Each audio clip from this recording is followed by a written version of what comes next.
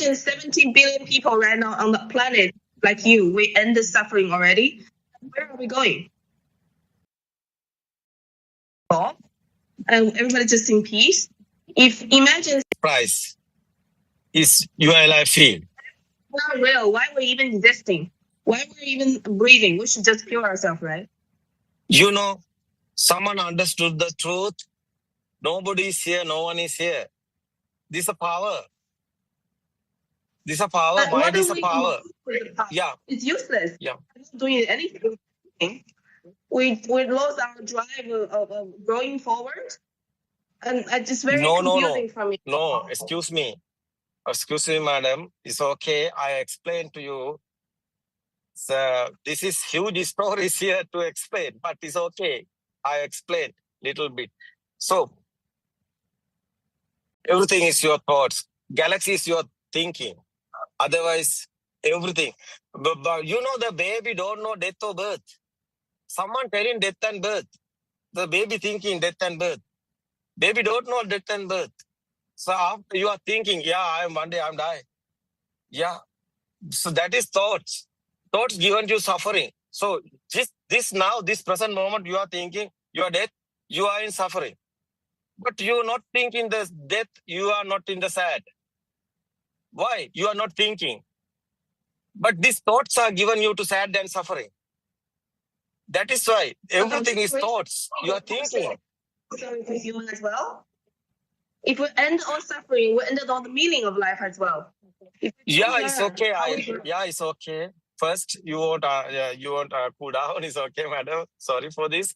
So this is not this understanding one. Sorry, this is understanding one.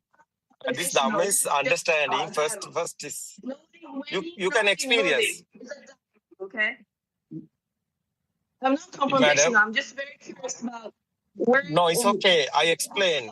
I'm come here to learn. I want to be inspired. No, you can be in happy because finally you are in happy because first you won't understand. Second, this you can experience it. The system is working. You are looking the system. Yeah, it's okay. Deep meaning is here. First you want how is the system is working. How is the thoughts are creating? How is the sound are coming? So you are blind, you can't see. You are deaf, you can't hear. But you know, this sensor given you to colors is like a camera. Your ear is given you to sound. It's like equipment. This system is working. The power is generating. You know, thoughts, how is coming the power? That's the real question. You know, every time you are looking something, you are not anything to inside pain. It doesn't matter you are looking or no, but you are looking something. Your inside pain is coming. Power is there. That is your alive field. That is the power. The power. You understood how is this power is coming. That is the magic. How is happening. You know, this consciousness is the magic. How is magic is happening. You haven't a magic. After, you know, mirror, everything you can see the mirror, but mirrors haven't anything. Like that, finally, you know, this real world is not real like a mirror.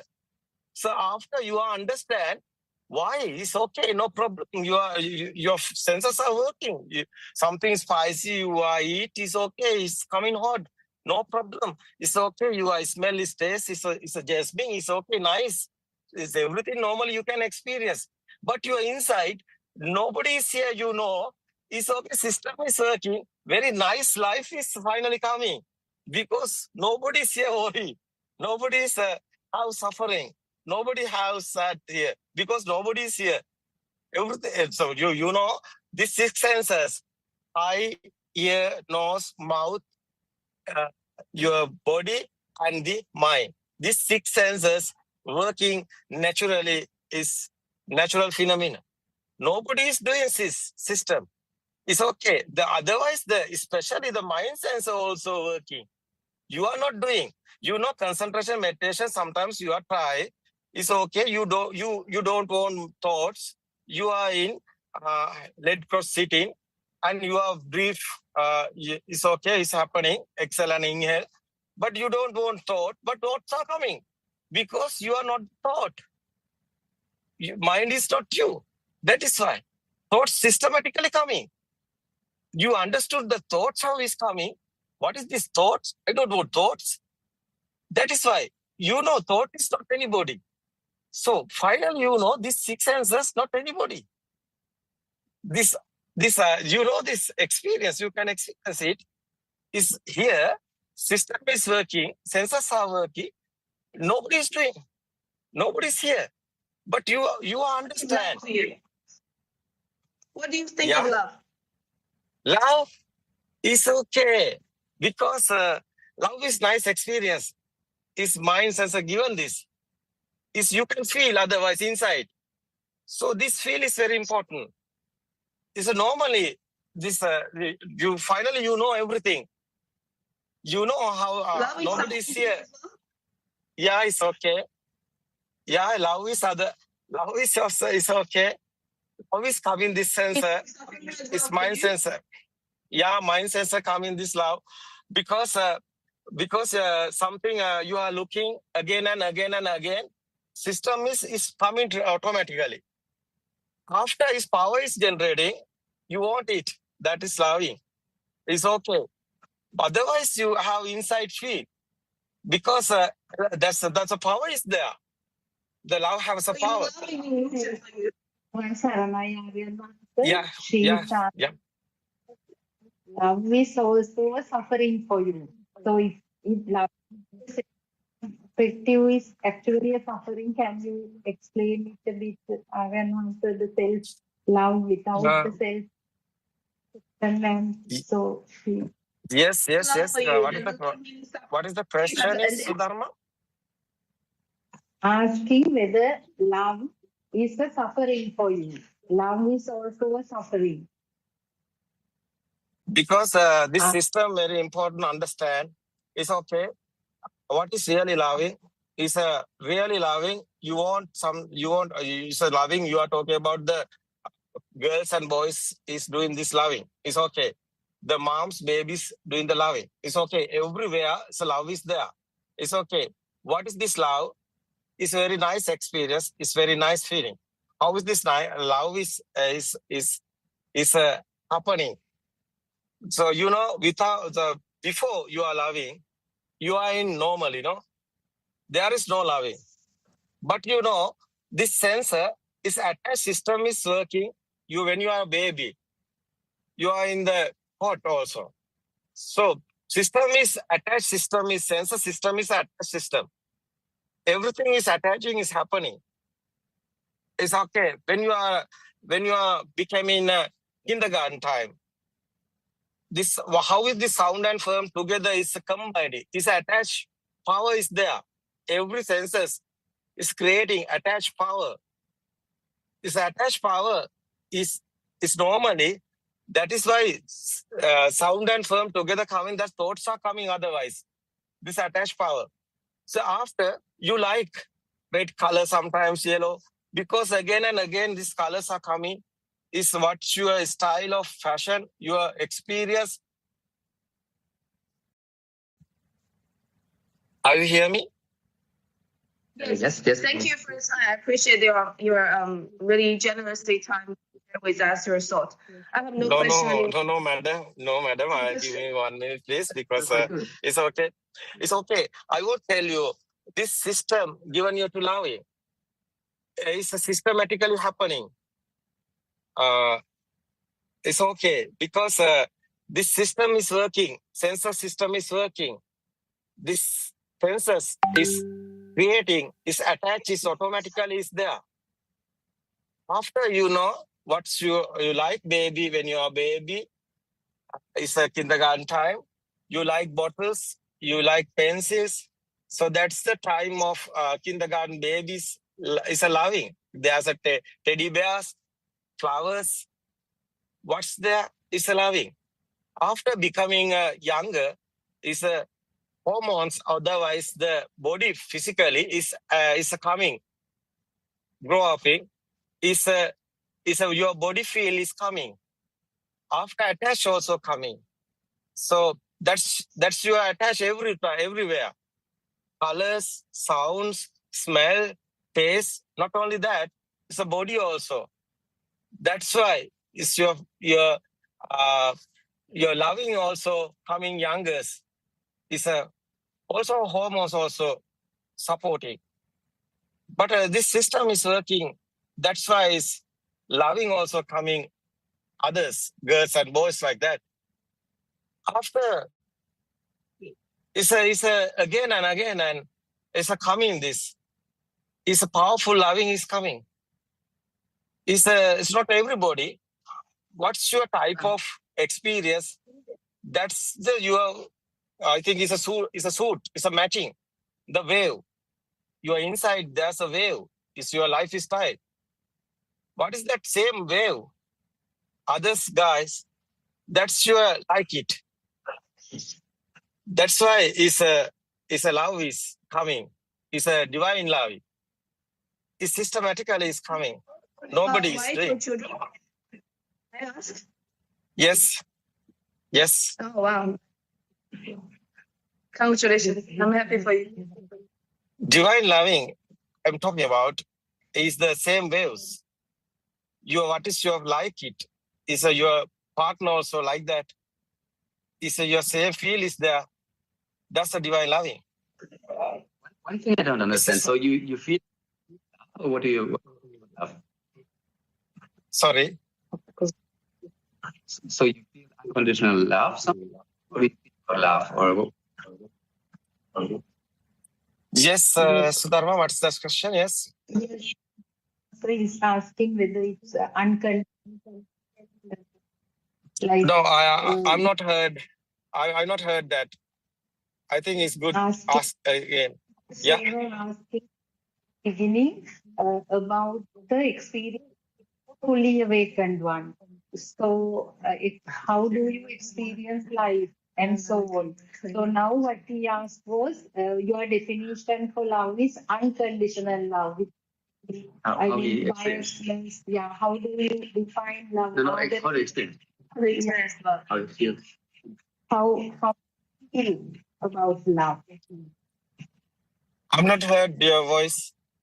Sudharma, tell me the short. Yeah, sir.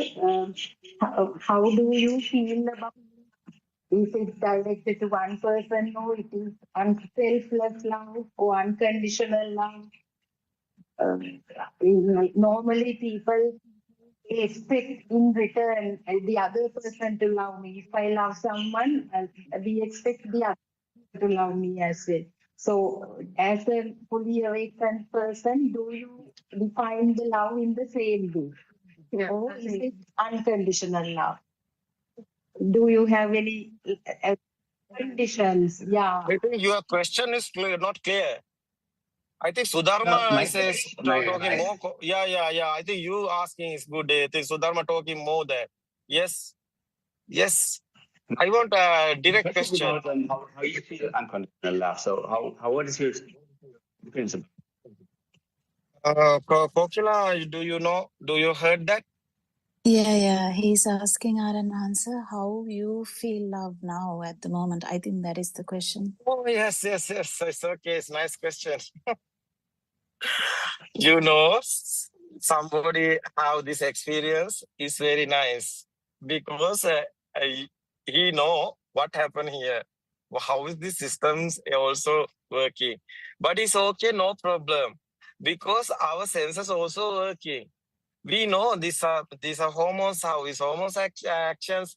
How is our feelings? How is our waves? How is same feeling? So who have same feeling? So understand is the best. I think is coming finally. I think it's very nice experience. So finally, it's very nice experience because you know what's happened here is the who is outside there. So that's your this you are looking some glass, coloring glass. You are looking outside. You are looking outside is you are looking that color, no? But your glass is keep out. your spectacles is out. After you are looking normal, that's like, it's okay. Your side not your side not anything. Your side not any art. Your side not anything to, you are not painting anything, like that example. But normally you can see like a water, like a clear. It's okay. It's normally someone is there. Is everything is nice. No problem. Everything is nice. It's okay. Otherwise, your inside is coming sensor creation coming loving feeling. Is you can experience. Yes, it is coming loving feeling. You know that. It's okay. You can telling honestly. Yeah, I have this type of loving feeling, but no problem is there because it's your honest. No, it's your honest. It's okay. It's a sensor creation. No, you know that. It's okay. Someone is telling no, I don't like it. It's okay. No problem because it's a system is working. The system coming this. There's not any problem is there. It's a nice experience. Yes, it's okay. But it's a way. At least I made a. Yes. Am I asking? Yes. So, well, so far I made when I was meditating experience that kind of love, but also peace is something which gets more deep. And this may be the reason why love is beyond what you were telling. Like every sensation is, I think, passing, so it's just passing away. But if I focus on love and peace, it gets more deep and it's not passing. It's not passing away, right? So this can be taken or discovered as if there's something which we are truly, because every other sensation I might agree, which is just arising and passing. But if love is just getting more deep, well, so it's never going. Kokila. Yes, Kokila? Yeah, I think he's explaining how he felt, when he concentrate on deep loving, how deep he feels. I think he has meditated before, maybe. Yeah. It's okay. Yeah, it's okay. No, yeah. I mean there's one. I think there's one. Oh. Maybe you can hear me now better. I take the phone directly on the to speak. So far, I think to have the experience that. I think Sudharma, your video is off. Yes, I can't see you.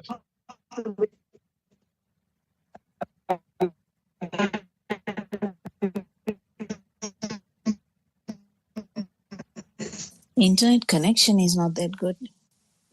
That's why it's okay. No one. That he can understand all other Sudharma, in meditation. Sudharma, I think it's angle is wrong. In meditation, Angle is wrong, Sudharma.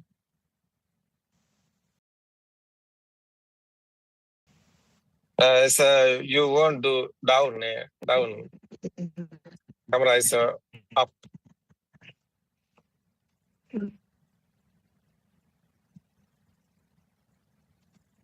you try. Especially it's like the other feelings of Vipassana meditation as well, and there it was like meditating on the senses and the body. And after some time, whether it's pain or sadness or whatever, it is passing, so it's changing. Well, then it doesn't make sense to cling to it. It's just arising and passing. But but unconditional love and peace is not passing away, right? I mean, if we go to love, it's getting more deep, isn't it? Or especially peace, it's just getting more, like just getting more present. It's not passing away. This seems to me a proof that there's something beyond what you're telling, that everything is illusion. Because everything else is passing away. That's right. But if love is just remaining and getting more deep,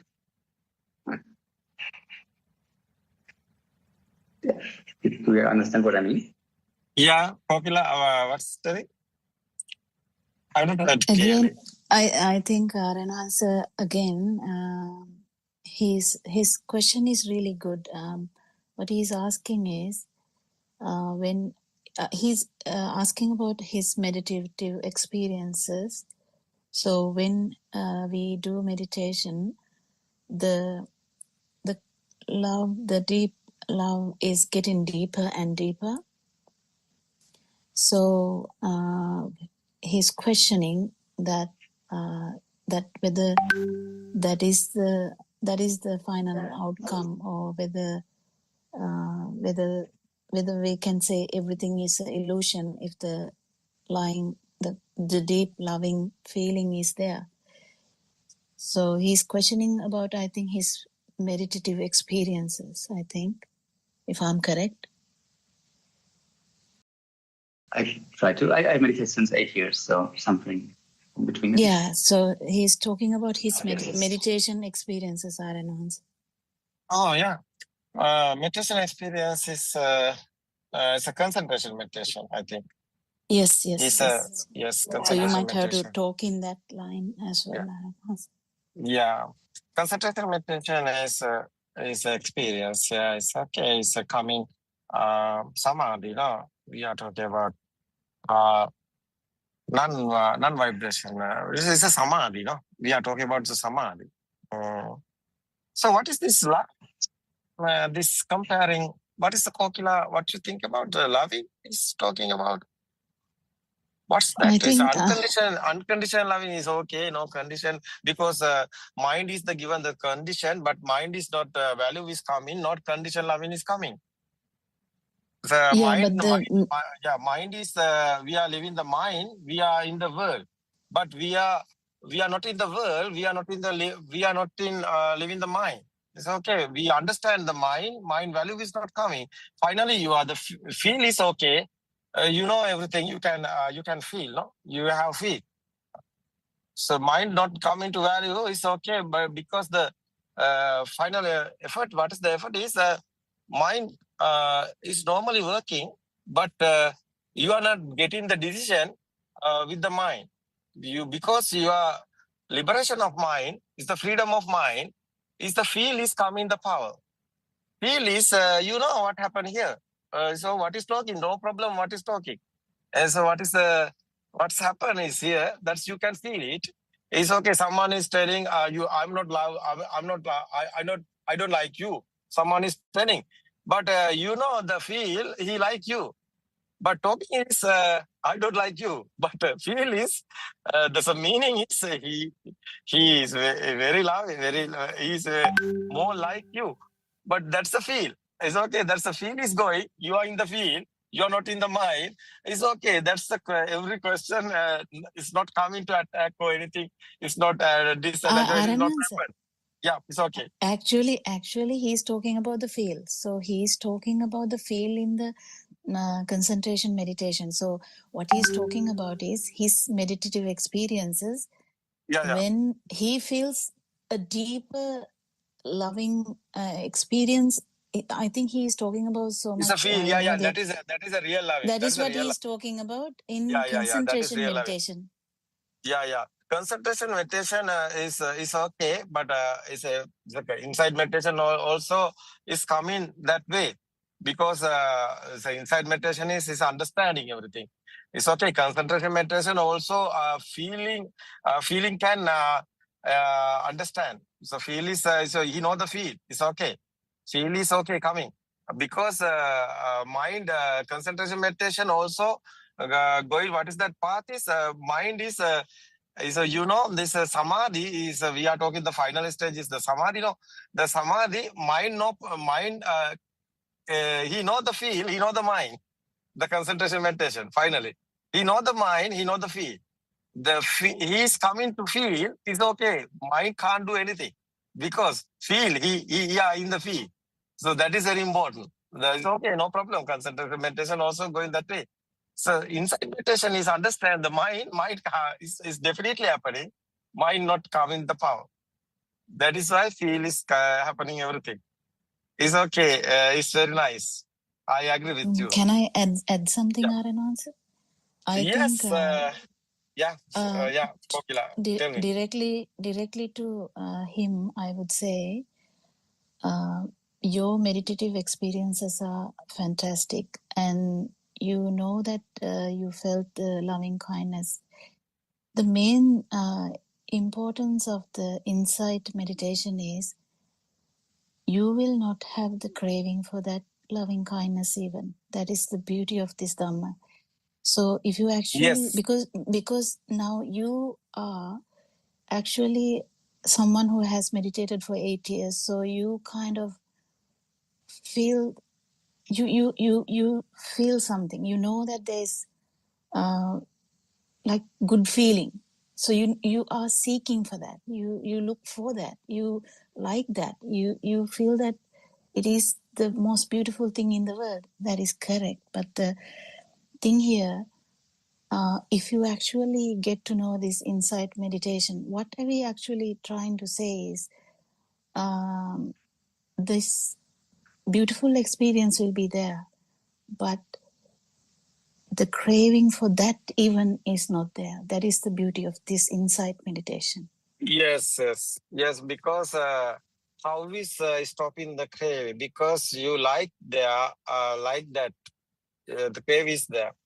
So yeah, loving kindness also there, but crave is there. But crave is coming, this someone is here, that is why crave is there, because somebody is here, crave is there.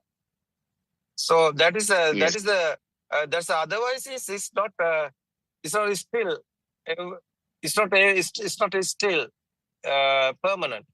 It's impermanent. It's a concentration meditation. Loving kindness is impermanent. It's not still because situation is changed. Otherwise, loving kindness also disappearing. But inside meditation is understanding one is it's not impermanent. It's a permanent loving. It's a still here loving kindness because it's not crave is here. Because it's not doing anybody. It's the system. You understand? It's only the loving kindness. It's not a crave is there here. Crave here is the person is here. Without person, loving is I think is the important loving. Everything is the girl. You are the boy. Is the girl is here other side. You are not interested. You are not interest you. Because nobody is here. Everything is loving. The girl loving is the everything. You full heart of loving the girl because nobody is here. Is the inside meditation is changing because in this side nobody is here. That is why everything is the girl. That is why is unbeliever loving. I think is unbelieving loving. Is because he not think about him. He's doing everything to girl because he know nobody is here. It is unbelievable loving. I think it's not unconditional loving. It's unbelievable loving. What do you think about Kokila? Yes. It's unbelievable loving. I like so your picture, but I think other camera is a Shani. Can you use your phone to Yes, zoom? I have one more. I think it's good because I can't see you. I like show you. I think I have it's one more good. question. Yes. I have one more question which came up because I feel uncomfortable if I'm the only one recording. They are little uncomfortable when we turn on the camera. Because we are the only one recording. It's okay. Yes. Thank you. There was one other question coming up, which was very interesting to me. So how is this? She told me there's something about the zygote, the first cell in the body, that there's that this is carrying all the energy basically as a root of the craving, or transporting all the information of the craving we have, or how? Do you understand what I mean? There's something about this first cell, this zygote. I'm very curious what it is about. Yeah, it's a zygote. Yes, Sudha. In the discussion of the Buddhist philosophy, he has watched all the videos and he wanted more and more. He says he's thorough with the mechanism of the 6 sensory organs and he's worried about the sense of self. What is there other than the power generated in through the stimulus. Then I had to tell about that zygote and the taints and all. So he wants to know more about that, Aryan Hansa. He's asking it's about okay. That's a craving. We are talking about alive field. Otherwise, the existent field is same alive field. Otherwise, the craving is same. That is the soul. Otherwise, it's a craving. There's a craving is a fading. Craving is disappearing finally.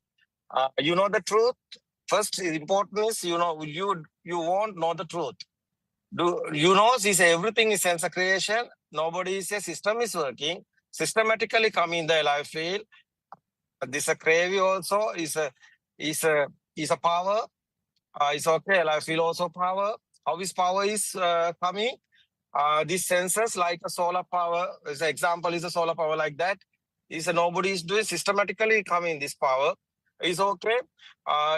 This power is one sensor also come in the power existent field. Light also existent field. Is otherwise sound also existent field. How? So that's why consciousness we are talking. Process becoming the consciousness. Consciousness word is power.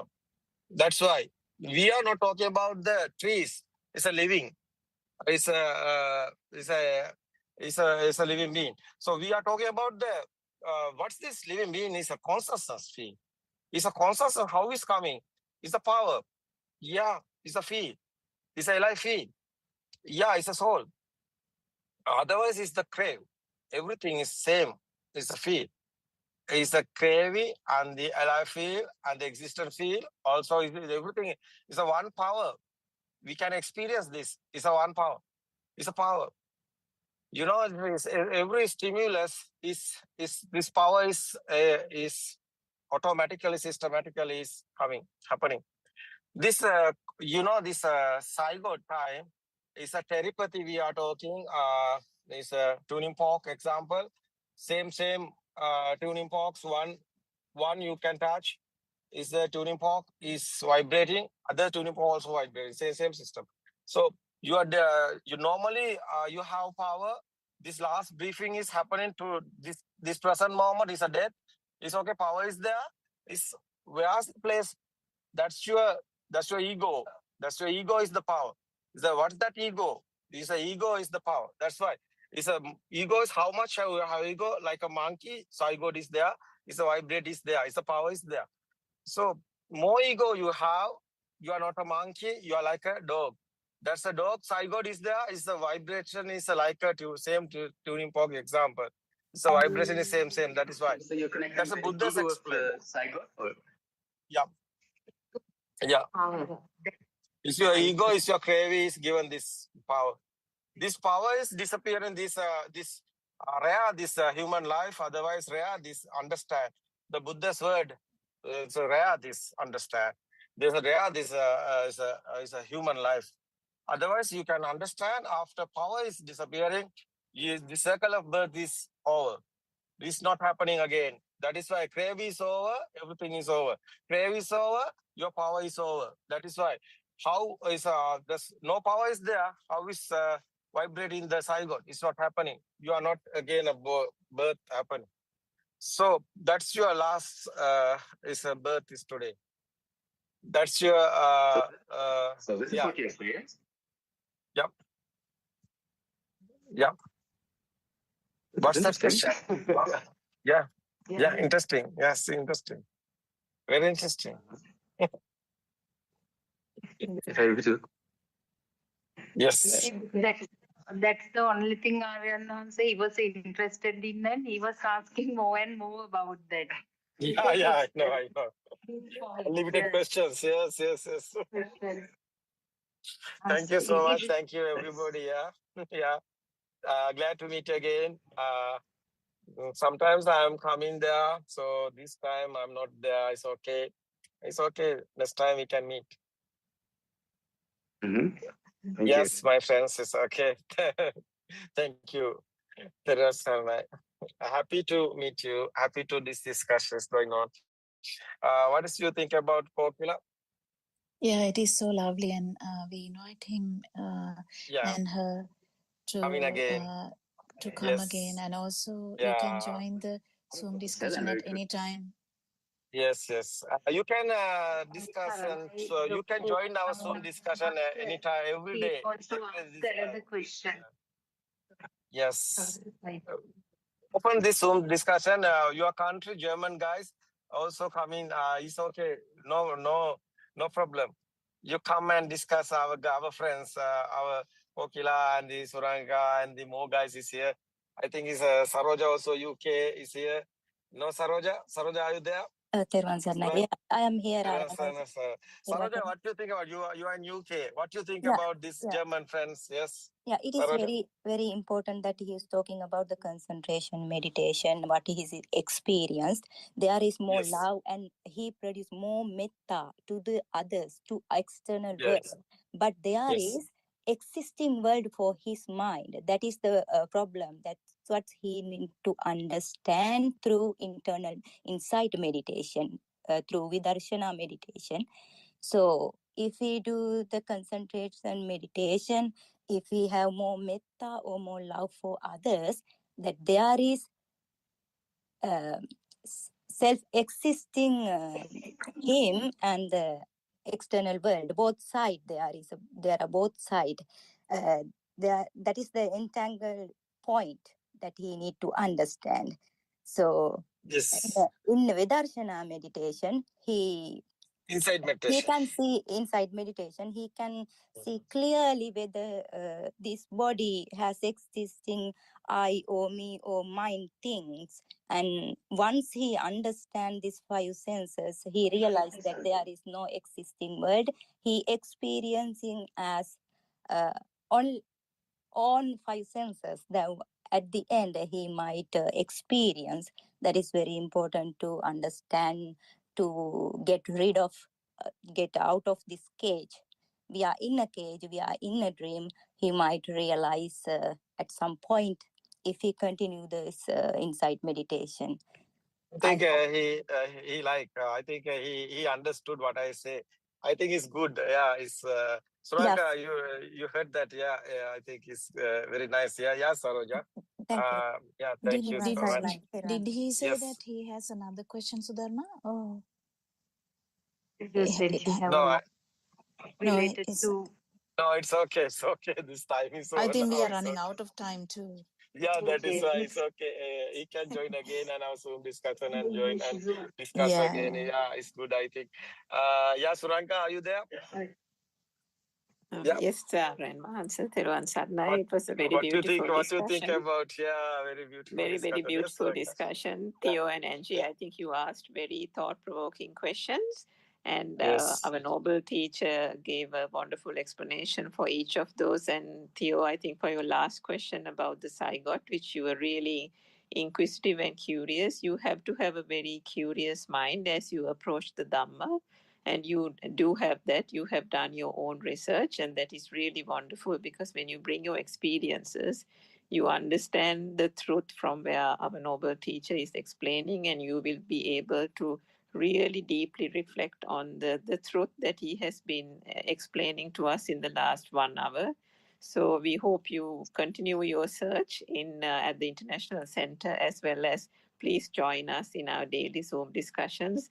We have very knowledgeable and very experienced people. Dr. Kokila can explain to you very lucidly, very simply, and sometimes our noble teacher also joins. So please join if you can. Even if you go back to Germany, you can always tune in through the Zoom link.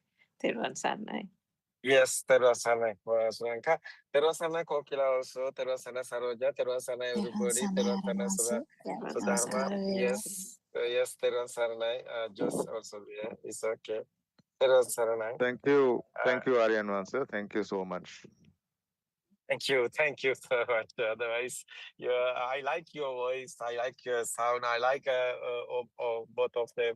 It's okay. You are fine. You are very interesting, because you are wisdom guys. Because you want the truth. You understood the truth. It's very nice to meet, because that is the good friends, wisdom friends. So it's okay. Thank you. Thank Yeah. you, sir. Thank you. Yeah, yes. Terusana, everybody. Tomorrow we can join again. Terusana. Yes, Terusana.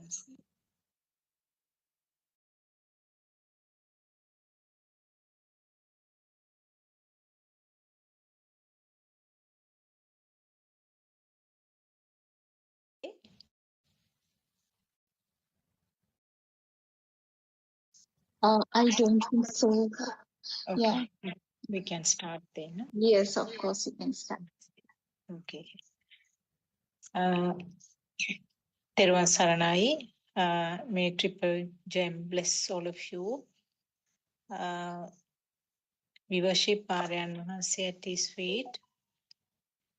To all Dhamma friends, we welcome all of you to this English Zoom discussion.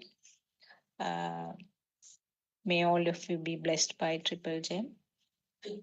So as usual, we are starting our 1 hour 15 minutes discussion in English medium on Buddothpado teaching, which we actually discuss according to some of the books that were written by Avaryan Nahase, the Noble Friend.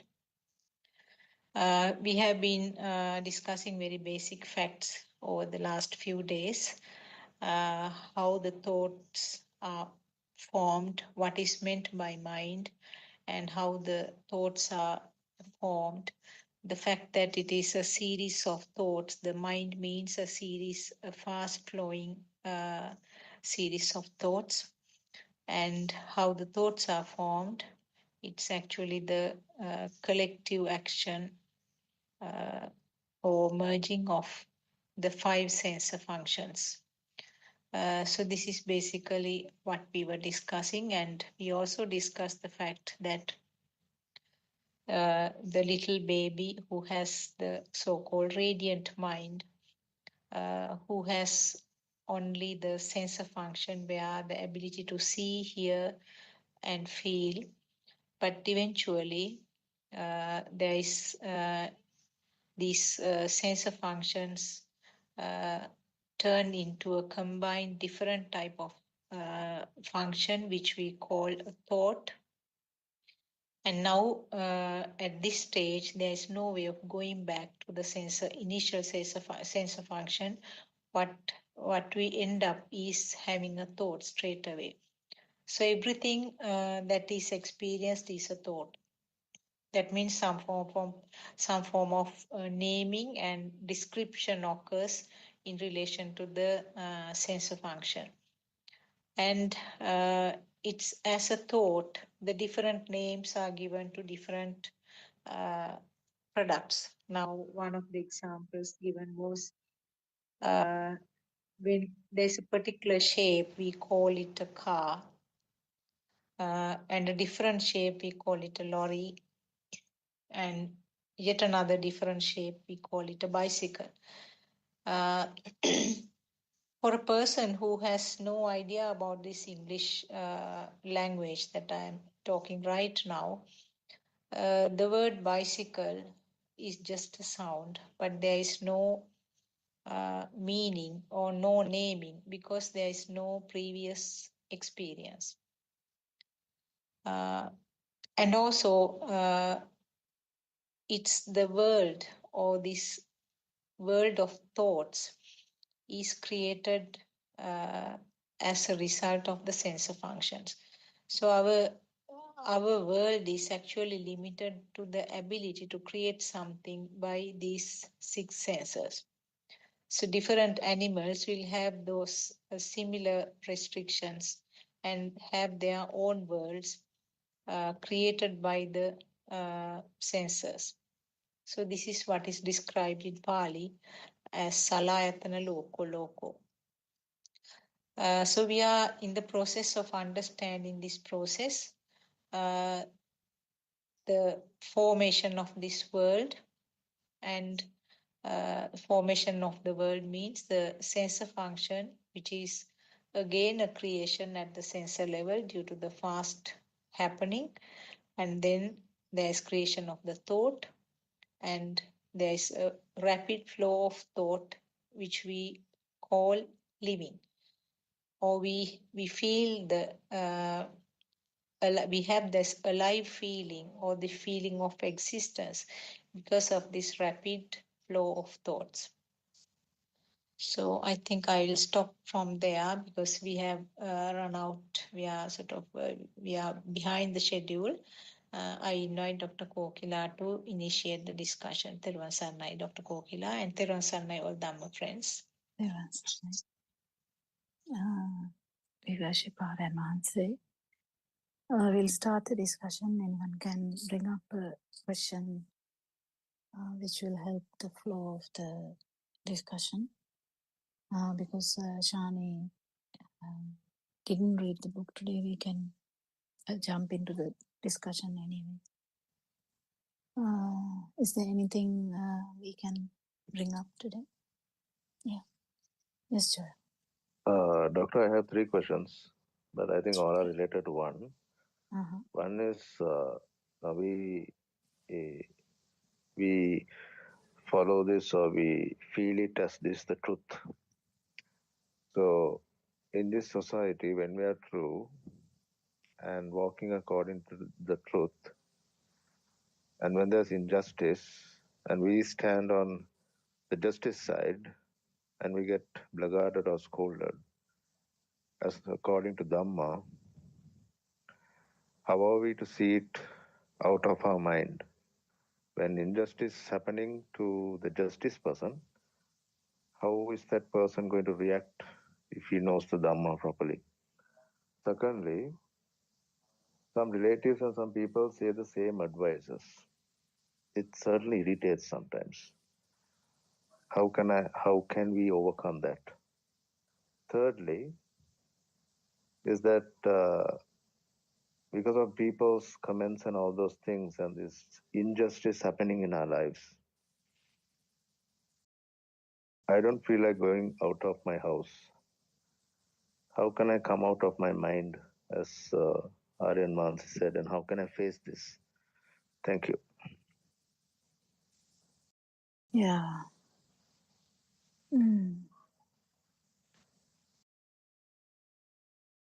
There's so many aspects to that.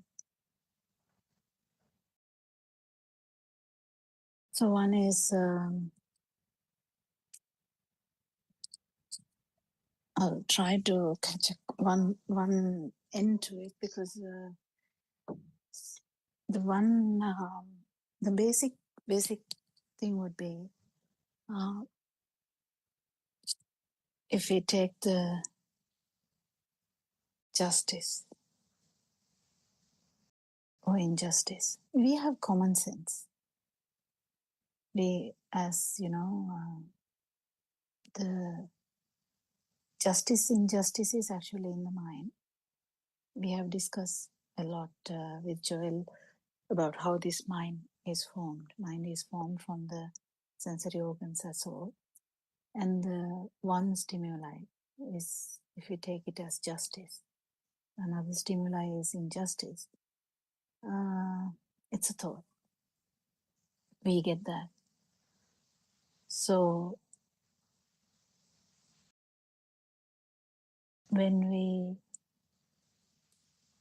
we say it's injustice, I'll try to say an example.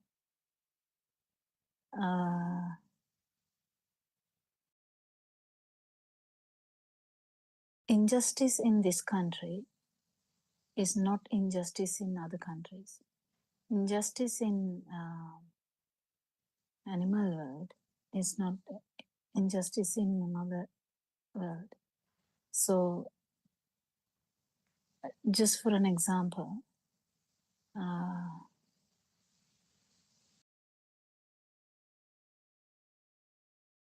there's a mouse. A mouse was seen by the cat. Cat is running after the mouse, catches it, plays with it. You know that cat usually plays with it and kills it and eats. Okay, I'm just trying to come to the point. So cat is playing with the rat before eating, and finally eats the rat. Where's the injustice? Or where's the justice? Or where's the injustice?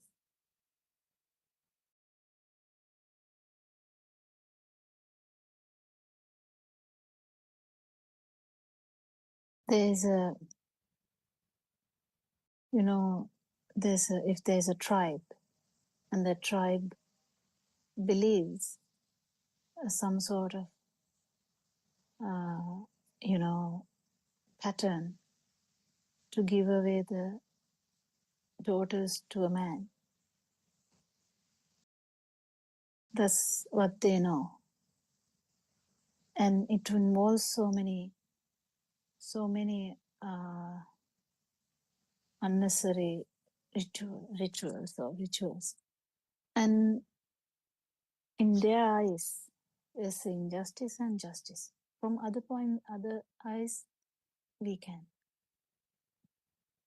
So the cat or the rat, justice and injustice is not the main thing that they are worried about. The rat is worried about saving the life or running away from the cat.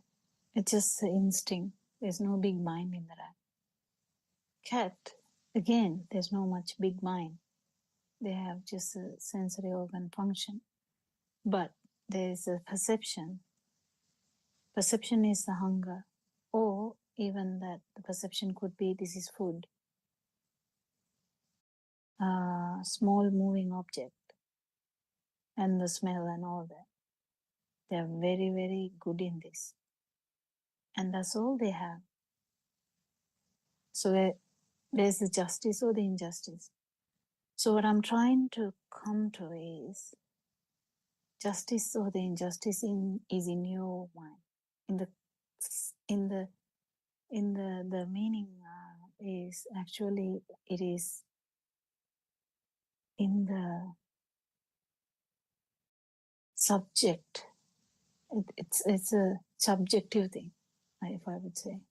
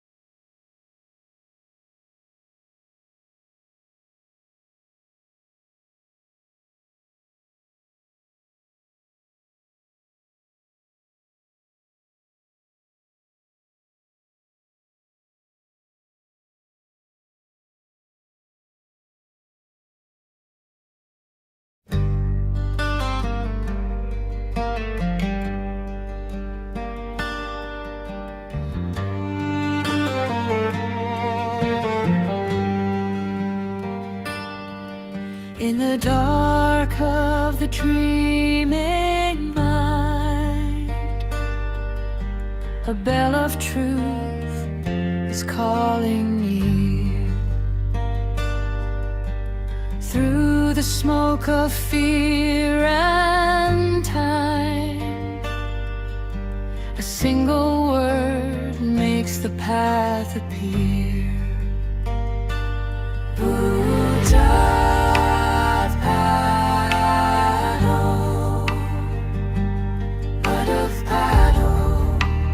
Buddothpado. It's time to rise. Open your eyes, break through the night of life.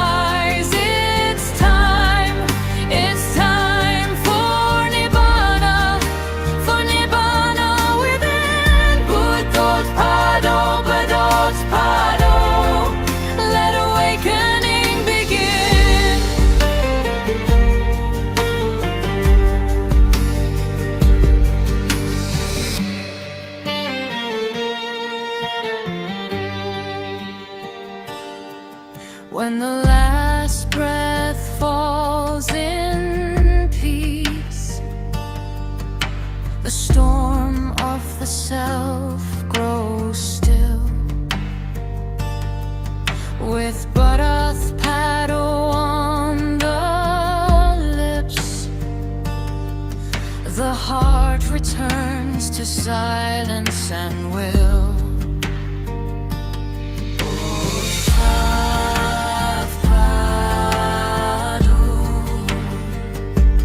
Buddothpado, Buddothpado. It's time to rise. Open your eyes, break through the night of lies. It's time for Nibbana within. Buddothpado, Buddothpado. Let awakening begin.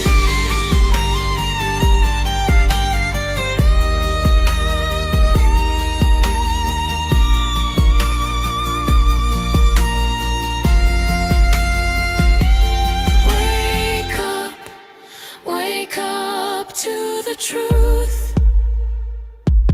Buddothpado.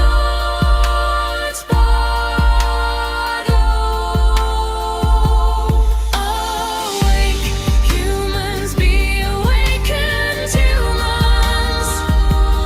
Buddothpado, Buddothpado. Let awakening begin.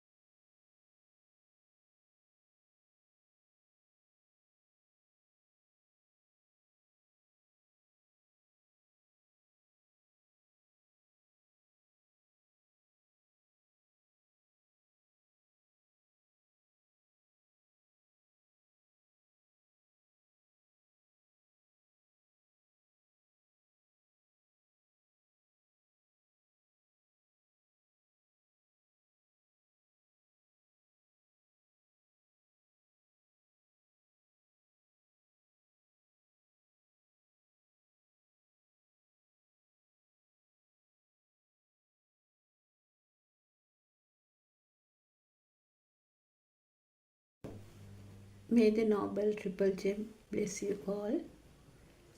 Therwan Saranai Aryan Wahanse. May I pay homage at your feet. Therwan Saranai, everyone. So now we know that the world is created by our senses. Eye creates the seeing world. Ear creates the hearing world. Tongue creates the taste world. Nose creates the world of smell. Body creates the feeling of hot and cold. And mind creates the thoughtful world. So we know that the world is created by our senses.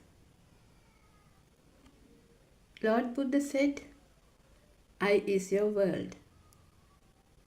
So even though we think this is a simple message, it gives a vast meaning, isn't it? We know that the baby in the cot, though his senses are working, still the thoughtful world is not created for him, isn't it? But he also feels when hungry, feels the pain if a needle pricks, or he feels an insect bite. And when he's happy, he smiles. When he's sad or uncomfortable, actually, he cries. So we say he has a radiant mind. What is this radiant mind? Radiant mind is pure. It's pure like a white sheet. No defilements whatsoever. But he also feels the light. He also feels the sound, the smell, taste, hot and cold. He feels that something is there. But still, he can't identify it, isn't it? So, if someone is interested to know how the mind is created, he can go back to the radiant mind, the baby in the cot. So, then we can observe. So, baby in the cot, he does not have any suffering, isn't it? So, even though the war is going around, he has some disaster in the family, he actually has no idea. So what does he want? He wants only some milk when he is hungry and to sleep, isn't it? He only needs food, protection and some place to sleep. So there is no suffering. So even if he is taken to another country and raised by a different type of parents, will he know? No, he won't know it. So we can see that all are perceptions. In other words, if we go deep and see, all are vibrations. Vibrations in the senses. But we know that babies do some actions later in life, isn't it? Like turning to sides, lifting the head, crawling, moving the hands and legs, sitting down, also standing up by holding to something. Though he has not given any names to these actions, he does it automatically, isn't it? So where does this power come from? There should be some power, isn't it? So this power is the Shastra power, the vibration.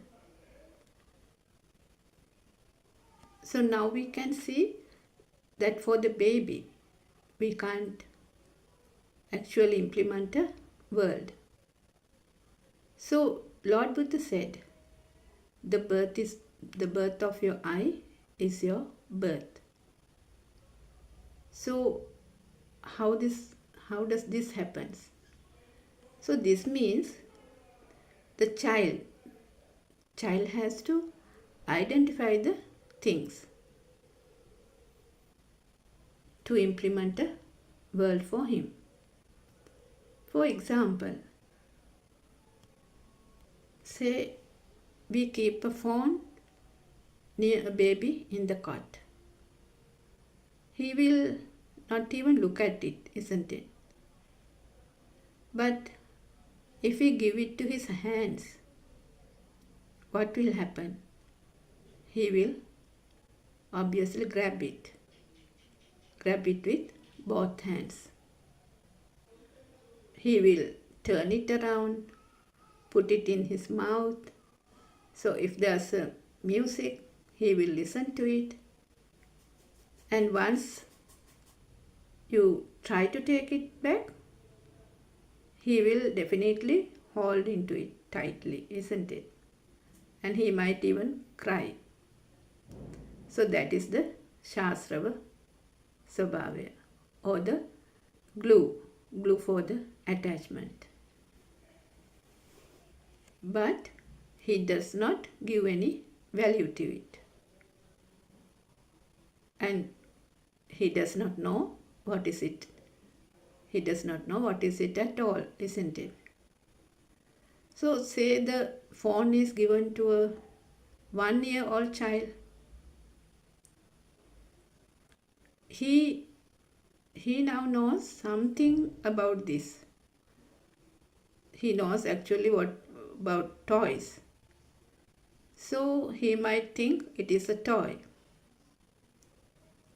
And he might play with it.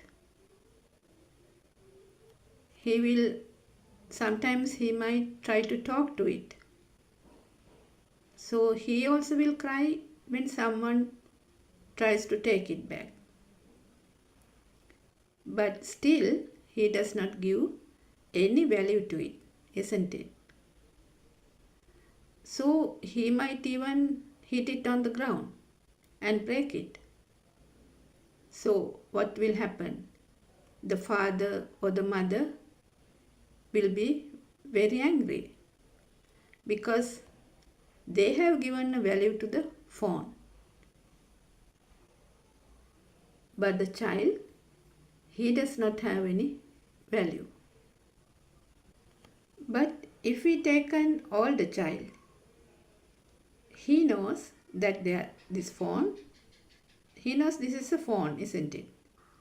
And he might know that his father is using it. But still he does not give much value. Maybe his toys, maybe a toy car, is more valuable for him. So what happens if he breaks it?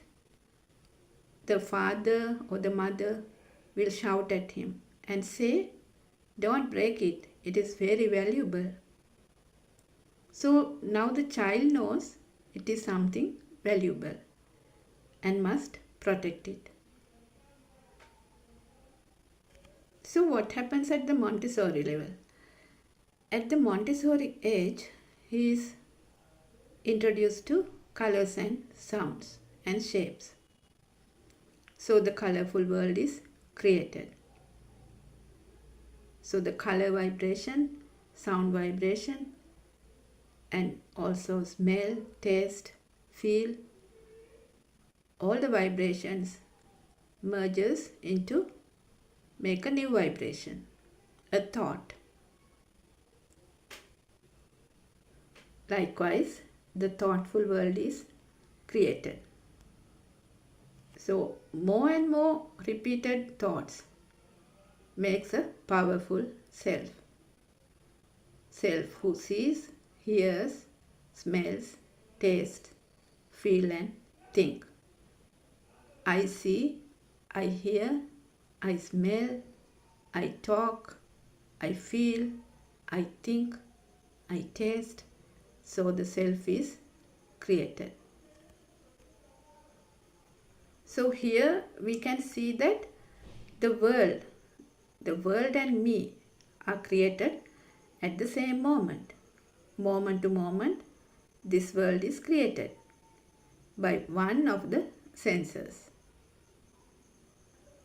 So our noble friend Buddothpado Aryan Wahanse explains that this happens due to a speedy vibration. So now we know that if we take the radiant mind again, so even the speedy vibration happens, it does not merge together. So if we take the radiant mind again, so the baby did not have any suffering. Now we know why he did not have any suffering. But he felt hunger he felt pain and felt that something is there, isn't it? The light is there, the sound is there, he felt something. But he did not have a world created by thoughts, isn't it? But what happens once he grows up? So once he grows up and the mind sensor is created and the self also is created then and there. So then his world becomes real. He has this alive feeling. The world is there and I am here looking at trees and houses, cars, mother, father, everything. But it is very important to understand that there are no two different entities as world and you. You are the world and the world is you. Which means whatever the stimuli that comes through any of the senses, if it becomes a thing to you or it's become real to you, you are born in that thought. So if someone does not know how this world is created due to this speedy vibration, the suffering is inevitable because the world is real to him. Say example, you see a flower. If the flower becomes real to you, so the self also created. Here what we should know, how this self is created. If somebody gets the feel of the burning sensation or the fire within, so he might go into thought strings like I should pluck that flower, or I have to buy another pot like this. So it might go on and on, isn't it? So this thought, the thought power towards the flower is your samsaric journey, the fire within. You feel it. So, for example, before I listened to Buddothpado sermons, I had this experience. I used to maintain a garden. So I had this habit of collecting beautiful flowers. And I used to buy it. Wherever we go, I used to buy some plants. So if I was interested in a particular plant, I would search for it. And somehow I will buy it. But after listening to Buddothpado sermons, slowly but gradually, but steadily also, this kind of habit disappeared. So likewise, everyone has these habits. Actually, when we talk about the mind is a bunch of habits, isn't it? So, for example, some have the habit of waking up early. Some like to study continuously or do a job continuously, even after retirement.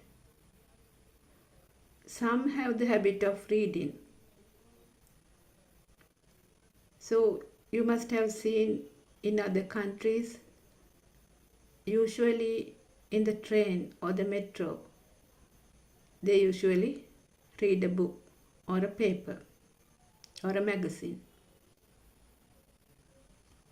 And some have the habit of being healthy, eating healthy food, walking, exercising, going to gym.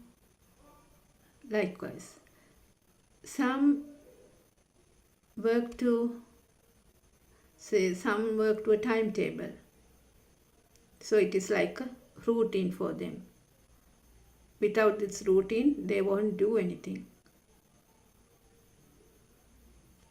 Some, as a habit, they are untidy. Some like to keep the places tidy and neat. So some like homemade food, a healthy meal. So likewise we can go on and on, isn't it? And sometimes these habits interferes with other people's lifestyle also, isn't it? So if we talk about parenting, some parents are very strict. They are very strict to their children. So maybe their parents were strict to them too. So they were brought up like that. So as a habit, they do the same thing. So actually what I wanted to highlight is that once you understand this Dhamma and see that there's actually nothing in a thought, this power for the thought will start to diminish. If we further analyze how this power is created to the thought. So for example, if we take a wall which is in front of me. So I see the wall. With the wall, me is also created. Me who sees the wall. There is no other me. So in this example, the wall is me. So we take another example. There is a sound of a radio. So this moment, that radio is me. Likewise, if we take smell,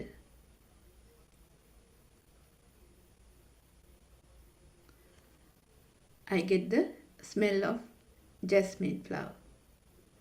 So at this moment, jasmine flower is me. So say I am thinking of the war now. So the war is me. So what I wanted to say is that what you see, what you hear, what you smell, what you taste, what you feel, what you think, it is me, the self. Me, my mind is born in one thought, in one vibration. Say if the particular thought becomes a thing, say the sound of the radio became a thing, and you feel a burning sensation within. So because it is disturbing, it is so loud, it is noisy. So likewise, if it becomes a thing, that is the power, the self vibration. So if we further analyze, if there is a thing, there is also a me. Both creates at the same time. It's like the two sides of a coin. Me who sees, me who hears, me who smells, me who tastes, me who feels, me who thinks. Likewise, the me also creates. So Lord Buddha said, if there's a thing, there is you. Which means there should be something relative for me to be born. So likewise, if there is something to see, then there is me who sees it. If there is something to hear, then there is me who listens to it. If there is something to smell, there is me who smells it. If there is something to taste, then there is me who tastes it. If there is something hot or cold you feel, then there is me who feels it. So likewise, if there is something to think, then there is me who is thinking. So how much value you give to that thing, there is a powerful me as well in the other side. In other words, if the world is real, to you, there's obviously me there. So this Satya Jnana part is very important. How this me is created. How the soul is created. So if you take something as real and give it a value, that is me. We should know this. This is very important. And actually there is no separate entities as outside and me. It is the same. So we have to contemplate on this. Otherwise, one can't attain Nibbana. Because Nibbana is not something one has to go and find somewhere, someplace. It is within you. At this moment, a moment-to-moment creation.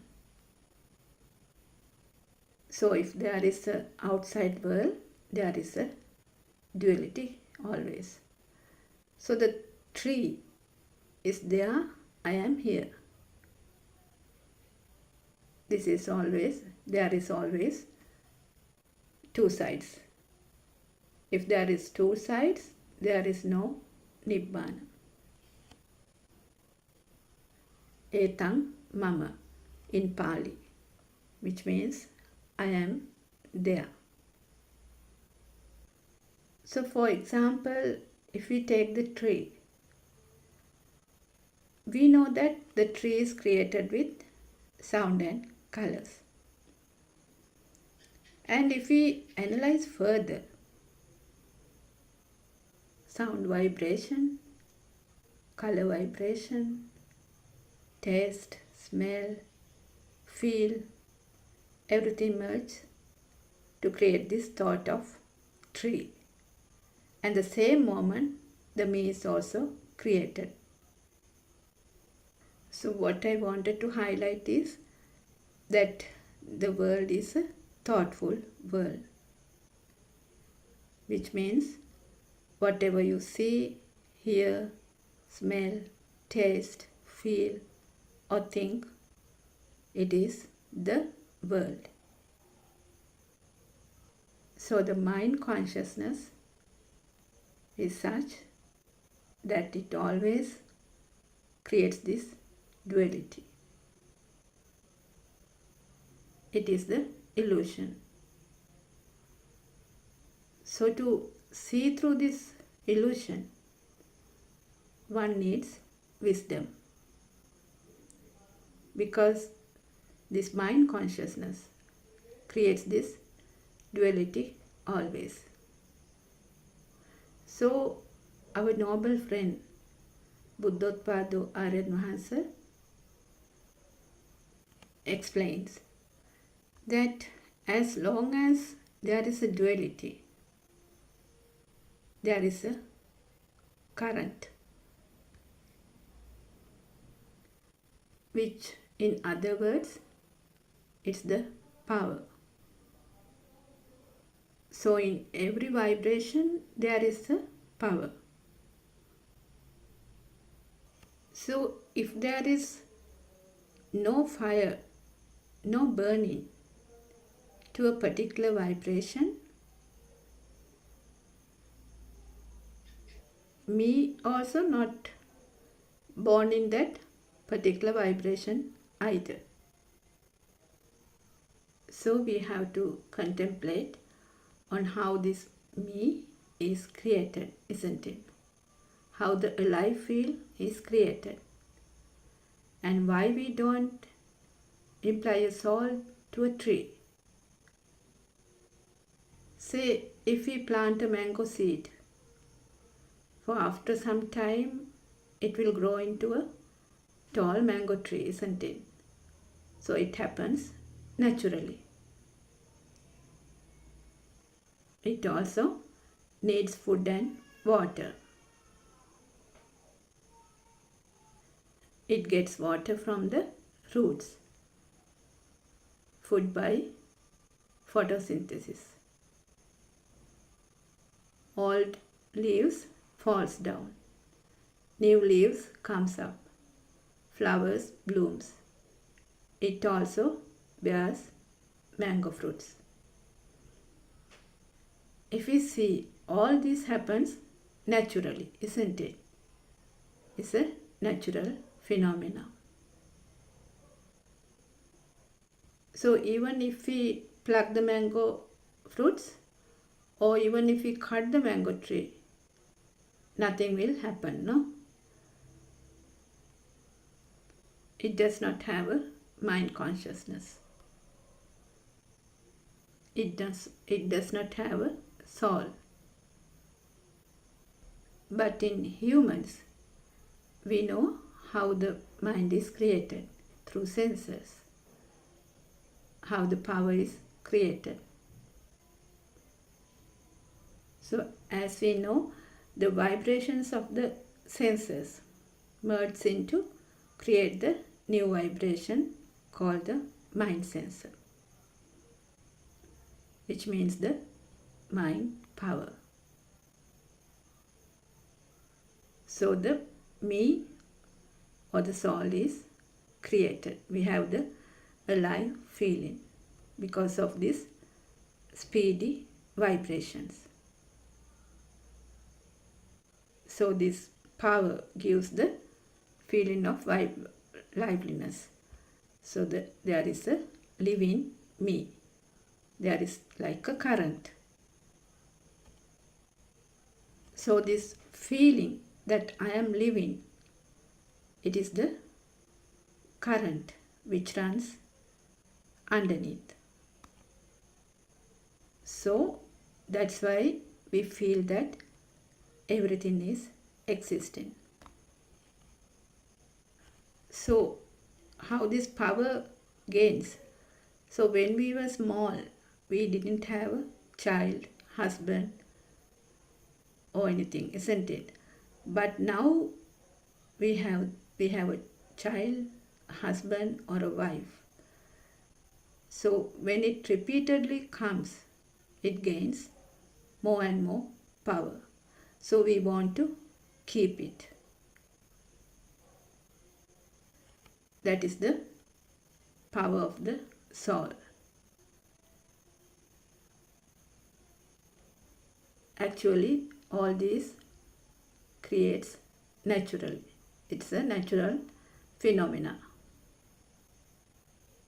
So if we further analyze, and as our noble friend explains, this me is none other than the current itself. So actually there is no soul, it is a current. So we know that Lord Buddha has preached a never heard before Dhamma, isn't it? That is cause and effect Dhamma.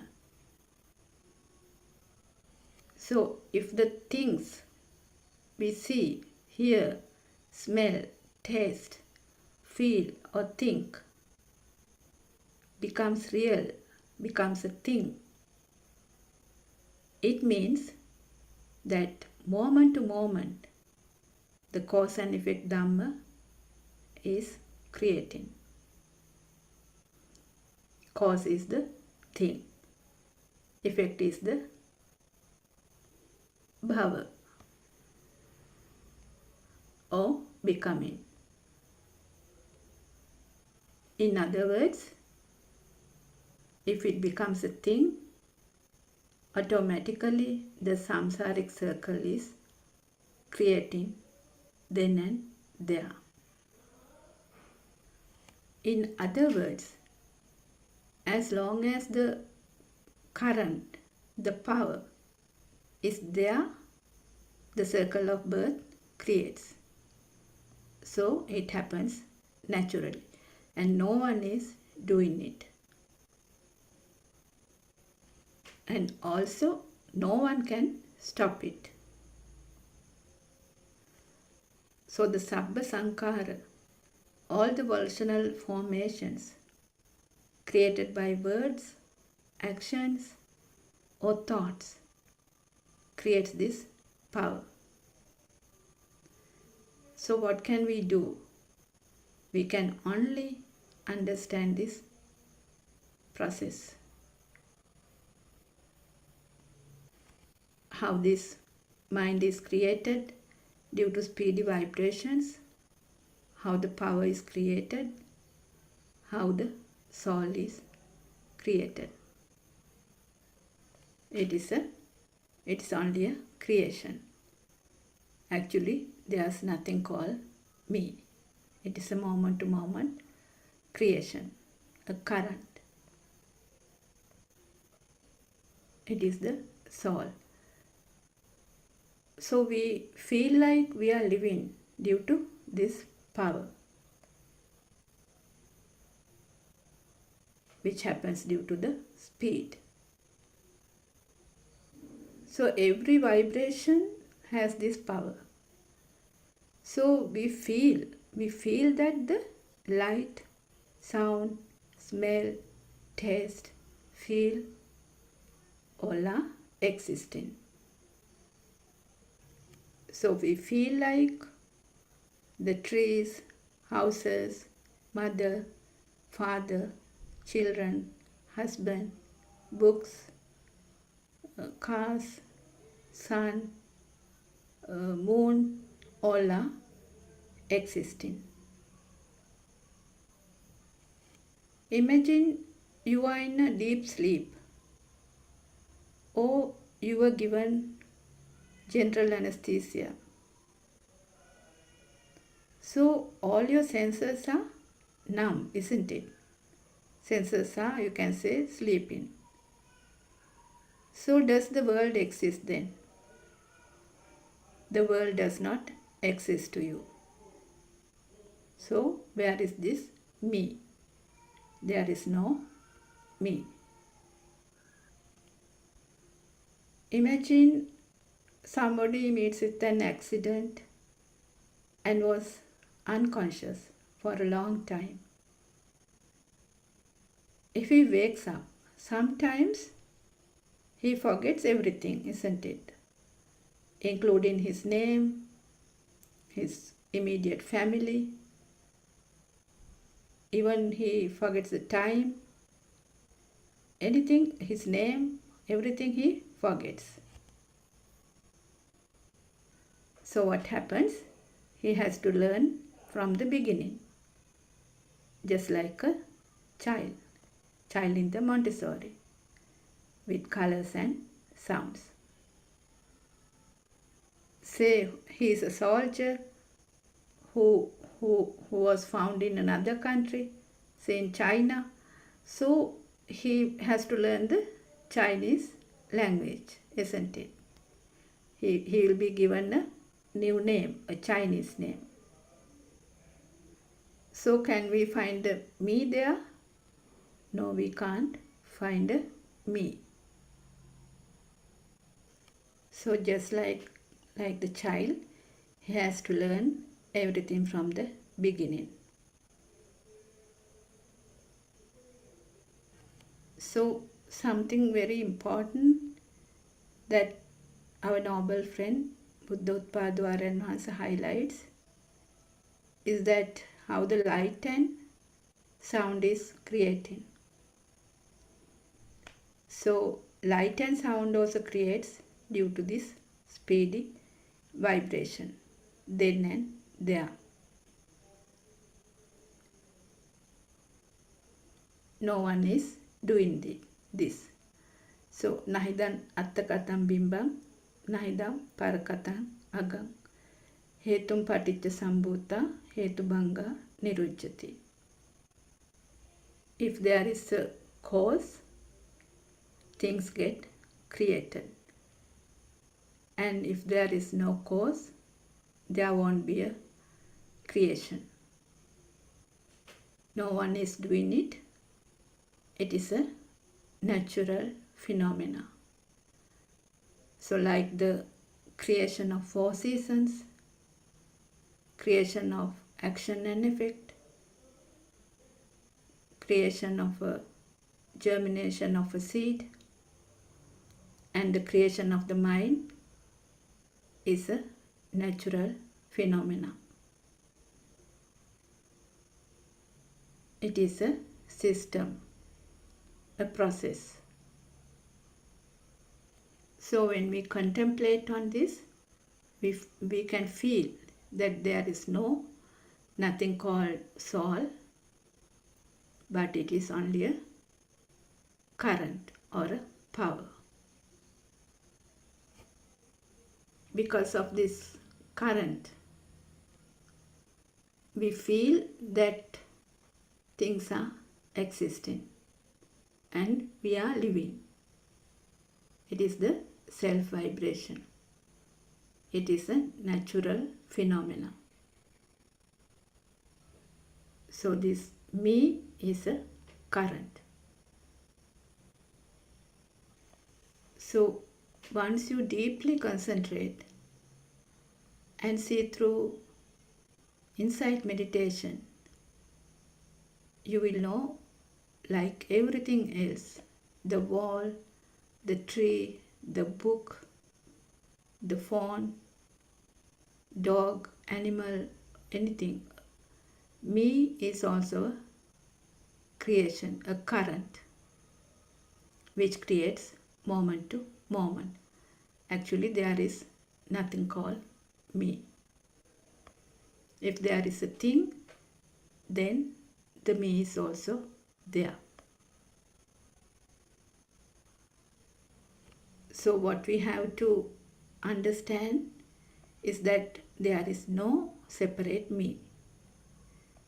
If the tree feels existing, then me also there alive. Otherwise, the tree is me.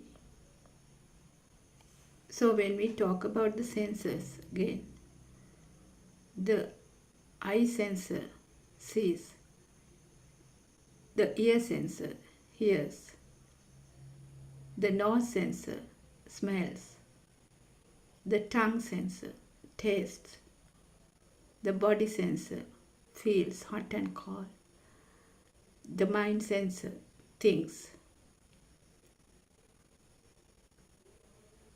So that is their duty. So imagine we are eating a mango. We have the taste. We get only the taste. But the thought comes as, I am eating the mango, which is a sound and colors, which is a thought. I am eating mango is a thought, isn't it? So likewise, whatever we feel, say, those are thoughts.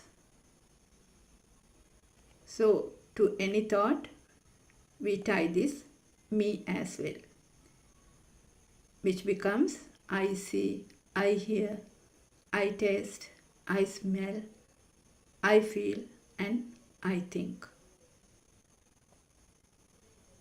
So if we have eyes, we see. If we have ears, we hear.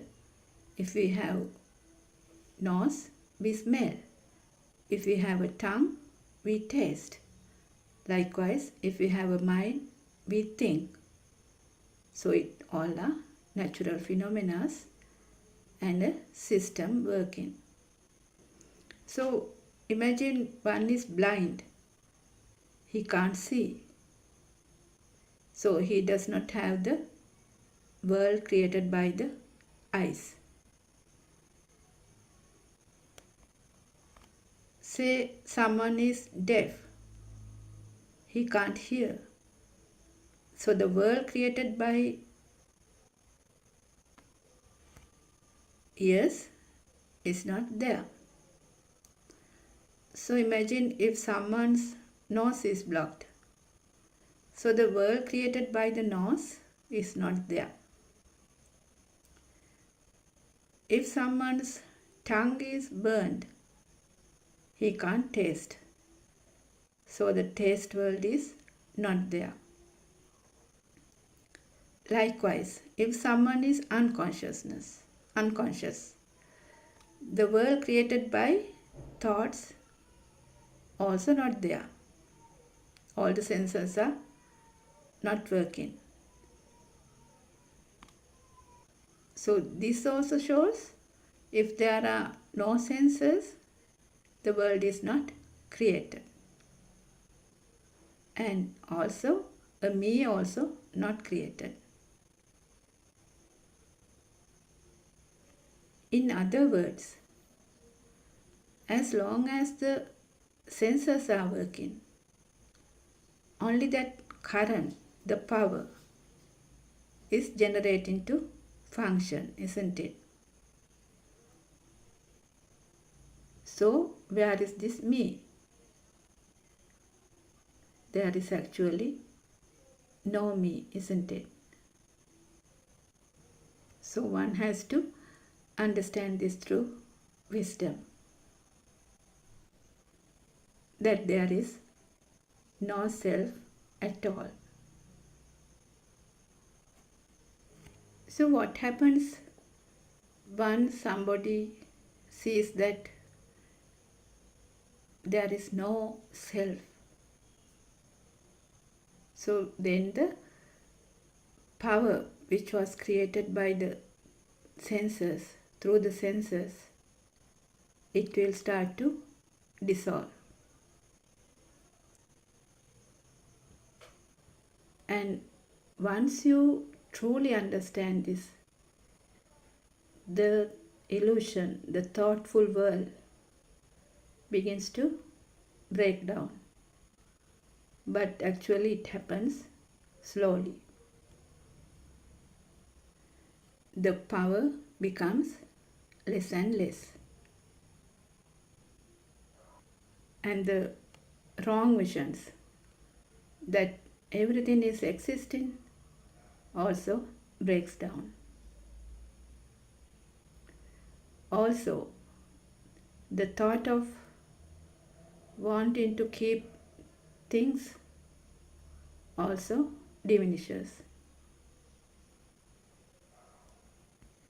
which means the self vibration diminishes.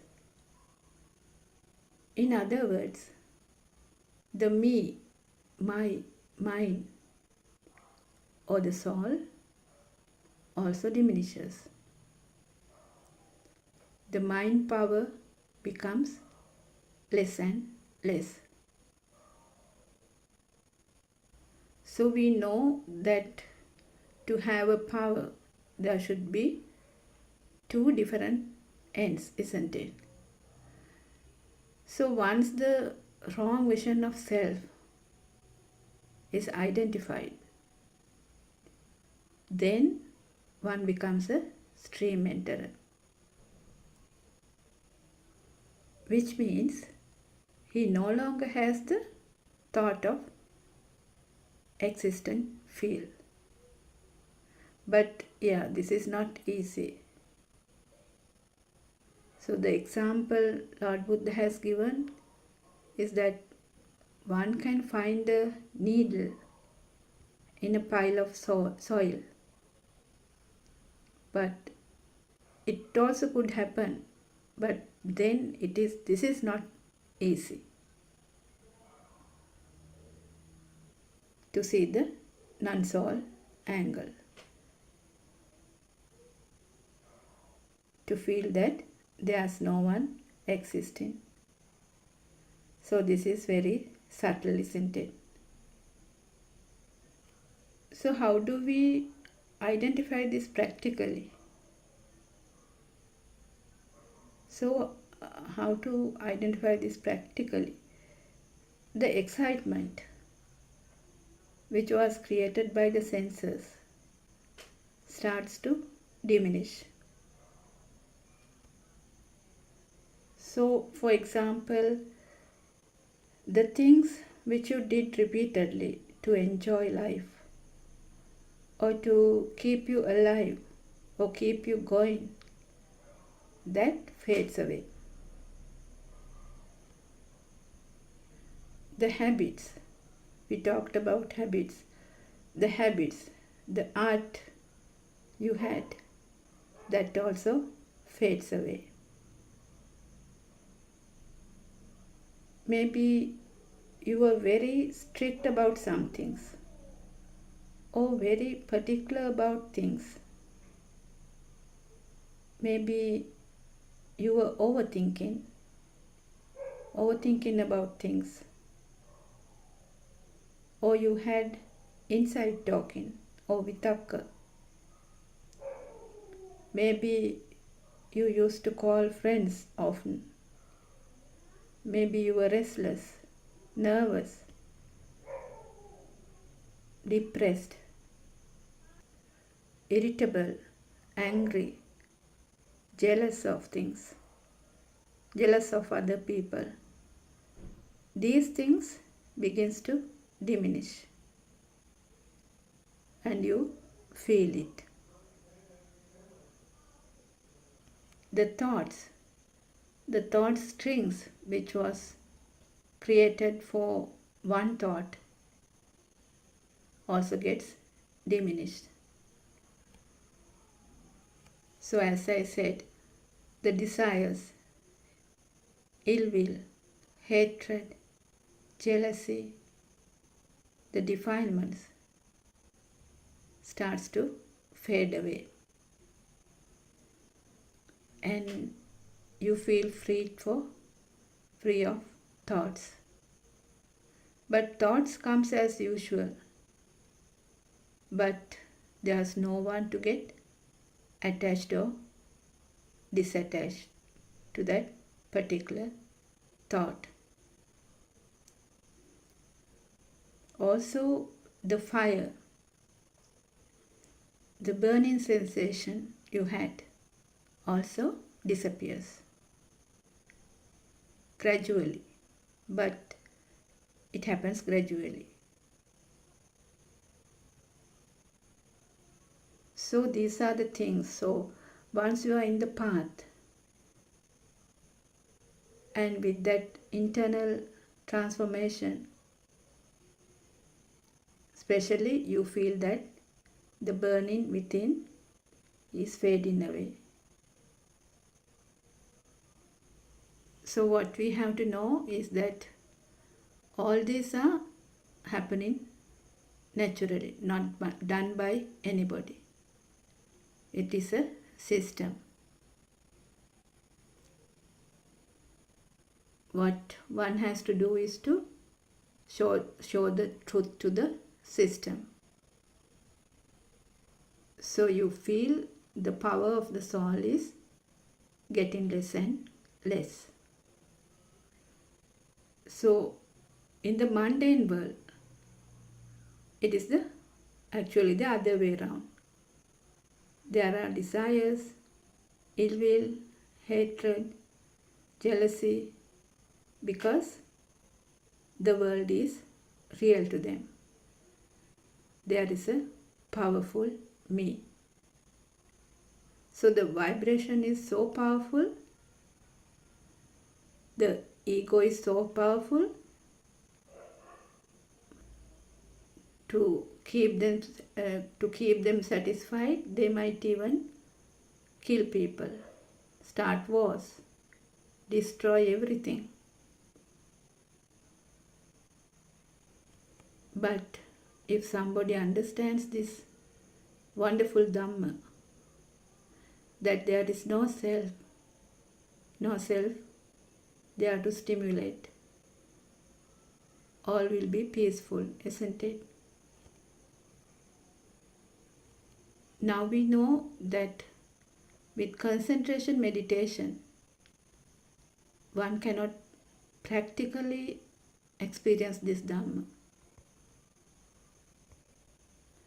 One can experience only through insight meditation, and can practice in any position, either sitting, standing, walking, or lying down.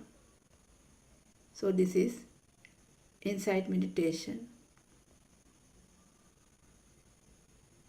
So once you start insight meditation, the concentration meditation will also add itself. Yeah, automatically it will happen. Which means Samatha Vipassana Yugandan. What happens in concentration meditation? Actually, the self gets more powerful, because usually the outside world is real.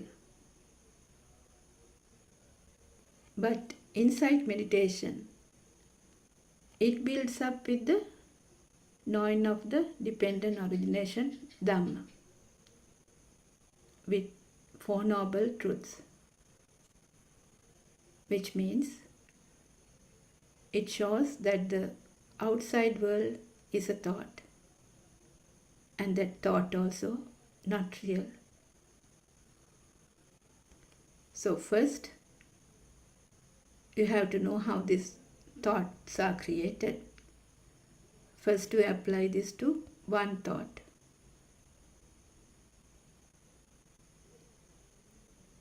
And you will know that all the thoughts are created the same way, with colors and sounds.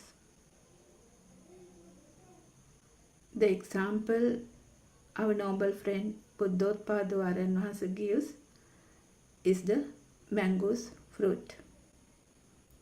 Once you cut open, you will know that the inside is white, isn't it?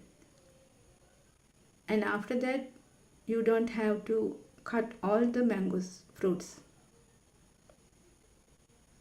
Likewise, you have to see the truth of only one thought.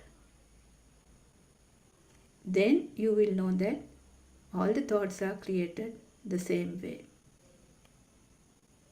If we talk a bit about the three worlds, the sensual world, form world, and the formless world. The sensual world, where everything is happening. everything has a value. The thought power is more. There are desires, ill will, hatred, jealousy, and all the defilements are there. The duality is there. The form world. Form world is where we know that the world is created by senses, but it's a thoughtful world. So in a thought, everything is there. Still, the thought power is there. The formless world.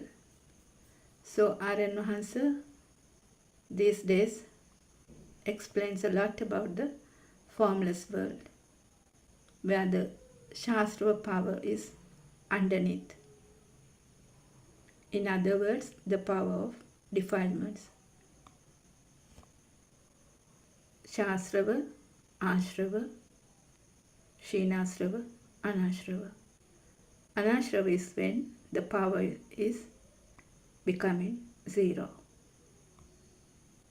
So our noble friend Buddothpado Aryan Mahansa explains that all the three worlds, sensual world, form world, and the formless world, are in one vibration.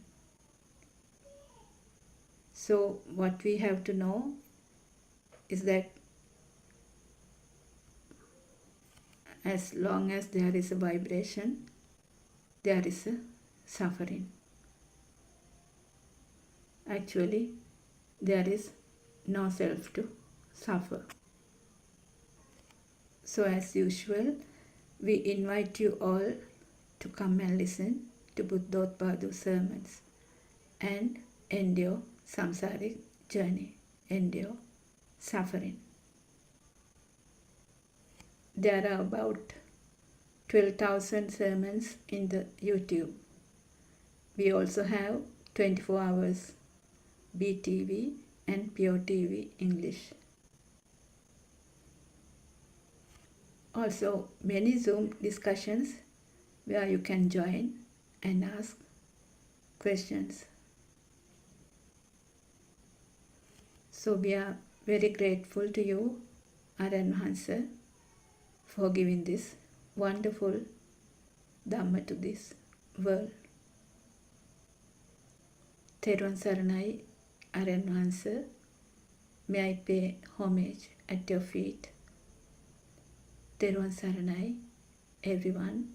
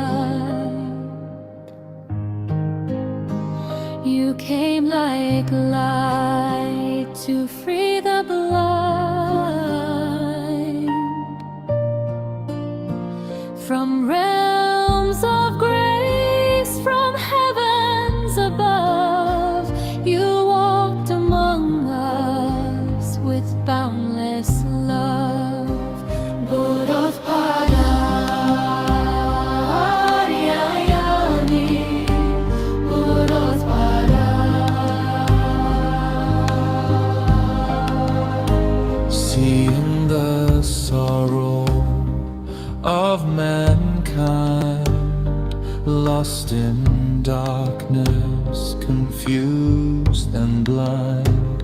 You spread the truth so clear, so bright.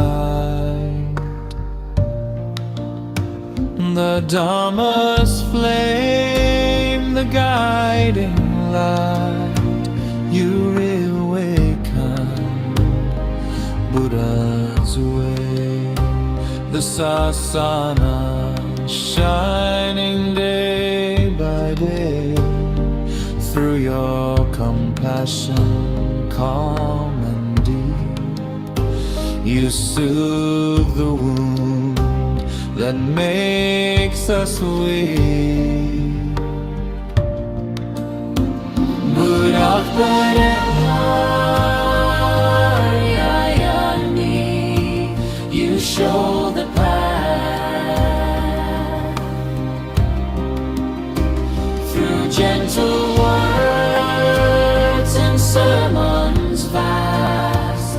Step by step you lead us on until the night the fear is gone. Buddothpado,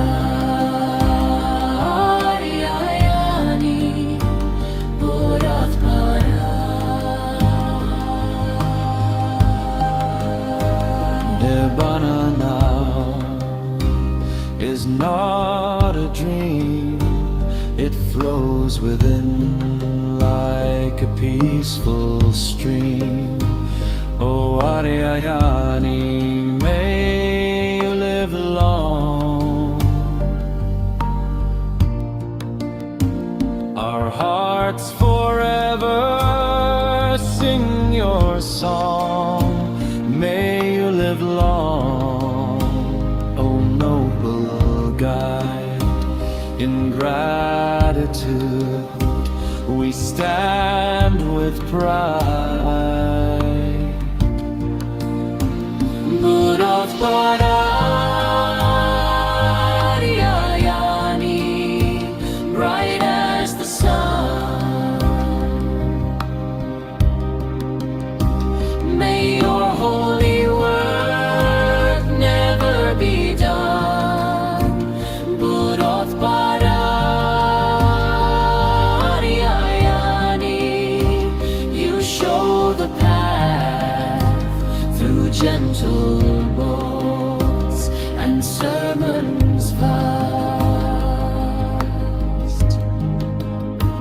Buddothpado,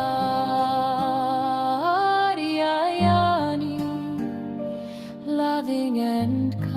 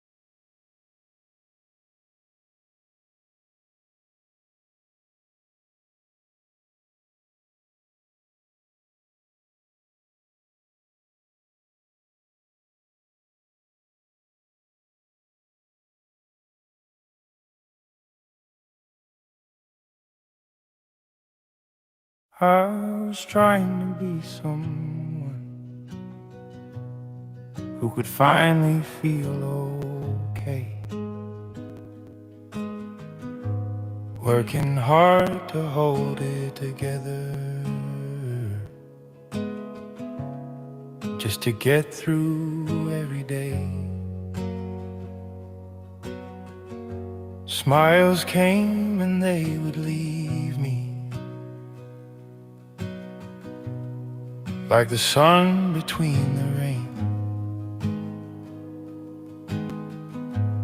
every time I thought I'd found it, it would slowly slip away. I filled the noise with more distraction, told myself that I was fine, kept on chasing better moments, hoping one of them would last this time. But the weight I carried with me showed up everywhere I'd go, even in the quiet hours. There was nowhere left to go. Then I met a quiet teacher who said, look at what is happening now. See how every thought is forming. See it clearly, just see how nothing out there calling itself a thing.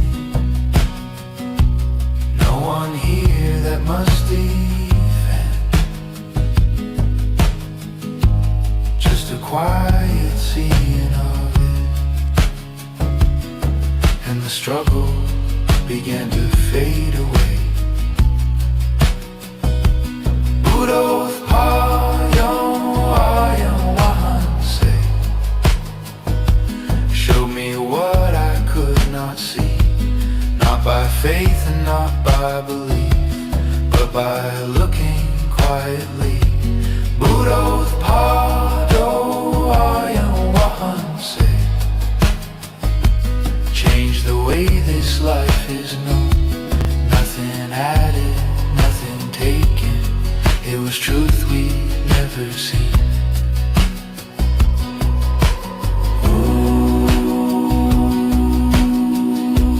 Nothing added, nothing taken.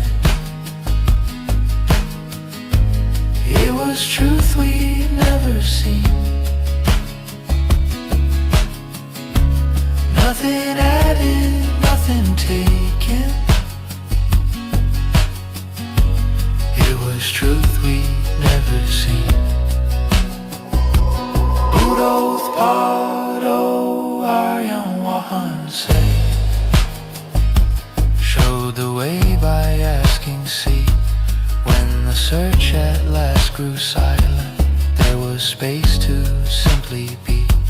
Nothing added, nothing taken. It was truth we'd never seen. Nothing added, nothing taken. And nothing was the same.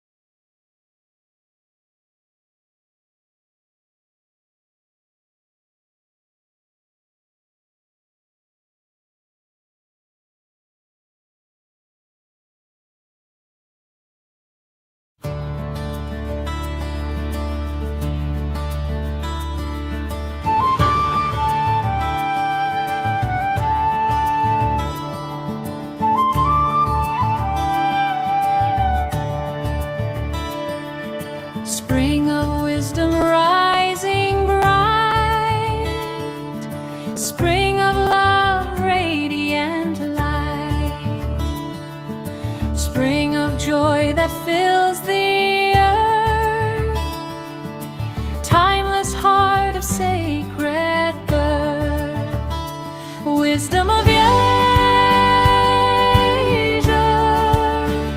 shining glow, Buddothpado.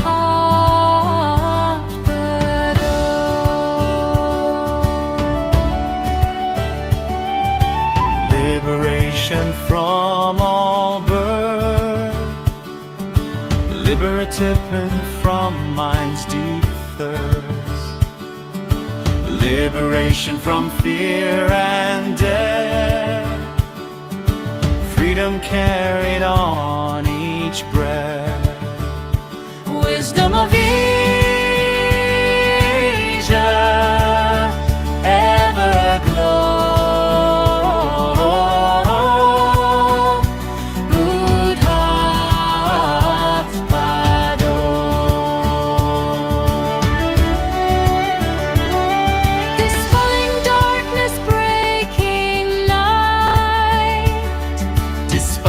Ignorance with light, dispelling suffering as we rise, compassion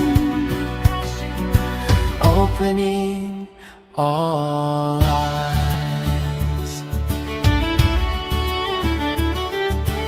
wisdom of Asia, steady flow,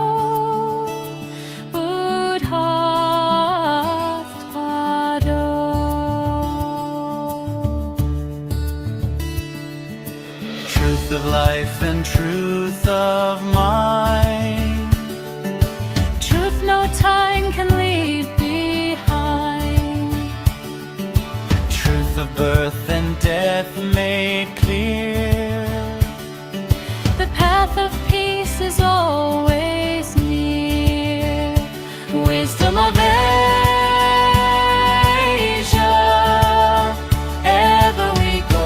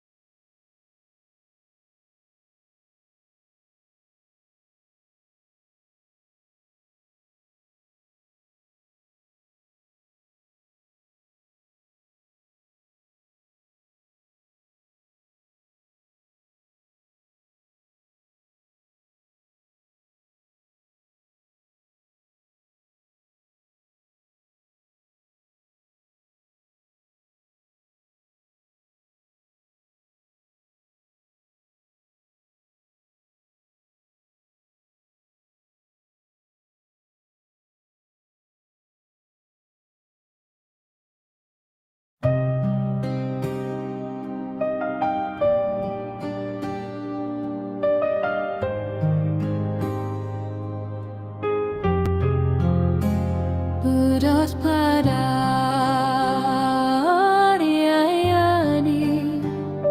loving and kind.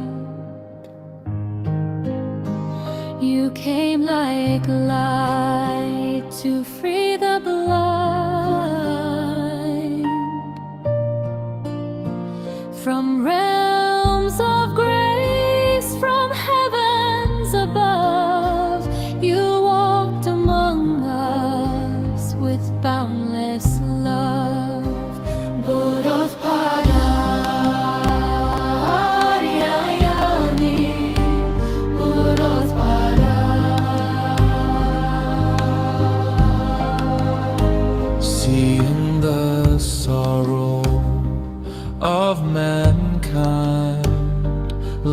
lost in darkness, confused and blind.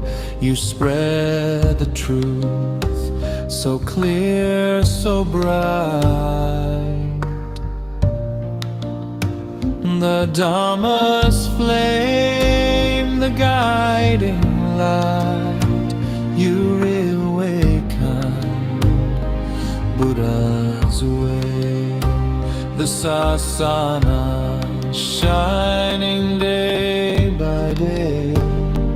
Through your compassion, calm and deep, you soothe the wound that makes us weak. Buddothpado, you show the path through gentle words and sermons vast. Step by step, you lead us on until the night the fear is gone. Buddothpado.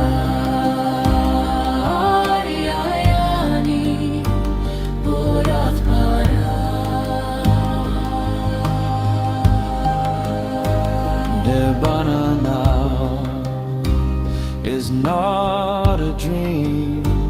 It flows within like a peaceful stream. Oh, Ariyayani, may you live long.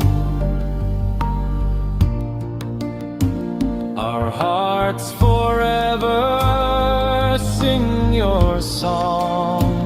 May you live long, O noble guide. In gratitude we stand with pride. Buddothpado, bright as the sun. May your holy work never be done. Buddothpado, you show the path through gentle words and sermons vast.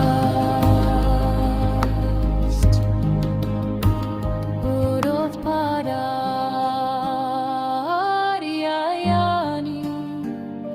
loving and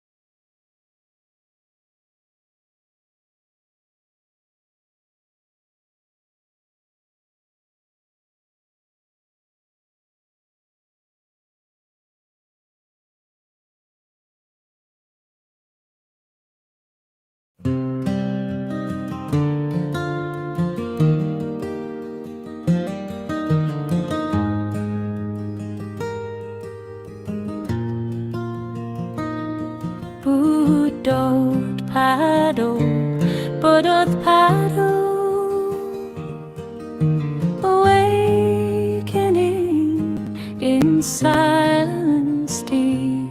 Buddothpado, Buddothpado, where the mind no longer sleeps. Buddothpado, Buddothpado, breath is soft and flowing free. Buddothpado, Buddothpado, no self remains, just clarity.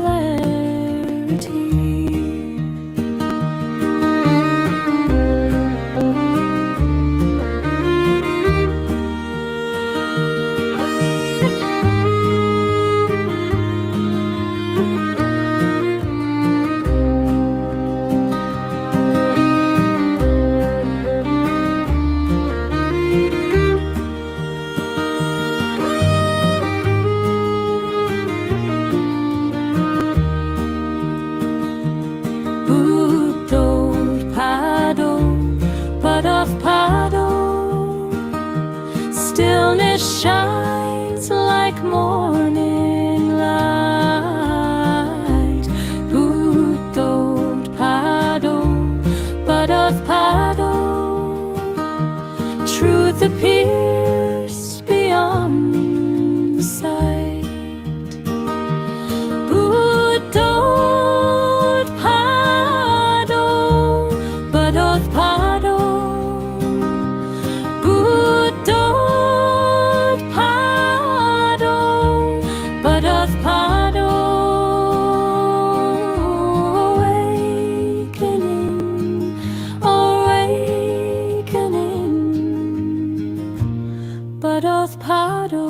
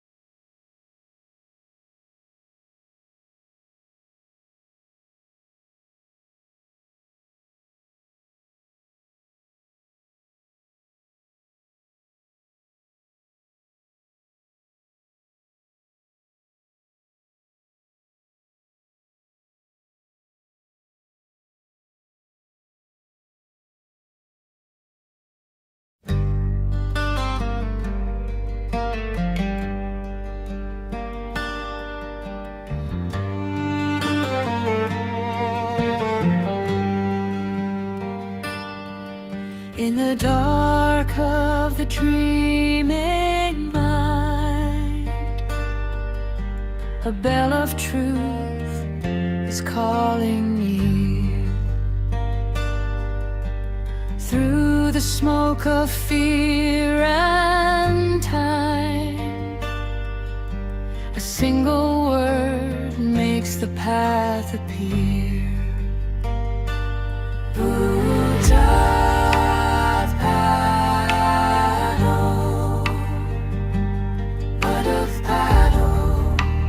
Buddothpado, it's time to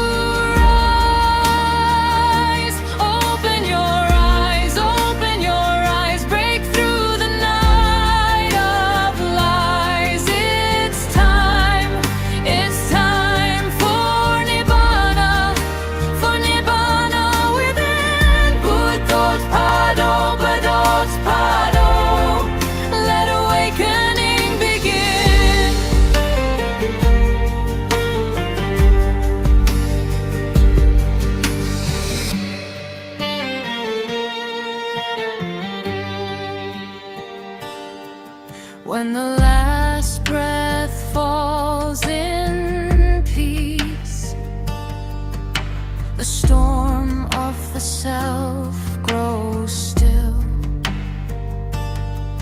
With Buddothpado on the lips, the heart returns to silence and will.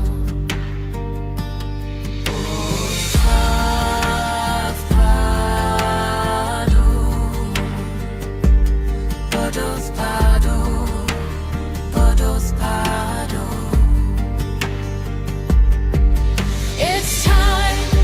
It's time to rise. Open your eyes, break through the night of lies. It's time for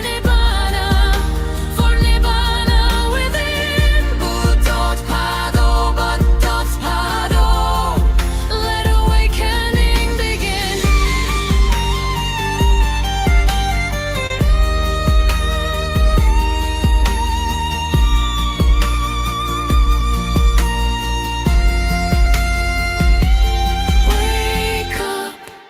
Wake up to the truth. Buddothpado.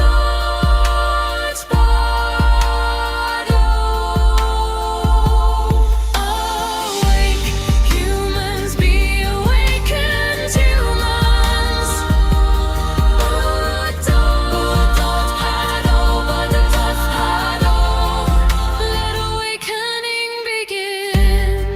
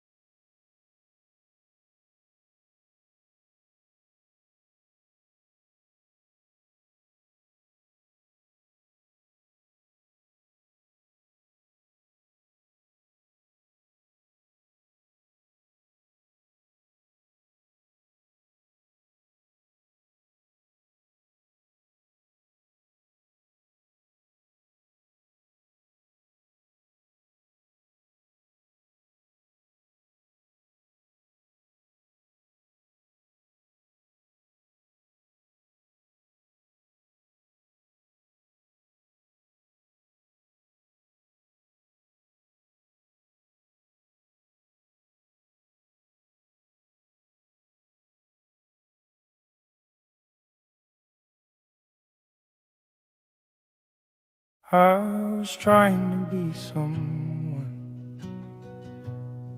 who could finally feel okay. Working hard to hold it together, just to get through every day. Smiles came and they would leave me, like the sun between the rain. Every time I thought I'd found it, it would slowly slip away. I filled the noise with more distraction, told myself that I was fine, kept on chasing better moments, hoping one of them would last this time. But the weight I carried with me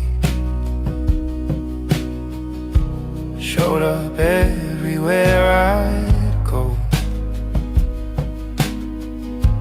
even in the quiet hours. There was nowhere left to go. Then I met a quiet teacher who said, look at what is happening now. See how every thought is forming. See it clearly, just see how nothing out there calling itself a thing. No one here that must defend. Just a quiet seeing of it. And the struggle began to fade away. Buddothpado, showed me what I could not see, not by faith and not by belief, but by looking quietly. Buddothpado, change the way this life is known. Nothing added, nothing taken. It was truth we'd never seen.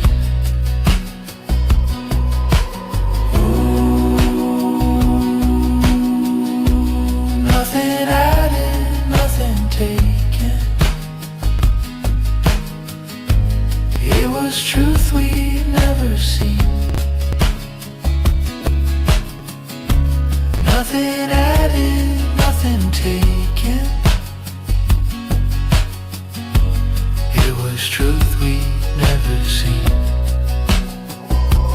Buddothpado, showed the way by asking, see. When the search at last grew silent, there was space to simply be. Nothing added, nothing taken. It was truth we'd never seen. Nothing added, nothing taken. And nothing was the same.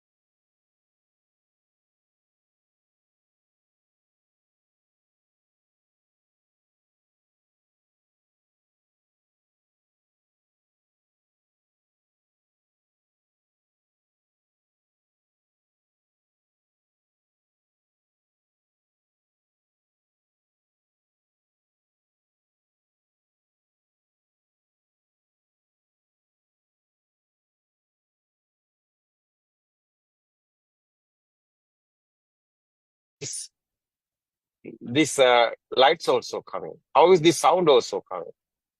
These are sensor creations. We are only the understand how the system is going on, how these thoughts are coming.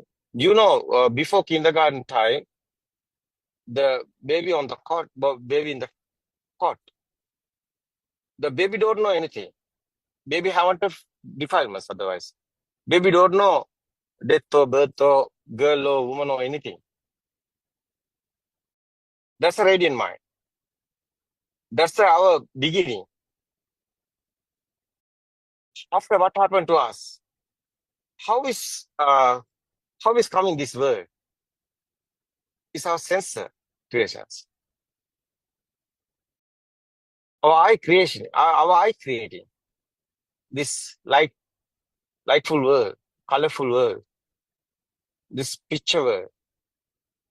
Our ear creating our sensor. Yes, sensor creating the sound world. Our nose is sensor creating the smell world. Otherwise, our tongue creating the tasteful world. Otherwise, our body sensor creating this smooth and rough and solidity, liquidity. These are our body feeling, our skin sensor creating.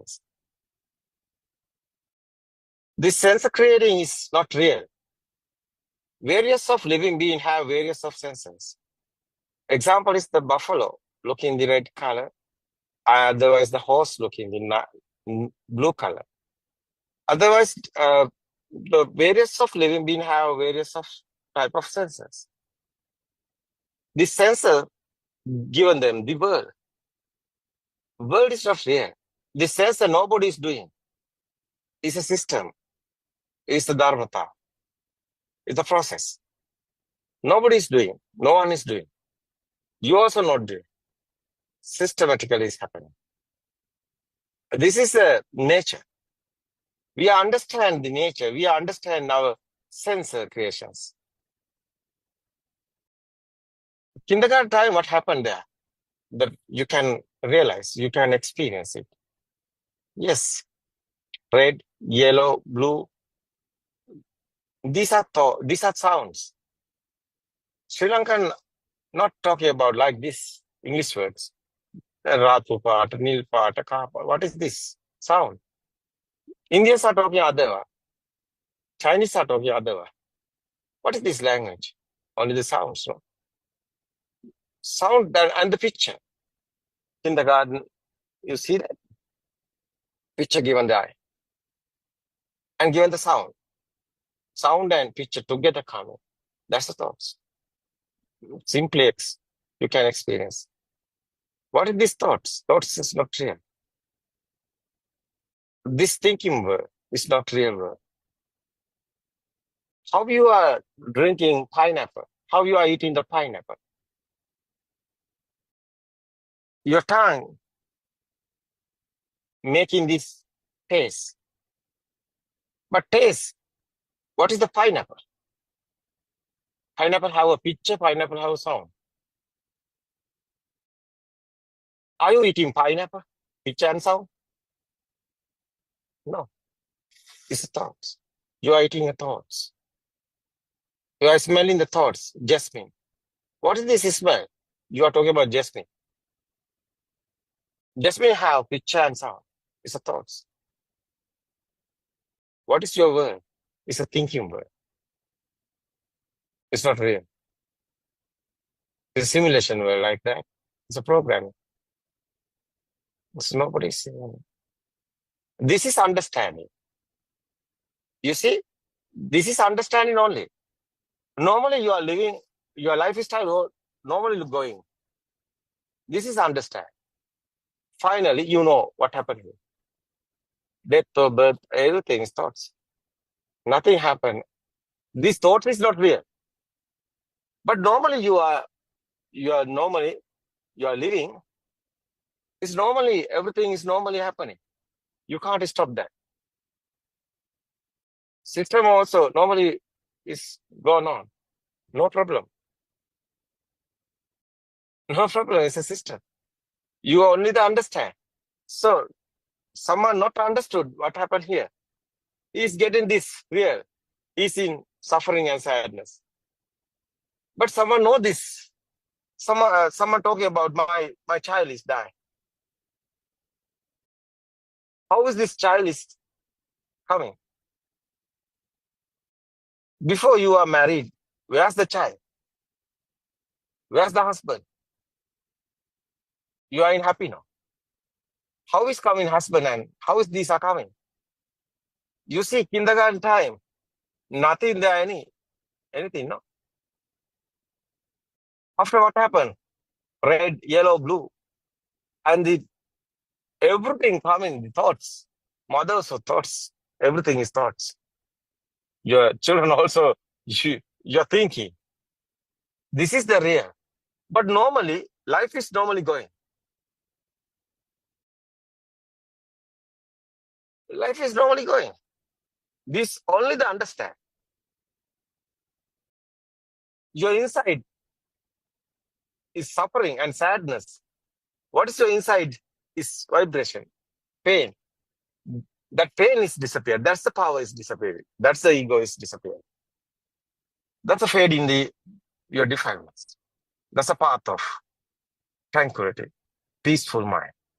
Because liberation of mind, freedom of mind is the way. Someone know the truth. He know this mind is not real. That is the way. After, you can control everything. Why? So you know everything, nothing here. Someone is telling you to some words, it's not good. But you are not any problem. Why? This is only the sound. You know, he's talking something, buffalo, something to you. But normally, you don't know this Dharma. You don't know the truth. You are getting this power. You are getting this existent power. You know this truth. You know everything is normally is happening. No problem. Because you know the truth. You know how is coming existent. Feel this vibrations. One vibration, one is power. It's your eye creation. Speedily happening this spark. There's a rapid speed. There's a quantum theory like that. Come in the light. It's not real. The spark. One is spark. Again and again and again and happening. What is this light? It's the speed given you to mirage. No, it's not real. It's a miracle, no? It's not real. What do you think about the Kokila? This Dhamma is understand what, no? Yes, sir. Understand, and then actually you will feel it. You can't really. Yeah, after no by problem. force feel it. Yeah, it will feel. You will feel it. Yeah. I think. Yeah, Kokila. Yeah. Yes, sir. So I was trying to. After no problem, no. Why are you no, suffering? Why are you in sadness? You are not at thinking. all. Yeah. Yeah, this world is otherwise. You, who are you? You are not in the. You are not body. You are not the mind. Who are you? This is stimulus. Every time, one stimulus here, one thought. This thought, how much have the power? That's you. Power is you. That's ego. That's the crave. That's the power. You see this.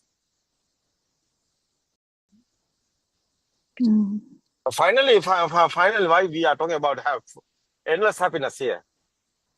Why not sad here? No death or birth. It's only the thoughts. This sadness and suffering coming, you are thinking. Someone is here. He's now coming the death. It's happening. Someone is here. Who are you? It's a power, no? After you are not doing, systematically your power is disappearing. It's a fading. That's the crave is fading. That's the path of Nibbana. Practically, you can experience it. You are not doing. You can't do this. You are doing only the understand. You can't do Nibbana. Because mind can't do this. Mind cannot do this. Mind, how is this? How is mind doing this? Mind is not real.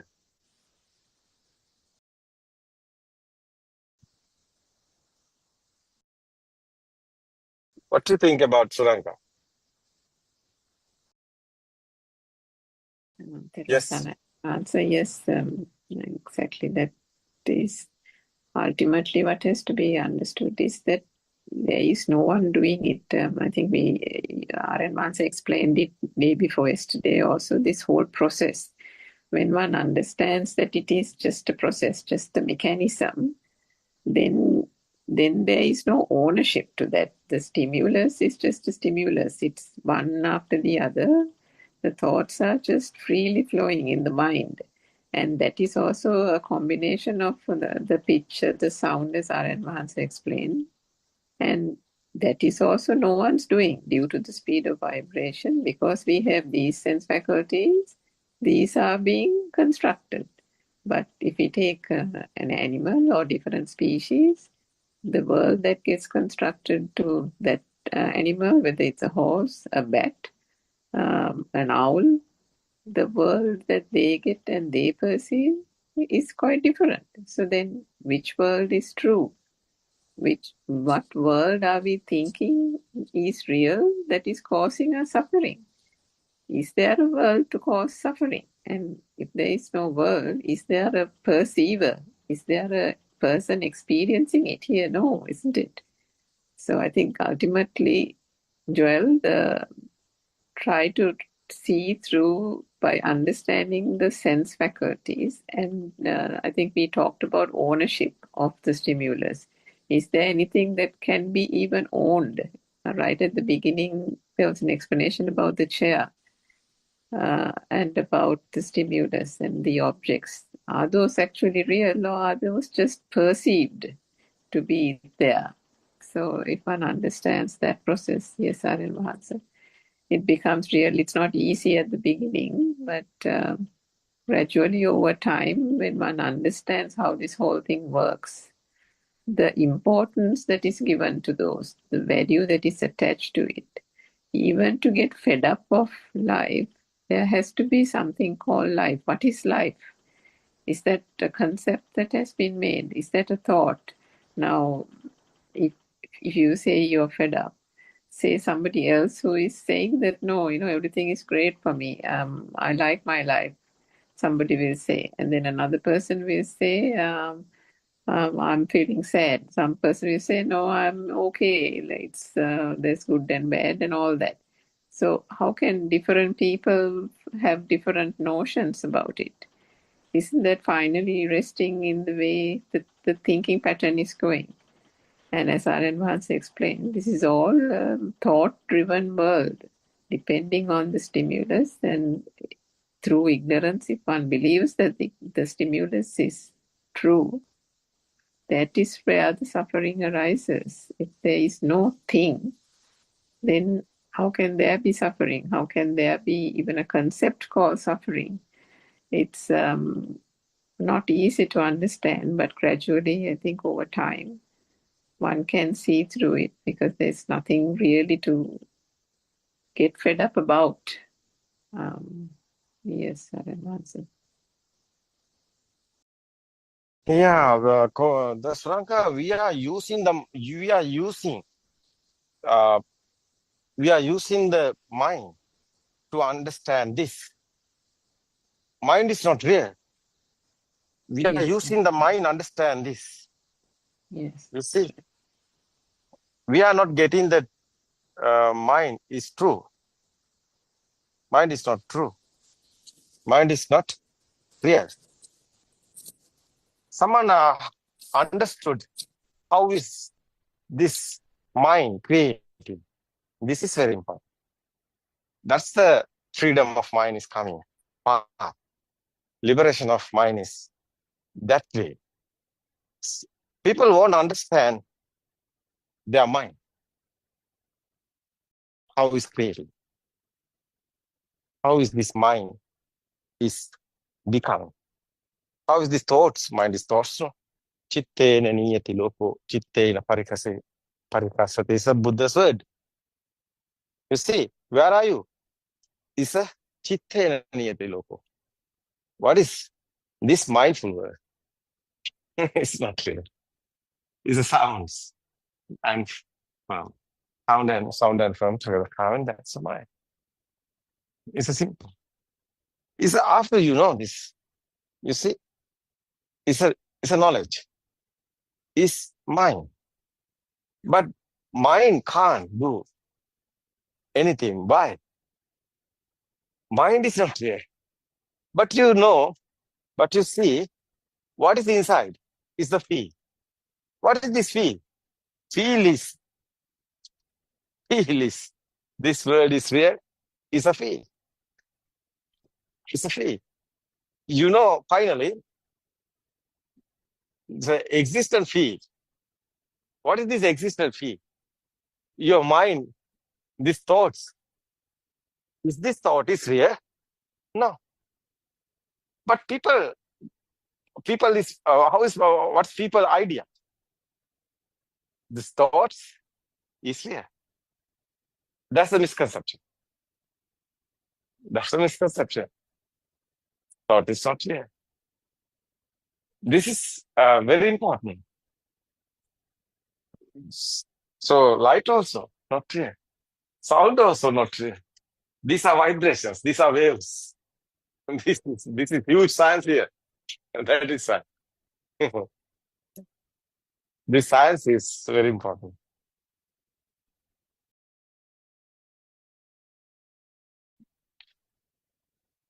This finally, that existent field is the power. It's okay. That's a itta sanya, perception. Existent perception we are talking, no? Itta sanya. What happened this? Non-existent field is coming. Because he know these are not real. After power, inside power, what is this power? Existent field is there. Itta sanya. We are talking that perception, existent perception, itta sanya. Because you are getting this everything, every thought is real. But every thought is not real. What is this power? Thought is real, is the power. It's a thought, it's a one thought. We are getting this thought. It's what systematically is happening. Chair, example, kindergarten time. How is the teacher teaching this thoughts? How's given to you? Picture given the eye, sound given the ear. This sound and form. You see, this sound, existent feel there, otherwise. Sound, not the chair, it's the sound. It's your sense creation. That is why Skanda is a Buddha's explaining is very important. Why? The consciousness here, there. What is this consciousness word meaning? What is this perception word? This perception is have the power. But perception converting the consciousness. Consciousness have the power. The same sound. Sound is a perception. You see, Rupa, Vedana, Sanya, Sankara, Vinyana is the Buddha's word. Skanda. Rupa is a vibrations. So waves, vibes, waves. Speedily happening, this is power. What happened? It's a Vedana, Sanya, Sankara, Vinyana. What is this? It's a feel. The speed, rapid speed is here, is a vibration. the feel is sound.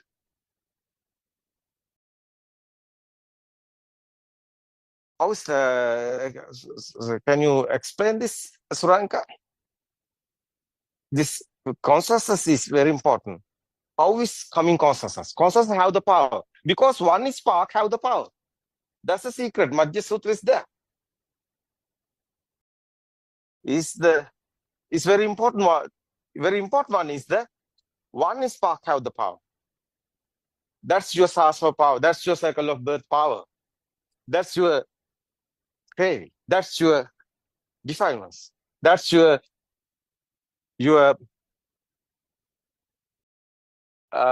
magnetic power, electric power, like that.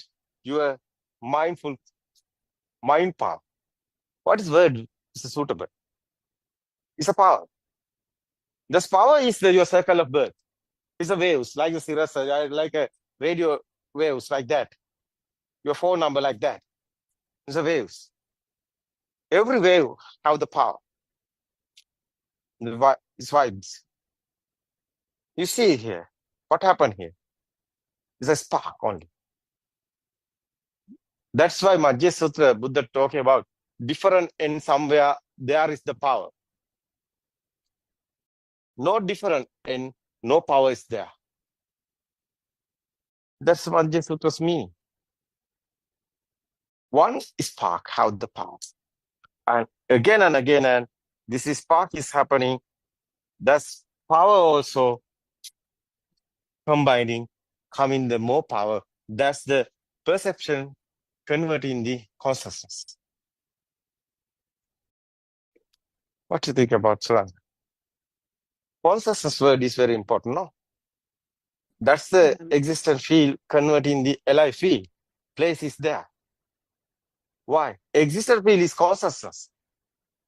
Consciousness is the sound. Is existent field. Existent field again and there. The more power is there. The power won't. The spring is the example. Spring is happening here.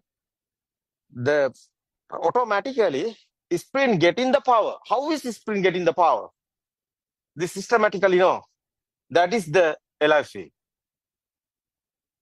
That how is this continually, how is this power is going on? That's again and want to be thoughts are coming and power also coming. No? What do you think about that? Yes, Aryan, the understanding is that because of the speed of the vibration, there is a feeling, a sensation that arises that there is something.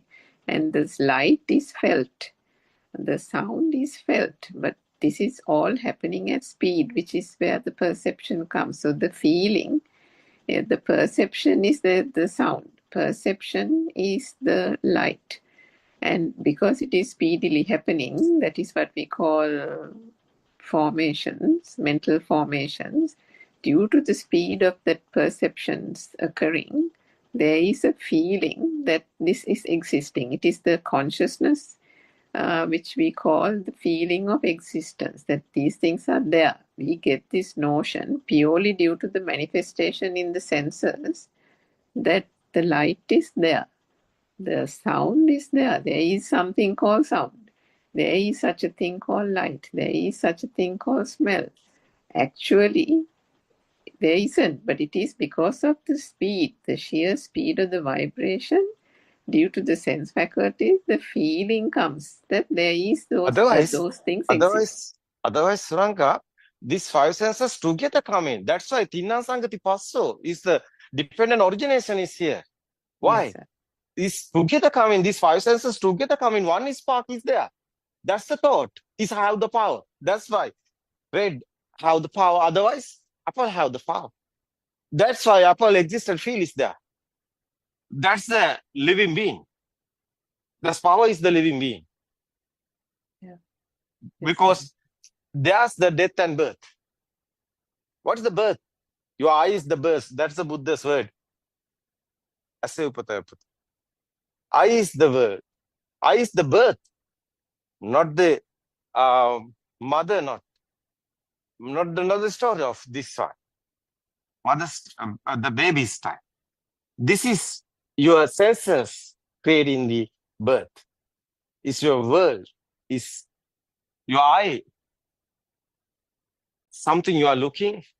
There's a chair or something. That's your birth. What's the first time is coming in this world? What's the words? That's your birth. Your eye is the birth. Your senses the given this world. Salata loco, salata nirodho nibbano. What is this? Sixth sense given your world. Sixth sense, you understood what has happened here.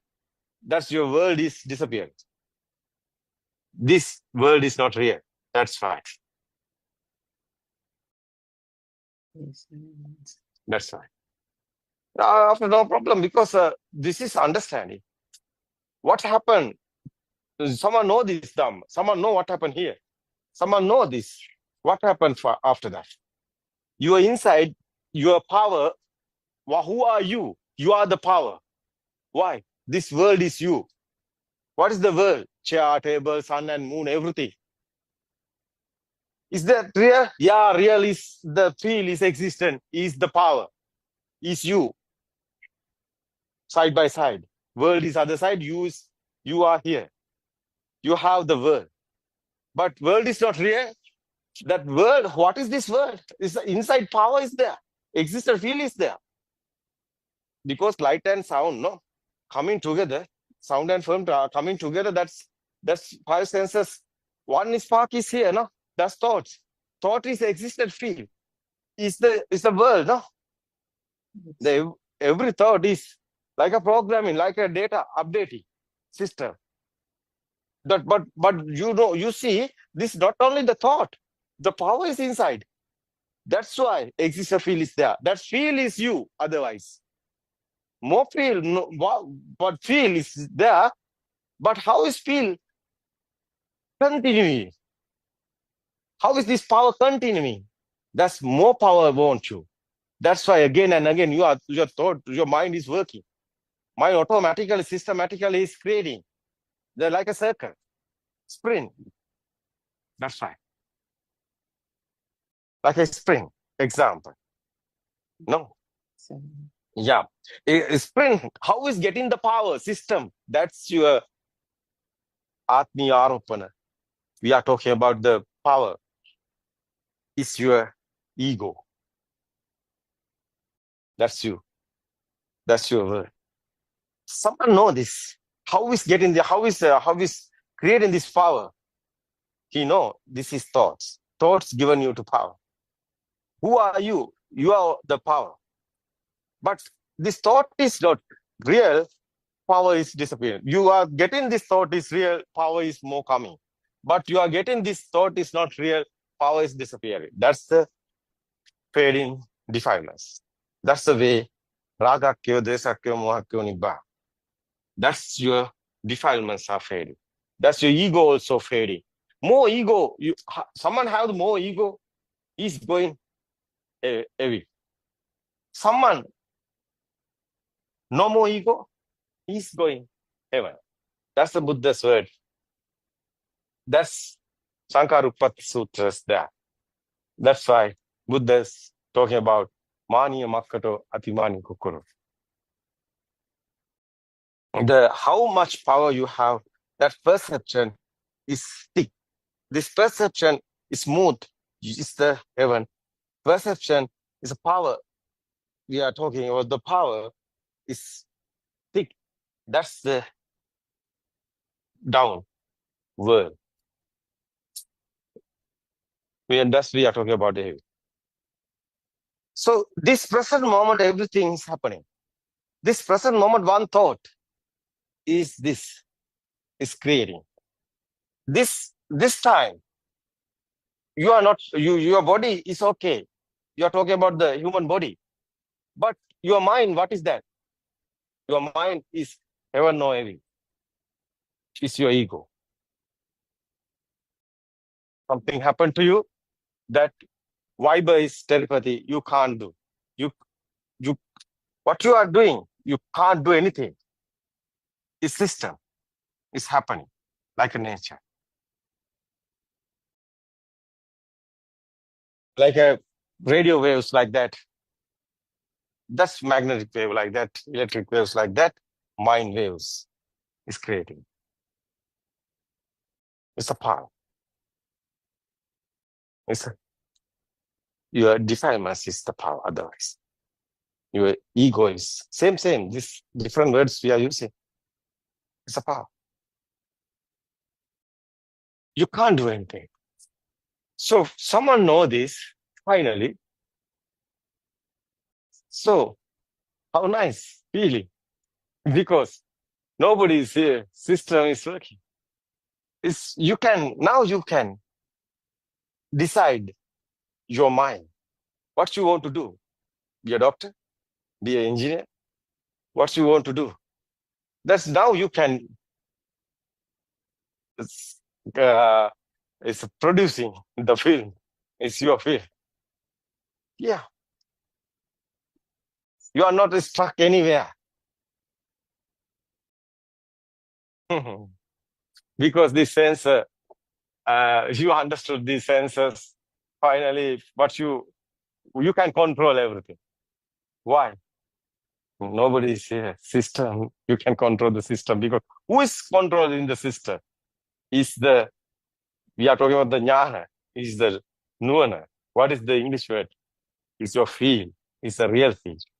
It's a samadhi. What is the real word? It's a wisdom. Yeah, wisdom controlling everything. What is the real word is English? It's the jnana. It's a nuana. Controlling everything. Because his mind can't control. Finally, is your wisdom is controlling everything. How is that in this Suranga? No, it's a jnana. Yes, Nuana is coming. Jnana. Yeah. Yes. Yeah. What is the English word? Not a wisdom, no? We couldn't find Super any other word. awareness. It's just Super awareness. Yeah, English word. think English you said is, super. yeah. No more English words. That's right. We are using the Hindu words. English word alignment and the other words. These are English words, Hindu words. But Buddhist guys, I think, helpless. Because they have words. That's why. I was explaining English. I think the word Aryan Vahansa gave, super awareness, is good. Super awareness is controlling everything. Mhm. That's Adhigata Samadhi. Yeah. No one is doing. Systematically, is controlling panel is coming finally. What is that? What is here? You are the truth. You are be the truth. Finally, truth haven't defilements. There's the tranquility. It's nice feelings there. Normally, everything is happening. Nobody is there. No one is there. System is only the system here. You can experience it. You can feel it.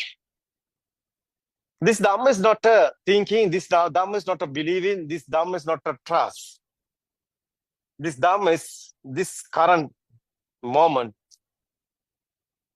You can experience. Every moment, your birth and death is happening. But someone understood this Dhamma. Every moment, death and birth is not there. Because nobody is there. That is the tranquility. After is your feelings, everything, this sense of feelings, like a radiant mind is, you're feeling like a radiant mind. No defiance. No any craving. It's a tranquility. It's a radiant mind.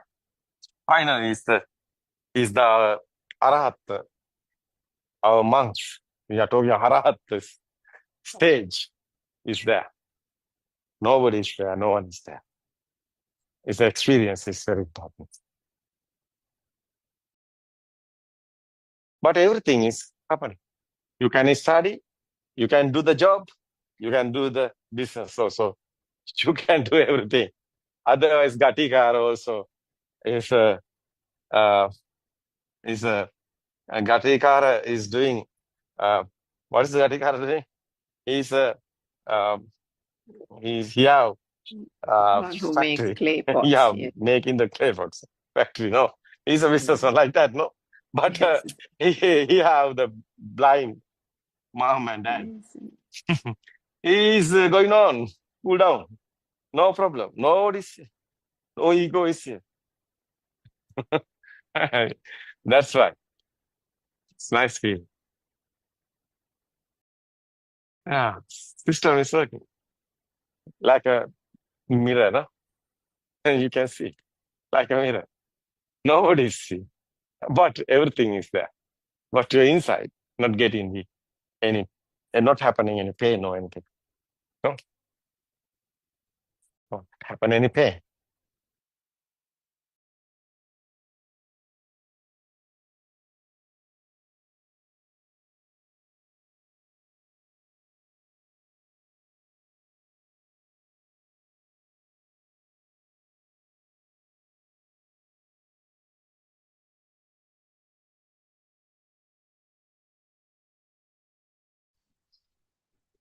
May the Noble Triple Gem bless you and welcome to the morning Dhamma talk of Buddothpado 24-hour English Zoom.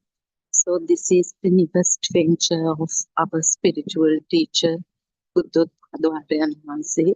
This 24-hour English Zoom operates with the intention of passing this message of true Dhamma to the entire mankind, despite their geographical location, despite the language they speak.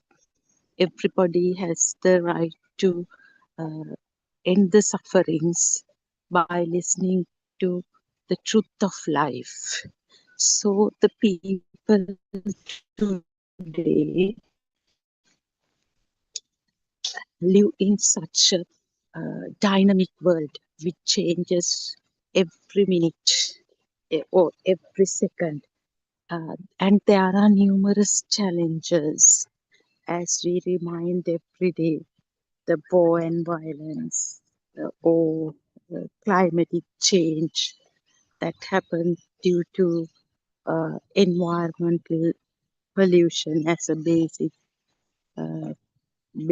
cause, and then health issues, then international terrorism. So there are numerous challenges. So people actually, as ignorantly, we have believed all this life, we have believed that there is an existent self in an existing world. This suffering is inevitable. So this Dhamma of Gautama Buddha Sasana is all about cause and effect nature of phenomena. That is how certain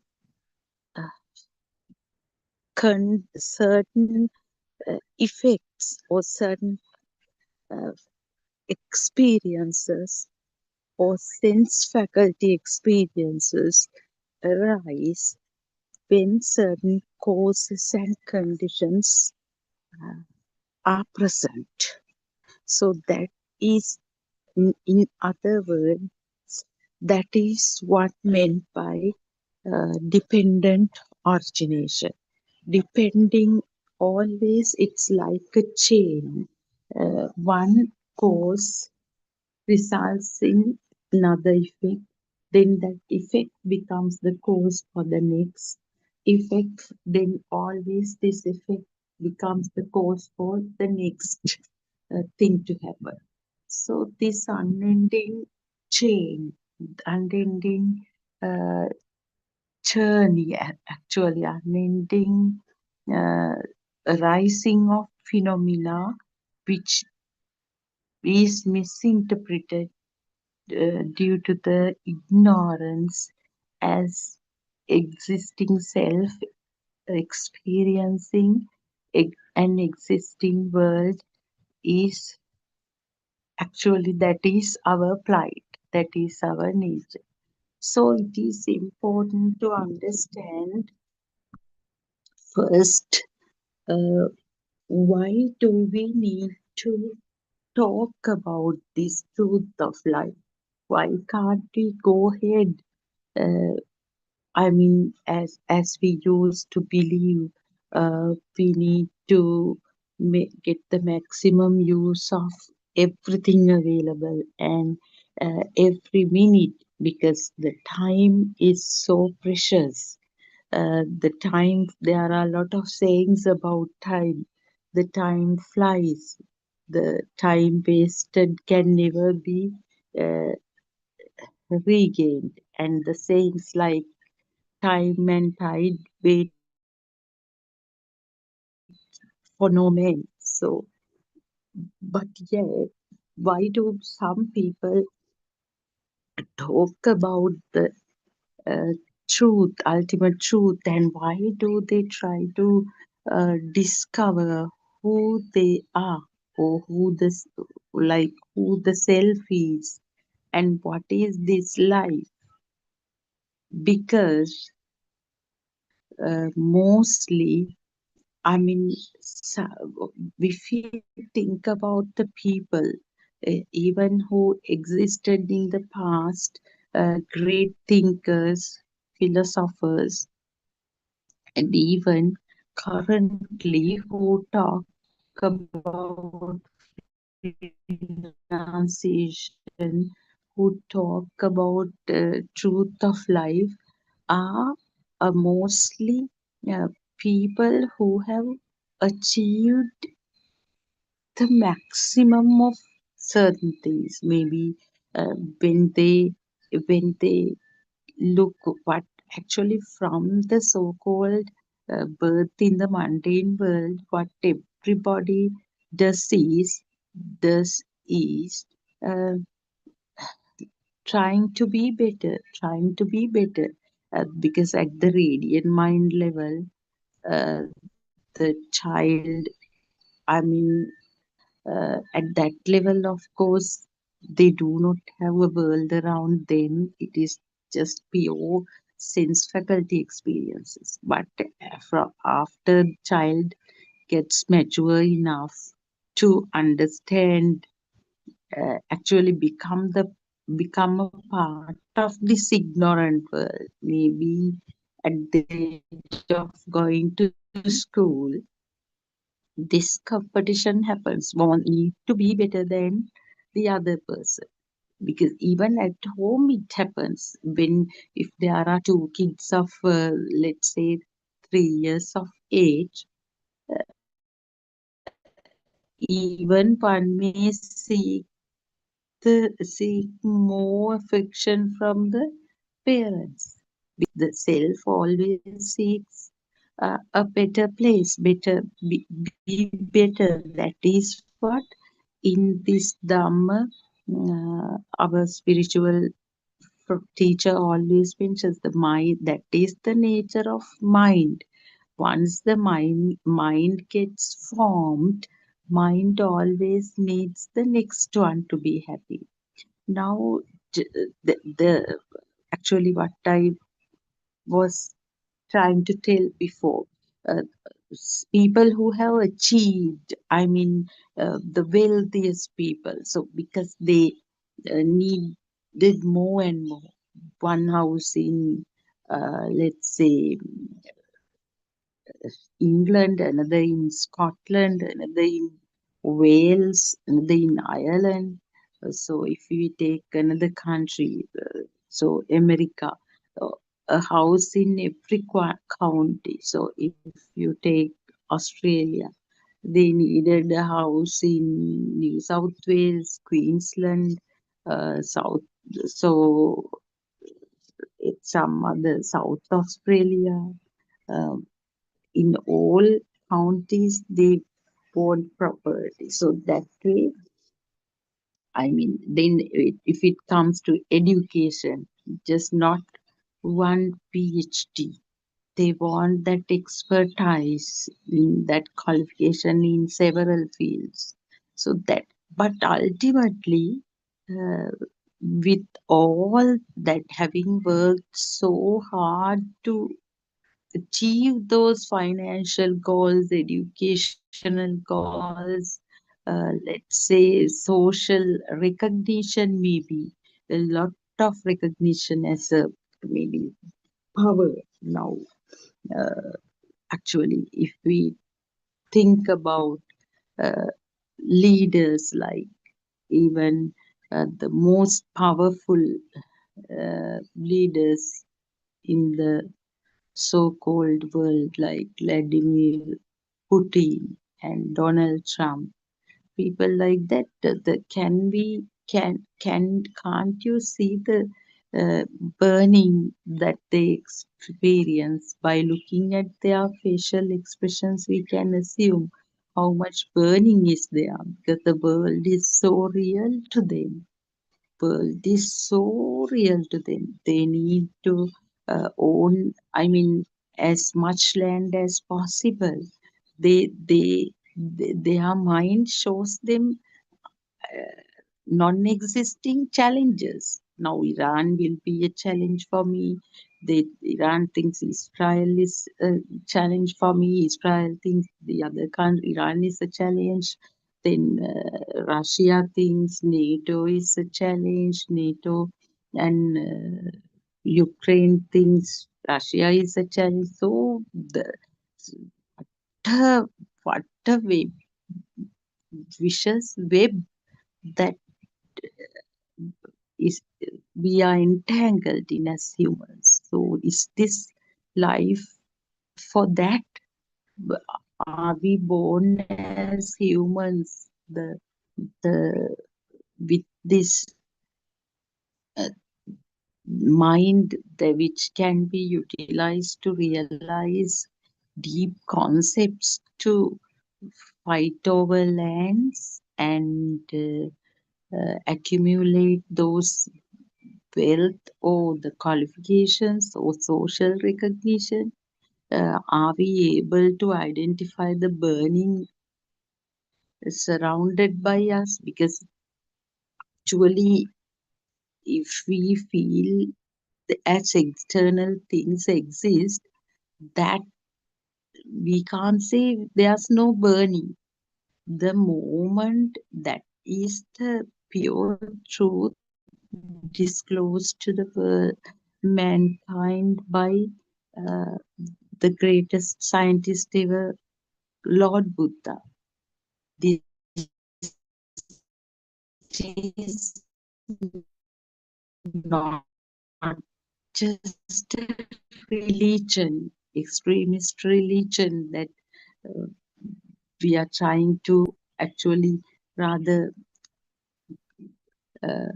concept of liberation and ending the suffering. Uh, it is the truth actually.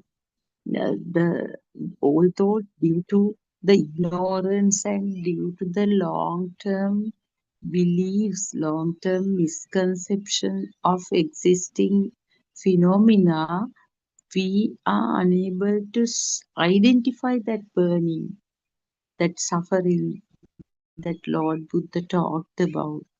What it says is, if anything becomes true, if anything exists around, that burning to cling to that, or to own that, or to on the other hand, to move away from that, or to get rid of that, is inevitable. Some form of value is attributed to a thing. Now, if as I talked about the war, if the war becomes true, there is aversion. We want to get out of Iran and the Middle East countries. We want to, like, people there want to find shelter somewhere else, find to move to somewhere else. So whatever the phenomenon that becomes true uh, makes leads to actually last evening also we talked about that in the uh, Zoom discussion, Dhamma discussion, the sankara or the formations uh, are inevitable because the moment a phenomenon becomes true, the mental formations, then verbal formations, and bodily formations happen. So, the more you explore Dhamma, more faith will grow. Faith in the sense, the reasoned faith, not blind faith. The reasoned faith or Akaravati Shraddha will grow because everything, I mean, each and every single word of Lord Buddha becomes true to us, or we experience rather, not as knowledge. They become our practical experience. So the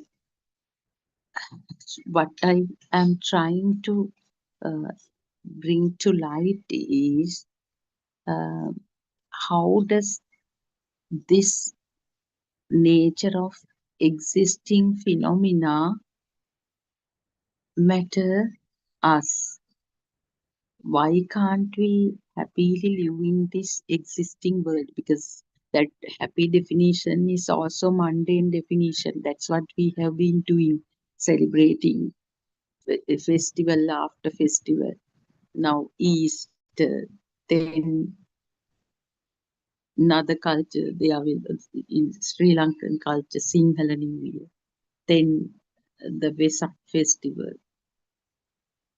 We have then the Christmas, Deepavali, then Ramazan. We have numerous things to do, or there are, I mean, fixed celebrations, and then there are on top of that birthday celebrations, sports festivals, political events, lot of things to do. So happening, we forget we forget to think about the self. We do not have time actually. Have time in the sense we just go by the current, event after event. That but for as humans, we have the we have the potential to explore this truth.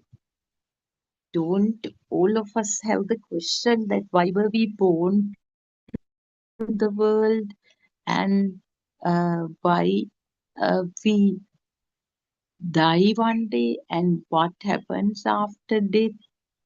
Do we end up in the heaven, hell, or then permanently? Uh, so, can we just take it lightheartedly and just let things happen? Then, is it just a action and effect thing that all of us have been believing in? Is that the truth? Action and effect. If you perform good karmas, you will end up in heaven. If you perform bad activities, you will end up in hell. So, okay, if it is so, we can like perform good things and go ahead. But the truth goes beyond that, my dear. That is why if it is so, if the ultimate destination of the so-called, I mean, mythical soul is the heaven or the hell, okay, that's the destiny. But it is not true. Lord Buddha, with that great wisdom, showed a bigger picture than that. The 31 realms. There are 31 realms, not just the two options, heaven or hell. And there is no permanent thing called heaven or hell, and there is no permanent soul that ends up in one of these locations, destinations.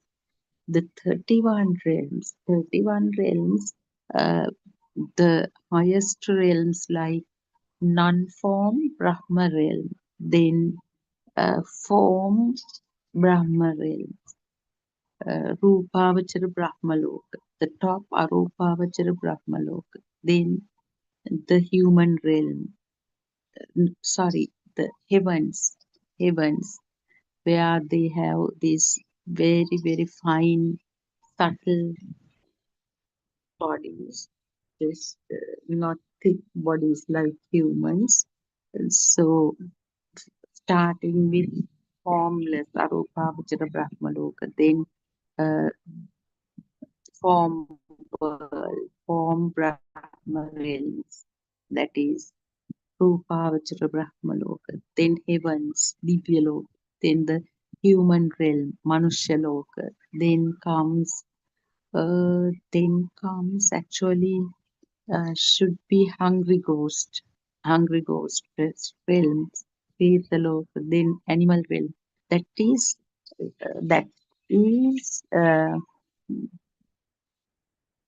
captured by the human system. Animal realm is visible, but hungry ghost realm is not visible. I actually, however, disorder the after human realm, I guess it's hungry ghost realm, but if not, it's the animal realm which we can already see. And then the hells where they suffer, where only the suffering is actually everywhere there is some form of suffering. Everywhere some form of suffering. When there is a perception, some form of perception, the actually now I said the formless realm.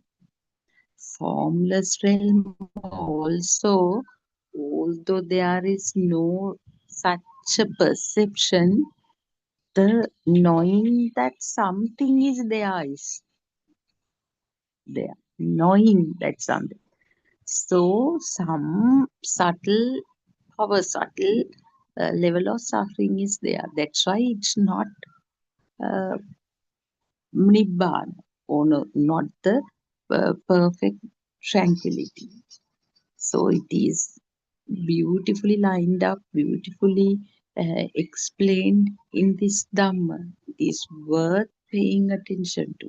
So why can't we, the question I asked or posed is, why can't we be happy as if the destination is either the heaven or the hell? Easy, we can perform all good things. We can donate all our wealth, even it's worth donating all the wealth if it's the permanent uh, landing in heaven and no rebirth or no uh, further birth in another realm. But it is not so. Why do we deceive ourselves thinking that it is the heaven and just waste our human life? This great wisdom of Asia uh, revealed this truth, and he said it is for the mankind. This is not a religion. This is not that narrow uh, minded kind of religion, extremist religion that encourage everyone to uh, leave things behind and uh, go to a forest monastery and start meditating. If there someone really needs, of course, that would expedite the journey. That that is there, but still people like us now who have families, who have jobs, who can't at least at once leave behind everything, uh, can still realize this Dhamma. Isn't it beautiful? Can still realize the truth.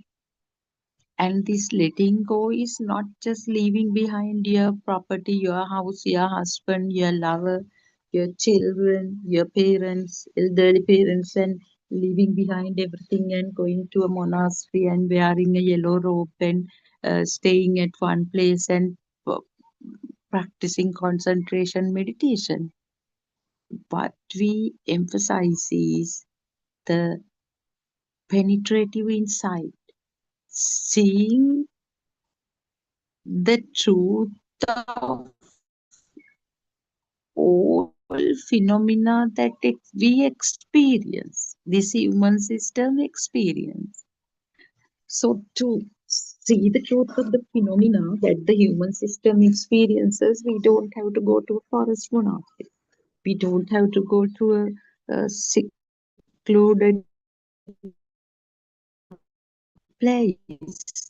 Although if someone really needs that perfect commitment, yeah, we raise both hands for that. You are welcome to do that. But working as a doctor in the biggest hospital, or working as the as doing everything as the president of a country, or uh, being an engineer or a laborer, cleaner, whatever the day-to-day tasks that you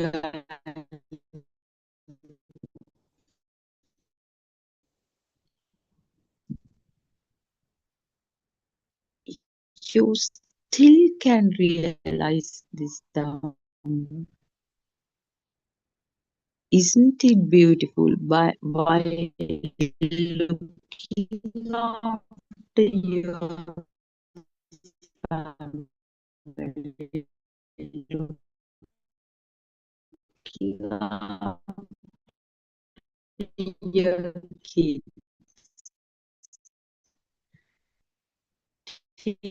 teaching in the school,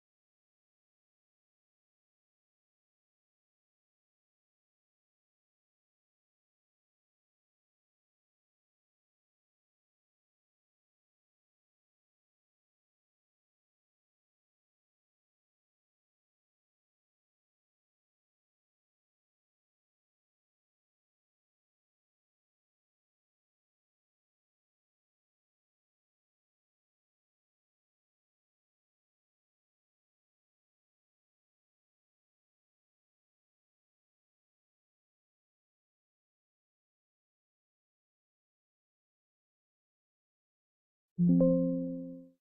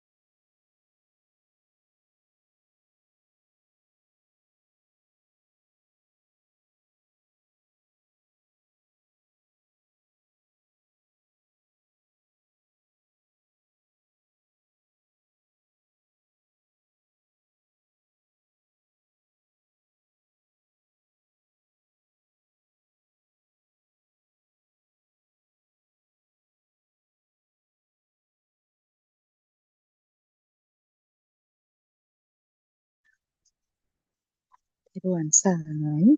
So, yes, we were talking about how we have got entangled in this non-existing world. So, and the fact that despite our social responsibilities, personal responsibilities, or any responsibility, we have the privilege, we have the ability to realize this ultimate truth of life.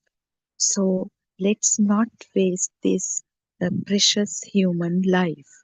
So I was talking about the 31 realms. So if the final landing is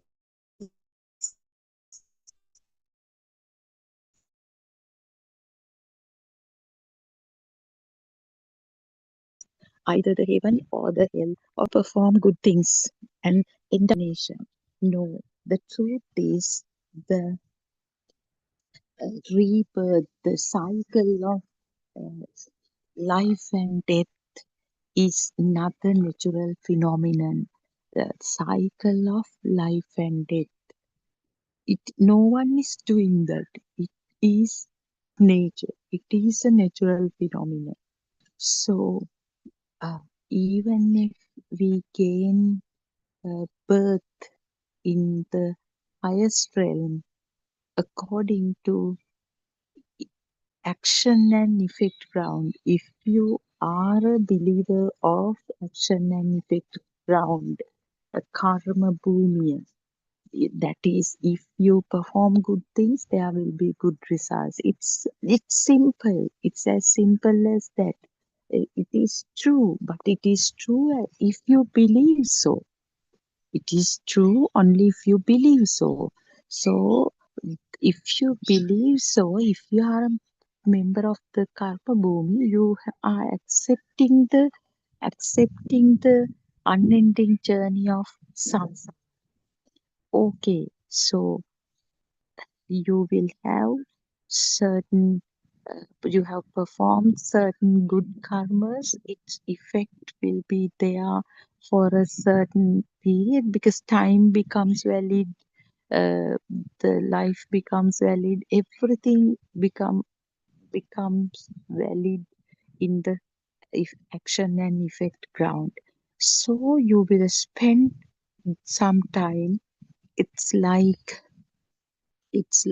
when you go on holiday. Okay, you are getting visas. Now you are getting visas to go to a country like UK. But when the period ends, you have to leave the country. It's like that, getting TVs or temporary visa. So you get visa to go to another country. When the time period ends, you have to go back. You can go to a country like let's say Somalia, and you suffer a lot. Or now country like Israel, in the war zone you are there, so you suffer a lot, and still you have to move on. You move on and on. It's like this metaphor is taken to explain to you about these 31 realms that I'm talking about. It's not a very suitable metaphor even. Uh, so, however, what I want to emphasize is as long as you are a believer of action and effect Dhamma, this going on and on in this uh, deadly or terrifying samsara ogre. It's called ogre. It's unending. We can't even think of the number of times that we were born and dead, born and dead. Although we, we believe that it is not so, nothing happens. It happens. You can believe this is the only life we have. Um, After that, everything ends. We don't have to bother to seek the truth, or there is no suffering. That's the nature. Why do we want to waste time into these? It would hinder our progress. So we can believe so, but still the phenomenon will go on happening. It's a natural phenomenon. Definitely, you will have to move from heaven to another realm when the time comes. And then you, in the sense, the rebirth, because if we believe in action and effect dhamma, we believe in the self also, because the person who has committed good things, bad things, so we are definitely uh, a purely ignorant person then. But this dhamma goes beyond, shows us a destination actually, beyond the 31 realms. That is the beauty of this Dhamma. It shows us the no self nature of this body. That's why I told that it is the point of view, it is the angle, it is the non-soul angle of seeing things. Otherwise, nothing changes. Nothing changes in the sense as we describe, as we explain every day, everything we experience is the projections of sense faculties. No creature, no sentient being, no any sentient being or living organism has no experience beyond the sense faculty experiences. But we have stories. We have like the mind consciousness has fabricated beautiful stories out of these sense faculty projections. That's a different thing.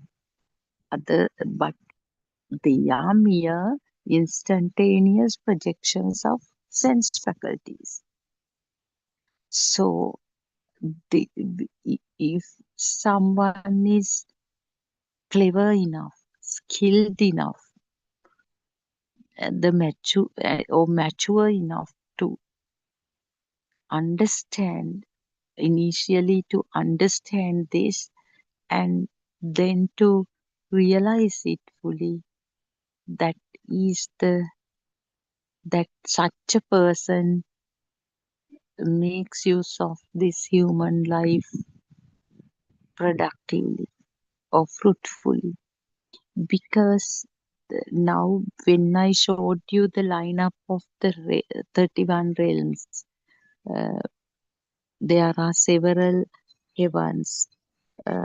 Then at the top, the non-form Brahma world, then the form Brahma world, then 6 heavens, then human realm, then hungry ghost realms, then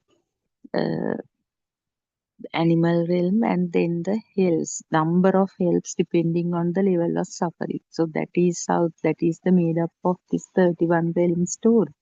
So human realm, it is only the human realm, or not, even though it's not the highest in this list, it is the landing for someone to realize Dhamma, because the human mind now, all other realms can be, the beauties, all other realms can be experienced by the human mind. It is these 31 realms, once you liberate from the action, for that you have to liberate from the action and effect ground. If you, otherwise it could be confusing little. If you have faith in this philosophy and if you liberate from actually that misconception of action and effect ground, you experience all these 31 realms in a single stimulus or a thought. We in these discussions, we use the words thought and stimulus interchangeably. So these 31 realms are different levels of thought power or the mind power. So in every sermon, every Dhamma talk, we discuss the thought power, how out of the sense faculty function, how this power is generated. That power is the burning. That at the initial level, initial phase, I told, the moment the external things appear to be real, some inevitable burning arises. Burning means clinging to them, clinging, need to own them, or need to get away from them, or neutral level, also called equanimity, there's the belief that it's there, no matter what, but something is there. So all three levels are kinds of burning. So this is the subtle or the finest level of suffering that Lord Buddha revealed to the world.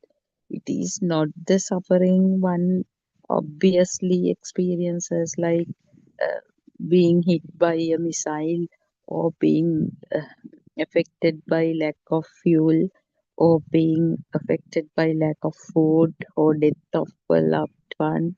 All those obvious um, manifest level sufferings are there, but this, what we need to figure out is this subtle suffering that arises when you see a flower out there, when you see the most uh, precious gold ring that you get as a birthday gift, can will, so that don't be scared of the word suffering. The problem is we are scared of these words. Lot of people. Actually, I have the personal experience when I was in UK couple of years ago. I remember when I was talking about Dhamma. Actually, this true Dhamma Buddothpado sermons were not a part of my life at that point, but that was a period that I looked for Dhamma. But at that time, I was not very confident, because actually we did not come across true Dhamma until Buddothpado Aryan Maharaj explained this so simple way, so beautifully through his personal experience. We were not confident, actually. We were still looking for them. So at that time, even what they say was, they are scared of Buddhist philosophy, thinking you have to let go everything, because Prince Siddhartha left behind the newborn Rahula and the beautiful wife. We analyze things, we analyze the life of Buddha through the mundane mind. So which is actually, which cannot be done, which is not fair at all. We actually, we can't even think of, we can't be judgmental of such great wisdom. So, out of his loving kindness is for each and every equal loving kindness to each and every living organism, even non-living. He never recommended even damaging a leaf of a plant. So we cannot just judge his life story whatsoever from the mundane mind. So, and the other complaint against Buddhism is we have to let go of everything. How can we leave behind our loved ones and children and our jobs, and maybe next life we have time. This time we have too many responsibilities. It's a sin if we leave behind. No, it is not about letting go of things like that. You are not persuaded to leave your beautiful home, sweet home, and to live in a forest monastery, or to leave behind all your wealth and suffer uh, with a baking bowl going from door to door. No, that is not the point. So, the first and foremost, you have to challenge all these misconceptions related to Buddhist philosophy. With these misconceptions, uh, actually, because of these misconceptions, people do not people miss this beautiful opportunity, precious opportunity of liberating from suffering. Otherwise, now people might think, okay, why do they try to enforce something like this 24-hour English Zoom, 24-hour Sinhala Zoom, discussions, having practical programs all over the world by now. Why? Because one who liberates from the suffering only gain this dire need to relieve the sufferings of others. Actually, we are not at that level yet. That for sure, our spiritual teacher is at that level without accepting or expecting anything in return. Out of pure empathy, he's doing this. So Lord Buddha, 2,500 years ago, did that. If he wanted to liberate from this suffering, he had ample opportunities in the previous births, even in Dipankara Buddha period. Now, this is the Gautama Buddha Sasana, the period of Gautama Buddha or era of Gautama Buddha. Previously, in the era of Dipankara Buddha also, he got the opportunity to liberate from suffering, becoming an arahant. But out of empathy, out of loving kindness uh, for the entire uh, world, even the gods were benefited. All three worlds, three realms, form, formless, and sensual. So, out of empathy for all beings in all three realms, he decided to go on, although it was all suffering, he decided to uh, endure that to relieve billions of beings from this suffering. It happened. It's very rare. You and I can't do that. We may not do. We may still think of liberating the self from it, and because we can't now, even we find it very difficult to give time to discuss Dhamma. So, are we suitable to talk about someone like Lord Buddha or someone like our spiritual teacher? What commitments, what sacrifices have we made? We still think twice when the truth comes to our doorstep. So, it's so absurd. So, actually, it is the reawakening of Gautama Buddha Sasana. This is the true message of Gautama Buddha. So just don't let it go in waste. You hear this message maybe randomly, but it's worth exploring it further. So there are ample opportunities for you to see this. Basically, to understand the mechanism of sense faculties. Now, I said that the world existing out there is nothing but the experience of the sense faculty. Sense faculties. I perceive images. Then the ear perceives sounds. The nose perceives smells. Tongue perceives taste. The body or the skin perceives tactile sensations, and the mind perceives thought. And there is a special function of the mind faculty, that is convergence of all sensory inputs and generating powerful thought. So generating actually thought power. So it's a beautiful story. You will understand how we feel as if we are there. But although say it's a sense faculty system, we feel that we cannot deny that we feel as if we live. as if everything happens to me, as if uh, I was born some time back and I have lived so far and I'm going to live another 3-4 decades. So we cannot deny the self existence field, the notion of self, and we cannot deny that we feel happy when we eat, that we feel sad when we starve. So that nobody has to deny that that is there. With that, we are talking about a deeper level of suffering and deeper level of liberation.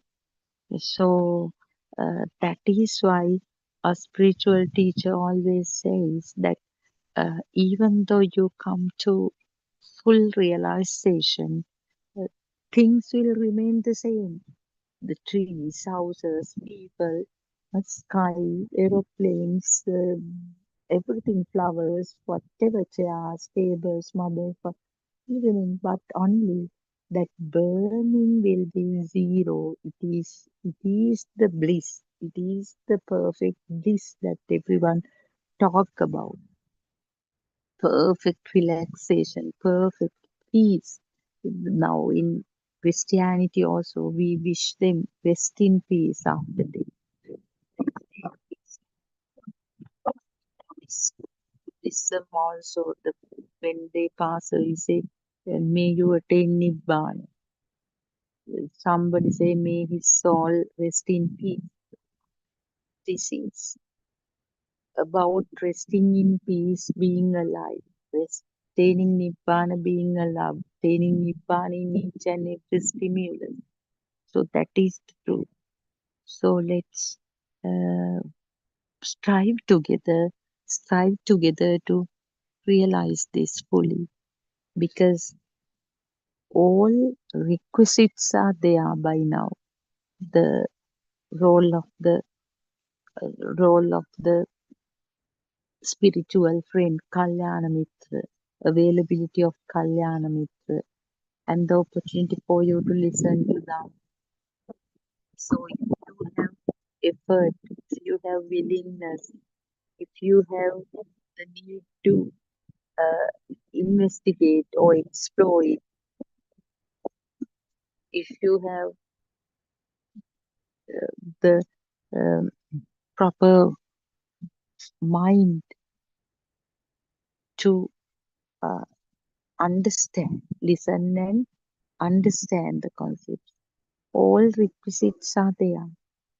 So just explore this Buddhist philosophy. This is the pure truth. The thing is, it's self-evident. It becomes self-evident. Pure truth becomes self-evident. So even though you are really busy, you will not feel it. You will feel calm. You will feel tranquil all the time. That is what our spiritual teacher says. You will be a cube of ice amidst fire, amidst the burning flame. So that is not a fake story, not a just fabricated story. That's the pure truth. So make use of this opportunity and please join the English Zoom discussion where Aryan Vahanse, our noble teacher, attends personally. That happens from 3 to 5 Sri Lankan time. It's 7:30 to 9:30 Australian time. In UK time, of course, according to that, you can figure it out. Time in USA. So wherever, despite the geographical location, you have the opportunity to ask questions, clarify, verify, argue. So then only you will be ready to accept this. So with that, I wind up my Dhamma talk, and I'll see you tomorrow at the same time as well. May the Noble Triple Gem bless you. Therwan Saranai Aryan Wahanse, we pay our homage at your feet for everything you do, and all our Dhamma friends who facilitate this Zoom platform to go all 24 hours. May the Noble Triple Gem bless you all.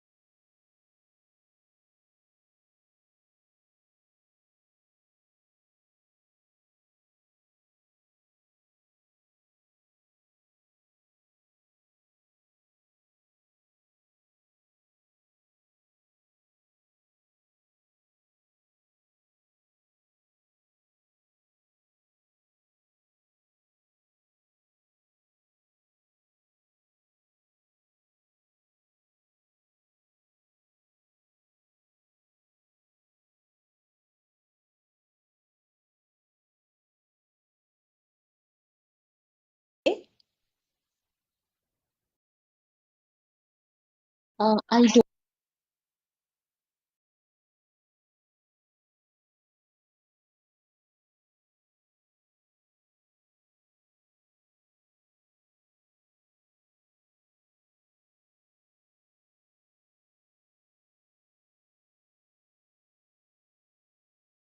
So much.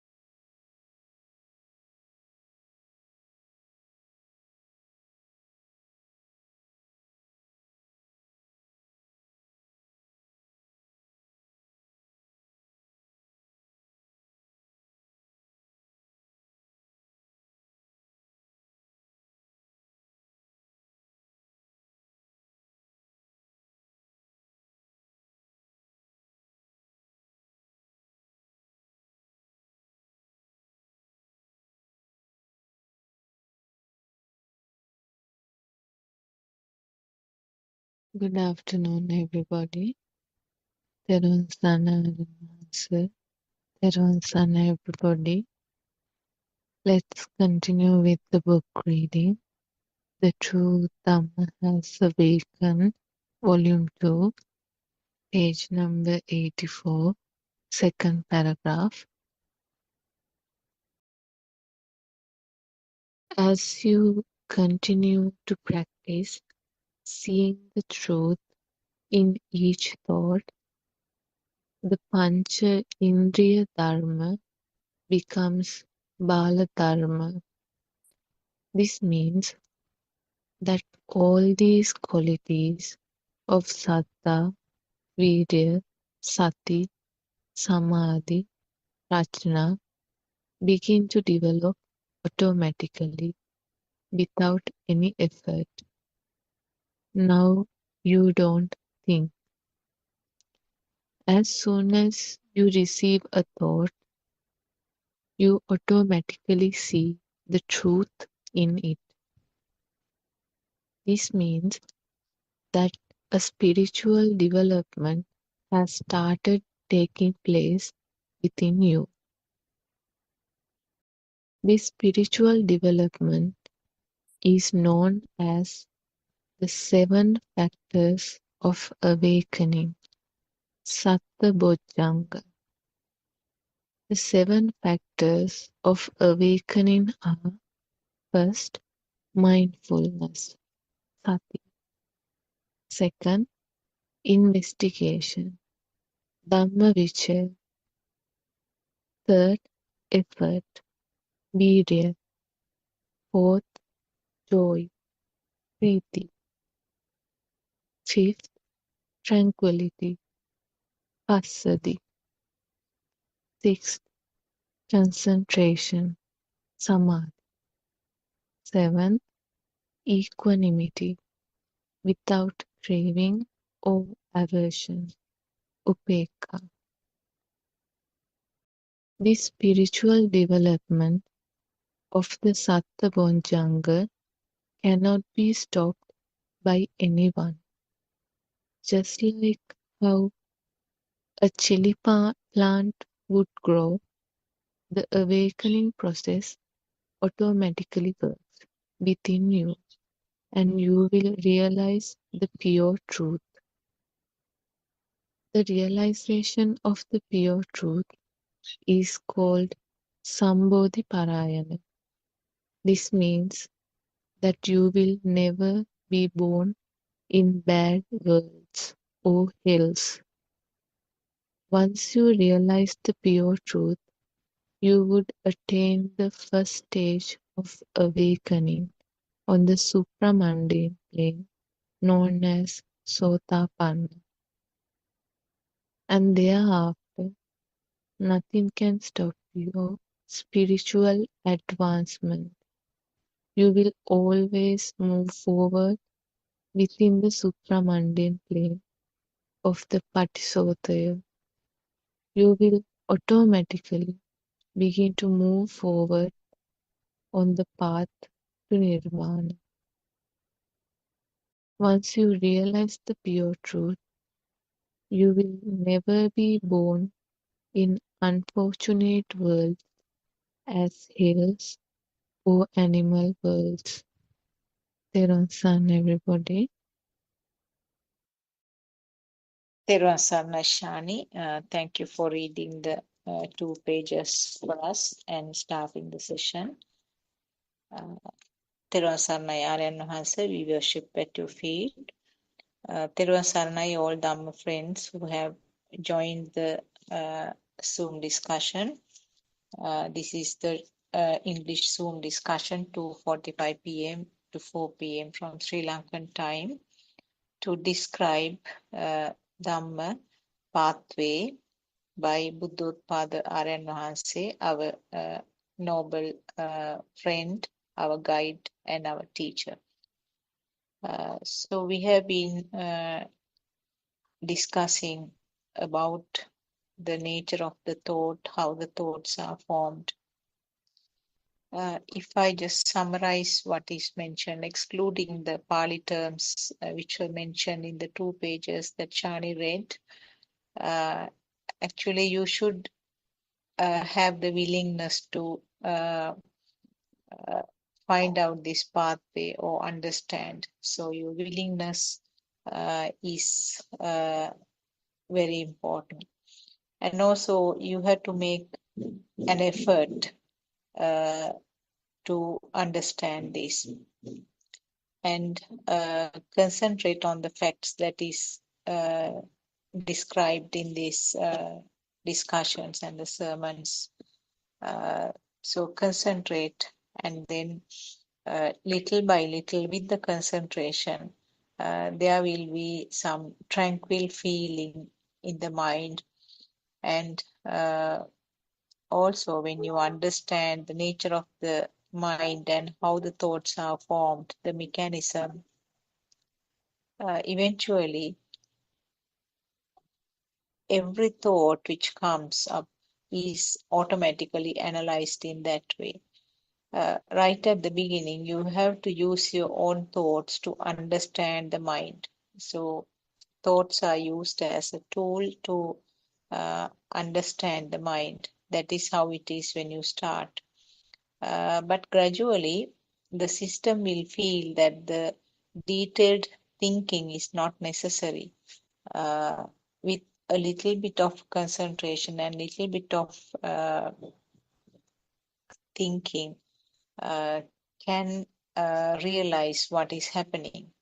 And furthermore, when you improve further, or when the system gets used to this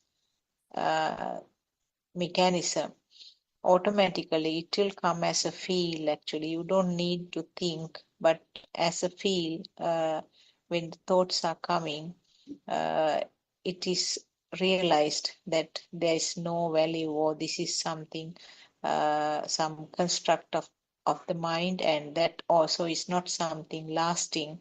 It's something that occurs then and there, now and here. So this is the rough sort of sketch of the things that Shani read for us. What we are trying to do with these discussions are to identify and understand the nature of the mind and the thoughts, and how this feeling of self occurs. And when you have an outline of these things, little by little, with these discussions, the gaps can be filled, and finally, you get freedom from this burning sensation which is there underneath every thought. And when you come to a certain level with this understanding, there is no way of just going down the stream, because when you start swimming upstream, it's hard, it's not easy. But after a particular milestone, there is no way of turning back and getting dragged along with the stream. And then there is some assurance that because we describe and we believe about the birth cycles, the samsara journey. So there is no risk of falling into one of the bad levels, bad realms. So this is just a summary of what we read. If we have any questions, we can start with a question, or we can start discussing on some topic. Dr. Kokila also has joined, and all our Dhamma friends are there. Therwan Saranai, we can start the discussion.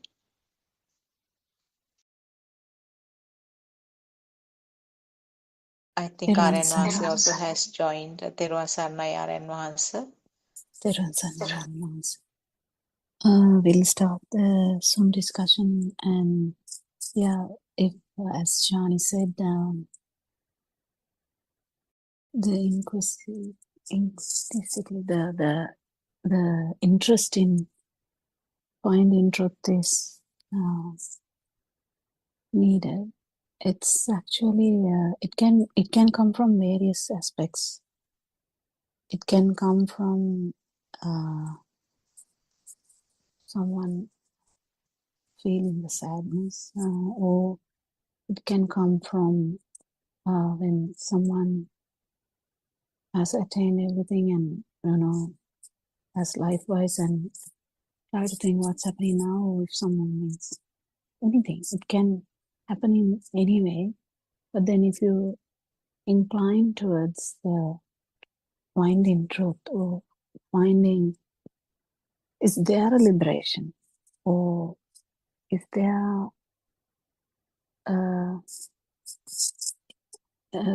me, is who am I kind of question.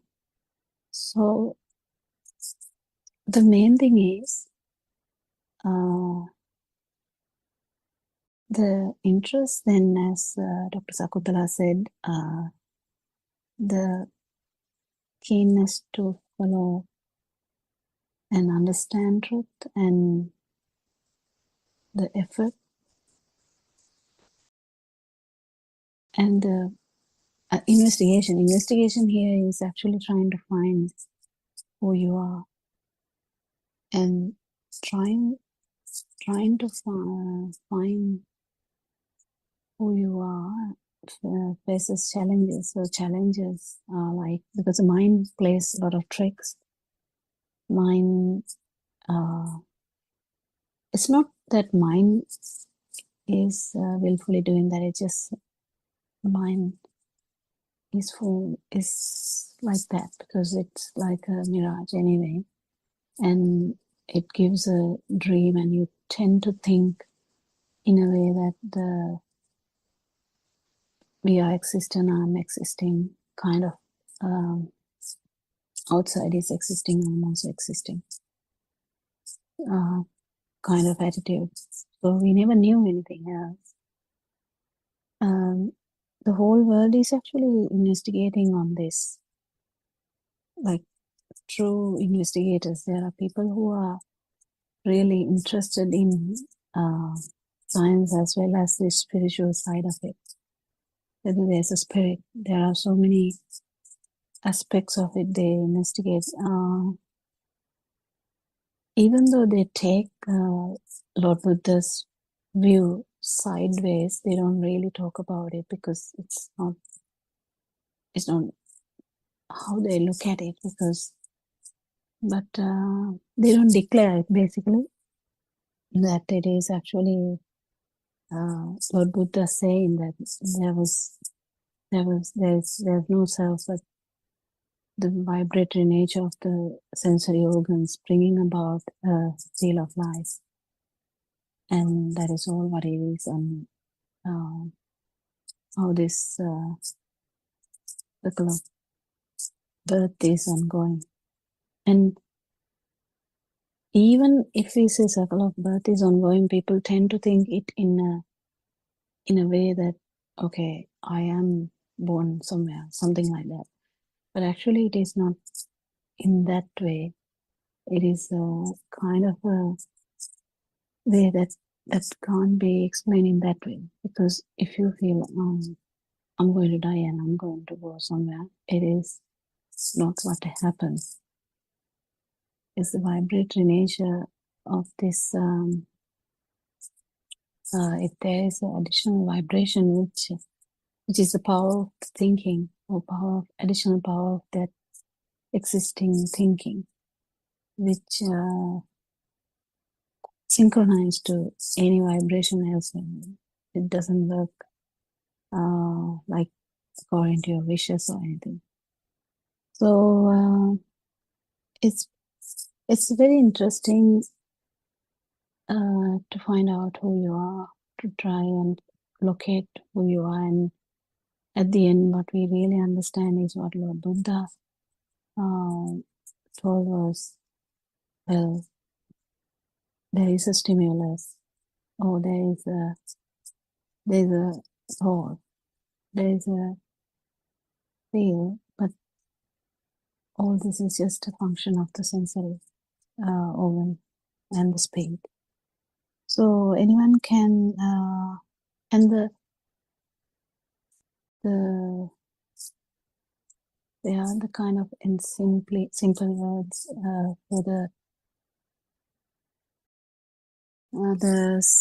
the effort and the investigation, all these aspects of your finding or become the truth, in the sense feeling the non-existence, or feeling the non-self-perception. So you can ask a question at any time, and Aradhansya is also here. I'm not sure whether he's free to join, but he may. Is there any question today? And Suramika is also here. Yes.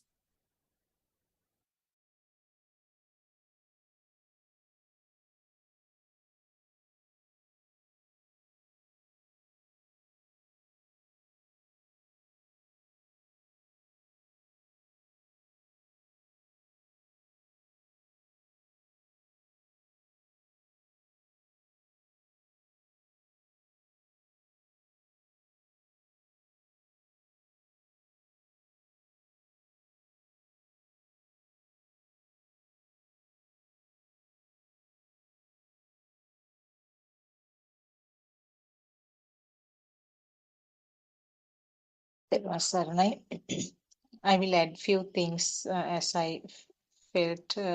When we are talking about this, who am I, the topic, who am I, it's an important thing to discuss, because that is the main root of this tree of defilements.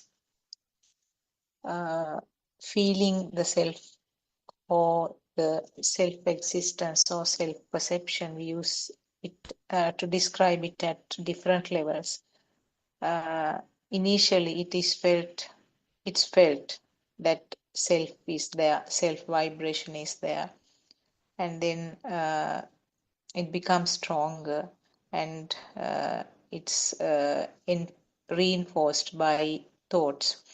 I am there, and my things, I like to do it this way, and like that, with the different age stages, various other colors or seasoning is added to this self-feeling. And finally, as as an adult or maybe a grown-up child, there are many perceptions around this self-perception, many other additional things, and it becomes a strong world, thick world around the self, me, my, and myself. So when we are trying to chip off this thick shell around the self-perception, the thoughts, it's very important to know how these thoughts are formed, what is this mechanism. As we have discussed earlier also, the little baby didn't have the thoughts, only the feels were there in the form of seeing, hearing, and feeling of the skin, tongue, and the nose. But gradually, with the growth of the physical body, some form of mechanism takes place, and there is some combination of these sensor functions to form thoughts. So this is where the problem starts actually in a major way. Not that it is not problematic before that, because even the sensor functions is a problem. But when the thoughts are formed, it becomes tougher. So when the thoughts are formed in the manner that a self is identified in a more stronger way, we need a detailed and a deep research on how these thoughts are formed. So in Buddothpado discussions, we have listened to these basic disclosures and the sermons done by our noble friend Aryan Mahanse.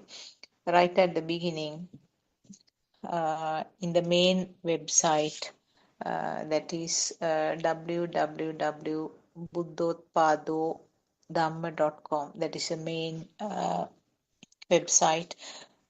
This has many discussions on how these thoughts are formed. So when you understand this mechanism, you need to listen to this and then discuss and research and experiment yourself, going to the bottom of it to understand that the thoughts, formation of the thoughts is a process. And when we understand this, then the question, who am I, comes up. Is this body myself? Again, it's a thought. We can realize now we have tied up the image, this physical body, to myself. So when you take different parts of the body, even in Lord Buddha's time, there has been some descriptions in certain sutras that different parts, the body is separated into 32 parts, yes. And then in each part, Lord Buddha was asking, is there myself? Can you name it as myself? So this is just an explanation that you can't say that this body is me. And also the concept that the body is myself has been given to the small baby by showing this is you, and that is where the combination of the sound and the picture occurs, and this image that this physical body is myself comes up. So if this body is not myself, then is the thought or the mind's, is the mind myself? Again, you have to research in detail how is a thought and how is the mind formed. So when you realize that it is something that occurs at each point, then and there, then it's clear that this mind is also not me. So like this, now these are two of the things that our Aryan Mahanse also has explained several times in the sermons, how to research who is this me. And finally, if the body is also not me, and if the mind is also not me, then what is it? Where is this myself? And simply it is a form of power or a current that is generated by these sensors. So this is basically something that is explained several times in the discussions. Maybe one of our friends can take Actually, it forward. we will add something to there, Dr. Sakuntala, Yeah. that Yes. it's finally when we understand that it's only the spark which was there, in the sense the stimuli. That was the only thing that was there. So the understanding that the chair itself is the thing that we brought up is the main issue. So like understanding this spark, the stimuli, the chair, if it is chair or if it is flower, if it is rose sound, it doesn't matter. If it is taste, whatever the pineapple taste, whatever that spark or the stimuli is, the actual the feel of that spark existence, or feel that is existing, is the thing that you felt as you are existing. This is the most important aspect of truth. If you don't get it properly and if you don't feel it, that is all what we had. And if you really understand that it's a vibration of the sensory organ only, you won't be able to feel the non-vibration, or in the sense you will feel the function of the sensory organ, but not the live field. So it's very important to understand this. We hear it every day. We talk about it every day. We discuss about it every day. But it's really important thing is you have to feel it. Otherwise, the doubts will be there forever. Because you can tell that something is inside a box. It is fully covered. It's a present that has arrived in the post, and until you open it, you don't know. So you can't really say this must be inside. This may be the thing. This may be the thing. Maybe this is a bomb. Maybe this is a good thing. Maybe it's a beautiful ornament or whatever. But actually, seeing it is the challenge. That challenge is taken by every one of us, and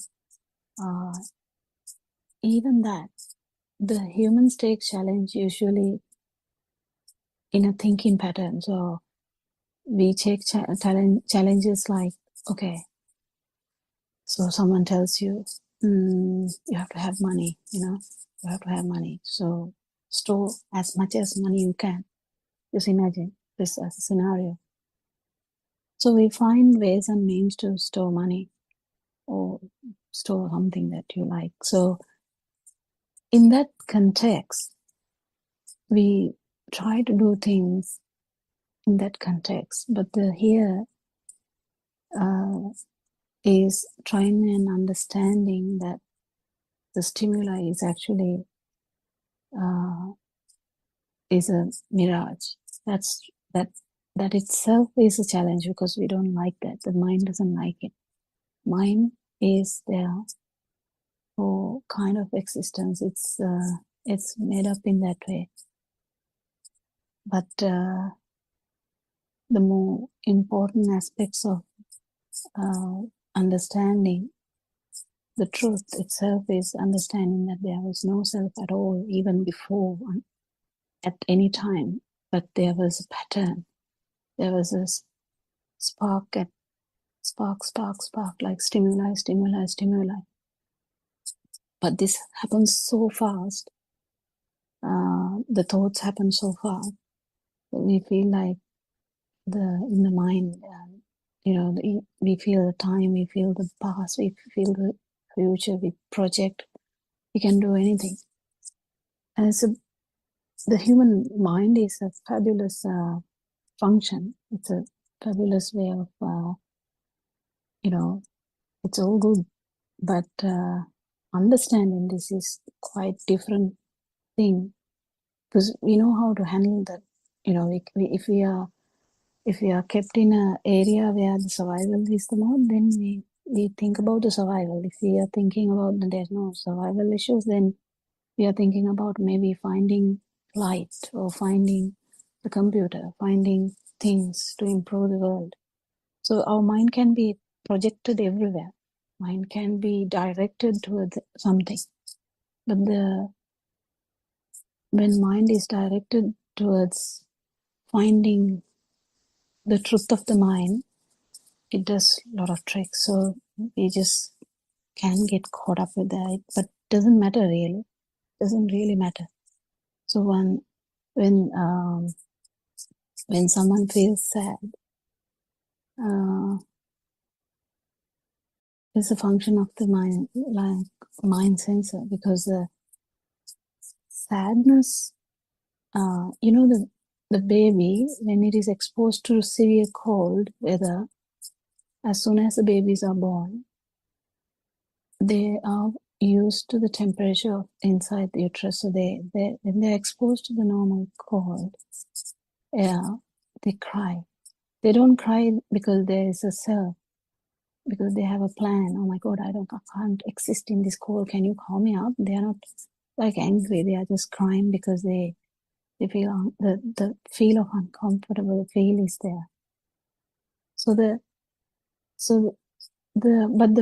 When we become, the mind becomes powerful, we have a thing, we become sad because, well, I'm not rich enough to buy a coat.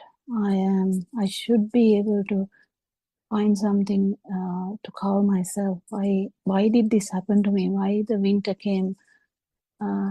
Why can't I be living in a country without a winter or something like that? You can keep thinking and thinking and thinking, and then you can end up thinking like, why the things are not good for me, So there are so many ways you can get sad just by thinking. That's different. So we just have to understand the way you look at life. There can be anything. Someone tells you to think positively, even that is just another way of thinking. So the way of thinking is what we are trying to understand here is not to change the way of thinking. We're actually trying to understand the thinking, or understand beyond thinking, I would say. Yeah, trying and understand beyond thinking, because the field didn't have any of these things, the problems, the everything. Yes, it feels the coldness. It might feel the the hotness, the uncomfortable. If the skin is cut, you can feel the pain. If a tooth is broken, you might feel the pain. Yeah, bodily functions are there. If you might get a headache, but the most importantly, the suffering aspect from the mind is not there. For that to happen, you have to actually basically understand the mind. Here's the mind through your wisdom, and liberate from mind. Yes, anyone can add on? තෙරුවන් සරණයි ආර්යයන් වහන්සේ. තෙරුවන් සරණයි Dr. Kokila and all Dhamma friends. Dr. Kokila, it's a very beautiful explanation of the newborn, how the newborn feels uncomfortable with the coldness and all other external entities due to external factors. And there, Dr. Kokila, the newborn even feels uncomfortable, but the child doesn't know that it is heat or coldness or whatever. But isn't it the life field that makes the baby uncomfortable? The need to survive? Yeah, but then he can't, or he or she can't do anything about that. Yeah. The mind has to So, form to understand the mind. yeah. And Dr. Kokila, even though this self-perception gradually augments due to the factors, I mean, due to the sensory inputs and making the world real gradually, this life field itself is a certain barrier that anybody has when getting rid of this self-perception. Isn't it so? Well, you put it you don't put it in that way, because that's kind of makes everyone like make it like appear hard, because whatever we say can affect others negatively. So how I would put that is, if you try to understand one stimulus, how this happens, you can pierce it. It doesn't matter what it is, but you can pierce it. The piercing part is done through the wisdom, yes. So if it's a cross sound is how that sound doesn't have the cross sound.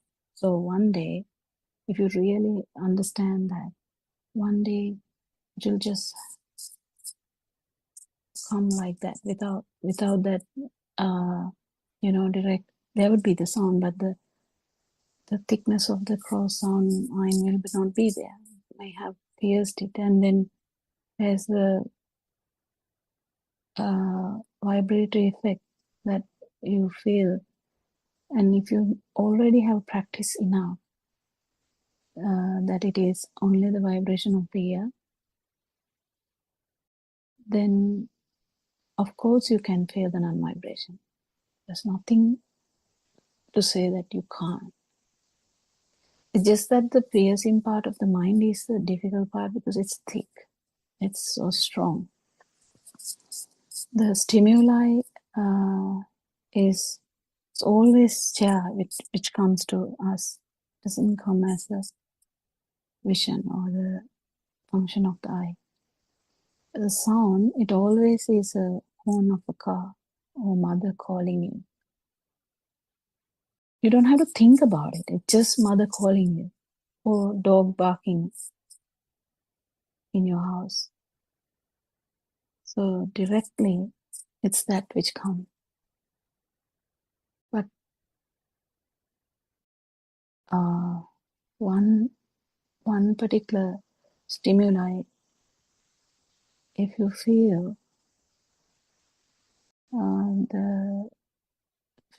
the vibration of mind has happened there anyway, and the feel itself is just the function of the sensory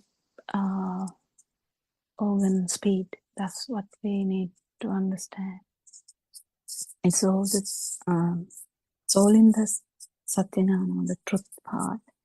But the experience in this, to experience this, the thickness of the mind should go down. Actually, I have to add there, the understanding of the perceptions are really important here, because you know that the perceptions are not true.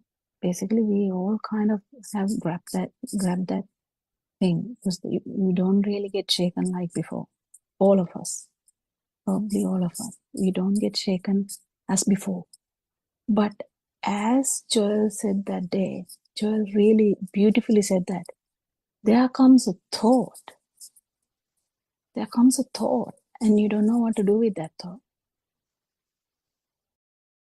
The thought arises. I'm fed up. I'm fed up with this, with life. So that's a thought.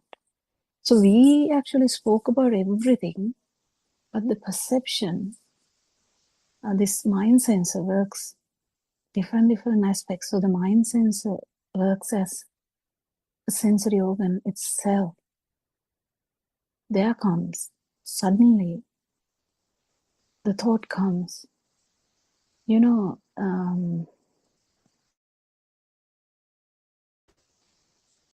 a person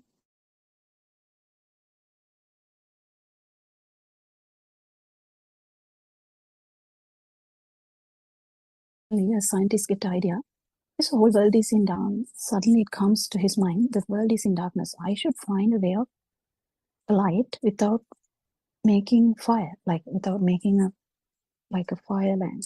Without making a fire lamp, is there another way of light? That's how the bulb was formed. You know, the mind, when fixated, it can do anything. So how does that thought process work? So when a thought arises, thought become it comes again. So just imagine you get an idea that you feel something different, and you feel, oh, this person is weird. You know, sometimes you might feel that this person is weird, and then this might come again, and in a few days it might come again, and then suddenly you will find that completely you have come to the conclusion that this person is weird. You can't even remember that it was a thought which happened before. Likewise, I'm fed up with this life. Dr. Kokila? Thought, yeah, Ja. That's what I'm going through. Like a thought comes, like this person is weird daily or at times, and there's a confirmation saying it's weird. The mind itself says he's weird, and I make judgments. So how do a person come out of that kind of thoughts, weird or fed up? It comes again and again.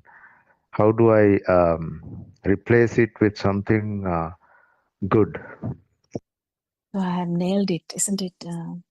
Ja? So the thing is, there's no tricks here, no shortcuts here, no even long cuts, I would say. But to understand how mind sensor works. That's how mind works. So how else someone would actually, you know, how many times that person tried to make the bulb? I don't know, I can't remember now. But he tried a lot. Every time he tried, it failed. And he tried again and again and again. Just one thought, how he tried multiple times. People actually admire that. It's okay. I mean, that's just great because we actually use that now. But what I'm trying to say is, this is called Abhisankarana. What is the word, Surangika, we call in English in that? Abhisankarana word is really not understood in like normal English word, but it's kind of... Yeah, I don't think we landed on a particular word, isn't it, Sudharma? We used volitional formation. Yeah, but that is even very complicated. Who understands volitional? Yeah, it's like magnified. Doctor, for that actually volitional formations Even, we use it even for my Sankara also, no? Sankara. So this No, for even this one English also, word English too word is complicated. volitional formation for Abhisankarana, but still repeated occurrence of the same thought simply. We can't find a single word. Repeatedly it's the same thought occurs, and as Dr. Kokila said, when the same thought occurs repeatedly, the power gets augmented. Power goes up each time. And that is so that's the situation. So simple repetition. Maybe Reinforce. magnified. And Ms. Surangika, can we use something related to reinforcement of so the repetition causes reinforcement. Repetition causes the problem to get magnified. But there's a problem. I would like to actually divert this discussion to the baby again. Just imagine your teacher says apple. Who would remember it the first day? Will you even pay attention to the teacher? You will be looking at her. Maybe teacher's hair is so good today. This red color is so good. If you have learned red color before, but the teacher would say apple, then you would say apple, and it's not a big deal to you. You just. But if this is coming up in every lesson, because usually remember how the lessons are done. I mean, so that I might tell that better. But what I'm trying to say is, go back to your childhood and see how we learn things. The apple, we get confirmation that it's apple. Like we get really fixated that it is apple. We can't even remember now. It's not pears.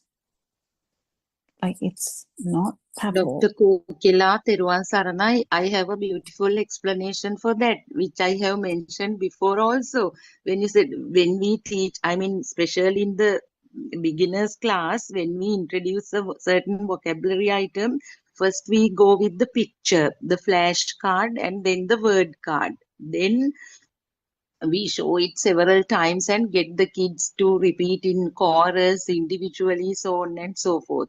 Then next time, the teacher gives the jumbled letters of the word and get them to mash them to form the word and then the picture. And the next level, doctor, we get the child to, even the teacher brings the real apple to the class. Get them to touch it, feel it, even cut it and taste it also. So in the lesson where they teach the names of fruits, there is a certain activity where they bring the real fruit to the class and make fruit salad and taste it with a beautiful rhyme. So see, it is definitely this reinforcement of this same stimulus that it is actually the teaching methodology is totally based on this Abhisankaraniya in all subjects. I think, doctor. Yeah, thank you. And the main thing is, finally the child is convinced that it is the apple, and the child is convinced it's apple. And if actually just imagine a child who can't understand anything might take like 6 years to understand that it's apple. There are children like that. So, and even after 6 years, a child might stumble on the apple thing, can't tell it properly. He might point forward to that, telling that he needs it, but not say the apple word. There's so many variations in humans. But even with that, even if you don't talk about it, the perception is there. The apple perception is there. As soon as the eye works and in the sense the vision works and the sound get together, we already have a perception. Whether you talk about it or not, we have a perception. Now think about this, we get feelings. So the feelings is a bit difficult to understand. So, at one time, you feel sad. So that's the function of this system. This system feels a bit low, a bit sad. And as soon as it happens, we tend to think. So what's the thinking? Oh, I'm fed up of this life. Why am I living even? There's nothing good about this life, There's so many things that come up. The problem here is the reinforcement, the repetition of these thoughts and the reinforcement. You finally, that apple, the child is convinced that it's apple, this becomes really convincing to now. you think, oh yeah, I'm depressed. Yeah, that's what has happened to me. And to Doctor? get rid, yeah. Something to add to that once, I think, as I remember, Madam Sudharma once brought up a question saying that she repetitively says something to a person because she thinks that that person doesn't understand what she says. Yeah. So, Their like that, habits. like we also feel certain things that this person doesn't. I mean, life is, when we feel bad and depressed, the thought comes, it's depressed, and it confirms it's depressed. So, Yes. like, how to come out of that also, feeling? Well, you just have to understand that you can actually divert yourself. As I say, you can go for a walk, you can, listen to music, you can, if you get angry, you can count from 10 to 1, 1 to 10. Yeah, you can do a lot of things. You can listen to the birds singing, you can feel the nature, you can see someone and talk about that, you can really try to think positively.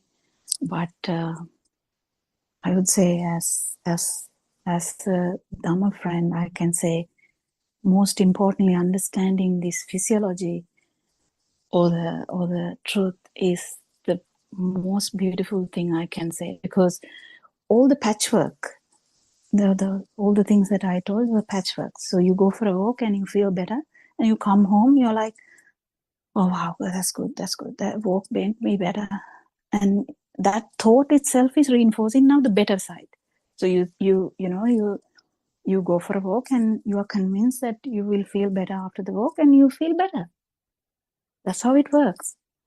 You kind of get absorbed into a music that you like, and that other thought can't arise. But as soon as there is another vibration which matches, or you see a person that you don't like, or that there are several aspects in our life that we have labeled stuff like that. As soon as that vibration synchronize in any way, it doesn't matter. Even seeing a movie, it can happen to you. Seeing someone else talking like that can trigger you. Triggers are all the synchronizations which happen. So the synchronicity makes you to go back to that place again. So we can't do patchwork. We can, for the time being. I actually told yesterday, it's a patchwork. What? Maybe go to some, like a place where tranquility is, or place where your thoughts are so calmer. But that helps. That helps because the repetition of those thoughts are not there. That makes the path so easier, because your heavy thoughts are not there. You feel lighter, and you might actually feel the truth. How much that it is going to, definitely it is going to help. All these things, feeling the nature and all this is definitely going to help. But that is how you're going to feel it anyway. If your mind is very heavy from unnecessary stuff, like I'm fed up, or I don't like these people, I want to live in a different country, or I want to go back to somewhere, or I might, whatever. It doesn't matter, whatever. So it's kind of a anticipation or procrastination. So it's either way. So whatever you feel is always guided by the thoughts. It's always reinforced by thoughts. So the way you think will be your culture, your attitudes, the whatever you had all this time. Because the thinking patterns are different. The way I think is different to the way you think. The way you think is different to the way Sudharma thinks. I was anyone like that. So the vibrations are different anyway. But the thinking patterns are also different. Vibrations are different, but also the thinking. Thinking is can be affected by environment, the everything. So you can't really forcefully stop a thought. If you really plan, okay, if this thought come again, I'm going to punish that thought, or don't come thought. You can't really do that because that is going to come again and again. And it is going to actually get powerful. So if you want to not think about politics, you try to do that. I'm not going to think about politics. I'm not going to think about politics. And the politics come automatically to you because you are trying to suppress something. It is getting more important, more and more important. It's unavoidable actually. So the best thing is to understand the mind, how this works, how this power comes. Sadness is okay. We are not happy with the sadness. What's the problem with the sadness? Sadness is okay. Happiness is also okay. It's just the function of this system. What's the big deal? But we fight with the sadness and we look forward for happiness. That's our agenda. The whole life we have been doing that. Just another question, Doc. Yeah. Hello. We talk about feeling, right? We feel sad. We feel happy. So feeling No, is actually, also happiness sensory. and It's no a sensory happiness. department? Or what is it? Feel is different from No, senses, or is it connected to feeling? no. Actually, that word can be complicated. The happiness and the there is happiness and sadness. They're all kind of mind related because I told you before, the child doesn't cry because he's sad. Well, we have to understand this. It's a bit difficult to understand. Child is not crying because he is sad. Do you get the point? So Yes, Doc. basically, Yes. basically, it's something associated with the mind sensor.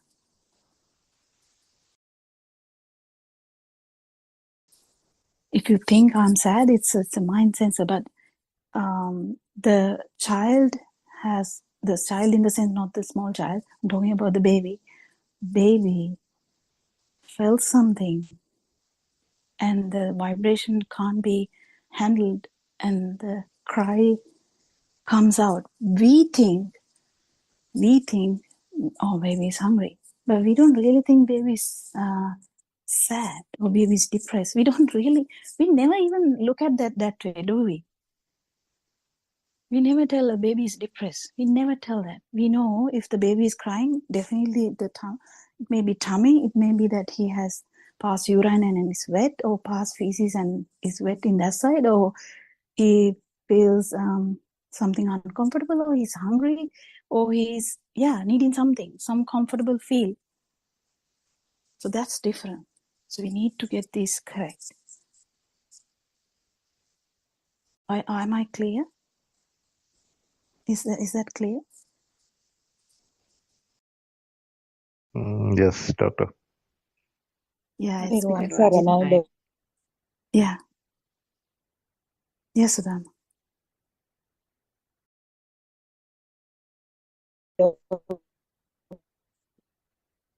Your line is not clear. I couldn't hear. Did others hear?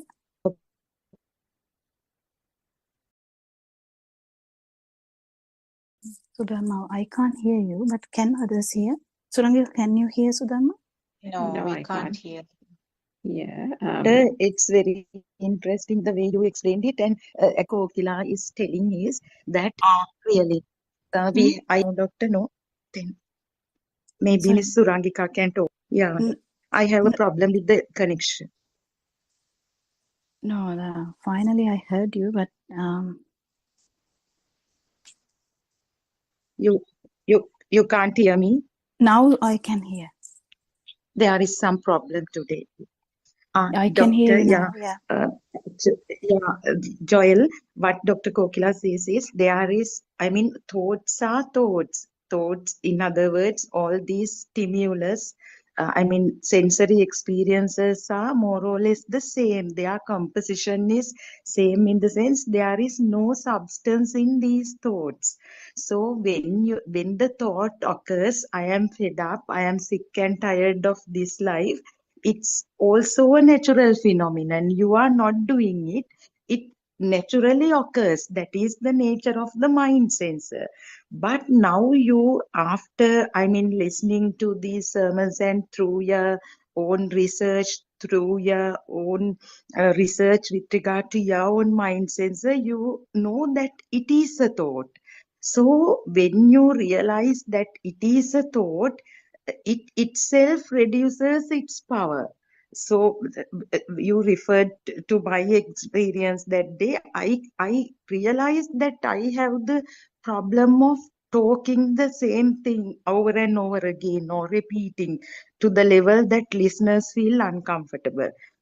That itself reduces that weakness. It is again nature, that awareness itself reduces the power of that particular thought, Joel. And as Dr. Kokila explained, the thought of I am fed up, or I am happy, I am excited, I am delighted, all are thoughts. There is no big difference in them as thought per se. So when you only remedy that we have to get rid of this suffering is to see it through ourselves, and the more we realize that it is a natural system, it's a natural phenomenon. Now you say I have no control over thoughts. No, Joel, not only you, no one has control over thoughts. If so, there are a lot of things that we want not to happen, as Dr. Kokila says. So it's very beautiful, the way that the discussion goes on here. So, and when you realize that they are mere thoughts, and when you listen to more sermons on the thought formation, how this radiant mind, now you can realize we have actually, personally, I have listened to sermons more than 3 years, but still uh, I ask some stupid questions, even you have heard them. Still, there are things to be clarified. So, only thing now we know that they are mere thoughts that bother us. It's the nature. It's a natural phenomenon. So, only thing we can do is the solution. We have to listen to more sermons, discuss these problems openly, and as you do, you are so fortunate in that way, and you are so brave also to come to this forum and talk like this. So gradually the thought power will diminish and you will be relieved. Not as a person, then the system will continue to be there. You will not be bothered by anything that happens to your system, Joel. Yes, Dr. Kokila can explain. Don't know whether it was clear what I was trying to say, Dr. Kokila. Peruvan Saranai. Peruvan Saranai. Yes, Surangika, you wanted to add something? Yeah, Thiruvan Sarnai, what I was also trying to kind of say and was trying to ask you to elaborate a bit more was, so this, I think the fundamental thing to understand is each sensor and its function, Joel. So, like we have for the eye consciousness, the eye has that sense of what is the thing that gets manifested? Light. So the eye consciousness and the way it occurs and its function doesn't manifest sound, right? The eye conscious manifests only light. Similarly, the ear consciousness doesn't manifest smell. The ear consciousness manifests only sound. Now, all this is occurring from one vibration. But then what happens with all this? So similarly, the tongue will only generate taste. But it is only generating. It is only manifesting. The creation is here. The creation is within the senses. So like we said, the eye consciousness creates light, the ear, the sound, tongue, the taste, skin, the sensations of solidity, liquidity, temperature, and so on. So the body won't feel the smell. It's the features peculiar or particular to the body sensor is what arises from the body sense faculty. And then the nose, it's the smell. So then how does the mind consciousness or the thought occur? A combination of those earlier vibrations, the touch, the taste, the smell, the light, all of those vibrations combine to form another vibration. And it is that other vibration, the second cycle, which is the thought. Now, even that thought is a vibration. And what happens in that thought? It is a combination of all those things put together, like that example of the apple that we've talked about today and then earlier also in these discussions. When somebody says apple to you in a flash, the entire of all the sensations occurring from all those different sense faculties arise in the mind. How do they all arise in the mind? In that one thought. So this thought is different stimuli that has been learned during childhood, during Montessori, whether it is an apple, whether it is a mother. So they'll show a picture and then they'll say the sound and then they'll say that's mother, this is apple, and so on. And then this is the way these stimuli, by it occurring in various places. You might learn it in the Montessori class. Say, for example, you might learn about the lion in your classroom. They'll show a picture and then they say, this is animal is called a lion. And then they'll say lion, lion, lion. And then they'll tell you to draw the lion. And then say, for example, in your childhood days, your parents might take you to the zoo. And then they'll say, here, Joel, that's what you call a lion. That's the lion. He's called the king of the jungle, the strongest or the bravest animal in the animal kingdom.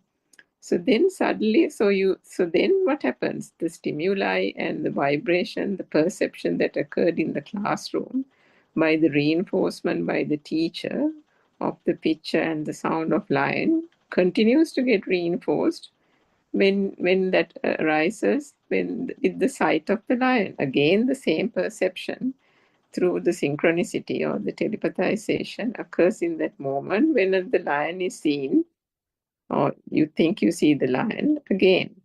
Then, for example, if you see the movie Lion King, again, due to ignorance, if one still considers the world to be true, which we then did in our childhood days, you see, here in this stage drama or in this film, that's the lion. It's that lion that I learned in the classroom.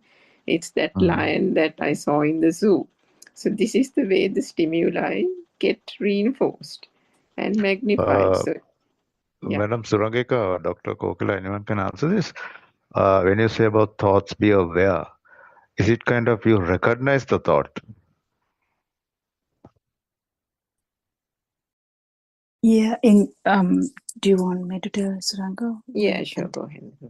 Yeah. So yeah, it is kind of something like that, you can say, because if you try to do it forcefully, you can't do it. That's the thing. That's the trick here. Because in concentration meditation, it's done with so much force. We are not telling that. It's just kind of a background thing which happens where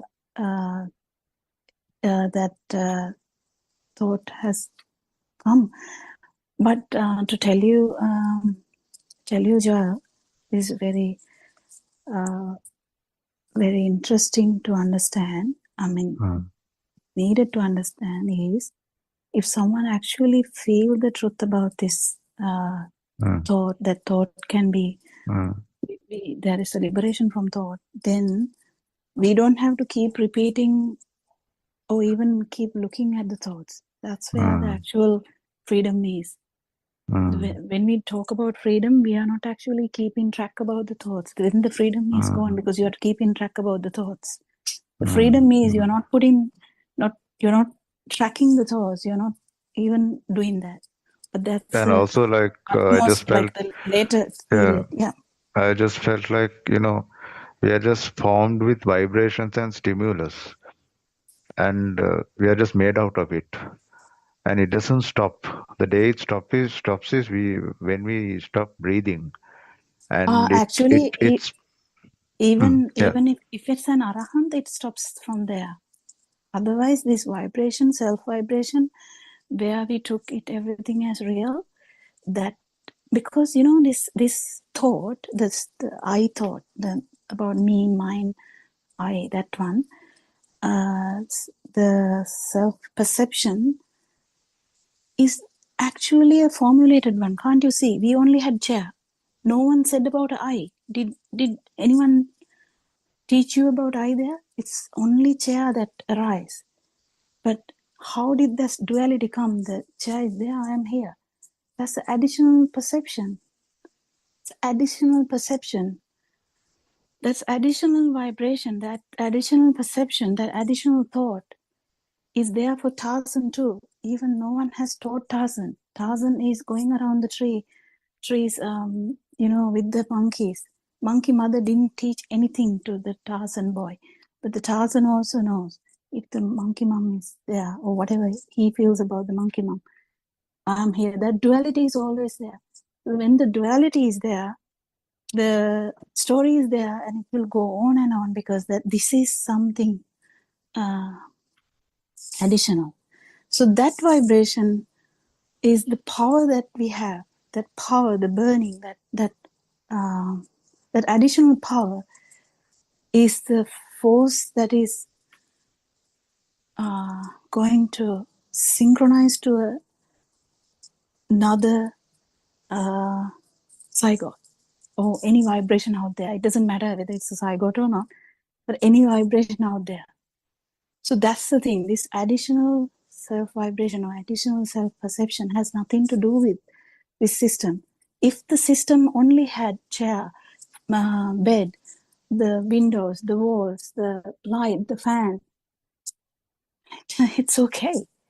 Because as soon as the respiration stops, everything, these things stop, the suffering stops. But it didn't happen like that. It didn't happen like that. That's why there is a vibration that is manifested as Joel now here, manifested as Sudharma now here, manifested as Kokila now here. The name is just a name, but there is a manifestation, isn't it?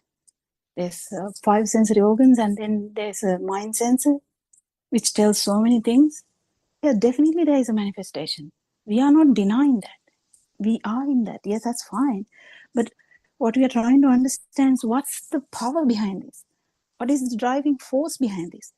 What is the suffering here? How are we going to stop the suffering? As soon as you understand this system, this power is going to go low. If it was 35,000 watts before, it is going to go to 0. That's how it works, Joel. I don't know whether it was good enough. Surangika, do you think? What I was going to say was that, the explanation about the lion was to say exactly what you pointed out a little while later, Joel. This is a constant stream of stimuli, whether it is animate or inanimate. We take examples by giving objects, right? Like tree, mother, father, temple, and so on. But think about it like this. So whilst the light and the smell and all these things come together and form thoughts, even the mind sense or the mind consciousness itself accesses a separate sense faculty, which is what Dr. Kokila was trying to say earlier. So, just like we have objects like lion, dog, and so on, think about concepts. Now, see how many concepts we have learned over the years, like freedom, patriotism, compassion, loyalty. Now, when a baby was told these words, does any of this make sense to the baby? Baby doesn't know loyalty from freedom or any nonsense, right? The baby doesn't know a thing. Even those concepts have become of value because of the way we have perceived them. We have given freedom a particular connotation. We have given depression a particular connotation. How come there's so much stigma around depression? How, in different countries, people are cornered. in society because of that. Why? Because people have given in different societies different perceptions, different ways of attitudes, and so on. So similarly, Joel, for you, when you say I am depressed, I am sad, I am fed up, the word fed up is also, there is a particular meaning or a tone and that you have given to it, which is why now even the mind consciousness keeps bringing that up, as if, depending on the meaning that has been given to it. But what needs to be fundamentally understood is these are also just like objects and everything. All these, even those concepts, are mere perceptions. In the English language, we use those words. In another culture, they would know what on earth that means. But they would probably have their own thing. Can it change like that from one to the other? No, the truth doesn't change. Whether it is from a culture to a language to any nationality, the truth does not change. Why? Because the truth is the field. So the field is what Dr. Kokila was saying, that ultimately this self-vibration, the field that we have, that we are existing, that we are alive, all coming out of this false sense of perceptions arising from the mind, is all due to ignorance, because we have made up a thing called the mind by all this absolute nonsensical data that has been programmed into this system. What has been programmed into the system called Joel is not the same data that has been programmed into the system called Dr. Sakuntala, Dr. Kokila. But they are, can you see, they are all different systems, which is like being, strung by like a puppet on a string. Each time the vibrations occur and the perceptions occur, as long as one considers the perception to be real, the strings are plucked and the puppet is dancing. Now, the understanding through the truth is that the strings that are being pulled, otherwise known as these perceptions, the random thoughts occurring in the mind consciousness, I am fed up, today I'm depressed, tomorrow I'm happy, the following day I don't know what to do. All these are just thoughts. If one understands that they are mere thoughts and all that the mind conscious does is repeat certain thoughts, it randomly occurs. If you keep on giving food to it, if you keep on nurturing it, if you keep on thinking about it, why am I getting this thought, why am I getting this thought, that thought is going to come over and over again. But if one understands that that is merely the mechanism of the mind and give rise to it, just like Sudharma said, seeing the fact that that repetitiveness of the way she describes something itself was enough to stop that arising as another perception telepathizing in the future. So just try to kind of reflect on that a little bit more, and I'm sure you'll understand how these thought patterns work, Joel.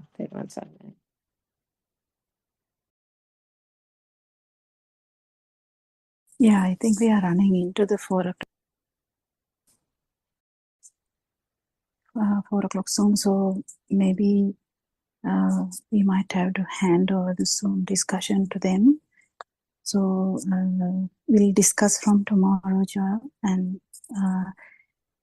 it's really interesting to understand the mind, understand this vibration, how did that arise, due to very ignorance that we have, everyone actually, any being has, and even it's a unicellular creature, unicellular organism, even that organism has this, because when there is vibration, there's definitely, it is not manifested as in humans, like in a way that we do, but it's always there. So understanding this system is imperative. It's really needed to actually get this power reduced to a level so that you can actually pierce the thought. So we'll continue discussion tomorrow. We worship Aranwanse for his noble friendship, the guidance, has no words for the gratitude we have for him. And thank you all, Dharma friends, for coming to discussion, and thank you Shani, for reading the book, and also thank you all the people who help us to have the Zoom discussions. May Triple Gem bless you all. May you understand this Dhamma. Thank you. තෙරුවන් සරණයි ඔයාලට. තෙරුවන් සරණයි ඔයාලට.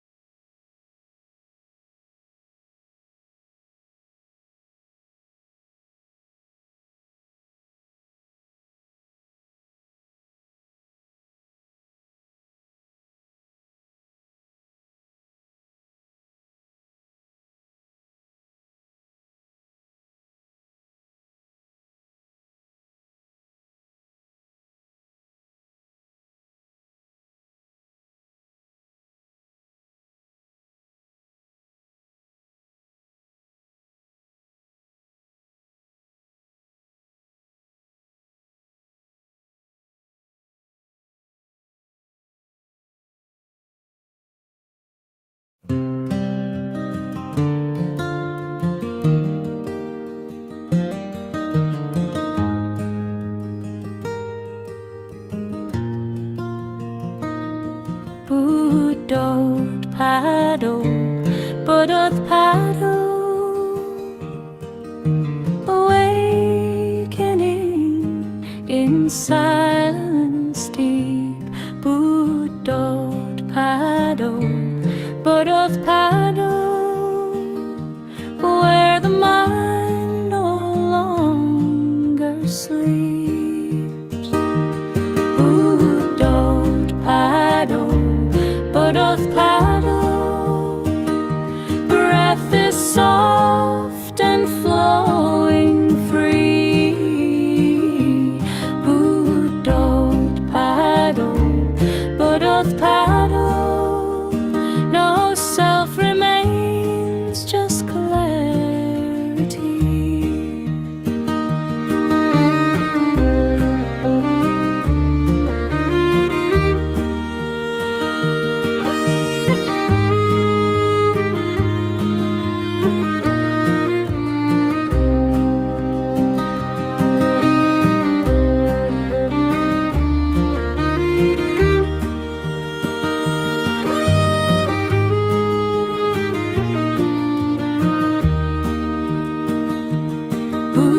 Buddothpado,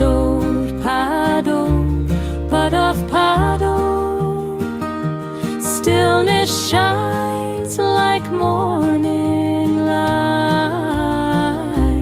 Buddothpado, Buddothpado, truth appears beyond sight. Buddothpado, Buddothpado, Buddothpado, Buddothpado, awakening, awakening, Buddothpado.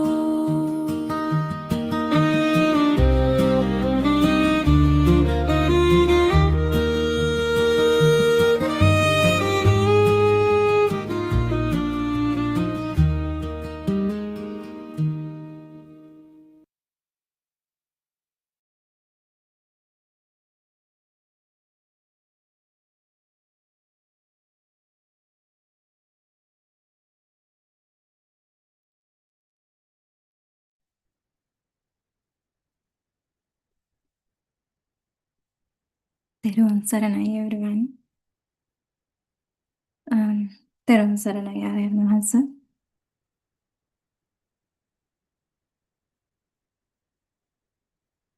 You are listening to the 24-hour Dhamma broadcast on Buddothpado PeoTV. this beautiful morning.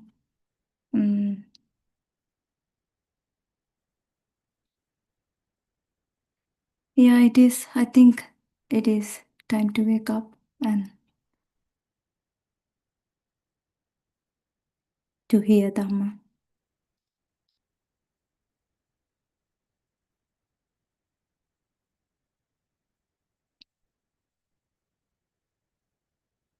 When we talk about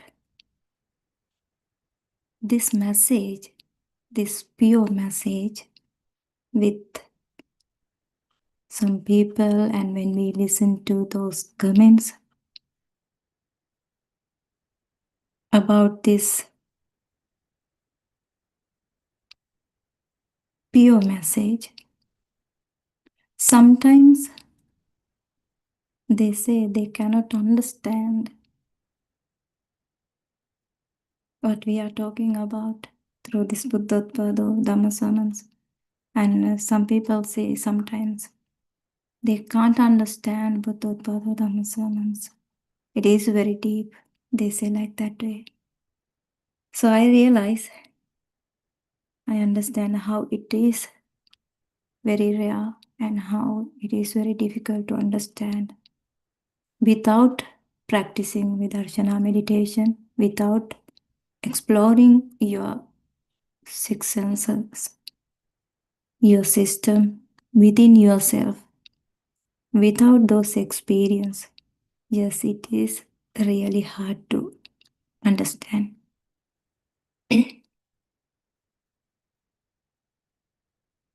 And that is completely understandable. Why? Because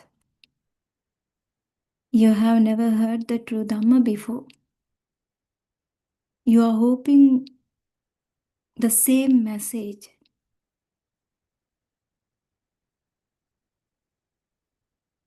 You are used to hearing the usual teachings, mostly about concentration, meditation, calming the mind, or basic teachings about sense desires. So it is not surprise that when you listen to Buddothpado Dhamma sermon, how you feel, or you might feel very different from what you are familiar with. That is why when you listen for the first time, if you listen for the first time, sometimes you might think this is a different kind of explanation.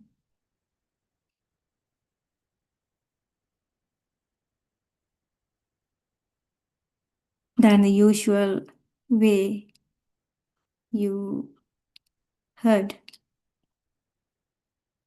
That is why you cannot grasp from the very beginning. But when you listen continuously, you will understand, you will clearly see what this Buddothpado, Aryanwanse, and then all Dhamma friends are talking about. What you have been hearing all this time is Dhamma that has been distorted, diluted, or turned upside down. So naturally, when the real Dhamma appears, it feels new, unusual, or even confusing. That is why Lord Buddha also said, it is very rare to listen to Dhamma. So because of that, you might start to wonder, is this really the true Dhamma? But at the same time, you might also ask yourself another question. If I have been listening to Dhamma's sermons for so many years, why didn't I see Nibbana through those teachings? Why didn't those teachings lead me to the lead me to enter the path to Nibbana? You can ask yourself. You can explore within yourself.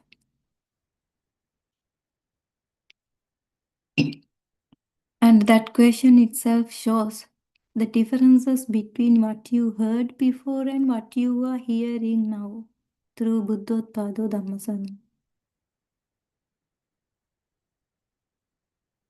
Another reason you may find it difficult to understand this teaching is that you have not yet looked at the Dhamma through your own direct experience. You have not tried to examine the mind with insight or to see the Dhamma within yourself through your own wisdom.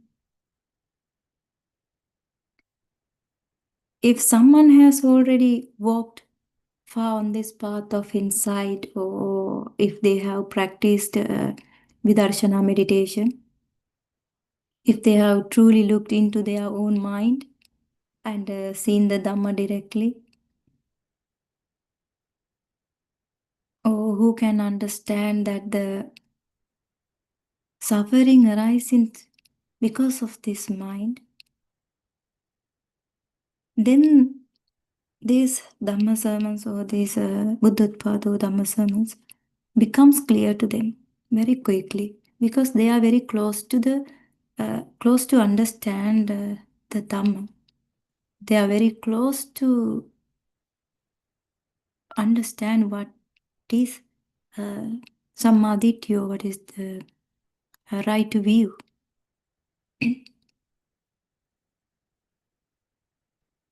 So when you listen to Buddothpado Dhamma sermons, and if you are someone who is new to searching for the true Dhamma, it is helpful to start by listening to the basic and foundational teachings first. You can hear so many Dhamma sermons on YouTube that Buddothpado Aryan Wahanse has preached so many Dhamma sermons last few years. Those basic foundational teaching you can hear on YouTube. There are many introductory sermons available for you, and if you listen to them from the beginning, the meaning becomes much clearer and clear. Sometimes during this time period, the Aryan Wahanse speak a lot about the direct experience on this path.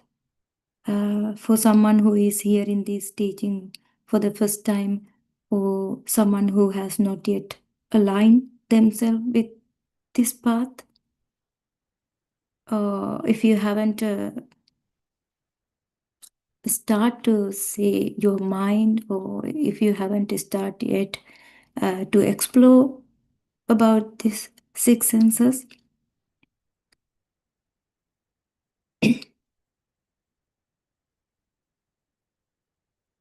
it can easily sound confusing or even incorrect. You might get a wrong idea according to your level of jnana or wisdom within you. That is why it is important to begin with the initial Dhamma sermons. Those Dhamma sermons explain very well how this mind has formed, how the suffering arising within you, what are the cause and effects. Like that, so many Dhamma sermons on YouTube. You can listen for those Dhamma sermons, the ones that explain the path step by step. There are many such sermons available, and if you listen to them, you will be able to understand the meaning of very clearly. We can understand why sometimes you say it is very hard to understand because still you have no idea or understanding about the samadhi or the right view. You should gain the satya jnana or right view. It's hard to grasp this Dhamma all at once, so everything need to be seen very clearly in its own time, step by step. Most of the time we can hear some advice given by Aryan Hansa, looked at our mind and removed all the negative or the Aryan says that never advised to remove the negative thoughts or toxic thoughts like other mindfulness teachers.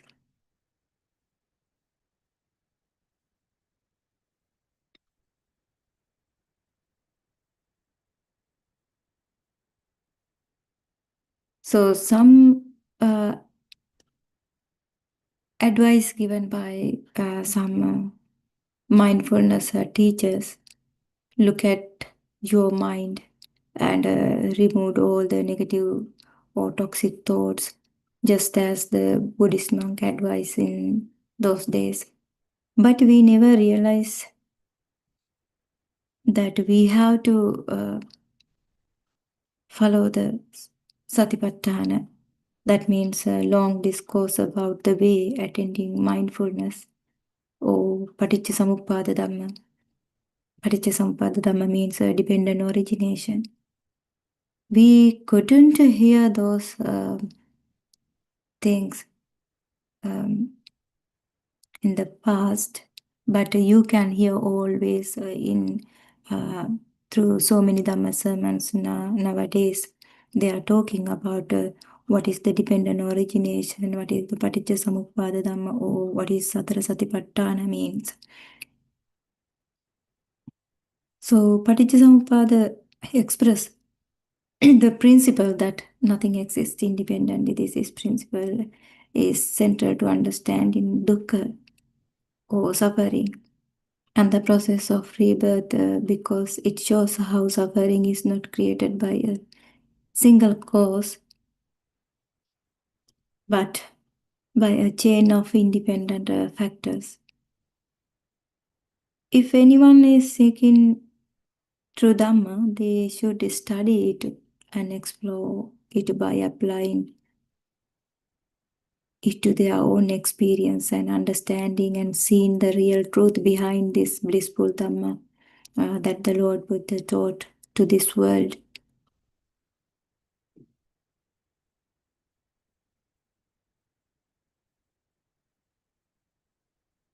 Once you hear or understand the true Dhamma of this non-self Dhamma, you may feel confident that you have understood it and even begin to plan your path. But without actual practice, it is only actually mental activity. Let's take an example. It's like if we are talking about an example like if you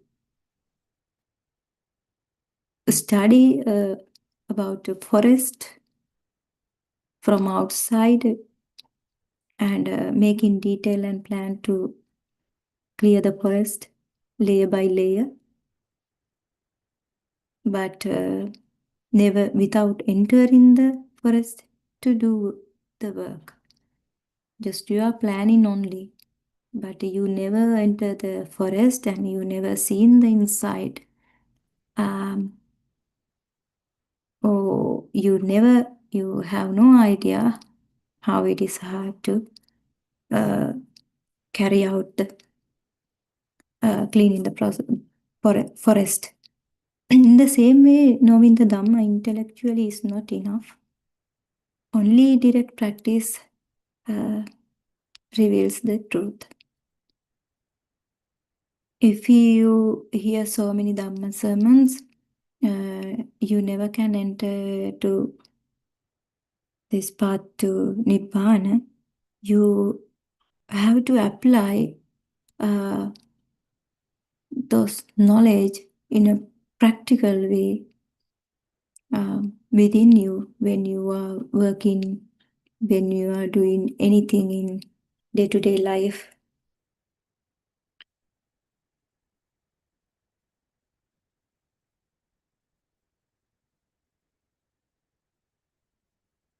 Before you realize what the right view is, and once you begin to practice this path, you start to see the mind exactly as it is. At first, many frightening shapes appears, like you can understand how your mind is behave, like a forest, because the wild animals in the dark forest. In the same way, your toxic thoughts and deep-rooted fears suddenly show themselves. Then another layer appears, like tall and solid, like great trees in the forest. In the same way, your mind, there are so many thoughts based on greed thoughts or hatred or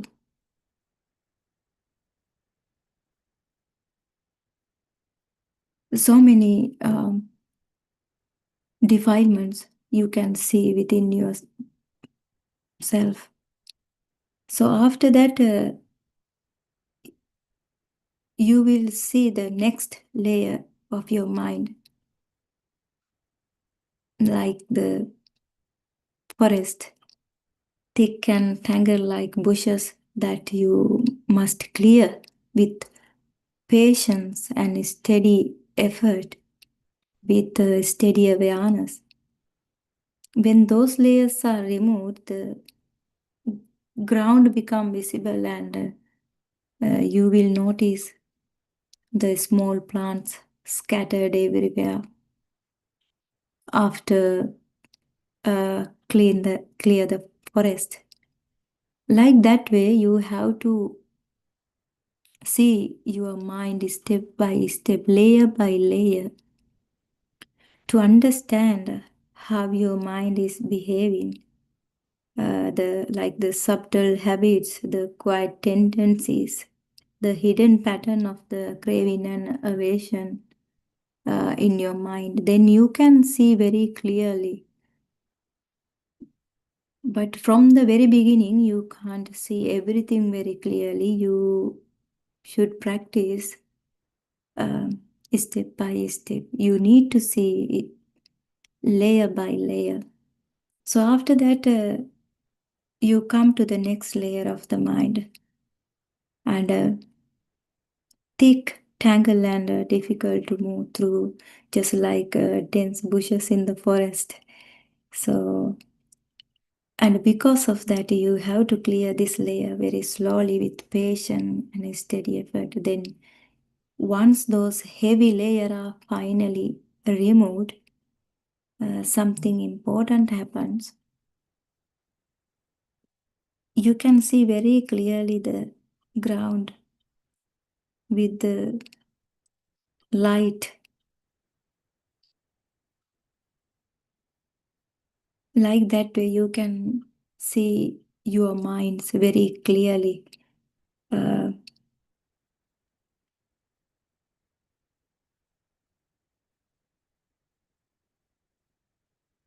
But you may think that is the end of that practice. But at that point, you may feel that the hardest part is over. But the truth is, it has only just begun. This is the stage where the real work starts or begin the true battlefield of the mind. Until you are in ignorance, you never can see that. But once you start to see your mind layer by layer, when you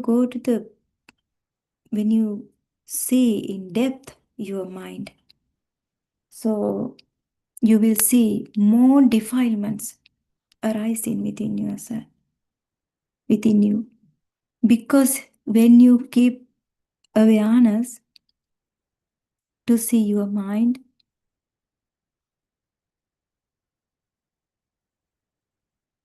it is start to begin like a true battlefield of the mind, because you can see all the time the defilements arising and passing away. Then once you understand the true Dhamma, or once you understand the right view, so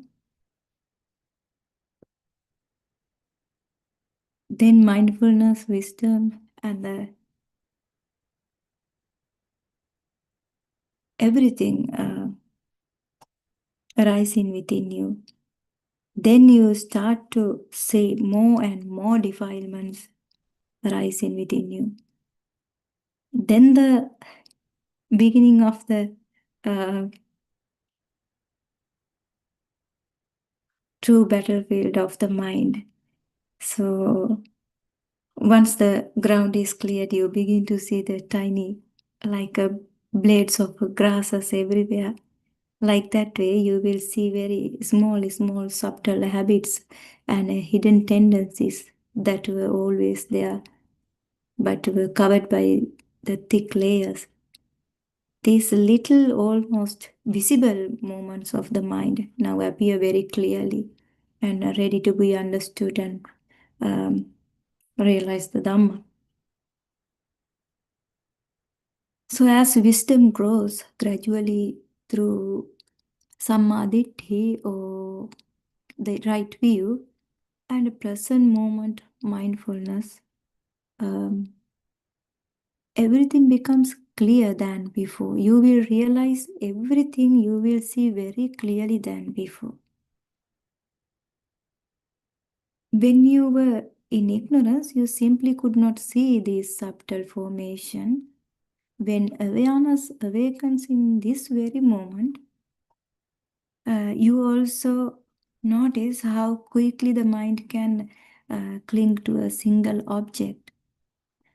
But you were, when you were in ignorance, you never realized that kind of mind can cling to a single object. But sometimes you might forget, but sometimes it might appear from the very beginning. However, you cannot stop that. Once you understand the samadhi, once you became to that state of the level, you never can stop seeing your mind very clearly. Every moment it will arise in within you automatically. So the very moment you cling to a single object, you can see the trace of avidya or ignorance. There is no gap between these points, the arising and clinging. The knowing all become visible in one continuous flow. So you will see very clearly what is the ignorance and what is the wisdom in that point. This is why once you truly enter this path, it does not stop. This the wisdom within this process keeps unfolding. No one can prevent the inner transformation that begins to arise within you. You never can stop either after you realize in this Dhamma. When vipassana is present within you, the mind cannot be pulled back into the old stream of anusota. That is the flow of ignorance.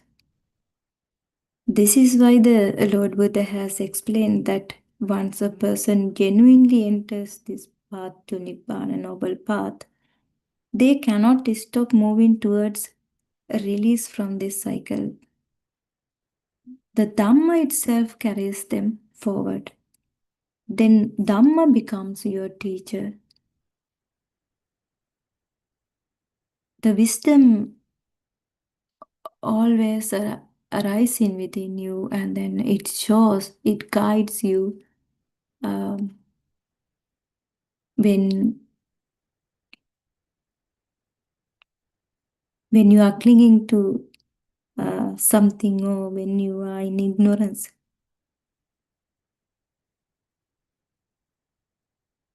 To understand suffering, we have to stop being attached to the things that create suffering. If you want to remove the cause of suffering, you need to lose interest in craving and in the things you crave. When we look deeply, we see the six sense faculties are the doorways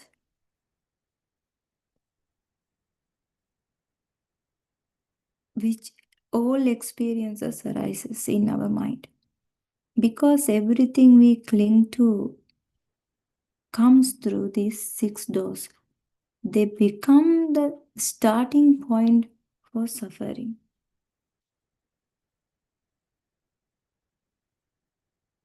Without understanding this, the root of suffering, without understanding about your six faculties, how it's arising and disappearing in this very moment,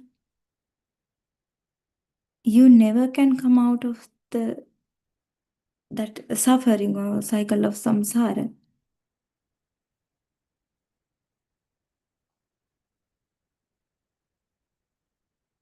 So it is not only about controlling the mind or controlling the outside or changing the situation or changing the place.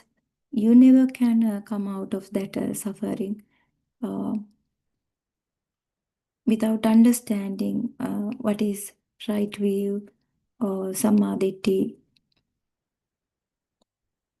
When you deeply explore how the five physical senses and the mind creates experience, it becomes very clear how suffering arises. It is about clearly seeing how all six faculties bring in sight, sound, smells, taste, touch, and thoughts, and how craving forms around you.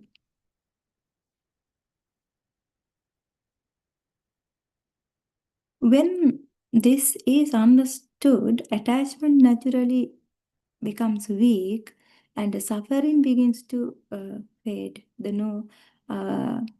noble ground is in a space where realization begins, where the mind starts to see things as they truly are.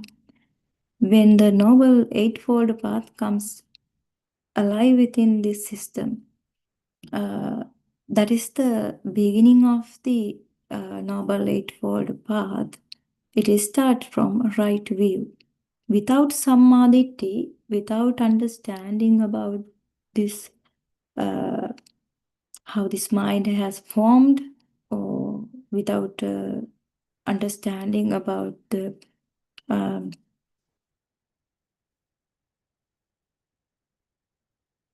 six senses, without understanding about the paticca samuppada dhamma, it never can arise within you, arise a right view within you. That is the beginning of the eightfold path, right view, and then right attention, and then right speech, and the right action, and the right livelihood, and the right effort, and right mindfulness, right collectedness. Then the mind stands on firm, unshakable ground. After you understand what is the right view, after you seen it very deeply, then the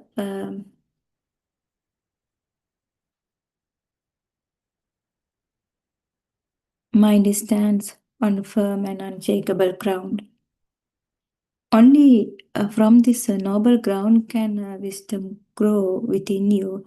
Only from here can the mind see clearly and move towards liberation. When the noble friend Aryan Mahanse speaks about the state of non-vibration, he is pointing to a mind that has become utterly steady, unshaken by any moment of craving, aversion, or delusion, because it is the state of free from mind. Once you understand that you have no real mind, or you have no anything to take as a real, then there shouldn't be any craving or aversion or delusion within you, because those defilements, craving, aversion, delusion, arising within you if you have something to cling, if you have something real to cling. That's how the defilement arising within you. So, in that stillness, a powerful wisdom arises. It is a knowing that does not tremble, does not waver, does not get pulled out into becoming the non-vibrating state, is not a trance or mystical experience. It never can arise within you by thinking. You never can pull out that non-vibration by thinking. Actually, it is the natural purity that appears when truth is directly realized within you. In that clarity, thoughts may still arise within you. Thought may appear as a normal because your six senses are working. You never can stop your six senses arising in this very moment, but only you can understand, only you can see the process in this very moment by keeping steady awareness within you. That's what happened within you, but they no longer disturb or shake anything. Seeing the nature of not self clearly is something that directly supports the path to Nibbana or liberation. So what's happened there? Because you in mindfulness or concentration meditation, you try to control your mind. You try to reduce the thoughts appearing in your mind. But this, once you realize the true Dhamma, once you understand what is samadhi or right view, once you understand about how your mind has formed, how this suffering arising through this process, then even if it is still thought may still arise, but they no longer disturb or shake anything. because you know that there is no real mind. There is no, you don't want to produce more, or you don't want to generate more power to create more thoughts, because when take an example, if you if it is a arising a mind object in your mind in this very moment, think about the past events that you heard so much. But once you see the thoughts with steady awareness, you see that the thoughts, there is nothing, there is that thought is very, very useless. You will see like that way, then you don't want to hang in on that thoughts by creating more and more, like a chain of the thoughts. Then suddenly it will stop in that moment.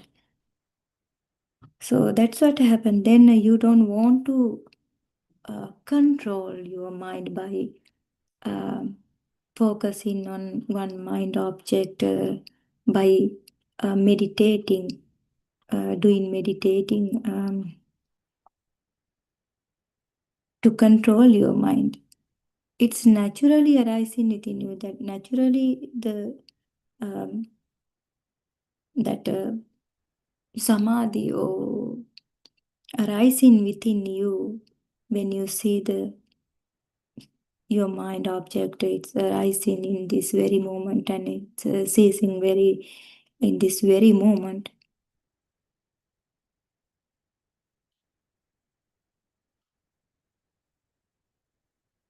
If you look carefully at the very beginning, and if you think there is no I here, that too is just a mental perception. The sanya, you will realize very quickly, oh, this is a mental perception, this is a sanya.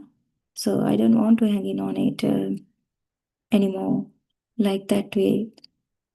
It's simply another sanya created by the mind. It becomes easier to let go of that particular attachment or particular clinging.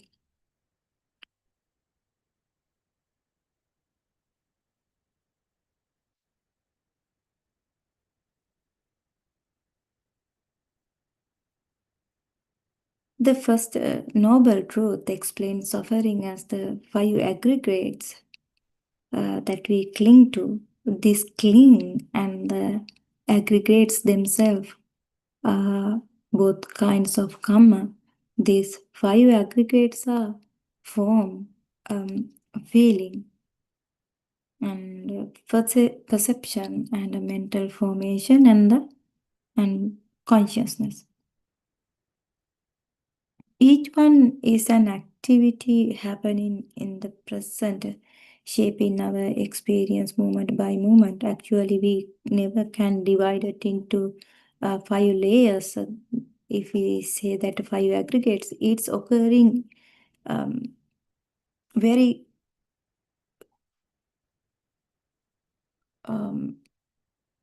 quick and a very fast process. It's happening in this very moment. We never can see as 5 layers. So the aggregates have both a painful side and the pleasant side. We naturally cling to them. This is why the Buddha said that seeing the rising and passing away of the aggregates itself, Nibbana.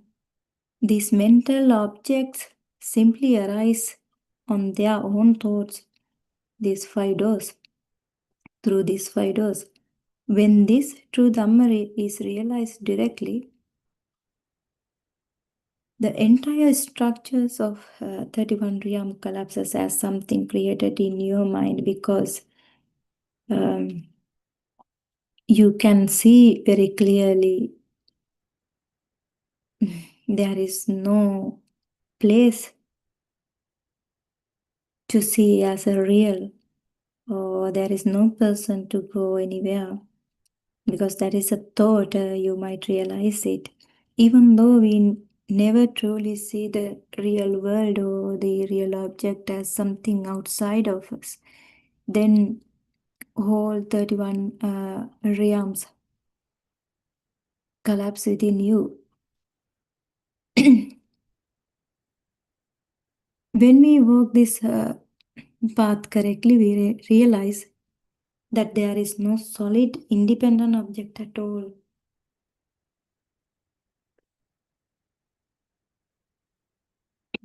What appears as an object is simply recognized through jnana or wisdom. Never truly see the real world keeps you your meaning of misperception.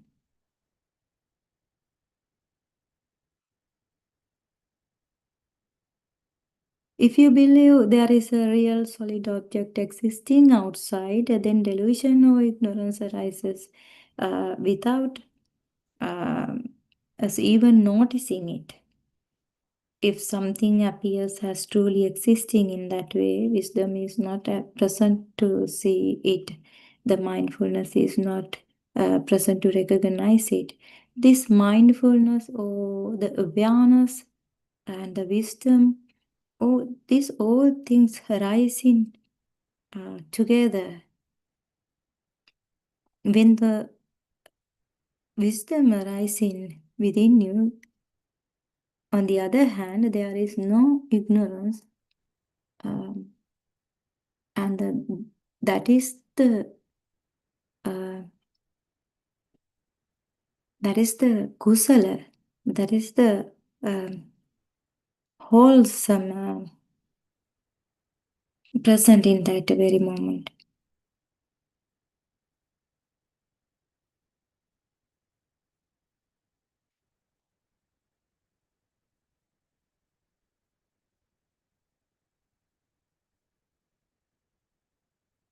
Everything appears completely normal to these six senses, but wisdom quietly understand that the mind is shaping an object there.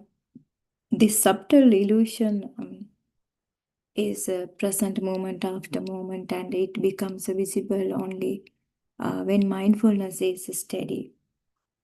Even though everything appears through these six sense bases in a completely normal way, the wisdom clearly understands the exact manner in which an object is being formed here. So this whole process arises according to Dhamma itself as a natural law. The whole world that we experience is actually being created right here through these six sense bases, and this becomes clear to wisdom, just as I said from the beginning. Like when the forest is clear, the sunlight reaches everywhere without obstruction, and everything becomes clearly visible in the open light.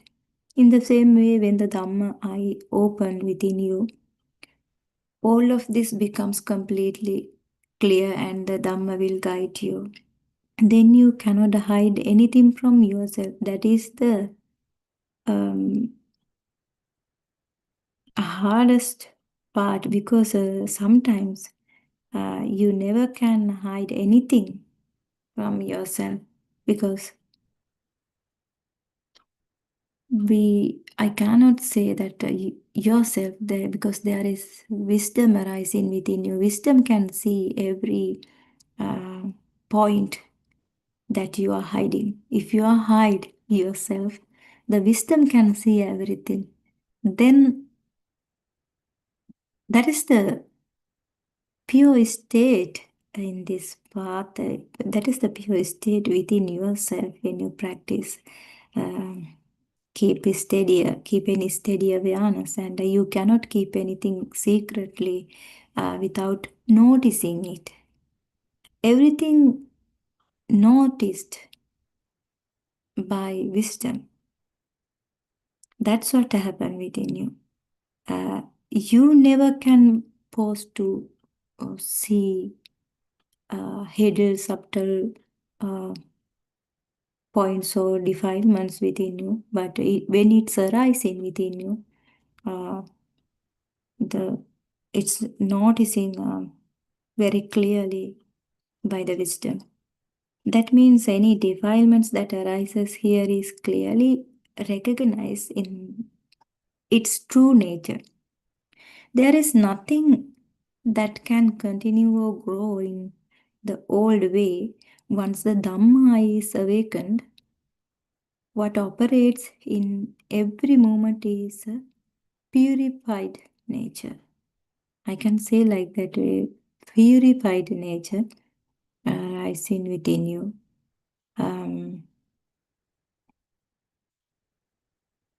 That means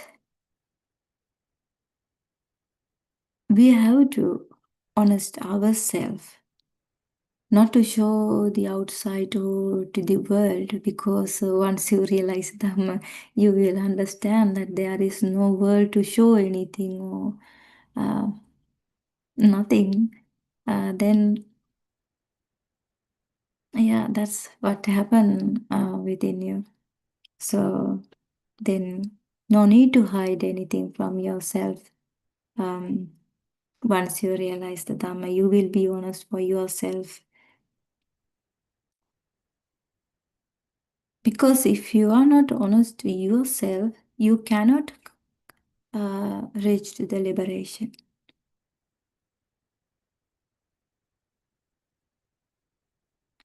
In that condition, there is no arising, no jealousy towards anything or anyone. Because you know that what appears is only your own creations of the illusion. As this purity and non-vibration nature grows stronger and stronger. If you try to hide something, or if you are not honest for yourself, that non-vibration nature doesn't grow within you. Everything becomes even clear to you when you practice this path, and when you see very clearly in this very moment how your mind behave, and then you realize that without that purity and non-vibrating nature doesn't grow within you.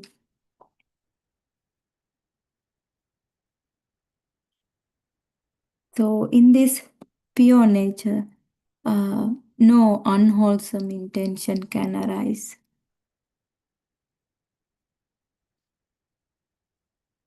And you do not misunderstand when I say non-wholesome intention. No, non-wholesome intention can arise, because you can still carry out all your usual duties and responsibilities exactly as you should be done. Everything that needs to be done is done properly. But your inner non-vibrating nature continues in that same pure way. In that condition, you can continue your study as usual. If you are doing a job, you can carry out your responsibilities.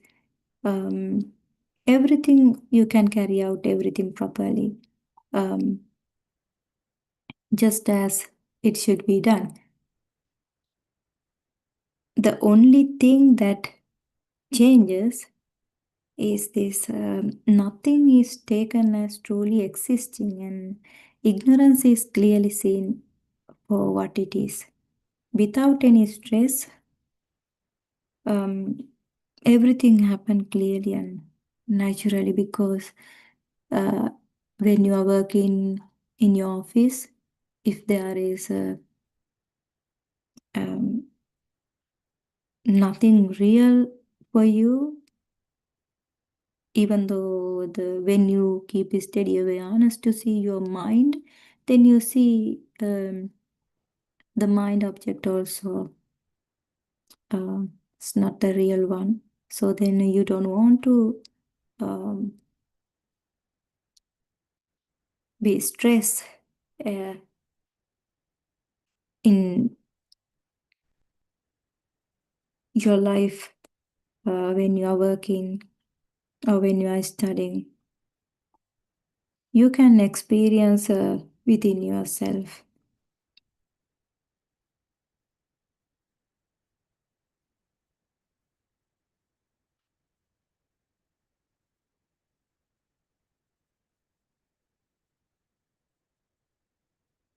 Even when you enter this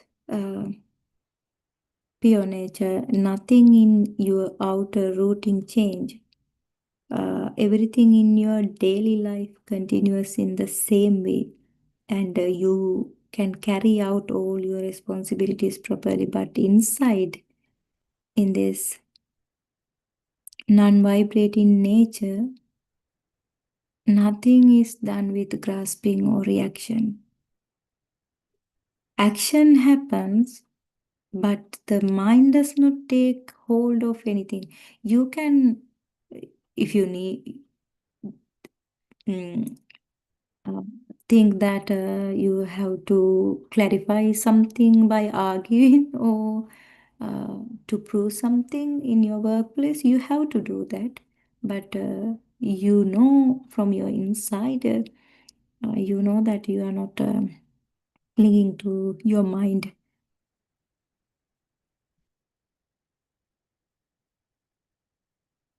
In that state, you begin to feel how your inner fire slowly cools down, and without any stress, when you are working, you feel how your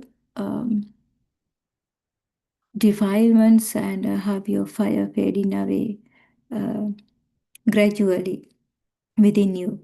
You yourself can sense the way it becomes softer and quieter, just as no one can describe the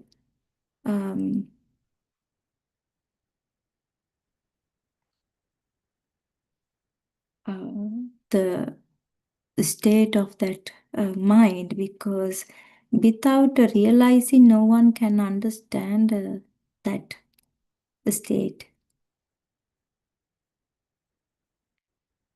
It must be known by tasting it yourself. It must be known by experiencing it yourself through your own direct seeing. So as you move along this path, and the inner fire gradually become cools, because you begin to know directly when the mind no longer takes the object as real. At that moment, you clearly feel mindfulness awakening from deep within in a very natural and effortless way. Because of that clear scene, the old momentum of thoughts stops, and mindfulness stand up on its own.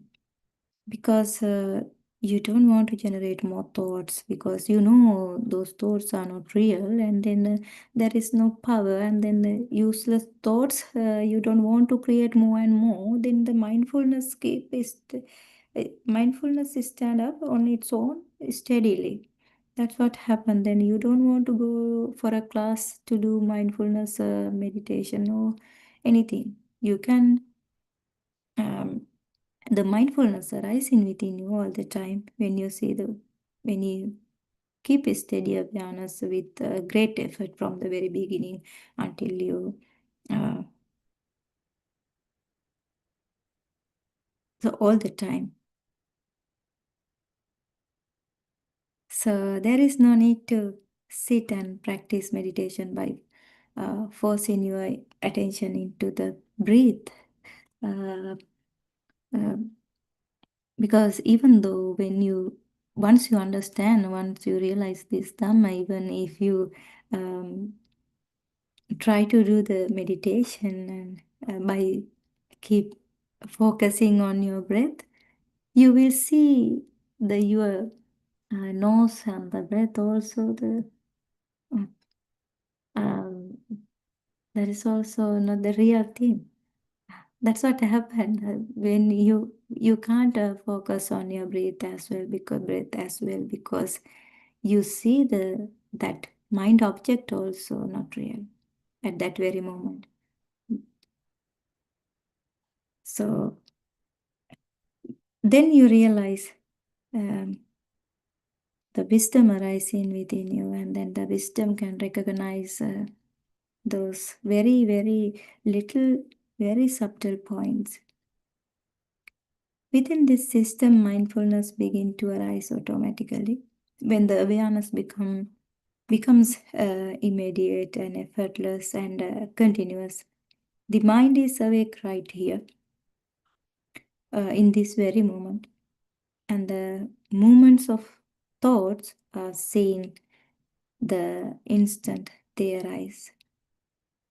When you become awake to this moment exactly as it is, by keeping a steady awareness, by practicing, by making great effort from the beginning, and then you begin to see clearly how seeing arises and how hearing arises and how each sense contact is born right here in the same way moment. In the same moment, you also see how the first spark of thoughts begin because of this clear scene. The mind no longer runs forward on its old unconscious way. Every moment of arising through the six sense bases becomes visible. And after that, you cannot fall back into the old unawakened state. That's how the awaken to this very moment arising within you. And as someone might think this is just a mental imagination, but when you become awake within the experience itself, you clearly see and you clearly know that you were living inside a dream-like state before. But until you realize this Dhamma, you never can understand that. And just as a person who wakes up from a dream no longer remains inside the dream. When this Dhamma is realized, you cannot fall back into that dream state again because you understand that.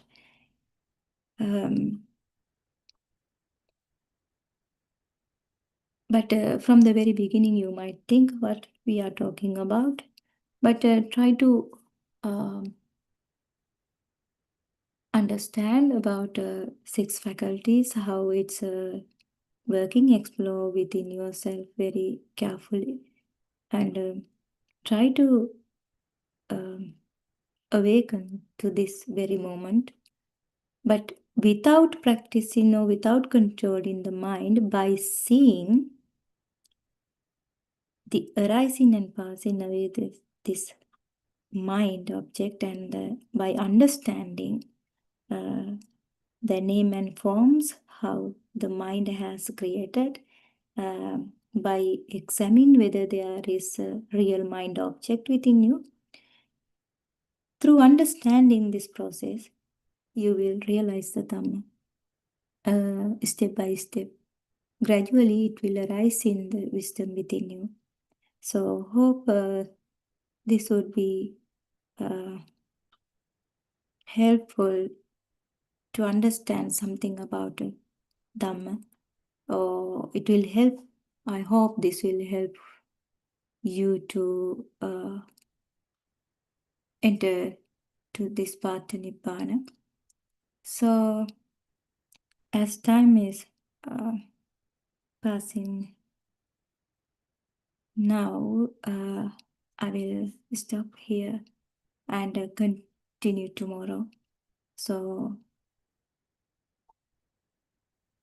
may the Triple Gem bless you all, and Thiruvan Saranaya, and thank you all.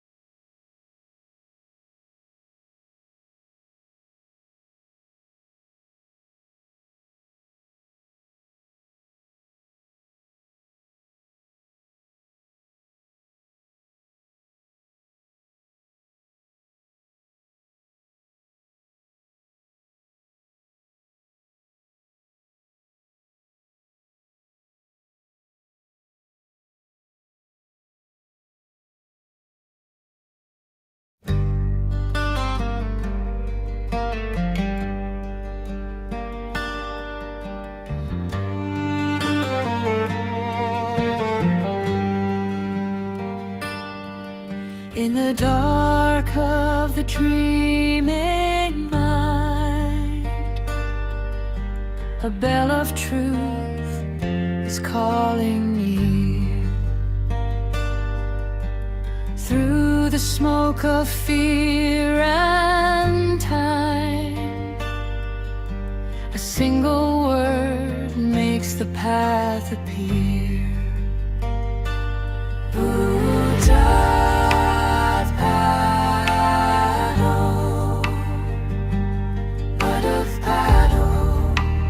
Buddothpado. It's time to rise.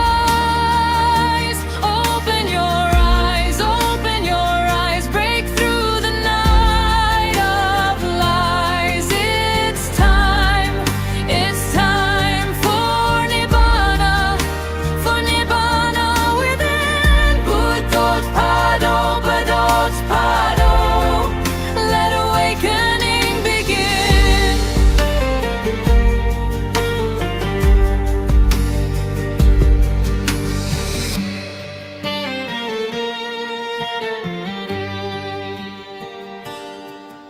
When the last breath falls in peace, the storm of the self grows still.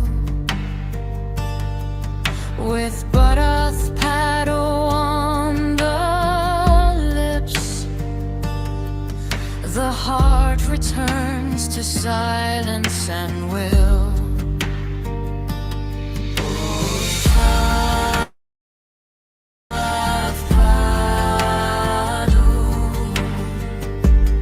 Buddothpado, Buddothpado.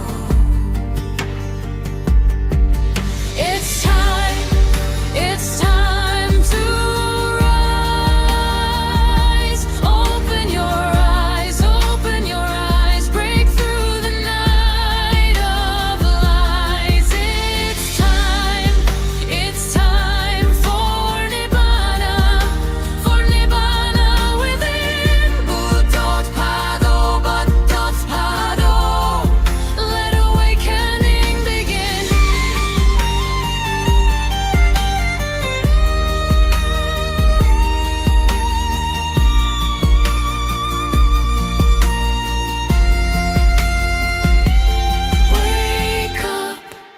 Wake up to the truth.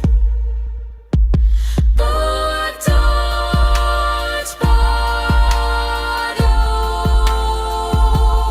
Awake, humans, be awakened humans.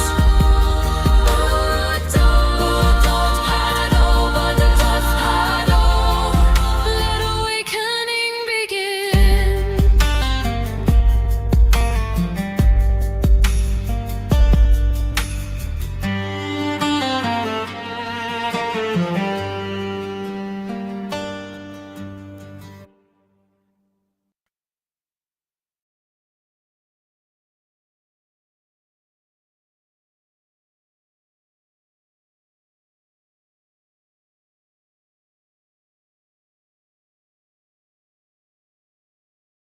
The Lord Buddha, the Dhamma and Sangha, and I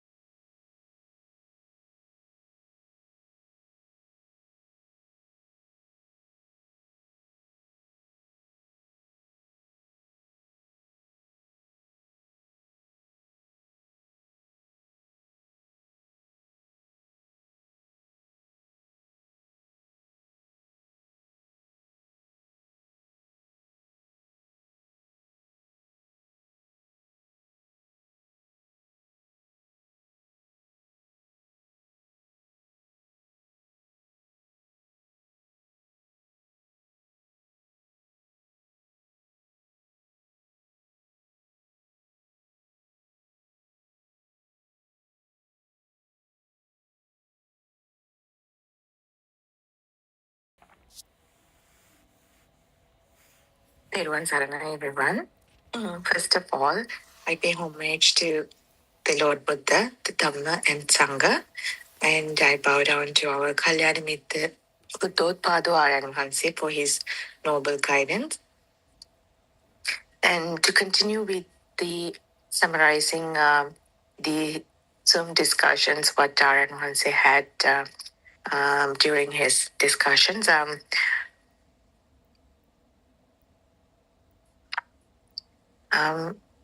So Buddha's doctrine is actually based on the principle of the cause and effect doctrine. This may look very simple to some people, but when we hear that sounds, colors, shapes, taste, smell, touch are the cause, and the effect is the creation of the self or soul, it is quite remarkable and unique. The explanation regarding this subject is also very unique. The practical side of this can be put into words or write a book. It can only be experienced through your own practical experience. Only one can realize and understand through their own practical experience. If someone tries to if someone thinks that through the normal the concentration meditation that very famous about when we hear Buddhism, we always hear it's all about the meditation. But when someone try to do the concentration meditation, but it's all about not focusing on one thing, but it's about analyzing and investigating the Dhamma knowledge, the concept that you have learned. So we call it insight meditation. So when in this way, one should be able to see and observe how the concept of separate self dissolve. If mind is there, there is also a way to stop it. So, and also if there's a mind, there's also a way to liberate the mind.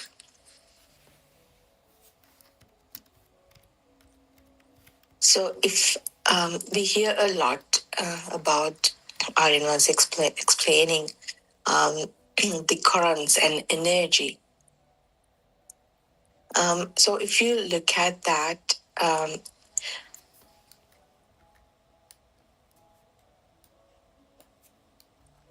so if you don't focus on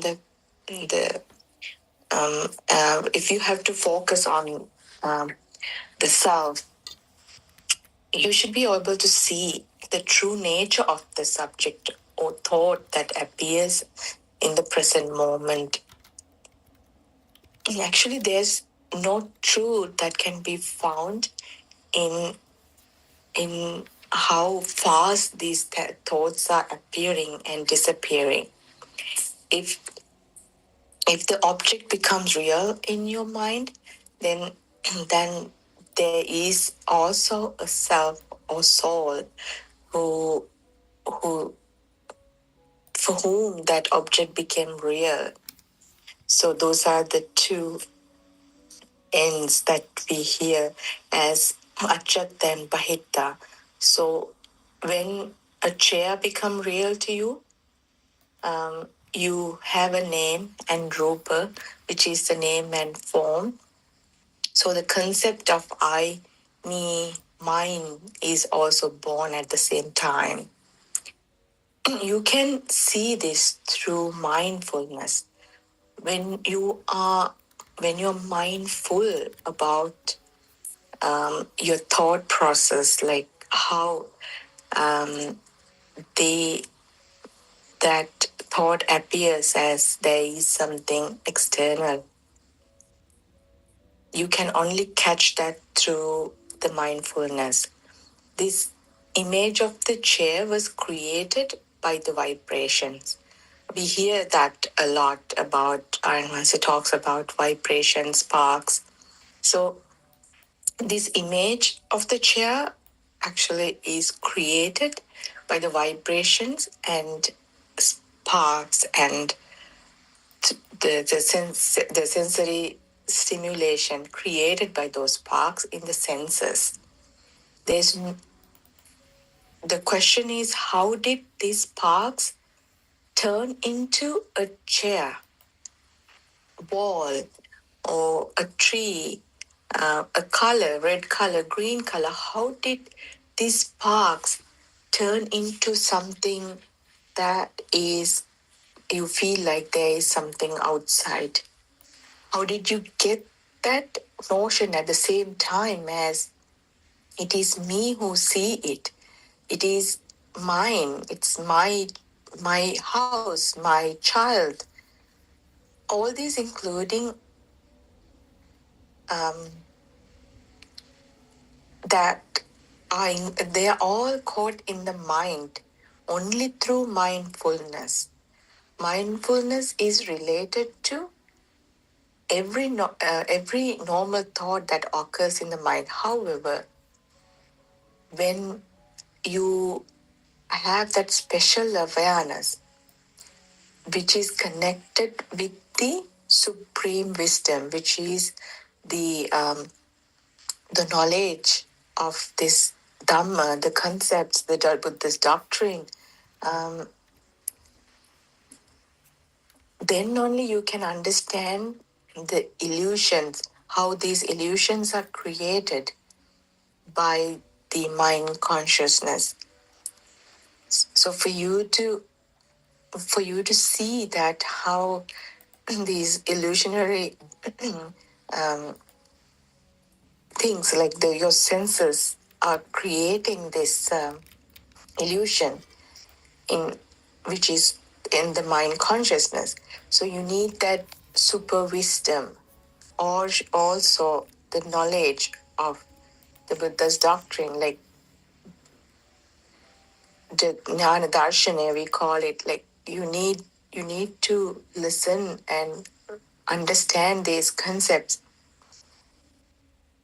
When a person is able to fully understand how this illusion is made in the mind and how that system takes place, how that process happens within you, then he reaches a special state of mind.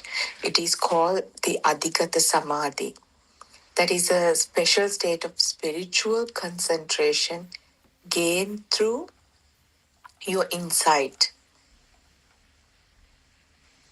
And when you reach that Adhikata Samadhi level, you are an awakened person, which is you are awakened to this moment. No one can fool you. No one can make you delusional. You see everything as it is. You see that magic. You see how your senses creates that magic as how you feel that there is something outside, and at the same time there is a person who perceive this. And we call the mindfulness also as here. So the state of me getting aroused by the sensual desires, that's a feeling. You feel that that state of how you get aroused by your sensual desires. So when you eat something, when you smell when you smell a food, you get that craving to eat that. And it's a feeling. At the same time, when you see someone you don't like, you immediately feel that anger, that dislike within you. It's a feeling. And when you have that knowledge, when you have that the super wisdom, then you get that knowledge of how the dissolvement of these desires, you can observe it through the super wisdom. We call it abhinya jnana, whereas that super wisdom which filters, which sees everything clearly. So when you have this experience, when you have that super wisdom, then you can stop that effects of the sixfold base, which is the eye, the ear, nose, tongue, body, and mind. That effect, that what it does to you through these senses, you can stop that effect. You are in control of your own senses. So these senses will not affect you, your feelings, your thoughts, and how you act and react to things.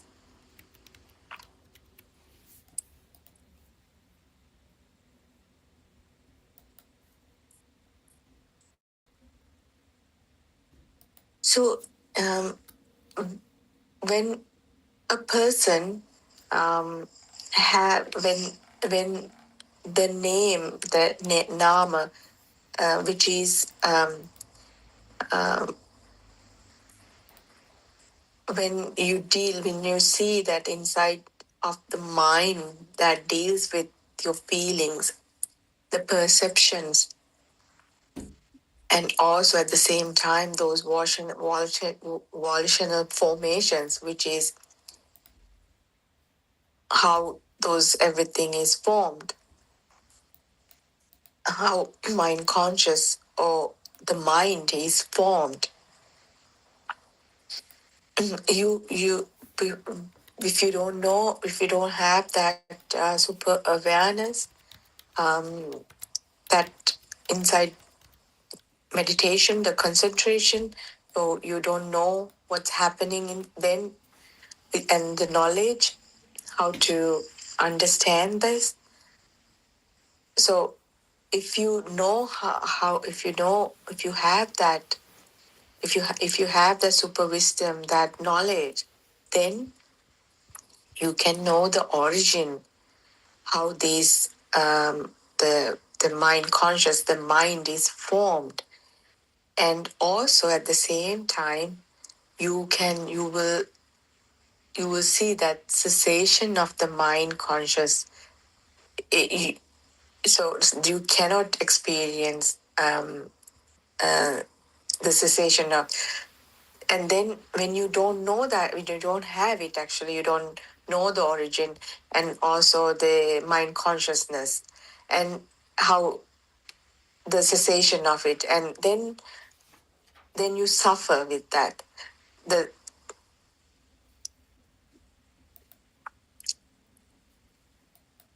So what do you mean by suffering? The suffering and the cause of the suffering refers to the knowledge of how the mind conscious is formed.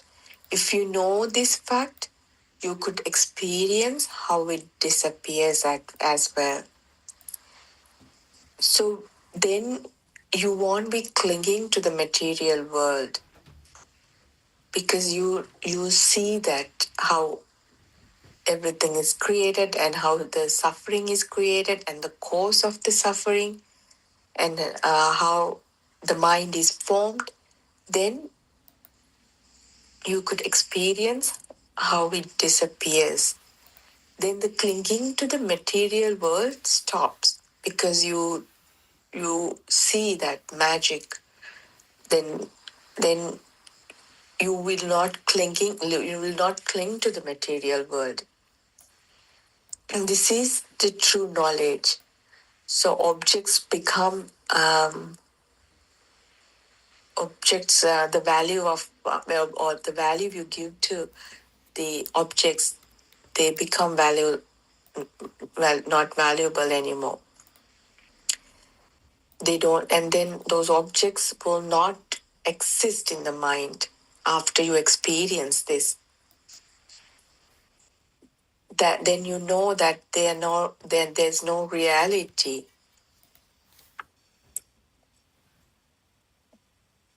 So you can only experience this when you have that super knowledge, the super wisdom, and also we call this super right wave, which is this Samma Samadhi. With this realization, you will know for sure that there's no truth in a thought. As a result, the inner transformation happens, and subsequently that helps you to get out of the notion of self from your mind. And when you know this, and when you find ways to get rid of the wrong notion of self,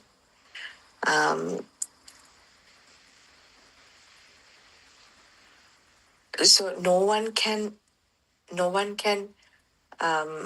then drop that notion of individual self.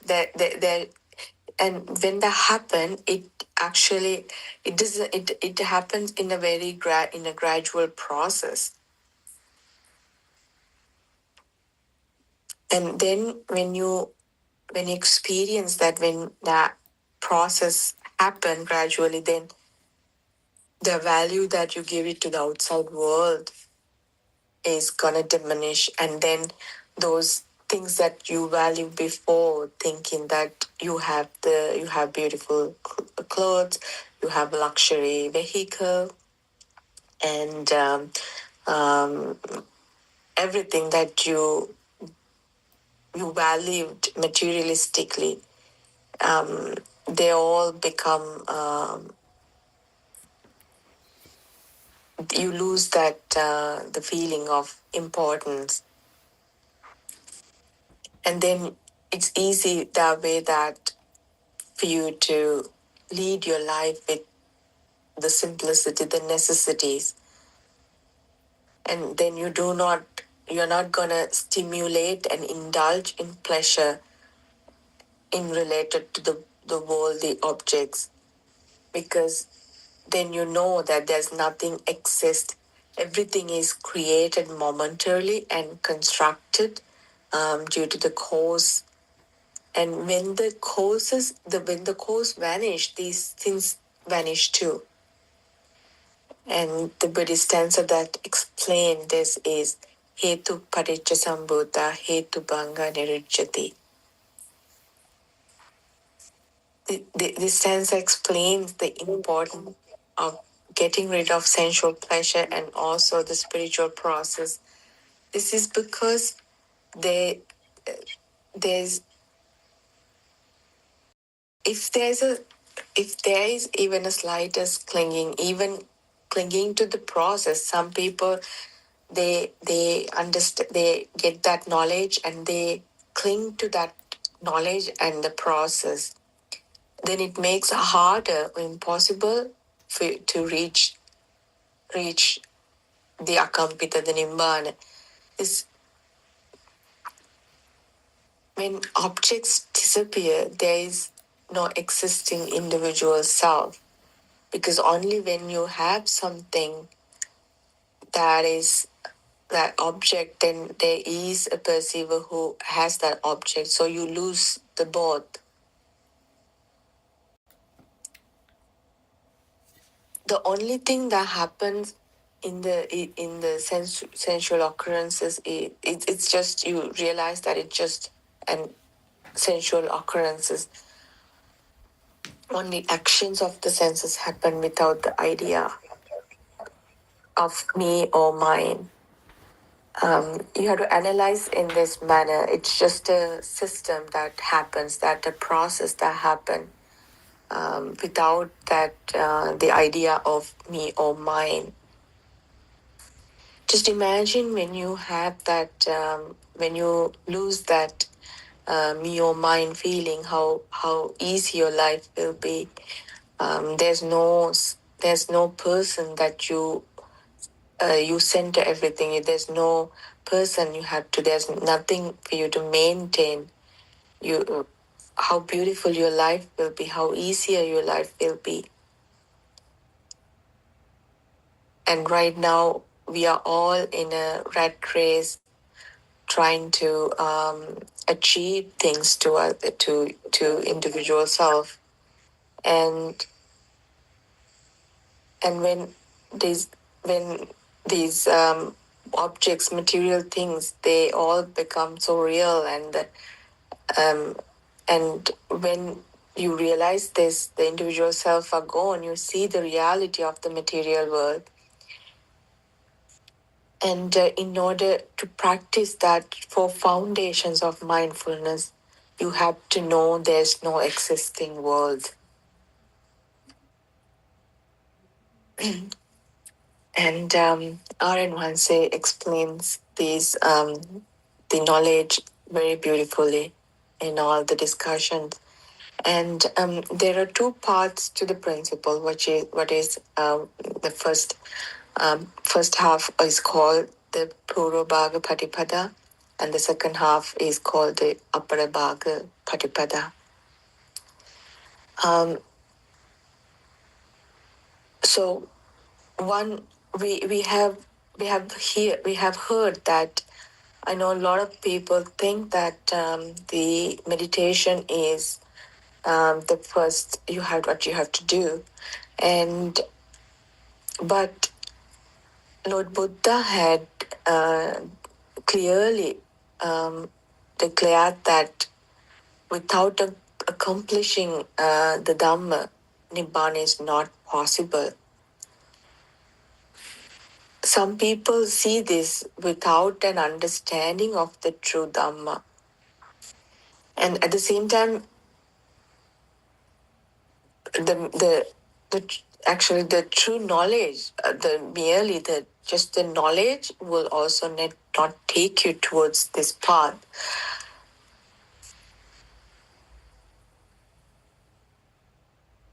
So the common idea that what we have heard is that that there is that I am living and I'm dying, and we have that idea of I have to achieve it. I have to have a good life, and we all are in that path, just studying and finding a good life, and finding a good job, and building a family, and then end of the day you just end your life and we all die. So when you think about it, it's the same phenomena, the same process, even in the animal world. So we have to understand the value of the human life we got. At the same time, we have born in an era where we hear this true Dhamma, and so we have to make use of this time and life to understand this Dhamma.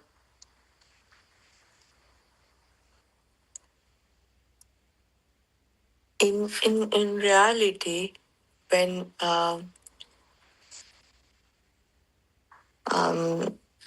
everything is impermanent, and actually Aryan Bhase talks a lot about how the vibrations and how the senses are created in his deshanas. The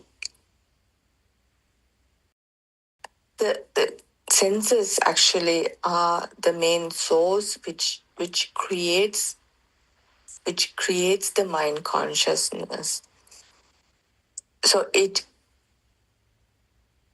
also depends. It doesn't happen for entire, like everybody. It happens to it's unique to person, one being to being.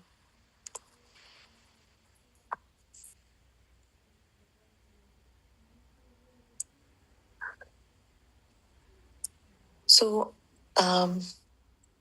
when all these senses combine, and when the mental formations, when all the senses, when everything is combined, then it creates that the mental formation, which is we call the mind. And how this creation happens is through the sounds, the color, smell, taste, and the bodily feelings, the how you experience the feel.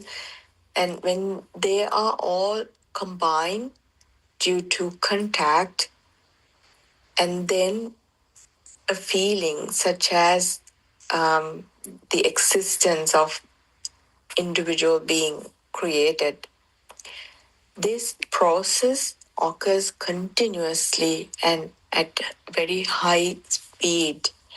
When only after that, only after learning the process of how to reverse this process by listening to a Kalyana Mitra or a friend who has experienced that, and then only you will obtain that knowledge on how you can eradicate the concept of or sense of individual, the existence.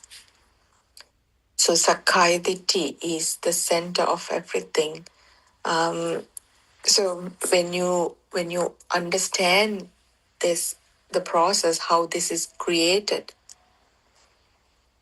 and it happens due to the influence of the vibrations and sparks. When that sensory stimulations occur, then when you know that how it is created, then you will be able to see and how defilements such as the desire, anger, and ignorance are also fading. So when you know that how these things are created, and at the same time you will experience that how these defilements get faded too. We all are born, and we are entitled to escape from those clutches of the mind. But we don't know that we always we get caught, trapped in our mind when we don't know how to escape from it. So we are used to being trapped inside our thoughts, and also the feeling of me, I, mind. We don't know how to liberate ourselves from that cage. And then the material world create in that illusion in the mind, and we don't know how to exit from those things. When this is realized, one will lose that value in things. Just the thoughts come and go in a normal way. when you have that program running inside you, you just know that it's just a thought that come and go, and there's no clinging to the thought. And you just know they are like clouds, just pass by. You will not try to, you will not cling to those thoughts.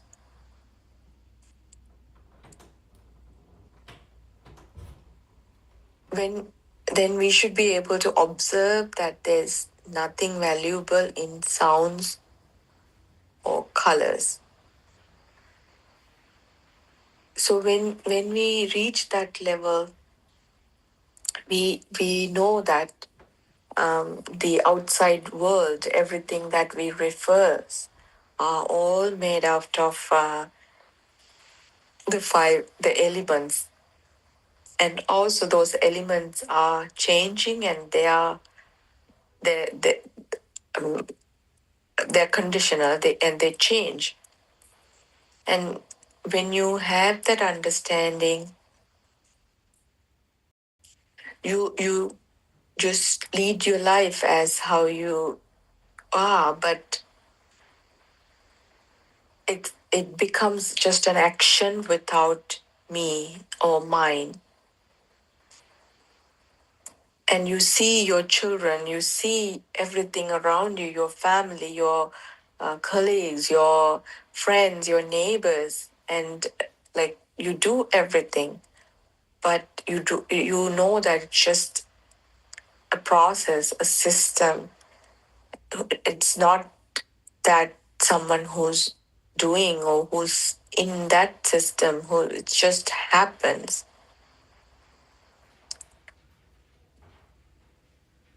And when you think that objects and people, when you think of objects and people,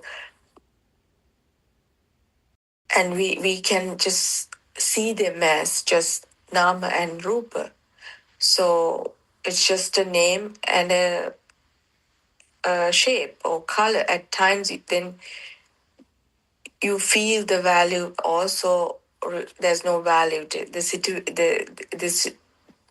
So this is a very very deep state of thinking, and it helps for you to escape from that illusionary mind, and that is actually to the path to liberate yourself, to liberate your mind, your to liberate yourself from that mind consciousness, that cage you were stuck all your life.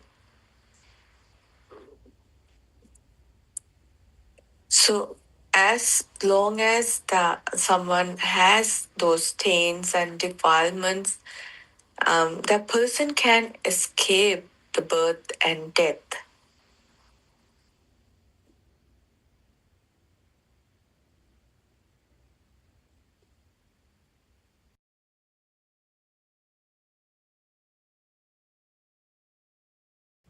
So you only through that super wisdom you will understand this process. And this is and in the end,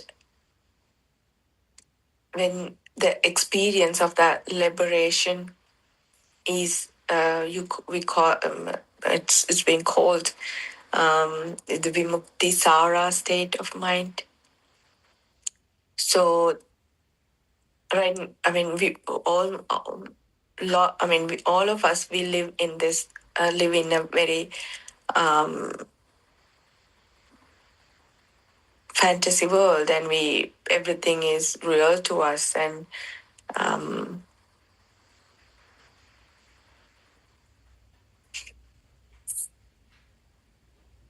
so there's a example that in it says that when a dog sees his reflection in a pool of water, the image he sees is real to him. We have seen how he barks and how he tried to fight with that image. And because he believes that there's another dog inside the water. So it's just like the same way the mundane people think that they can find objects in the outside world. The world of colors and forms created in your eyes cannot be found anywhere. There's nothing you can get from the outside world.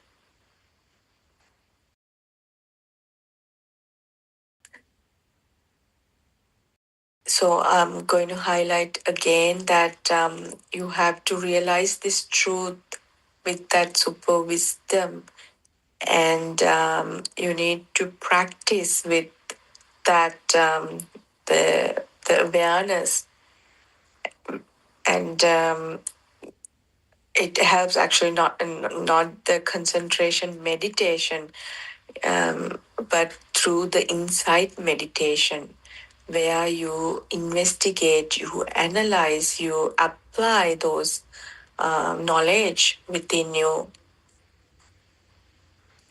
And only then you will know that there's no truth in the thoughts that occur from moment to moment. This is examining the true nature of the mind or thought in a given this moment. Just a thought that comes and goes, and there's no truth in the thought. And also to talk about Lord Buddha's Dhamma, the Buddha's doctrine is completely depending on the dependent origination. Only when you understand that, when you fully understand the dependent origination within the activity and knowledge of how a thought is created, and liberation also inevitably happen. It's beautifully explains by Aaron that how you realize this, how you can understand this, how you can apply this, and that true knowledge. When you have that, no one can stop you from from your liberation. It happens inevitably. How thoughts, sounds, and colors. But you need to know that how the thoughts, the everything you hear, like the sounds and colors, how these are created. You must know.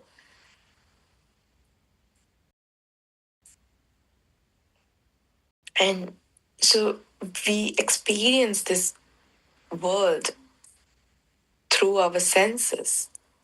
But have you thought about if your senses become inactive, like you fall asleep and then your senses are inactive,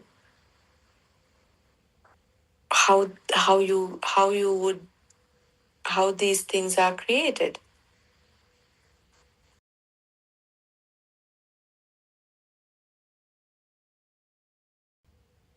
So we have to understand that we are all trapped inside our own senses.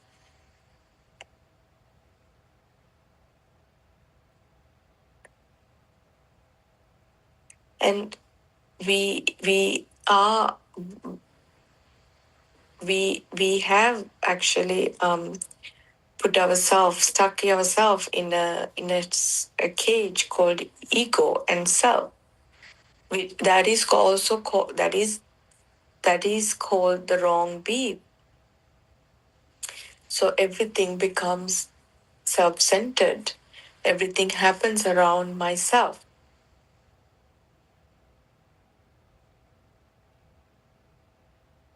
So now we know that this is the world that we created by ourselves. So the whole idea of the dependent origination is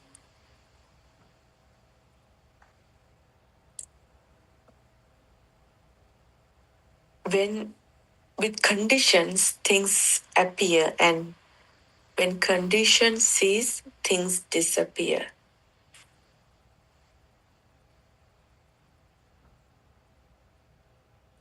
So only when the cause and effect, when you have those conditions, then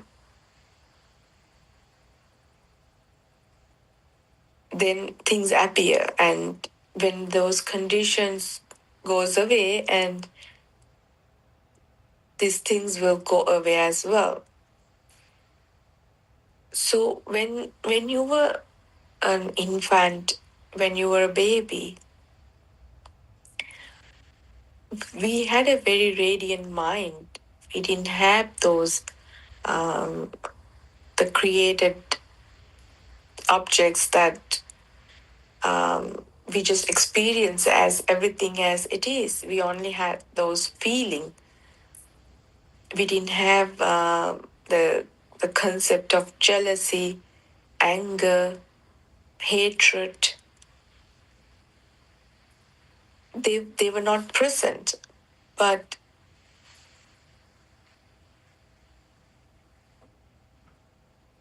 and then they were slowly they were all created in our mind. And as a baby we started to learn that the amma, tata, mother, sister, mine, my toy, and then we went to the nursery, the kindergarten, and then we learn the names and the shapes and letters, and then as you grow, your database gets more and more filled, and now we have a whole universal things that are inside our brain created. When we were little, even if we are given a diamond, we wouldn't know, we would just play with it. But as you grow older, that all these things are created, and every valuable things are just created in your mind.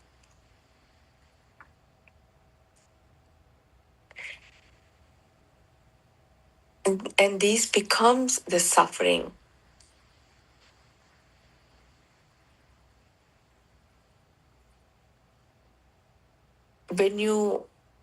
As you grow, when everything becomes so valuable, and your relationships, your image, your everything become so valuable, and then at the same time the level of suffering has also increased.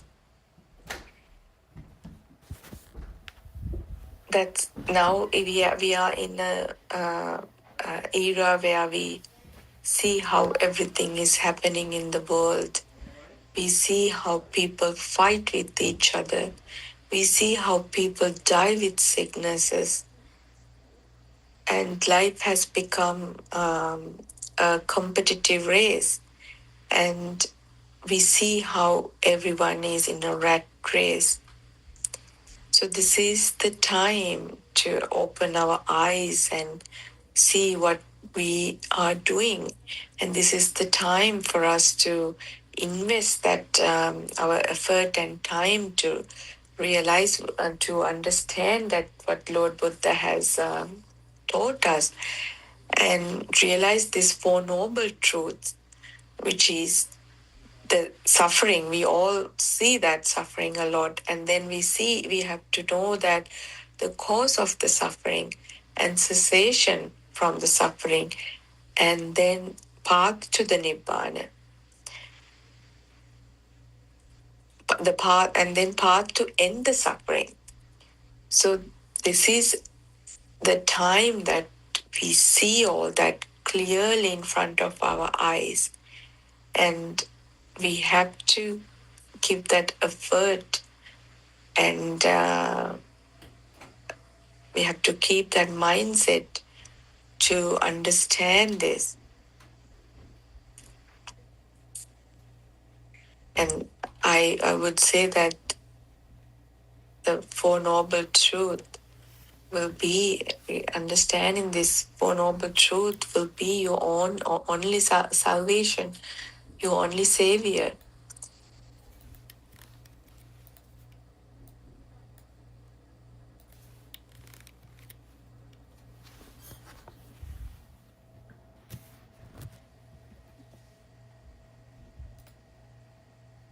The suffering of that sensation or pain, have you thought about it? It's just a feeling. So even if your thoughts are appearing and then giving you that depression and stress, it's just another way of a feeling. Your and your eye is suffering. When have you also thought about how the suffering happens? Does that suffering means that like you have pain? No. Even when you see something, the eye is suffering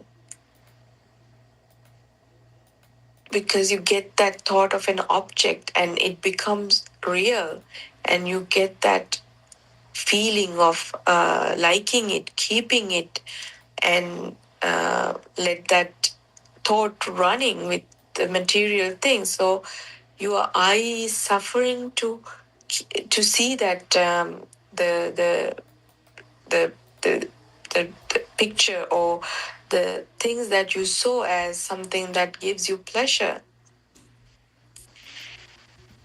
In reality, your eye is only a vibration, a mental formation, or a mental image created in the mind. It's only a power created by the stimulation of all senses. This is the same thing with all the six senses. So we see that when you see something, you call it I see it. And when you hear something, you call it I hear the sound.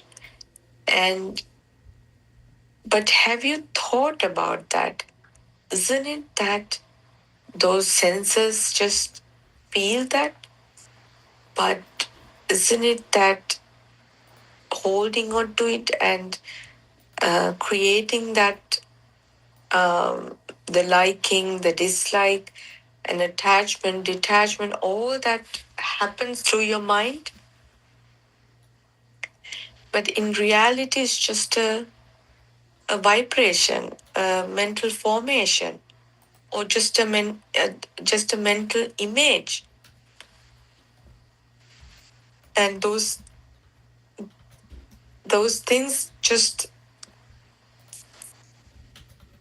created by the stimulation of all the senses. So we call it the sankhara when that power of holding keeping all together, the bonding. When you do that through your mind, we call it sankhara. It's a natural occurrence. This is also refers to mental creation through the mental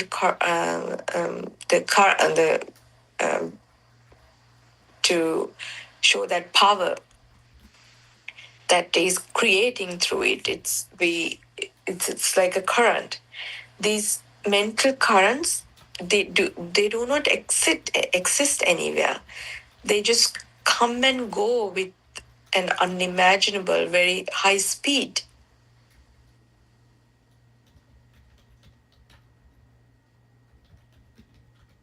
So it's just a natural occurrence. But just because we don't know that it just appears, it just happens in naturally. It's just a process or the system.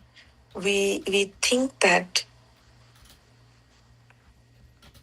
so we see them as real things, real occurrences, an object, that a real object. And Narayana explains that actually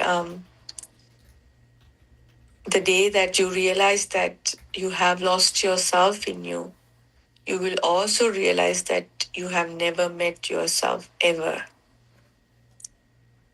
So because there's no one to meet, these are all the senses that works. It's just like a car is just running when it has the fuel, and when all its the wheels are spinning and the engine works and just the car is running. It's the same thing.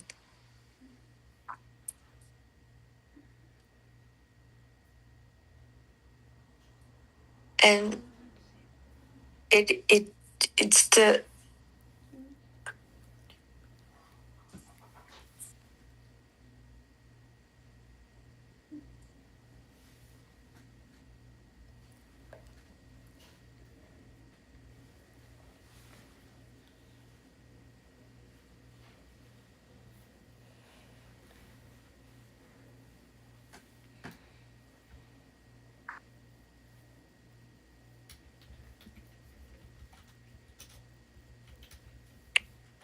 so now we know that the objects do not exist anywhere, and it is just a mind creation. And there is no mind consciousness without the mental formations, and also without the mind conscious, there are no sankhara or mental formations. According to the vibrations, the 5 aggregates, they circulate in such a speed, an illusion of an outside world is created.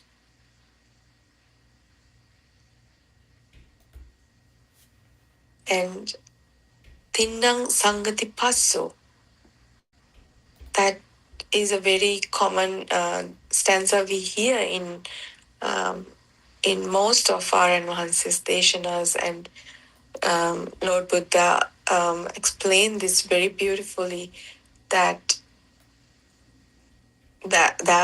means Tinna Sangati Passo means Ditta Sutta Mutta, means these 3 together, which is the Ditta, which is the seeing, Sutta means the hearing, and Mutta means the bodily feelings together.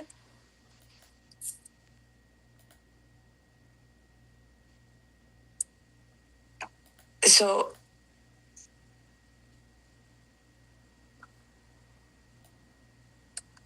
these are the things that actually we know that how everything the outside the world is created through. We experience this the entire everything that we see as outside through our sensorial faculties, our capacities.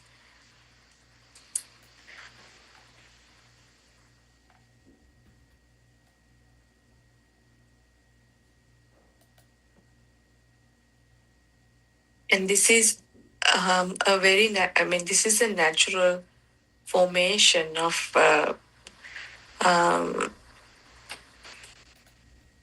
so everything is just created in like naturally, but we don't know it's an illusion, and we know now the creation happens due to the rotation of the five aggregates, which is called the skandhas. And this has been explained in many discussions that how the fire circle is created by the rapid circulation of the two ends or the two fireballs. That how the rotation speed makes it look like there's a fire circle. But have you thought about it? Like, isn't it how illusional we are? We see that fire circle, but in reality, it's just the two sticks which attached to a fireball. So this is how everything is. The speed creates that the world that we see, we experience, we think everything is real. But in the reality, this is just a situation. It's is as a result of the rapid vibration of the sensual sparks and the senses.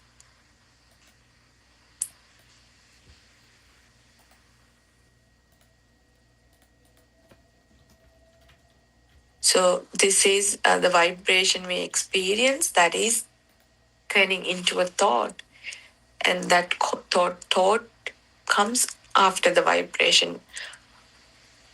However, when someone is in the true path, that thought disappears first.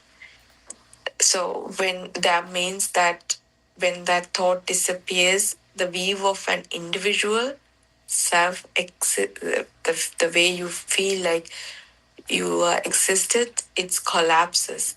The belief that things exist and the defilement that are associated fade with that realization of that truth.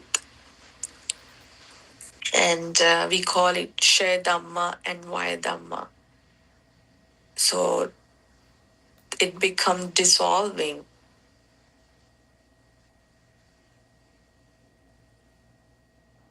Now we understand that all these, including all sensual activities, all happen as a natural phenomena, which is through the rapid rotation of it. And I'm going to conclude today's talk right now. And I worship Aryan Mahanse, our Kalyana Mitta, for his all his guidance and his noble guidance. And I wish everyone a peace and happiness, and may you all realize this Dhamma, and may you all find your own liberation. Teruvan Saranai, everyone.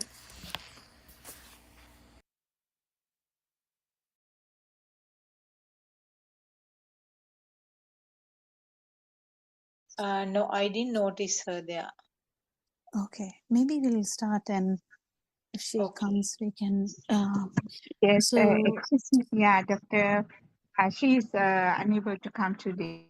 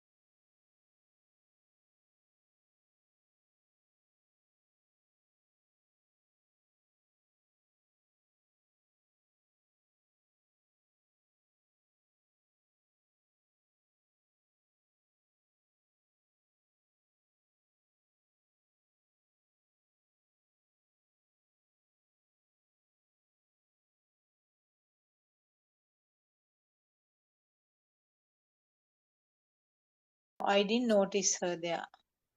Okay, maybe we'll start, and if she comes, we can. Yes, So, excuse me. Yeah, Doctor. She is unable to come today for the Zoom meeting. Yeah, she's having two visitors okay. at the center. Yeah, okay. Terasana. We'll worship Parananse, and yeah, Dr. Sakundala, you can do the starting point. We'll continue the discussion after that. Okay. Therwan Saranai, we worship Aryan Mahanse at his feet, Therwan Saranai Aryan Mahanse, and we welcome all of you who have joined the English Zoom discussion. Therwan Saranai.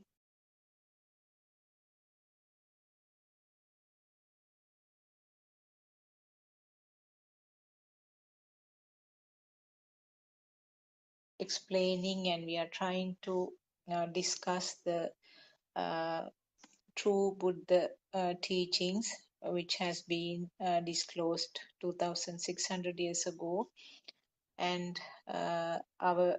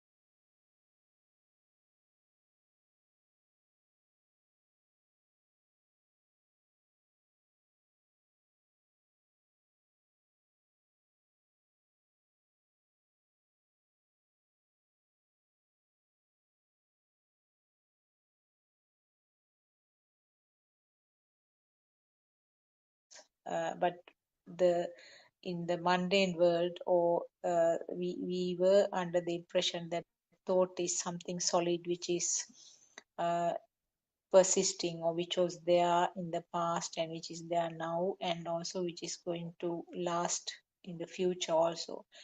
But now we know that it's just a flow of thoughts, and each thought is a collection, or each thought is an aggregation of the sensor input.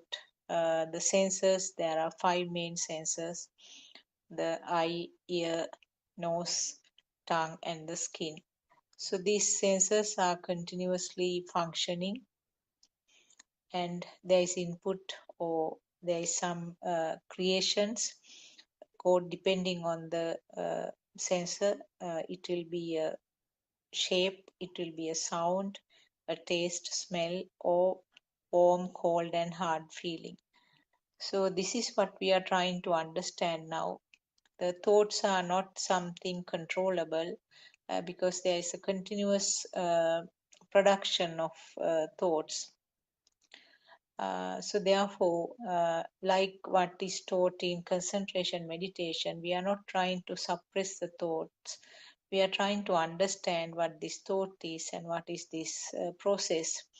When you understand this process of thoughts, then it's very clear that there is no person doing this process. There is no ownership. And when you understand this process, when the system understands this process, the relaxed feeling or the light feeling automatically comes, because there is no because always when there are thoughts, it's very heavy and it's very stressful, and it's a kind of a pressure. So if there is no way of stopping these thoughts, only way is to find out how it is formed, what is this mechanism. And when you understand the mechanism, like you finding out the tricks of the magician, the the heavy feeling or that value which was given to the thoughts automatically gets dissolved little by little. So that is what we are trying to understand. And I think the last 2 days we were just briefly talking about the radiant mind of the little baby who has only the sensor function, but there are no thoughts formed. But as a part of the natural phenomenon, these sensor functions get together to form thoughts little by little when the child grows. So this is a process again. There is no way of stopping this.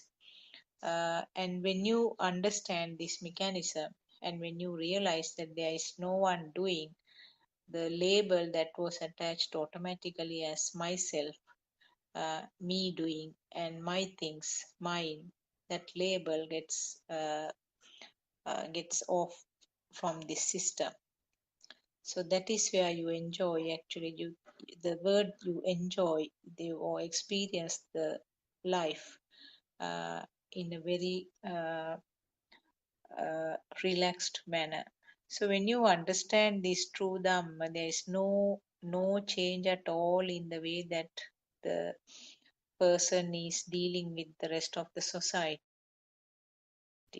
You will be doing the same things. You can have the same responsibilities, and whether you are studying or you are working, whichever, you can continue in a much, much better way, in a much more relaxed manner. So that is just basically what we are trying to understand. Teruvan Saranai, Dr. Kokila, and we can start the discussion. Yeah, so nice. Anyone can ask a question. If Joel has any question, he can ask as well. My question is, Doctor, I was reading about this raga, dvesha, and moha. Yeah. So my question is, The craving. break apart. Yeah. What is Anger, that one? Dvesha. anger, Actually, anger. there's another word. Aversion or no? Aversion and anger, or anger. Yeah. Mm-hmm. I And want to delusion. ask. Yeah. I was just thinking, whereas when we ignore, that is moha. When we ignore raga and dvesha, is where the I component come in. Is it so? Actually, I component is raga, dvesha, moha. So just try and see whether you can get this. So the burning is the I component, or me. We'll take it as me, because when we say I, it can be the visual I too, like the E by E. But what we are trying to say is that me feeling, or feeling as a self, is actually that burning. That burning we have categorized in such ways. So the clinging is also a kind of burning. Anger or aversion is also kind of burning. And delusion, it's not very evident, but it is also kind of burning, because delusion is the underlying reason. And even though there is no like big major anger, major craving, still if there's a delusion or like kind of ravatima. What is ravatima, Surangika? What's the kind of what's a good word for that? Like I mean, I think it's deluded as well, Dr. Kokila. Yeah. Yeah, we deceive maybe. Deceived. Yeah, kind of that. We deceive ourselves to think that there is a self here. Yeah, even that is a burning. And all these are kind of that, but the point here is that is me. There's no separate me. So what we call of this, that you said me component is actually this burning, and burning is just categorized. That's all. This is all words. So there's nothing, it's not a big thing, but what we understand is here is this burning is what we believe as self. That's how the self view has come. Why we believe that there is a self is there's a change here in this system. So we feel that if there is a burning or any change in this system, that has to be me. So that's how the self view comes.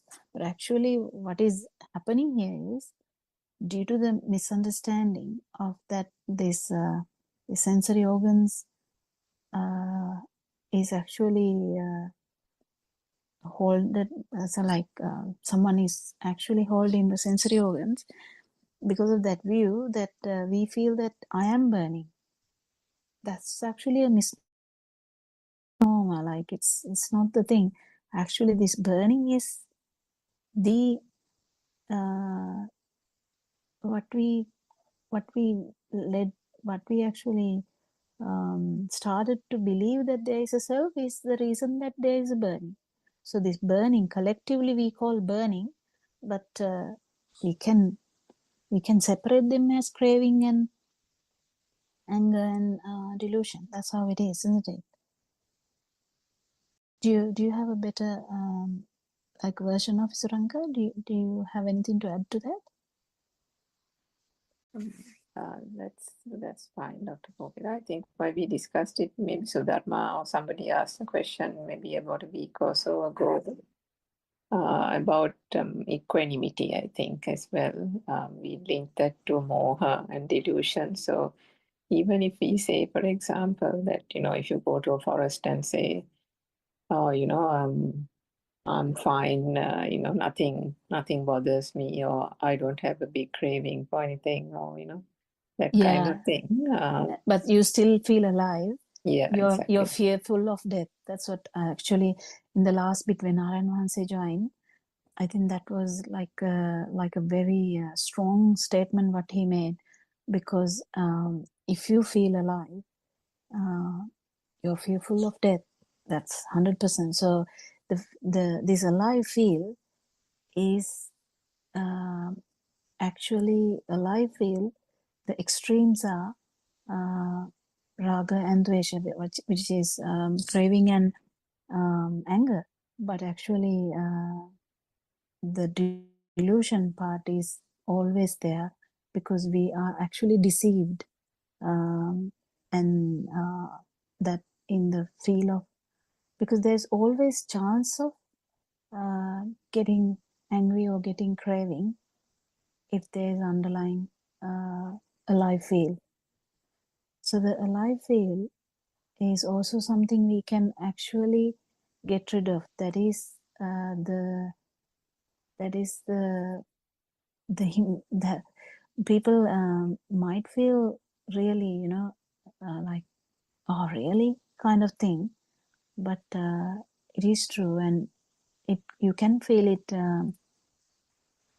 You can feel it one day, and also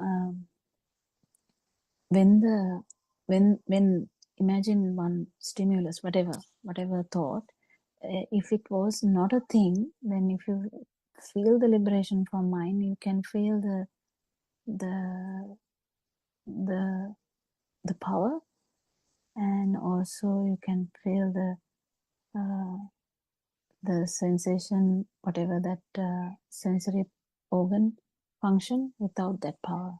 So this power, or the burning, or we call it raga dvesha moha, but whatever the words you use, this tanha, another word that will come in the books, tanha, that is again it has a deeper meaning, because tanha is again that power that we feel, extra power that we have, which can grow into anything. You can kill someone with that, you can hurt someone with that, you can blame someone with that, you can cry with that, you can have fear with that. So it's all these associations are with the self vibration.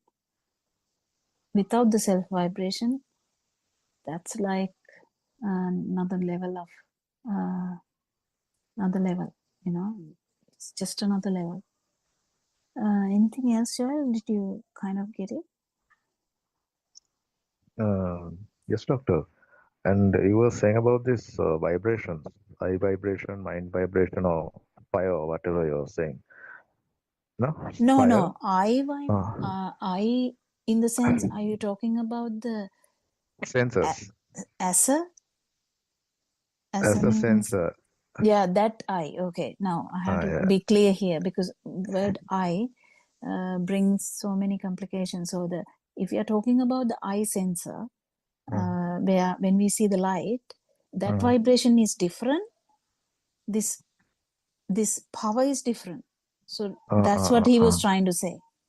So because an arahant or Lord Buddha, we can take as an example, an arahant or who has felt this truth and who has become that truth will still see, will still feel, will still hear, but that power is not there. That's what he was trying to say.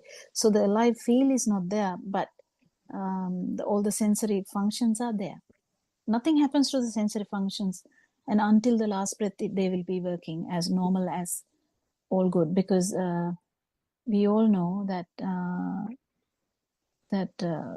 nothing happens, because it's not like having dementia or anything. It's not like having all your abilities are vanishing, nothing like that. So all the functions, all the abilities you have, if you are a mathematician, you will know all about that. If you are a kind of whatever the aspects that you are good at, you will be still good at them. It's just that the burning part will not be there, but the sensory part will be still working. That was the thing that he was trying to say.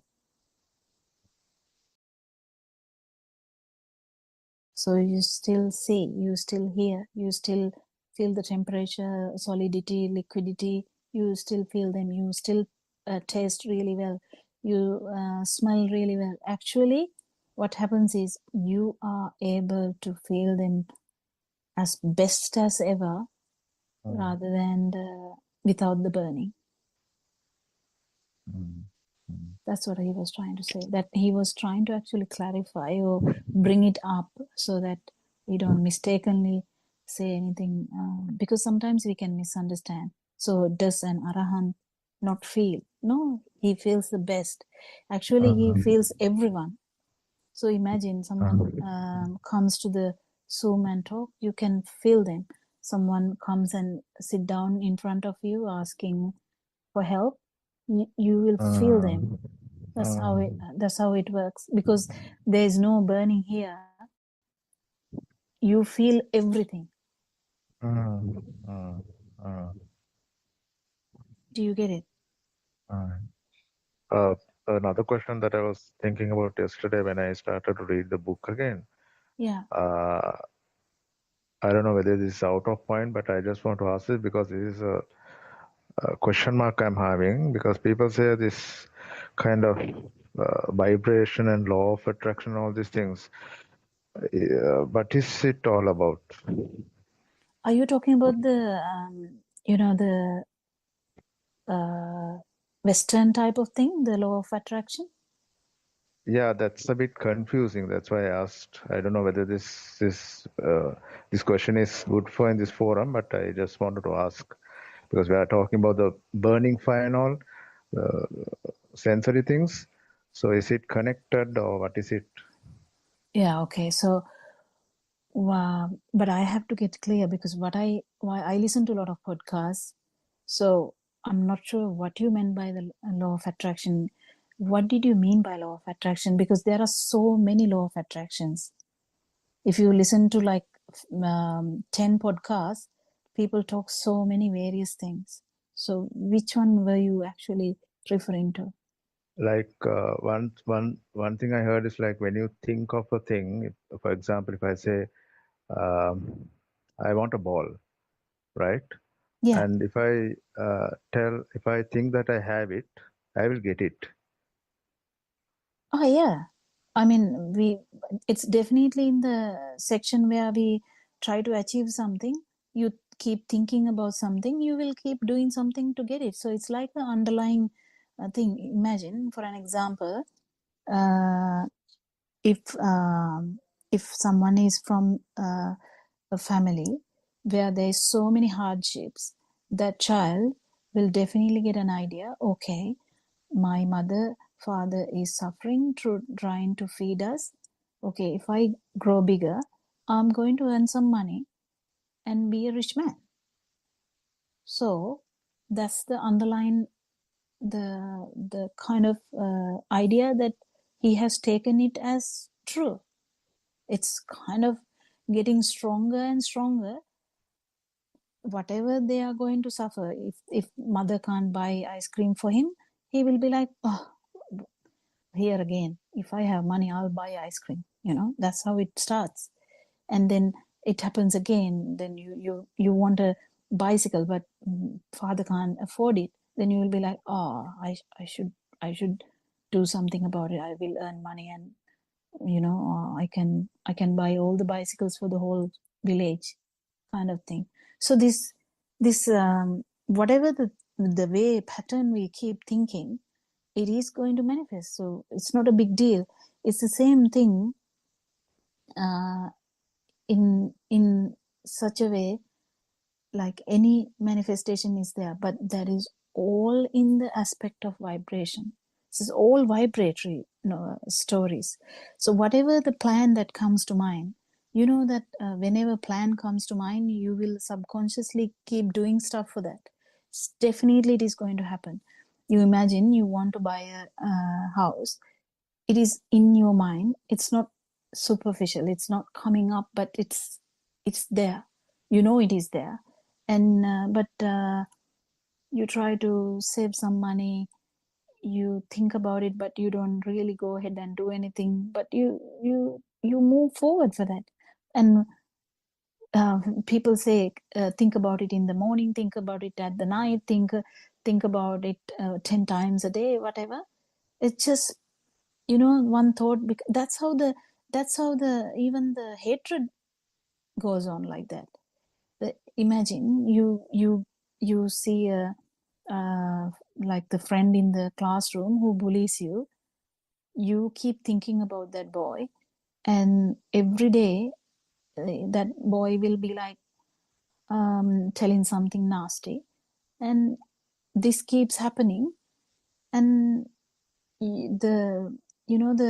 this is, we call it volitional formation, I think. But I think it is better to understand without these big words, because you can understand day by day the power from that thought is going to get stronger and stronger. And one fine day, this timid boy is going to actually attack that bullying person, because the power that he is gaining from one simple thought, he's bullying me, he's doing the wrong thing, why is he doing to me, like it keeps on going. One thought is going to give so much power. That's what actually led you to come to this Zoom meeting, to ask, how do I stop recurrent thoughts? That's what the main question that happened.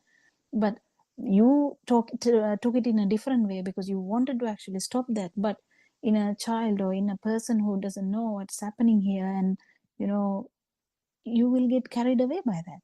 And one day, some people, they are completely normal, and suddenly they do such a violent thing that you can't even imagine that that person has done such a violent thing.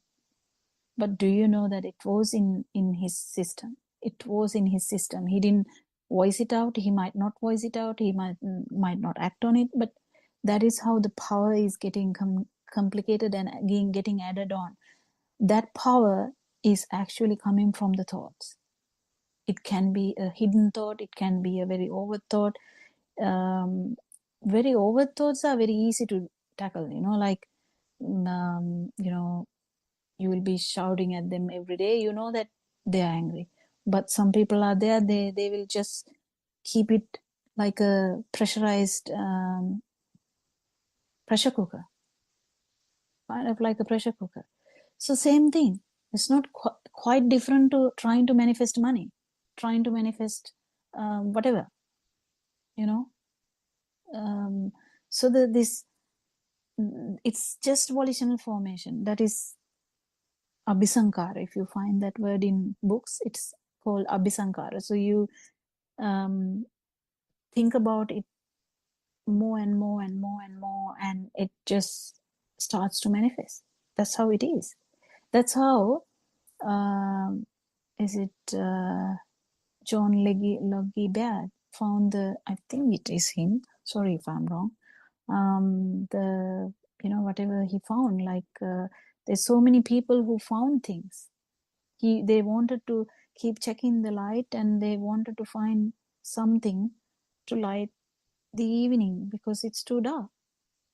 And that one thought, he kept doing that. He didn't give up. He kept doing that. And for an example, Lord Buddha is one kind of that too. He never gave up. He was trying to understand end to this suffering, the system of this suffering, how to end this system of suffering. Likewise, yes. So there is this in this human system. It's not much in animals though. Animals, they are this ability of things. That's why the suffering is more in humans. Only humans will attack another part of country or another part of the world. Usually animals, they will attack if they are angry at that point and eat or either, mark the territory, but they're not like planning in such a way. If there is a plan in such a way, it's definitely a human, isn't it? What do you think, Joel? Yes, doctor. Thanks for clarifying that. Thank you so much. Yeah. Anything else, Surangika? Oh, Sakuntala, in that case. Anyone of you can actually...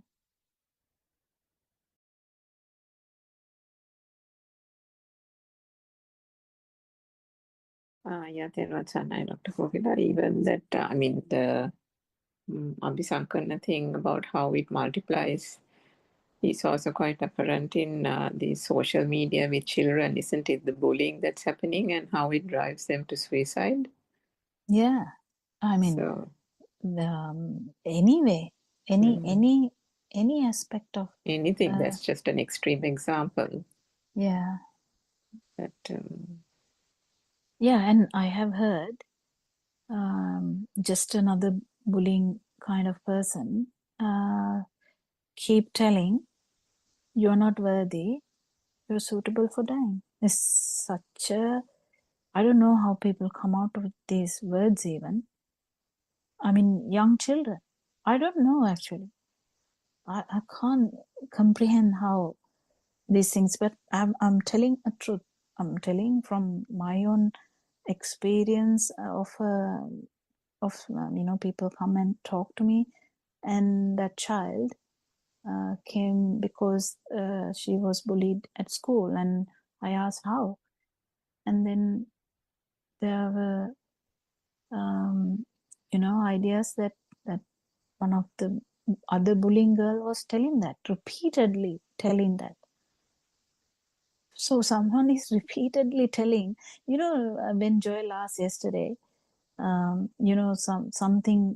someone told some stuff and it hit him hard.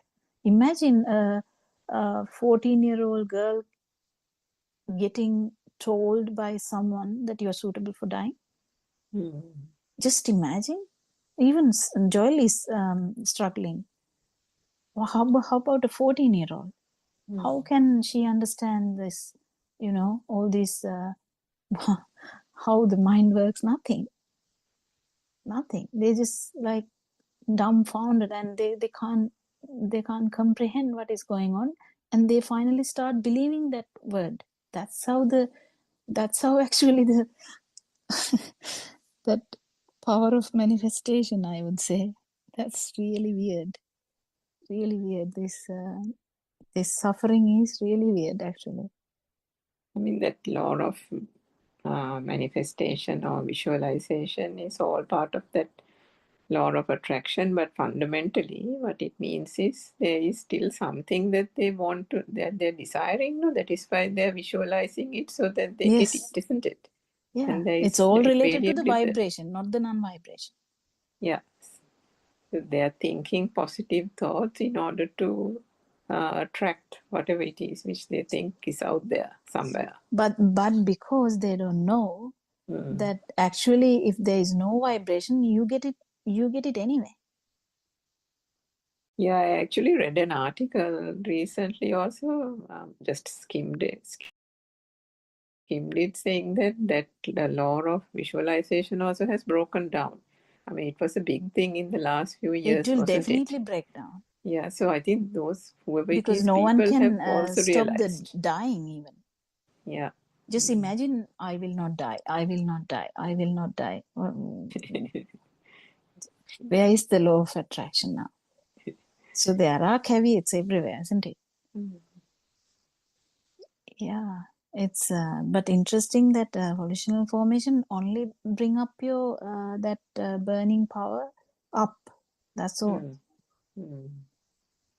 So you will actually have stuff or not have stuff. You will be craving for this alive feel anyway, because if you have a lot, you'll be craving for them as well as the alive feel.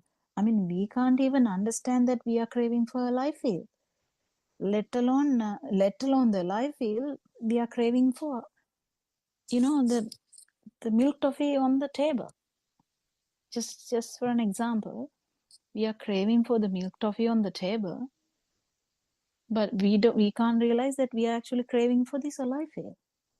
Craving is in such a deep level. So when we understand this Dhamma, Joel, actually you kind of can't crave for the milk toffee on the table. You might taste it, but you will keep understanding. It's just a perception. We discussed that yesterday. Where is the milk toffee? But as far as you actually believe that there is a milk toffee in or feel that these thoughts are real, suffering is there. That's all. Yeah, suffering is there. You just keep understanding that. And no one likes suffering. It's just that due to ignorance we are suffering. As soon as you come to know this, who will like to suffer after knowing that this is what brings all the suffering? Because at one moment or another, definitely you know that there is this body, this system is going to stop. Whether you are 100 years of age, whether you are 8 years of age, whether you are 50 years of age, it doesn't matter. So you have a good understanding about your normal life too. You have common sense. You know that these things are bringing suffering. You know that the illness, you can get any illness. Tell me about it. You can get any illness. So the suffering, you grow older. You would like to be like 20-year-old your form, but you can't. Even though in your mind you are trying to act as your 20-year-old, you're not. So the body is aging. The system is aging. Not the mind, but the system is aging. So law of attraction, what has it done? Only law of attraction or whatever has brought is suffering, because we are trying to maintain our body, we are trying to maintain the everything around us so that everything will be good, because we are scared about the bad. We are so scared about the bad, we are trying to maintain everything good. So we struggle a lot. We have to have some amount of money. We have to have, it's okay to have money. It's not a big problem, because we need to feed our children. We need to do our responsibility. But if you question yourself, are you actually doing it because of that? Or because you crave living yourself, because you believe that you are living, isn't it? What do you think, Suranka? All that is to sustain that underlying feeling of being alive. Yeah, that's the thing. That's the thing.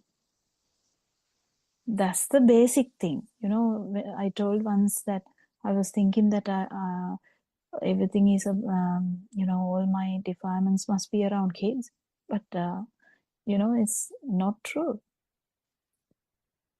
When you go deeper and deeper, you understand you just like being alive. How? Due to the ignorance, due to the vibration, due to the feel. And what do you feel? You just feel the sensory organs, but you feel like you are there. That is the burning we are talking about. That's what Aranwansi also was trying to point out. We don't lose the sensory organs, sensory function. When you keep understanding this Dhamma, that burning goes away, or that additional power, or the power which gives you the ability to suffer. So if you want to actually win the death, you just have to understand that you have never been living. Actually, you have to become that. It's really beautiful Dhamma, isn't it, Suranka?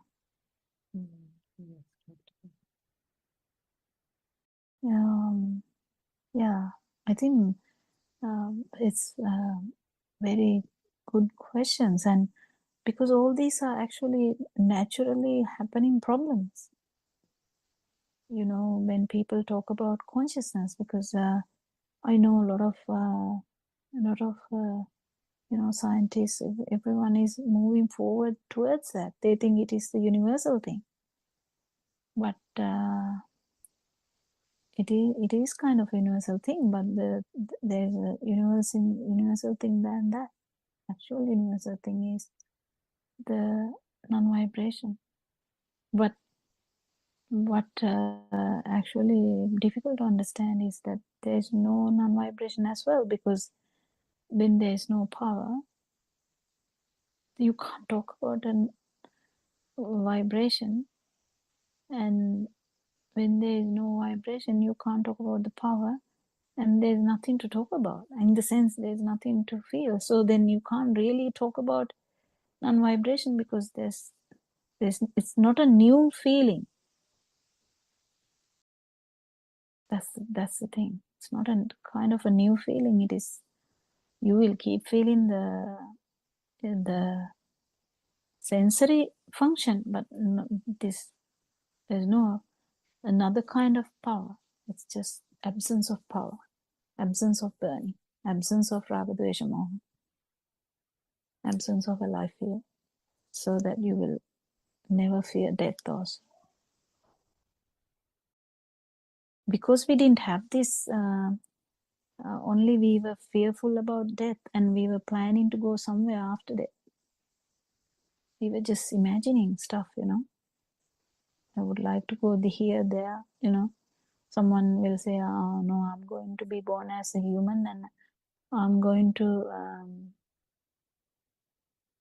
you know, have the same girl forever. I mean, I'm taking these things from the movies, you know, they say that. People might even think like that. Who knows? Actually, maybe thinking that I love you and I will be with you forever. And actually, it can be a volitional formation, as you know, because that is the kind of craving that person is going to have. But this suffering is never going to end. We all know as adults how much suffering we have just to maintain food on the table. What do you think, Dr. Sakuntala? Yeah, actually, this talking about this volitional formation, the experience that you were explaining about somebody who was being bullied at school, and also the same experience that Joel was trying to sort of get rid because that wrong sort of advice that he received from a so-called counselor. Actually, what we have to understand is that these thoughts which are coming again and again is not a continuation of the not a continuation of the process. It's always a fresh thought. It's always a fresh spark which comes up, but due to the ignorance, we feel that it is just a same thought which is surfacing time to time. But when you go deep and when you really understand this mechanism, then we find out that each thought is a fresh one, which has no connection to the previous one. But because of this volitional formation, as you all were discussing very beautifully, it has become so strong. It has been given such a value. It keeps coming. So then, because it's just another, the mind is another sensor faculty, like the function of the eye, ear. When they are functioning, there's continuous input, there's continuous stimuli happening. So in the same way, the mind is also another sensor faculty, where from the previous experiences, the thoughts are formed. And when this thought is, when this strong value is added, like this, what is described by this volitional formation or abhisankaranaya, the same thought can come up again and again very frequently. What we sometimes don't feel is that between two such similar thoughts, there are thousands of other thoughts coming up, which we do not even identify. Because the simple thoughts like walking or combing hair, maybe having a cup of tea, there are so many things happening because all these things are thoughts. And in between two such unpleasant thoughts, there's a string of maybe hundreds or thousands of thoughts coming up, which are not given any value at all. So we don't feel that they have come up even. So what we feel is that this thought is there always. This thought is somewhere hiding underneath and then coming up throughout the day. That is what the interpretation is. So when we understand that each thought is a freshly prepared one, where the sensor functions, the collective action of the sensor faculties, the 5 sensor faculties, results in this thought formation or each thought, then automatically the value or the empowerment given to that thought gets less and less. That is the only way to get rid of that volitional formation of this abhisankarana of the thoughts. So, what is generally done is that focusing to a different point, where a person might go for a movie or meet some friends, listen to some music or something like that. Try to focus to something else, which is just a very temporary measure. But when you realize that each thought is a new one, each thought is freshly done one by this mind faculty or the mind sensor, then you become actually a non-judgmental observer of that. Actually, there is no observer as such here, but non-judgmental observation occurs automatically, and then that the power of that thought becomes less and less, isn't it? Yeah, actually. Mm. Yeah, this understanding Dhamma, actually, understanding is one thing, and if you can feel this also, you will definitely feel in one stimulus that how this is the case. That at one point it's only one thought is also you can understand. Because the breaking of this cycle also you can feel when the alive feel is gone. So what we call the start of the path is also at the same point where you feel the disappearance of the life field, but still maintaining all the sense of faculties. So that's the beauty of this Dhamma. And yes, Joel. Another thing I was just thinking when Dr. Sakuntala was talking about these thoughts, when I read the book, it says about here, awareness. So, in terms of awareness, can we come to can we just say, can I believe that if I someday or somewhat that I will be aware of this suffering and come out of it? Can I believe that? Believe word is actually in the thinking process. So the we can believe anything. Believing is in the thinking part, but actually you have to feel this. So the feel starts like this, Joel. Like if you're asking about it, already you are feeling this Dhamma. You haven't felt the disappearance of the life field, but you're already feeling that the outside is not a big deal. Am I correct?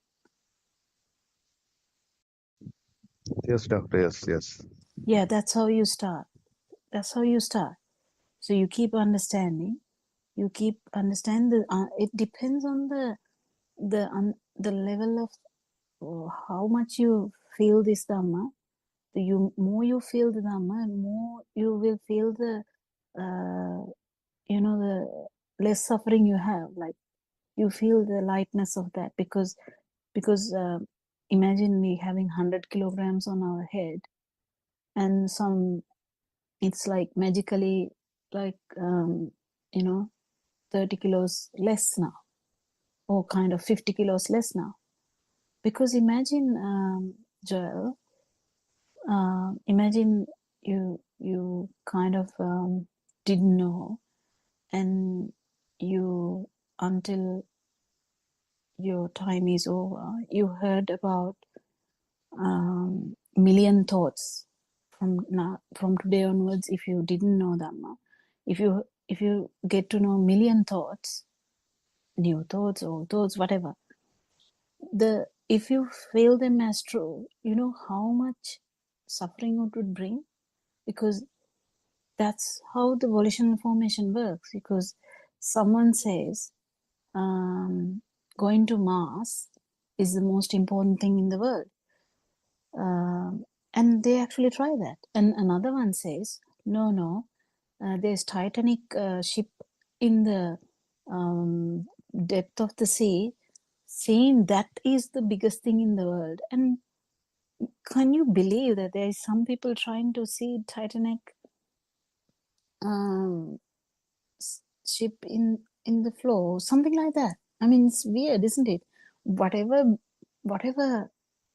the thoughts coming up in this 8 billion people, and when you get to know that, you get craving for this, that, and is there ending? There's no ending. People want to go to here, you want to go to moon, you want to go to Mars, you I don't know, maybe someone would try to go to black hole also, and with the attachment to see whether it will survive. That kind of extreme thing, because you kind of start to feel that everything is there, and you have to experience everything. If it is there, experience becomes important. So once you hear this Dhamma, 50% of your problems are over because you can't be deceived again, saying that this is true, that is true. Can you achieve this? Can you achieve this?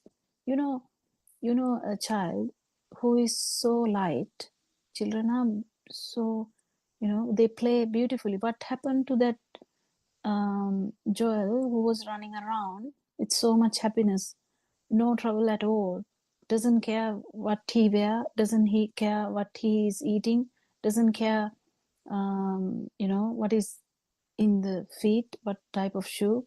Sometimes there is no shoe, and doesn't care whether it's raining or heat.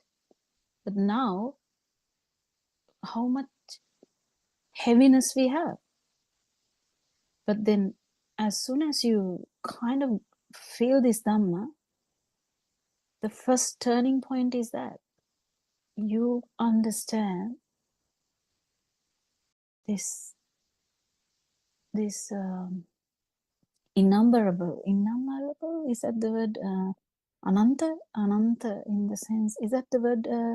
Is the word correct? Innumerable, I think. Yeah, I think innumerable. Yeah, that one.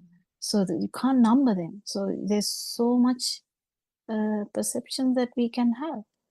So once you understand this Dhamma, there's no way that anyone can tell you that there is this thing, would you like to achieve that? But once you have heard this Dhamma, you know that it's not actually out there, it's in mind. So that's how the Dhamma starts to make you feel lighter, because that's the starting point. And it doesn't stop there though, because you keep understanding that even that perception, okay, it is in the mind, yes, but even that perception is not true. It's just arising from the sensory, because there is sensory organs, it's just a production of sensory organ. Imagine, Joel, how much suffering would dissolve, how much lighter that would how much lightness that would bring, isn't it? So that's how the path starts. Another thing, Doctor, I would like to ask you, like when you said this sensory faculties, you said you feel Dhamma, right?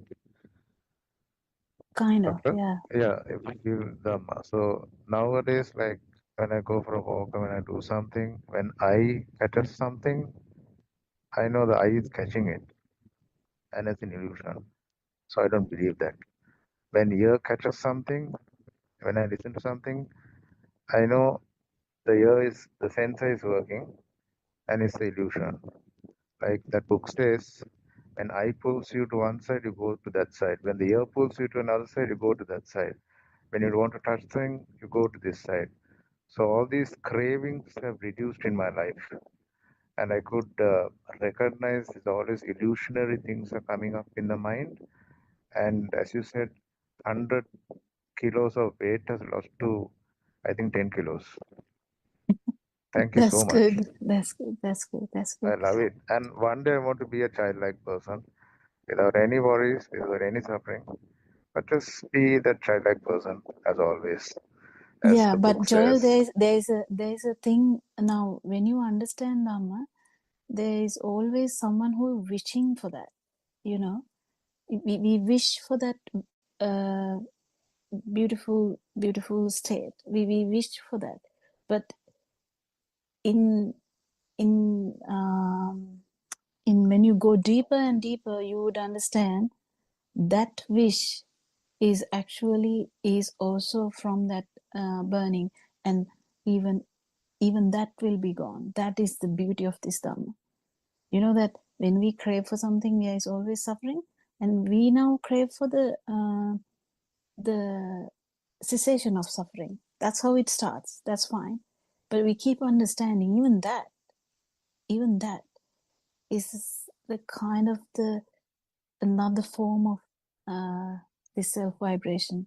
And when you understand that, you kind of you kind of drop everything. It's like if you drop all the suffering aspects of your sensory organs, there's nothing to talk about, is there? Like, yeah, that's kind of the liberation we. It's an imaginary one when we talk about this, but this is something you can feel, Joy. And you are actually, that's what I'm saying. You are already in that path, and you just keep understanding. In the beginning, we have a kind of a drive towards that, and that is thinking that it's a better place. You know, cessation of suffering must be a better place. What actually, even that thought power is also going to go down. Did you get that, Joy? Yeah, like that first time I told I had this floating sensation, and Yeah. doctor, you said don't. It's just a thought. It will just fade away. After we ended the session, it just faded away. And I was thinking, where was that feeling going? Where did it go suddenly? Everything is Yeah. just for it's like a spur of the moment kind of thing. Everything Yeah. happens, and then Yeah. it just fades away. So the more I realized that, actually I had a shoulder pain because of stress. It's not there now. I was healed. I'm not joking. I'm serious. Yeah. And thank you for this, man. Thank you so much, Aryan and Manse. Thank you. I think Aranwanse has joined. Maybe is it time now? Oh no, we have kind of We 20 have about minutes. 11 minutes, I think, yes. Yes, Terunsane Aranwanse. Actually, yeah. So this as that's why so I have told you, like, I heard this Dhamma a long time ago through YouTube randomly, and I have kept listening, and well, definitely there's like you said, definitely suffering is going to go down. At one point, you will this the craving and the aversion, how much it is going to go down, how much less you are delusional, you will start to feel this truth more and more. And even the craving for this Dhamma, or craving for this anything like saying, there must be some place like Nibbana, there's nothing like that. Actually, this is only cessation of suffering. So as you said, even the 10 kilo, the 100 kilogram, the minus 90 kilograms, is if there's any 10 there, even that 10 is going to get dissolved with the understanding of that even the senses are just the sensory function will be there, but this power is from the delusional aspect of thinking that there is so beauty of this Dhamma is the tranquility you will feel, and other thing is you will feel the if the thoughts are not true, kind of whatever the thoughts, if you keep understanding these perceptions, this dream is not true, you might actually awaken from that dream, and you will feel that. And the being awakened from the dream is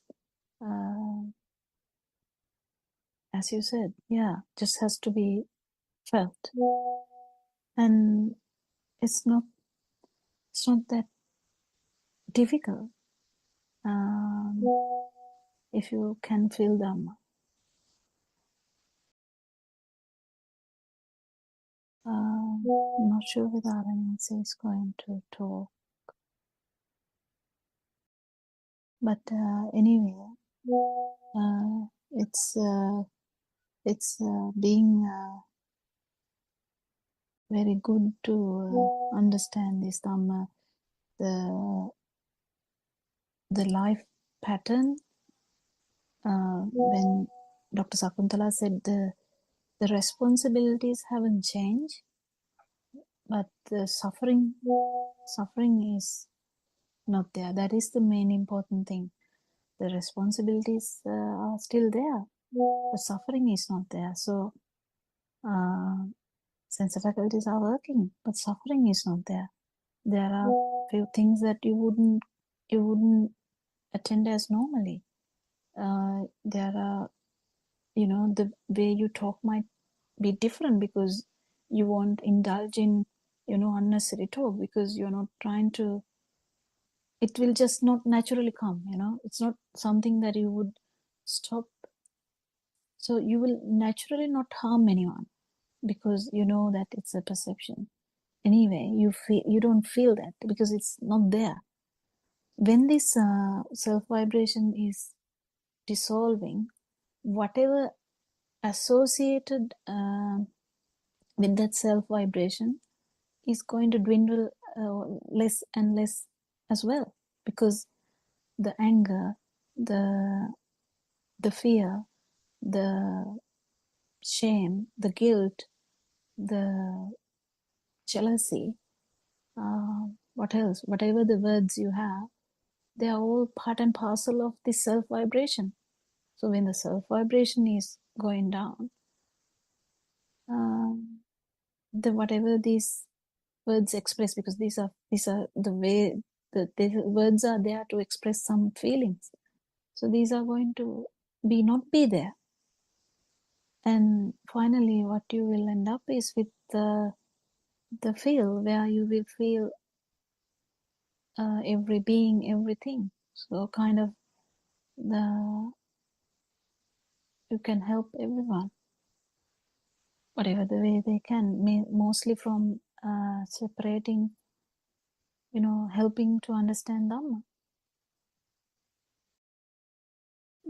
Anything else to add to that? I think, yeah, we Yeah, may. just briefly, I thought of mentioning this. Joel mentioned about the shoulder pain. Now, any of these pains, now you said I had a pain. So that actually has two components now. As long as there is a physical body, we are bound to have discomforts and illnesses and pain. So that will not be prevented by Dhamma. But there is a mind component to any pain, where this pain is tagged or attached to myself. It's happening to me. That mind component is the one that you can get rid of. Then, actually speaking, you can tolerate the illnesses or the pains better when you understand this process. Isn't it, Dr. Gopila? And also there is some pains which are brought by mental health. I tell most of the time, a lot of people, it's a vicious cycle. You are mentally down, whatever the pain is going to get like exacerbations, like it's going to be, if it is like out of 10 out of 1 pain, you will feel it like 10 out of 10 pain, because it's kind of, that's how it is. All the hormones are going to change. When your mind is so heavy, all your systems are going to change. All the hormones are going to change. It's all one way. But when the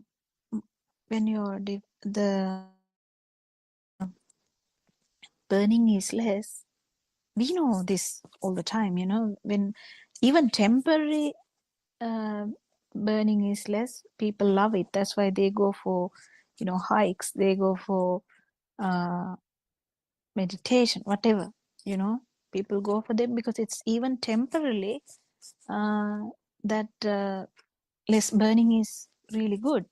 But this is nothing like that. This is kind of we are not planning for any temporary.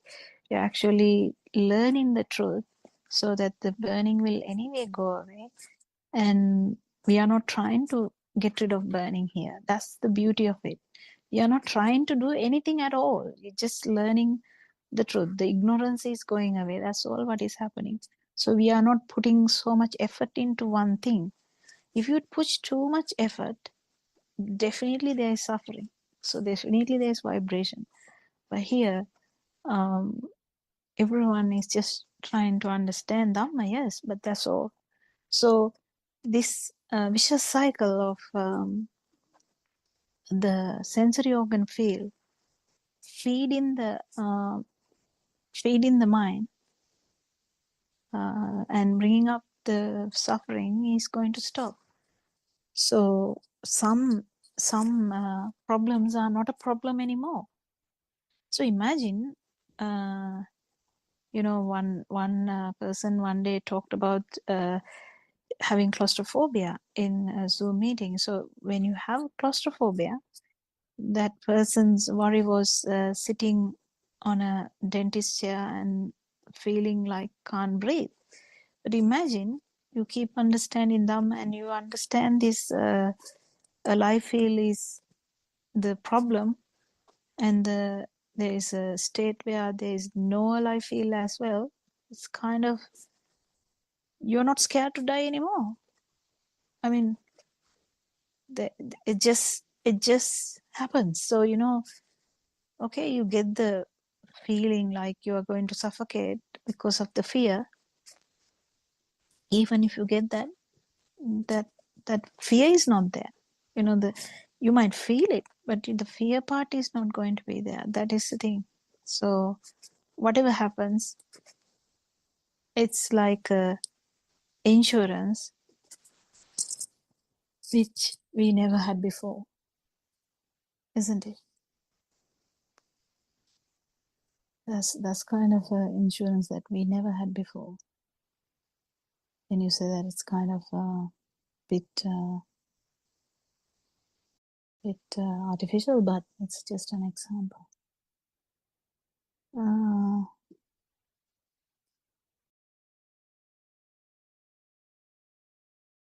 I think we are running into 4 o'clock Zoom meeting.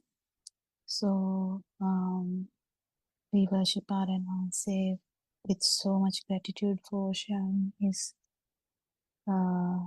wisdom with us and helping us. He released his wisdom through YouTube, and we thank all the Dhamma friends and especially Joy, who is asking questions so that we and even that, even the question you asked that day, that experiences being personal, it's such a deep question. I didn't go much deeper, but I felt the depth of it, and it was so good to even though it is too much to go into that detail, that none of these experiences are personal. That's a beautiful thing to understand. None of these experiences are personal. Thank you very much. May Triple Gem bless you all. Thank you. Dr. Thank you, Doctor. Friends.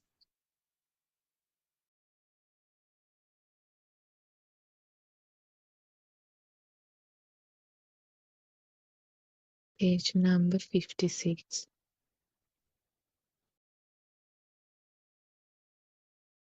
As you continue to be mindful, your wisdom, also known as the Bodhiyanga or Buddha nature, continues to develop. This Buddha nature is an emptiness, a supreme solitude, Uttaritara Hudekala. As wisdom grows, the mind becomes pure and untamed.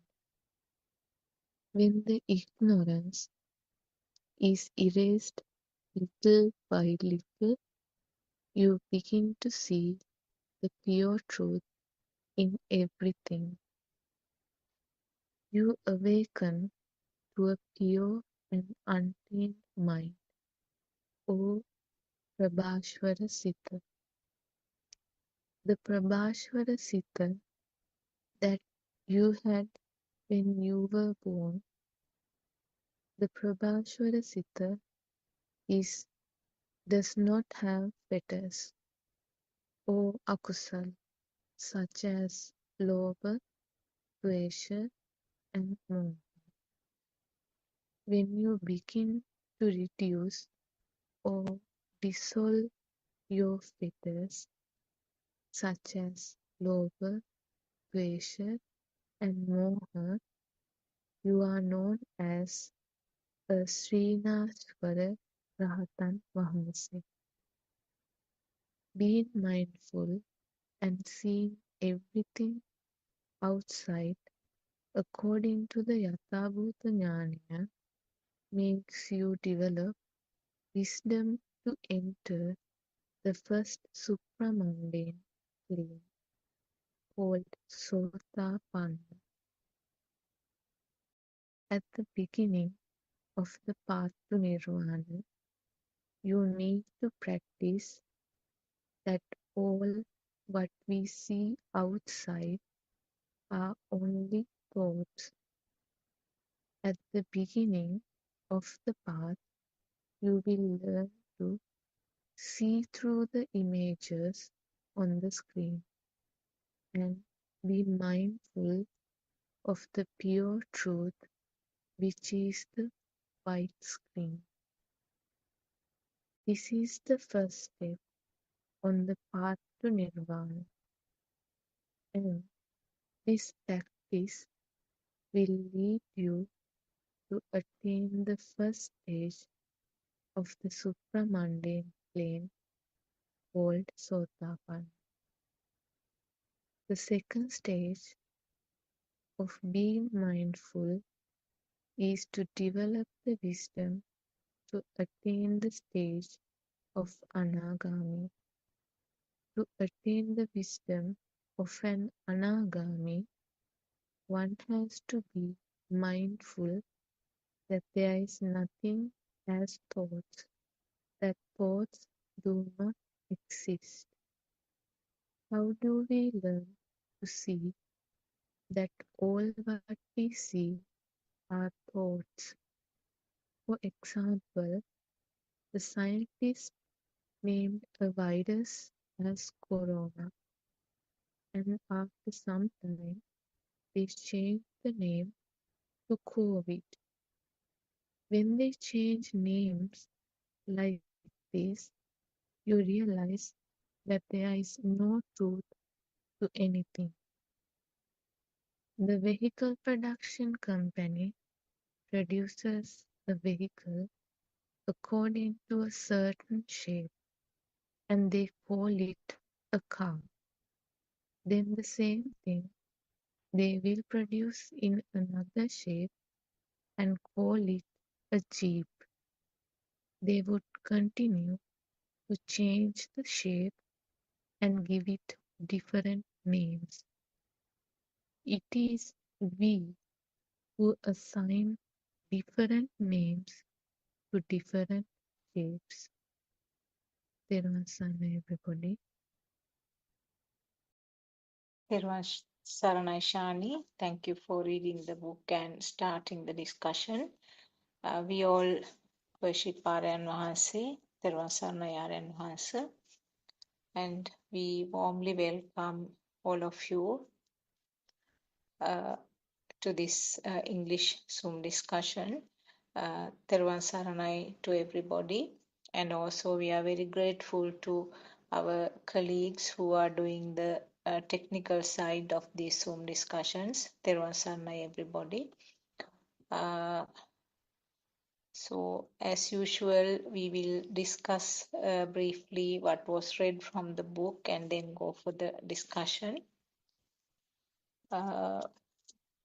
We learned few new words today from today's reading, because all this time we were discussing and talking about the thoughts and the mind, and we listened to few new words. One was this radiant mind or Prabhashara Manasa, and also we talked about being mindful. Now here we use this word mindful, but we know that this same term is being used in the Western world for for a slightly different meaning. And the difference between, actually speaking, the most suitable English words may not be found to explain what was actually disclosed by Lord Buddha and our Aryan Mahanse. So therefore, some of the words we have to sort of borrow and use them, but maybe with some explanations we might be able to give the better picture about it. So being mindful is being used in various aspects. Nowadays we hear it very often. It's mostly towards the concentration meditation side. But here in the word mindful is indicating not focusing on a particular thing. Here, to be mindful, the essential component is that to have a clear understanding about the true Dhamma, how the thoughts are formed, how this system is working, how this self-perception and this feeling of existence occurs. So without that basic knowledge and a very clear picture about this process, this system function, you cannot talk about the mindfulness which was described by Lord Buddha. So even the word wisdom actually gives slightly a different meaning in Buddha teachings. So briefly, if I say about this radiant mind, as it was mentioned, it's something that we all had as a little baby, because we had only this sensor functions at that time. We could, the baby can see, but there is no naming, no thoughts to describe what was seen. And the baby can hear, but again, there is no thought to describe what is heard, so there's no naming. Similarly, the taste, the smell, and also the skin touch. So all these senses are functioning, but thought formation occurs subsequently after some time when the baby grows up. So when the thoughts are formed only, all the defilements, in other words, the lobha, dvesha, moha, which means the clinging, aversion, and this feeling of existence, so those will gradually come up, develop when the thoughts are formed. I think I will stop from there. I will invite Dr. Kokila to continue the conversation. Teruvan Saranai.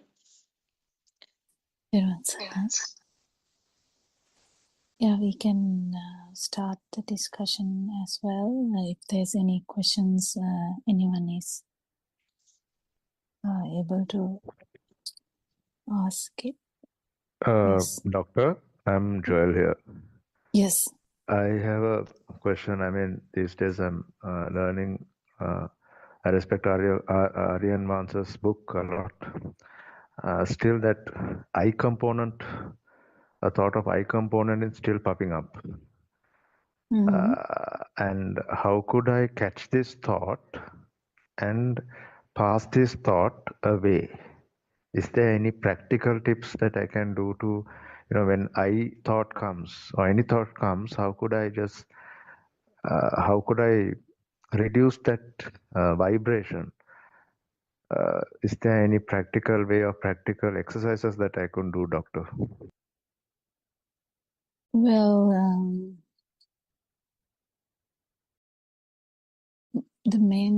we actually don't suppress it as such. If it is really bad, you can do some, going for a walk, maybe something like hiking or some activities with nature might help that. But what we mainly focus here is usually understanding that thoughts are not real, that's all. We don't really try to suppress any thought because thought has no kind of, we know that we get the burning with that. Some thoughts bring up the burning because this is a question that has been repeatedly asked in the Zoom discussions before. So, like when a child dies, mother is so much in sorrow, so sad that the thought of the son is tearing the mother away.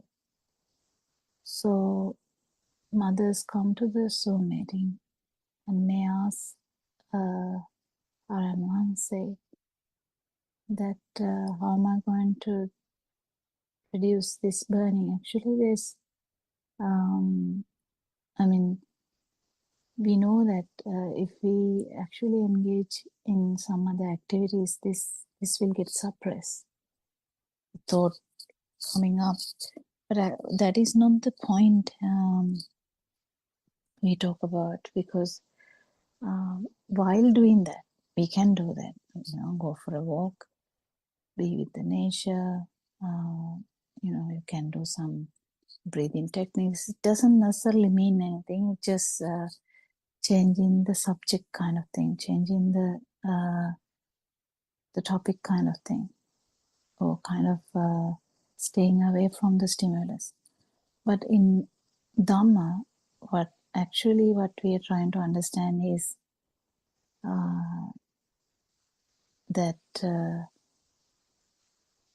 this is a thought. Most importantly, Joel, what we try to understand is that understanding I, me, myself.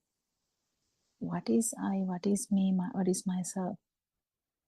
That is all we are trying to search for. So if I ask, where is Joel? Joel might say, I'm here. So when you say I'm here, if I keep asking, where are you? You might say, I'm sitting on a chair. But then, are you sitting on a chair? So we try and see whether the I is inside the body or associated with the body. But then, if you keep understanding this Dhamma, you can see that it's only we focus on the body is there. Otherwise, we don't know that we are sitting. If we are in if you are engrossed in a conversation, we can't even feel that we are sitting, isn't it? So, when we keep understanding that the focusing on the body only brings up the body, then you tend to think, okay, then maybe this is Joel, maybe the mind. I'm calling myself Joel, but when we ask who is Joel, then maybe if it is not the body, because you always say, in the sense any human being always say, this is my heart, this is my liver, this is my skin, this is my face, these are my legs. So who is mine? If all the body parts are mine, who is me? So, and when we try to think about the other way around, okay, then me must be the mind. Well, is that so? Because you're so much struggling to handle the mind. You first foremost, you join this Zoom discussion to actually find out how to tame this mind. You wanted to tame it, kind of handle it. You wanted to control the mind because you didn't want some thoughts to come to the surface. You wanted them to go away and to the better thoughts to come all the time. That's why you actually joined the Zoom meeting, which is great because that's how we got to know you. So then what Aranhanse is actually explaining here in Lord Buddha's Dhamma is that try to find yourself. So where is joy? So then if you are your mind, you should be able to do something about it, but nothing is under control. So then who are you? Then who is Joel? Then comes the sensory organs. Then we come to the understanding, okay, then feelings may be me then, because there is feelings. You feel this, the temperature, you feel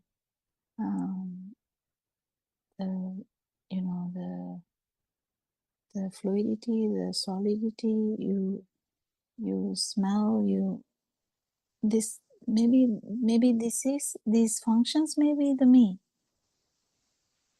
But then can you call that true? You can't really control any of these things. You a sensible person will really understand none of these things are Joel. So where is Joel? I mean, I'm not only talking about the word. Word Joel has no meaning actually, but you feel alive. That's why this whole thing is. So you feel alive because there's so much, fast vibration of sensory organs. That's why you feel alive. So the misunderstanding of this is happening everywhere. So the feeling of existence without any in-between time, like at the same moment, is kind of felt as alive feel. Feel of existence is due to the sensory organs, the light, the sound, the touch. So actually speaking, you can't really find joy. So if you keep doing this research, you will be actually surprised one day. It's actually a misunderstanding. So we kind of I mean, you can go through the science also if you're really keen to do that. But even in science, all the world-renowned scientists are struggling here because they came to realize that even consciousness is kind of like a quantum packet. So there are research ongoing about these things, but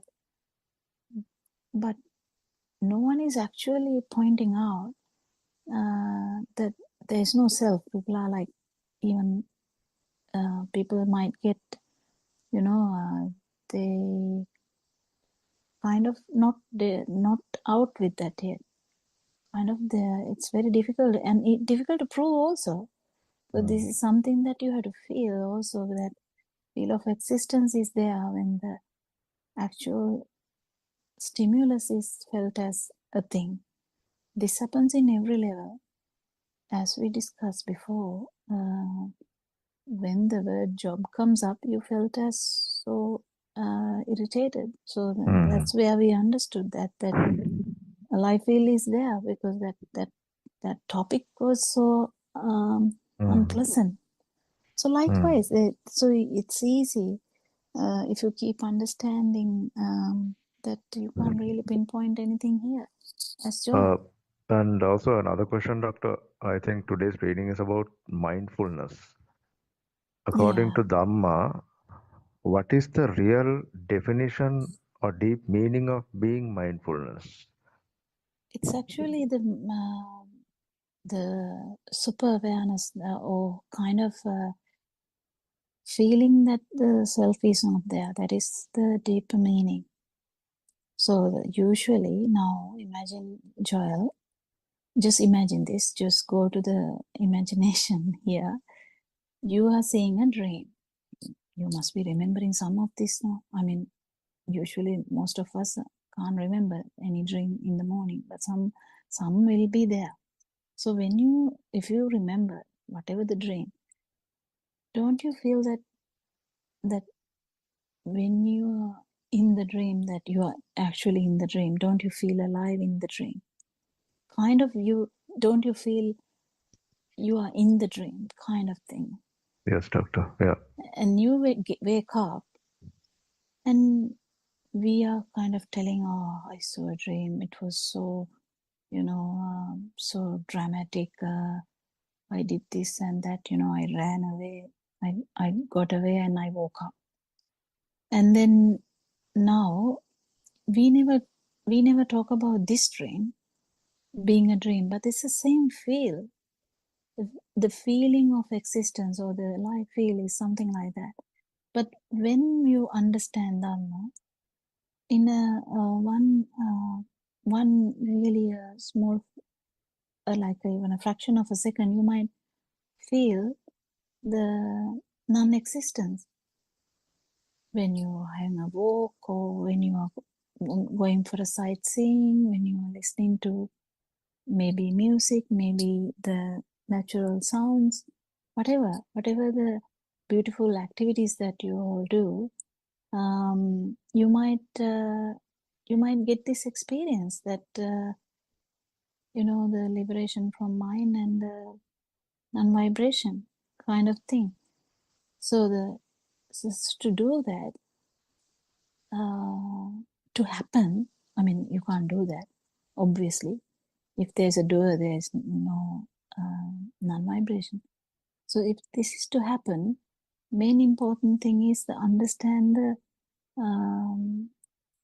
the no self angle, which you have done miraculously. Actually, I think you get it because you got it, because there's no way that there is Kokila here or Surangika here or Dr. Sakuntala or Dr. or Sudharma or anyone. Or in that sense, Joel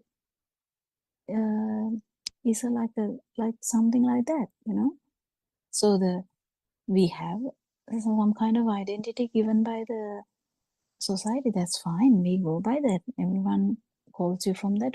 Yeah, that's fine. You answer. That's okay. And you keep doing all the responsibilities. That's fine too. But what we are understanding here is that even though we have entered this dream, due to the self vibration that we had, the dream, we keep understanding that there is a dream. It's okay. I mean, we are in the dream. I'm talking here. I'm sitting down now, cross-legged, and I'm talking. So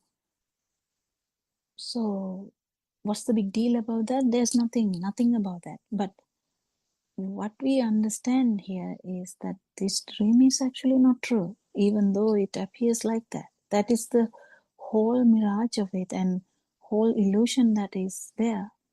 But it doesn't necessarily mean that we stop doing anything. Why should we stop doing anything? There's no point in doing anything like that, because if you're trying to adjust something or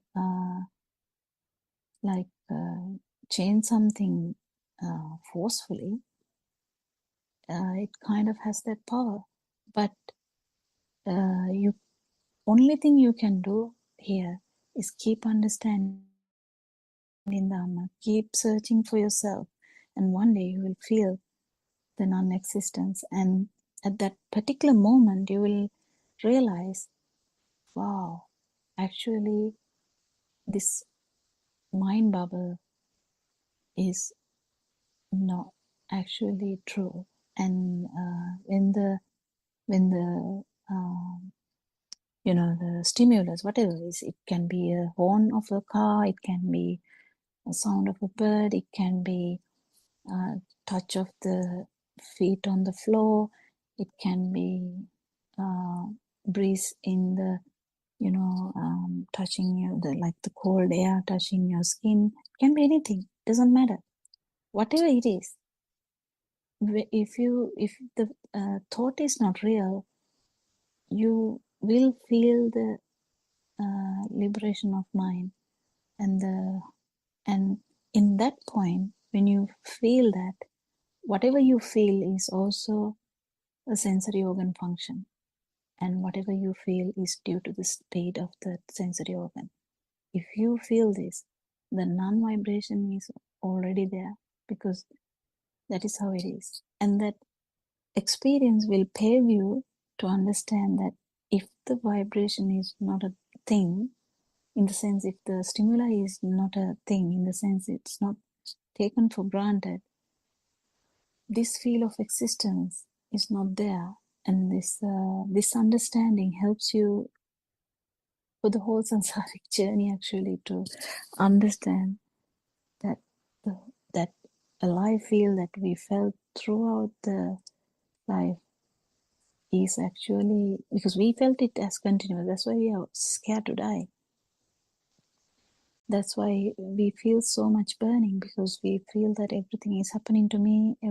The chair is out there, that person is there, I'm here, something like that. That's the duality that we talk about. But you keep understand through your experiences that's actually not true. So the most important thing that you understand from this experience is the stimulus. If the stimulus here is, if it is a bird's sound, that's a stimulus. If it's a visual image of the chair, that is a stimulus. If the stimulus is felt as a thing, that is you. There's no separate joy. That's where so much beauty in this Dhamma. You understand that separate joy was actually illusion. What actually is there is just the feel of the chair. So you keep understanding that the feel of the chair is actually just a vibration of the sensory organ, whether it's the eye, whether it's the ear, whether it's the skin, whether it's the nose, whether it's the tongue. It doesn't necessarily matter, because if you have ever eaten a pineapple, Joel, we can do like a debate, and we can say, Joel, have you ever eaten a pineapple? And then you will be like scratching the head and thinking, have I eaten a pineapple any day in my life? I mean, I hope you have eaten, but you know what I'm saying? Have you ever eaten a pineapple? But then you would say, no, I know the pineapple smell. Okay, you know smell, but have you ever smelled a pineapple? Then you can say, no, I have tasted the pineapple. Well, you have tasted something, but have you ever tasted a pineapple? No, I have touched a pineapple. This is the piece of the pineapple. Why are you saying all this nonsense? Okay, well, you touched something, yes, but did you touch the pineapple? Then what you can know, I can see this. Can you not see? Are you blind? Okay, I can see something. Is that pineapple? So we keep understanding, this research is so beautiful. You keep understanding, okay, where's the pineapple now? What's the big deal about this pineapple? Joel, you can't really, we don't actually get the craving, we start craving pineapple, not exactly the taste. Taste is something that we think that is existing. That's bringing the feel of existence. But actual craving is actually for the pineapple. That's how this works. And you keep understanding how the life, or so-called life, or so-called, the dream works. You get calmer and calmer, and one day you will really feel this non-existence, and you will understand, okay, It's not a big deal, you know, like the whole this time I thought I'm existing, but there is a feel of non-existence too. So there's a new normal now. So then you get the idea of no self-perception too, because all this time you have the self-perception. You feel like an example I told you about the dream. You feel existent in that dream, actual dream that we see at night. But in the daytime, when we are running around, when we are going to the shops, when we are cooking or making a tea or washing clothes, anything, or having a shower, we feel that it's happening. That's because of the sensory system. That's because of the fast occurrence of this sensory vibrations. That's all. That's why we feel this is real, but the dream is a dream. What actually happens is the same kind of thing, because in the dream also what you saw, that I saw a dog and I started to run and I fell down and I woke up on the bed, but I was actually running down a staircase, but now I woke up on the bed. So didn't we feel so much existent even in that dream? Didn't we actually run? Didn't we feel the fear? Didn't we feel everything? How do we do that? If that is so, is there someone else in that dream? So is that not Joel, or is it Joel, or is it here Joel, or is it not Joel? Actually, it is not about not Joel or it is Joel. Actually, it is how understanding what is happening here. It's not about the actual name. It's about the feeling of existence, that how we are trapped in that, you know, the speed of these vibrations. We just get trapped. And now what we do is we just understand that. That's all. We don't change the life, but it will change. Mind you, it will change. Today, the one you hear in this in Zoom discussions, I bet all of us have changed. Did we change ourselves? No. We are not doing anything forceful here. I'm not trying to suppress my I thought or anything. I'm not trying to suppress my any thought. I'm not trying to change my thinking pattern, but it's changing every day. It's changing. It's actually, I can't even say changing. It is actually, it has no power, basically. But act in the same way as usual stuff, you know. You have some, you know, responsibilities, you keep doing that. That's it. Did you get the point, Joel? Anything else in that specific part? Do you have a question? No, doctor, thank you, because I think these days I'm changing, but I don't feel I'm changing, but something has changed. So thank you. Thank you so much. Thank you. Okay, all good. Thank you for asking questions, actually, because it inspires the, you know, the Dhamma. It brings out Dhamma, because this is all what we are trying to do. Because what we are trying to do is, we are not trying to give it to anyone specifically. We are just releasing it, so someone may actually get it, and someone. Saranai, Dr. Kokila, I think Aryan Hansi has joined. Yeah, from the start, Aryan Mansi is listening to our conversation. Is that Aryan Hansi? Because there is sometimes iPhone mark coming. It's I don't know whether it's Aryan Hansi or not.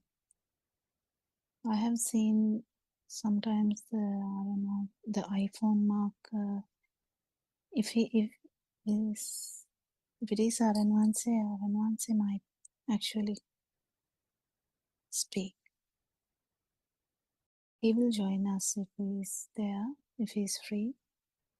Therun Sarnai. Yeah, because I have seen 2 phones now with the iPhone mark. I have noted it before. I have noted it multiple times, and even when Narayanavansa is talking, I have seen another kind of saying without the name, just saying the iPhone. So I'm thinking, I don't know. Anyway, we'll see. If Narayanavansa is there, he will start talking. So the actual the Dhamma is we are releasing Dhamma. So we are trying to do this with help of Narayanavansa, the noble friend, and then randomly people hear this. That's what happened to us. I mean, we randomly heard that and started listening, and for some reason kept listening. And I felt the difference from day one, and I kept listening. No one has forced me to listen. No one has asked me to listen. I actually listen with great difficulty with time management, but I haven't stopped listening to Narayanavansa's sermons until today. I somehow or other try to manage to listen to whatever he says. Anything else to add to our discussion today?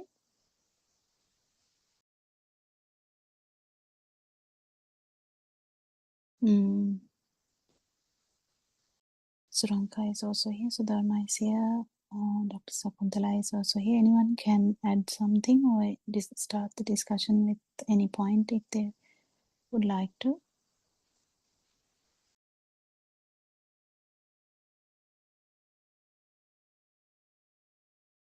Yes, Sarna, yes, Dr. Kokila, I think as you mentioned very clearly, this about this suppression of thoughts, as you said very correctly in Buddhist teaching, when we understand this, how the thoughts are formed, actually there is no need to try to suppress it. Yeah, thought suppression is a part of the concentration meditation, which was available even before Lord Buddha. Yes. So actually, we all try to find a way to get rid of our bad thoughts. It was there from ancient times. Yeah. So suppression is just anyway out. So what we try to do is, because it's not a permanent solution anyway, trying to suppress the thoughts is not something going to help in long run. Maybe temporarily, if somebody is disturbed with the thoughts, concentration meditation for a short while is advised. But it's as you said, it has been in practice for a long time. Even when this Prince Siddhartha was born, even at that time, this concentration meditation has been in practice. So when he was trying to find the truth, he also practiced this concentration meditation and found out that it is not the permanent solution. So what is sort of explained in Buddhist teaching and what is explained by our Envase is that how to analyze and find out how these thoughts are formed. What is this process and what is this system? So when you and what is the reason for this power we have so much suffering? Exactly, yes. So when you find out the mechanism of this system, how this current is formed,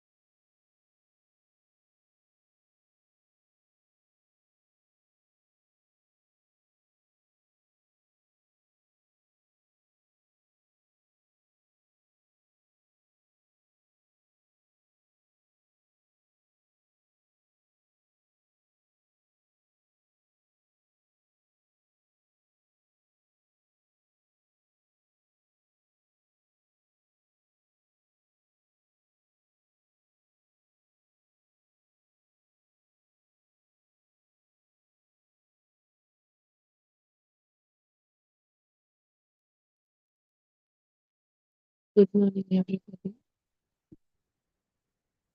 Good afternoon. Good afternoon.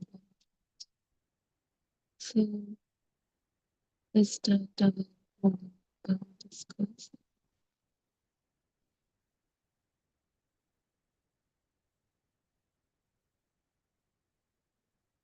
Let us begin very simple. Right now, something is happening. There are intense sensations of the body. Maybe thoughts moving quietly.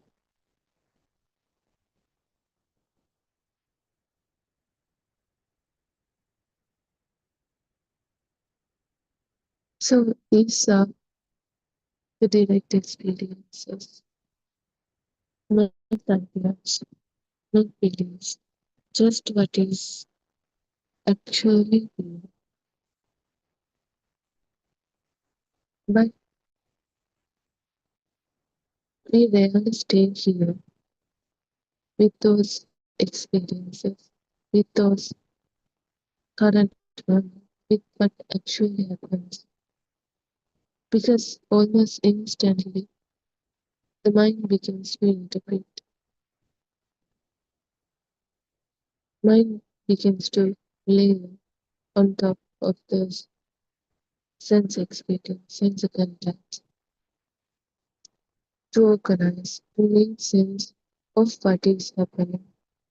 They're trying to interpret, label those experiences.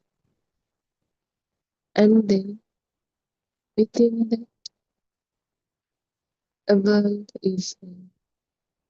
A world is constructed, a structured experience, a reality that feels solid and continuous, even though it's not, even though it's something built on our mind.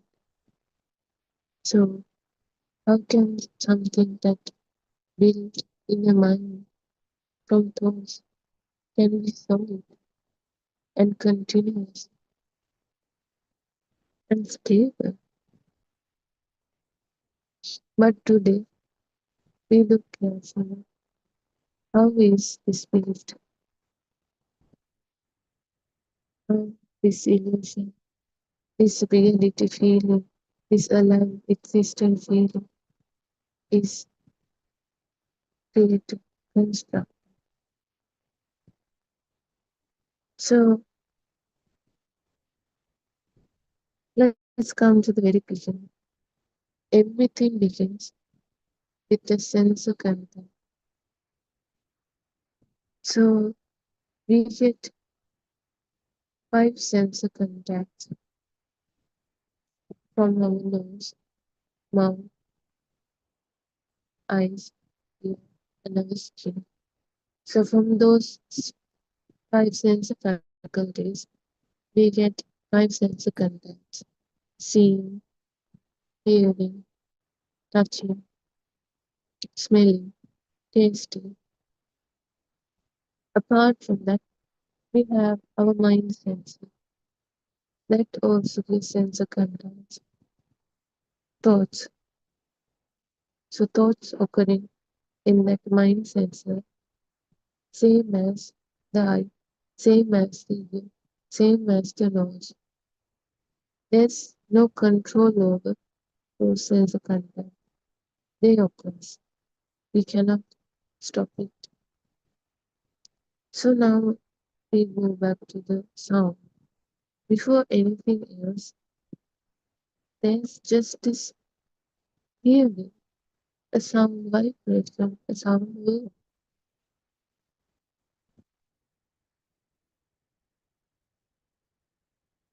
Even there's nothing as a sound as well. It's just a vibration occurring in our ears. Even the ears we are thinking, it's just a sound vibration occurring.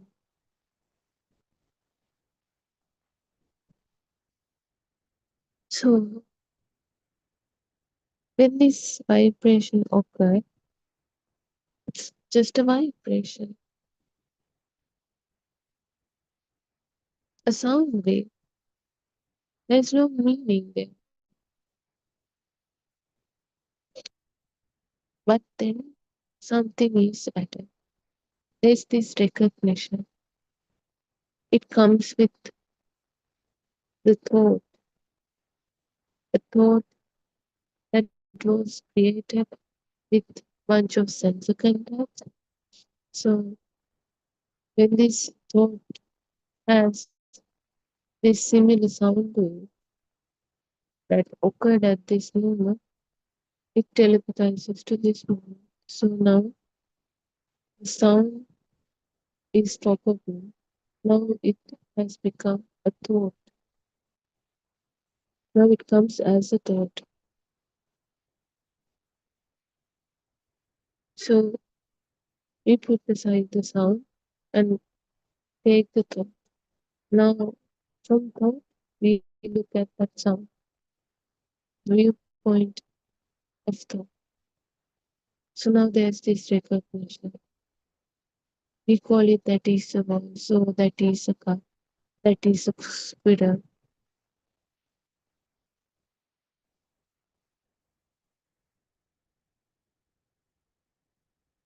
So as you can see, there was just this raw signal, raw sensor contact. It was fresh, a vibration actually. But then suddenly the mind interprets it and it comes as a thought. And we think we recognize that sound. But actually we didn't recognize it. We labeled, we interpreted that sound, that vibration. Not just a sound, it goes same with every other sense organ. A sensation in the body, whether it's touch or smell, taste, or the vision, anything, any sense contact. First, sense contact experience itself is fresh, pure.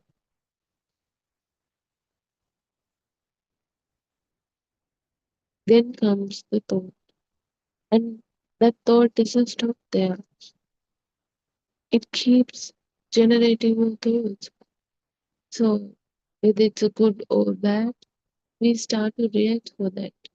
We start to judge it. Like, let's say we interpret as good, and now we feel happy. And if we interpret as bad, we feel sad, pain. So, that one thought, it doesn't stop there. It goes, it carried on like branches. So, experience has now layers. This raw contact was simple itself. But now there's stack of thoughts. So now it has become heavy, complicated.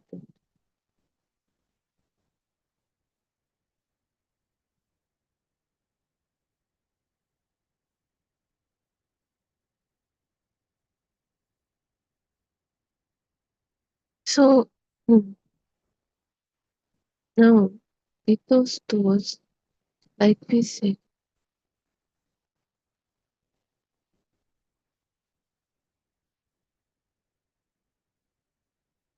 we interpret them as good or bad. We feel different tones, like something feels good, something feels bad, uncomfortable, something feels comfort.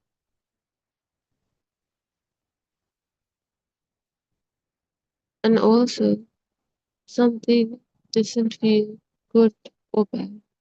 Like it's not strong enough, it's neutral.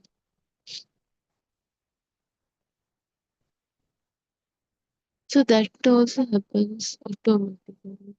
It's not something that we choose. It's something that we cannot control because there's no owner that does those stuff. It's just the system, this mind sensor is not.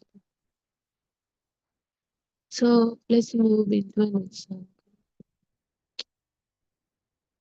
Let's say a sound appears. Instantly, with that sound, with that vibration itself, we get this pleasant or unpleasant feeling.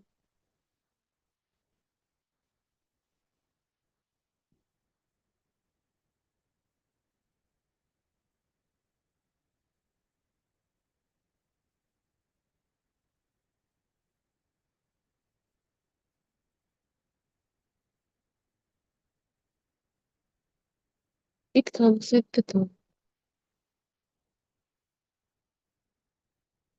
Whatever we are interpreting, labeling it as, it's a thought. So whether it's pleasant or unpleasant, we are labeling it as unpleasant. We are labeling as because we can notice for certain things that we call pleasant or unpleasant.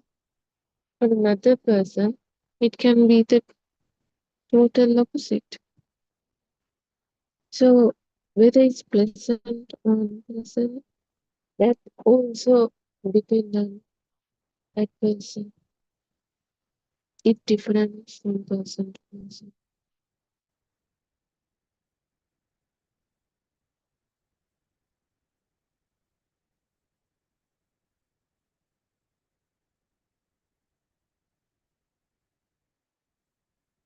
Let's say we hear a loud voice, now it's unpleasant. For some people, it's pleasant. So what is a thought we get? It's not because they're not depending on the outside. It's all depending on our mind, how we interpret it, how we take it as. And the other thing is, we only get vibrations, sensor contact, and the rest, that whole story, that illusion, is created on our mind.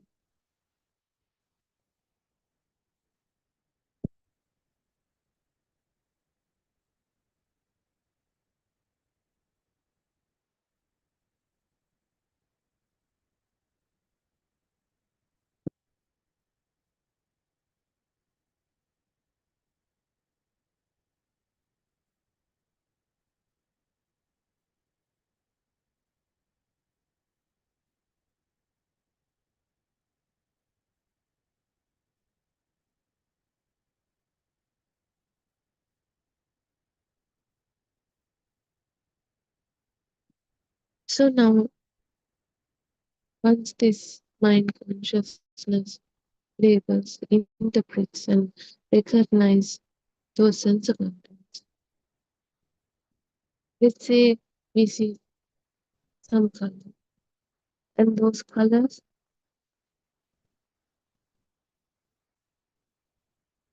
we take them as shapes, and those shapes become objects.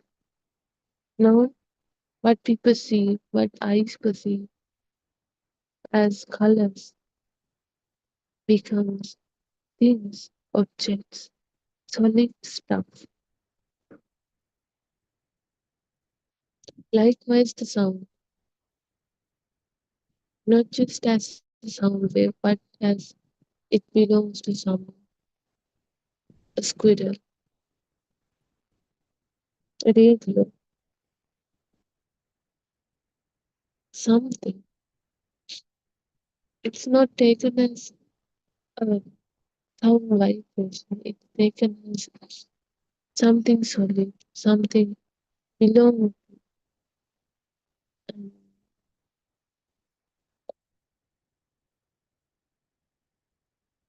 a solid one. So this is the perception because the sound didn't say it's a squirrel and nobody else said it's a squirrel. It's us who interpreting it as a squirrel. Nobody forced us to do it, but it's the mind does that. It automatically comes. It happens so fast, like when we hear the sound, we just hear the squirrel, not the sound, not that sound wave, not the sound vibration, but it comes as a squirrel itself.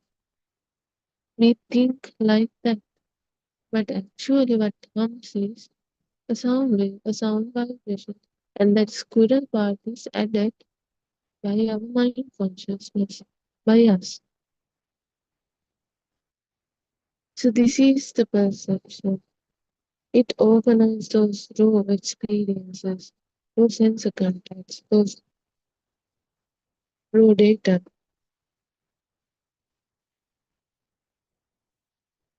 We had things, interpretations, informations, labels, meaning, and turn that simple experience into something complicated, something known, something solid, objectify them. So, as you can see, without this perception, without this interpretation, there's no structured world. It's just raw experience. Scene occurring, sounds occurring, taste occurring, smell occurring, touch occurring, just some vibrations. We are the ones solidify each and every vibration and label it and objectify them. If we didn't do that, they are just bunch of vibrations from different sensor faculties. So that's why we say there's no structured word illusion without these thoughts, without these interpretations, those perceptions.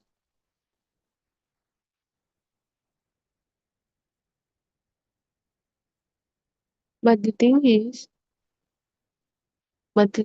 we always live outside because we are unable to see what we call outside is also something that we have created this time in our own mind consciousness.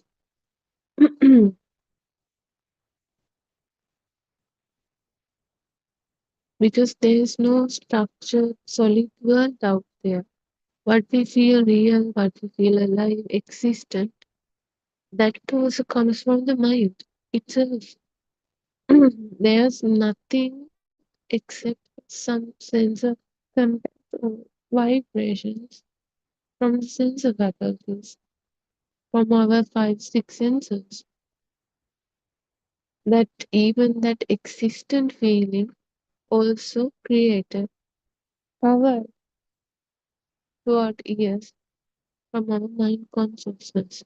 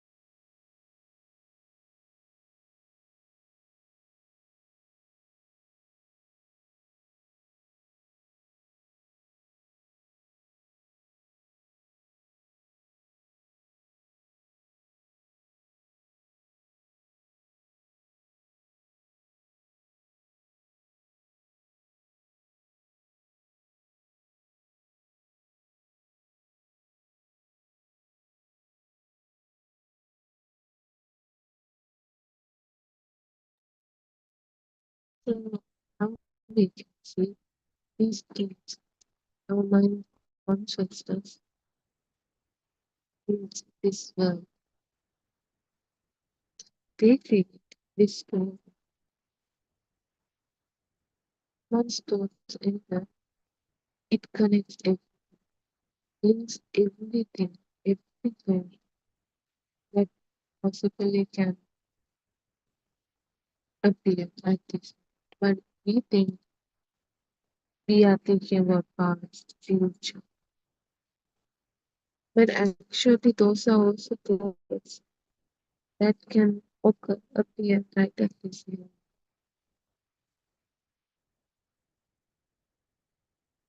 We are not the past. So the mind, it doesn't stop there as well. It creates narratives. So it creates narratives like this is happening. This means something.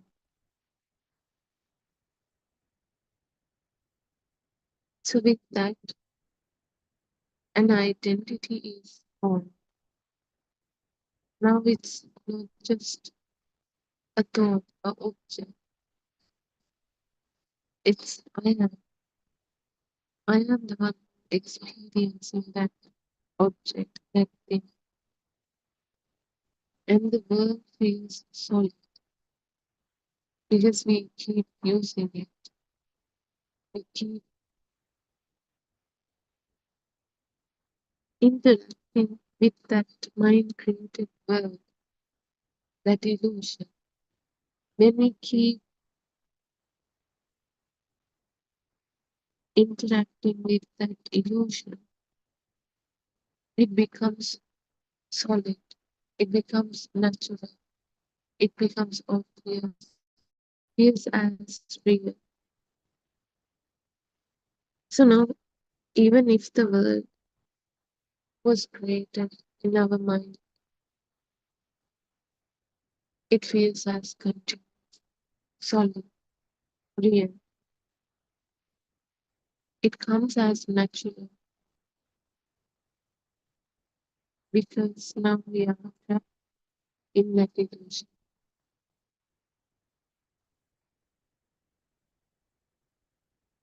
Because we are now so got used to that illusion.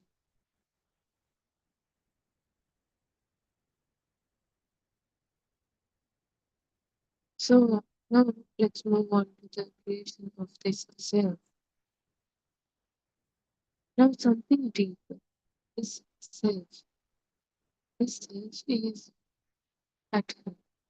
Like the self is also construct.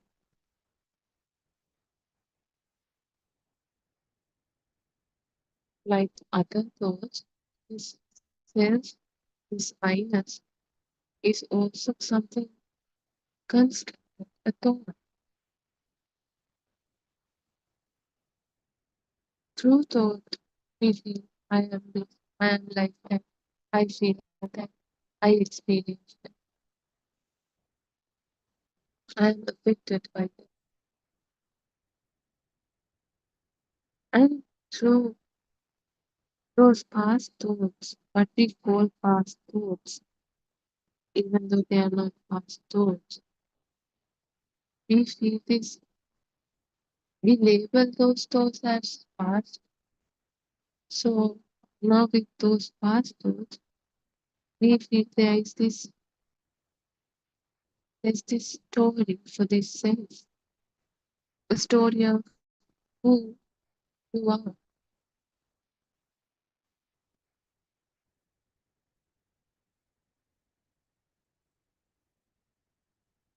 A story of a self, an existent self, a self that was there in the past to experience things, and self experiencing things right at this moment.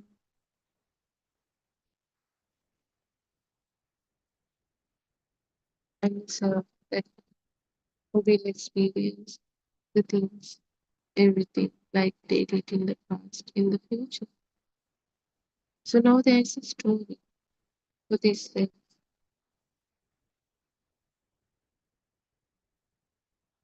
So it feels safer, it feels real, like we have this feeling.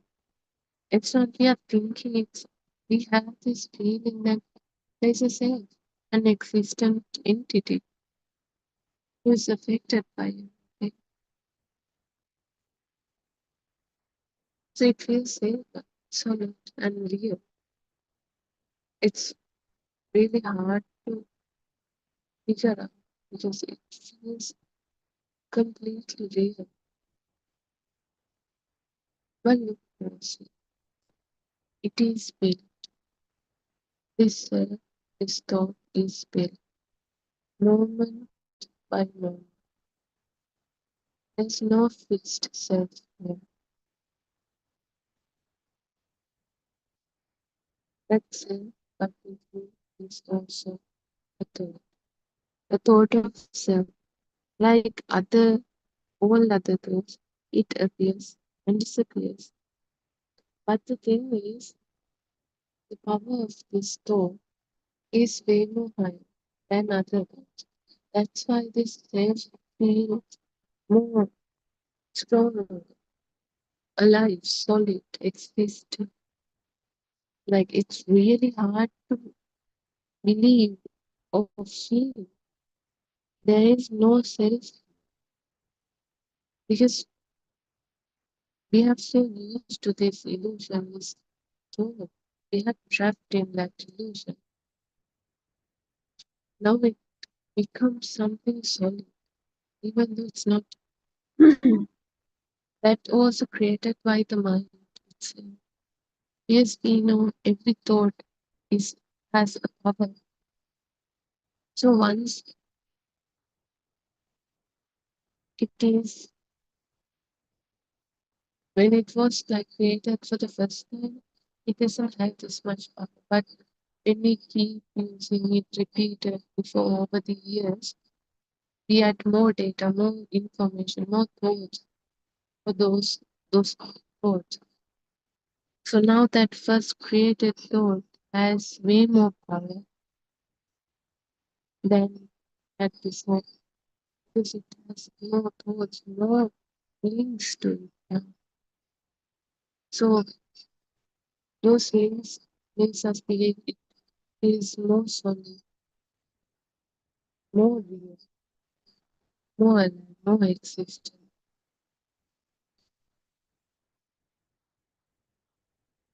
Because now that simple thought also has become something complicated. It has linked with a complicated, complex network of thoughts. So that's why we have to see just only one thing. Once we realize the one source, we can apply that to every other thought. Because thoughts are all created by the mind consciousness, and one thought is enough. Once we see the truth, we understand this illusion. So now let's come back to this words. So now we see the consequences. When we get a sense of contact, we get this pleasant feeling. And it doesn't stop there. Now we want more. And with that wanting more, we are clinging. And let's say if it's unpleasant one, we try to push it away. And then come the resistance.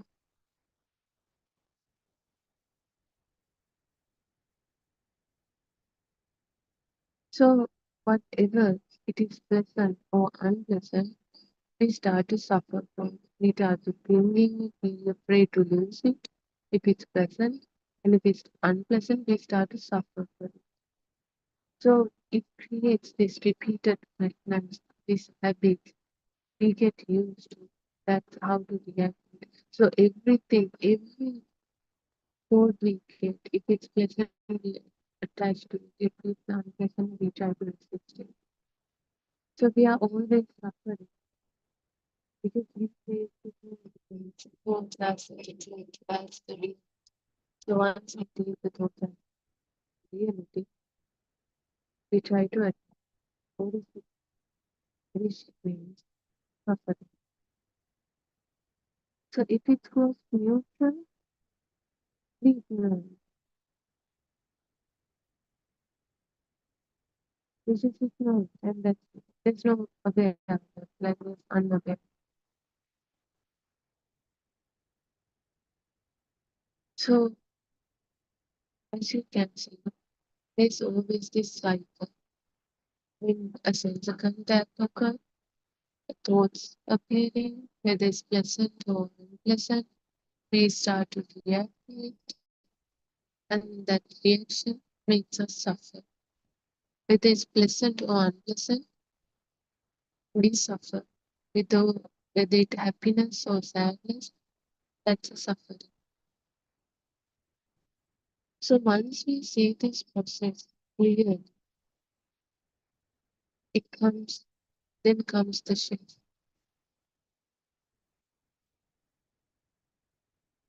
So when something appears, we can observe.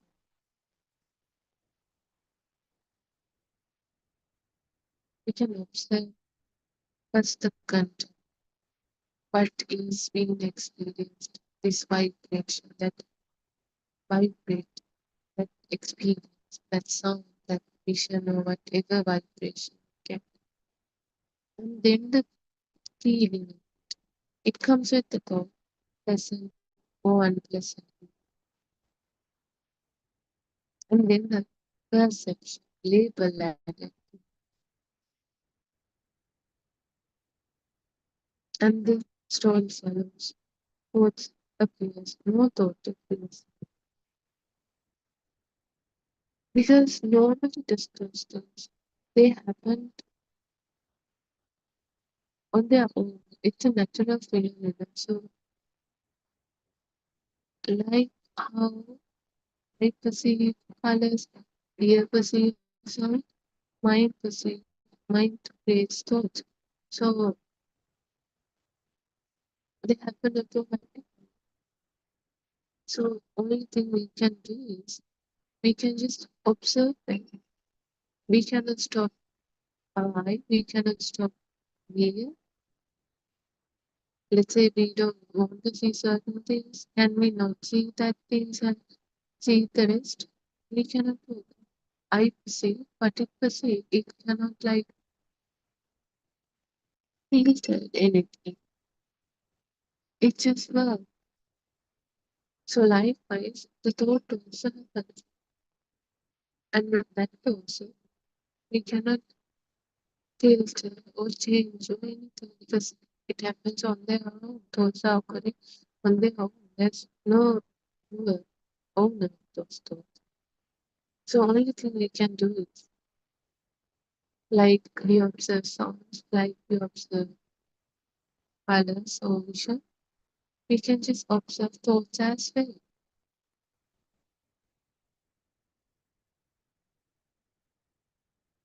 So to understand this Dhamma, we have to follow each and every step of this thought creating process. See each step separate, clearly. When this is seen clearly, something starts to change. Because now we know what we get is only a vibration. And with that vibration, with that simple sense of contact, around it we create this illusory world from our mind, such kind of thoughts. So once we realized it ourselves, once we get the confirmation, experienced ourselves, not because someone saying it, not because this Dhamma saying it, but when you do the experiment yourself, and when you see it yourself, when you realize the truth, Then the shift comes.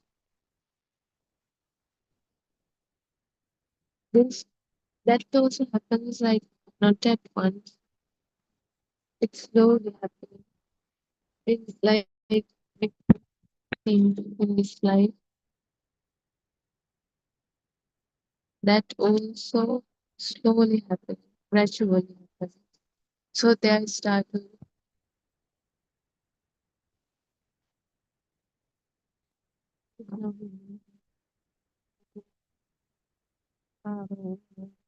not something from outside.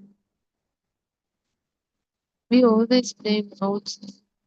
We always think that outside thing did this, that outside thing that. That,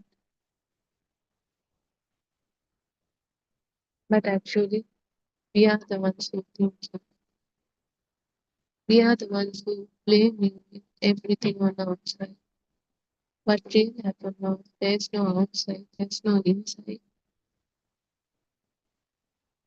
That we have created a world, illusion, world, illusion. We have divided it into outside and yourself, not because someone's saying it, but once you see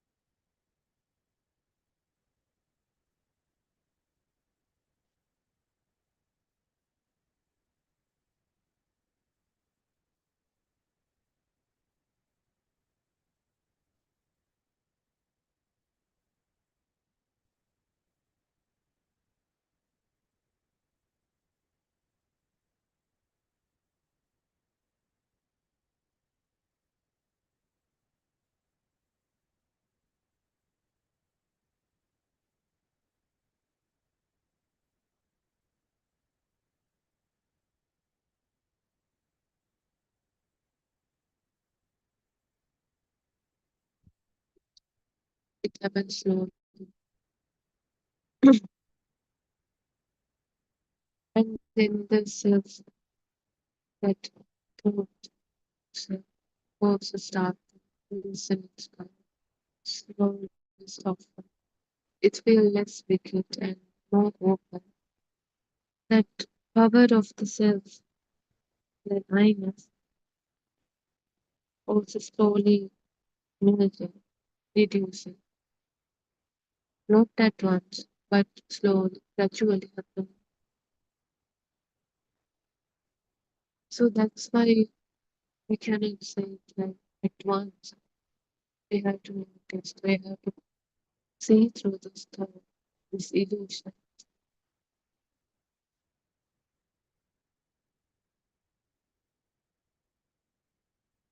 So then we'll notice there's this less reactions, interactions, certain like the way it before. Like let's say you are reacting to something strong. You get mad, angry for something. It feels strong. It hurts your head because it feels so strong that mad anger. But then slowly it's starting to reduce day by day. You might feel less angry than today for tomorrow. So likewise, it gradually fades, not some suddenly vanish.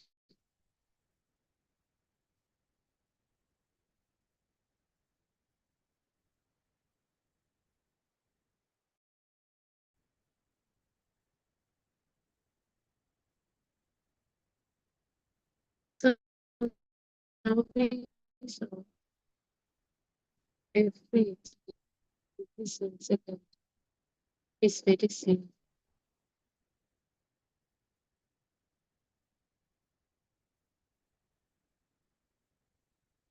It's just a vibe.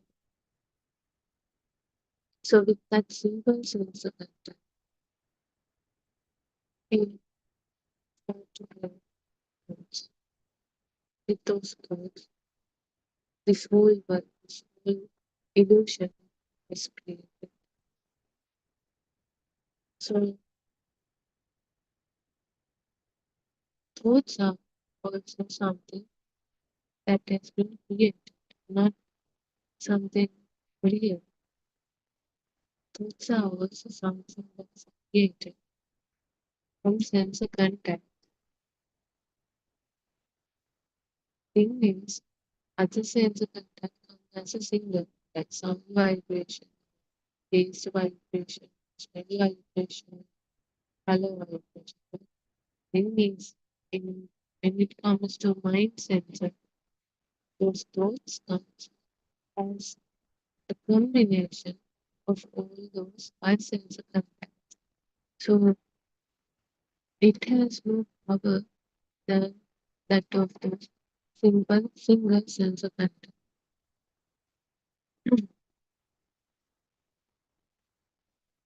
No, so even though it is created with combination of other sense of contact, it has its own power.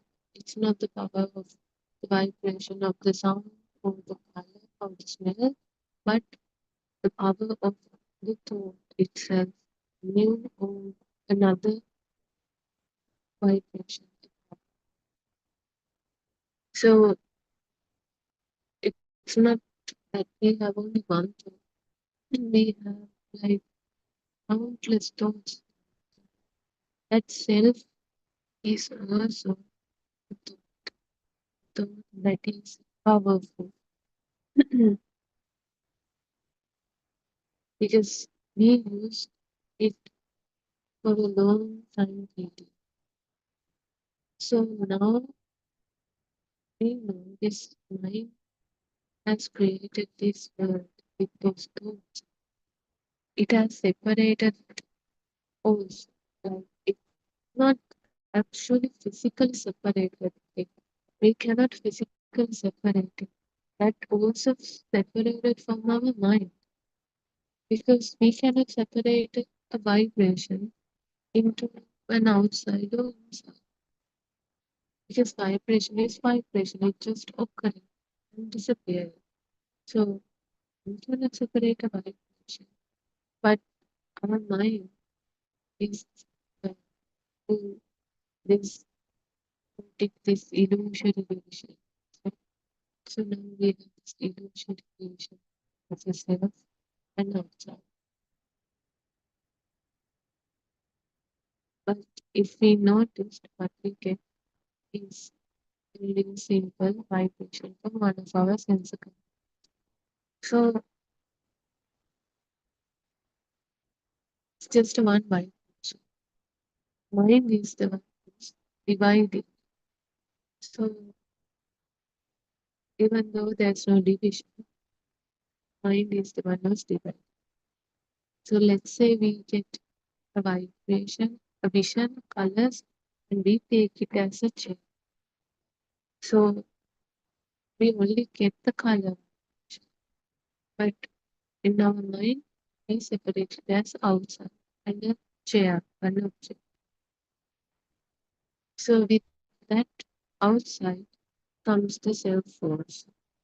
So whatever we believe as real outside, let's say this chair, if we believe that chair is something outside and that something is real, that chair itself is still on this side.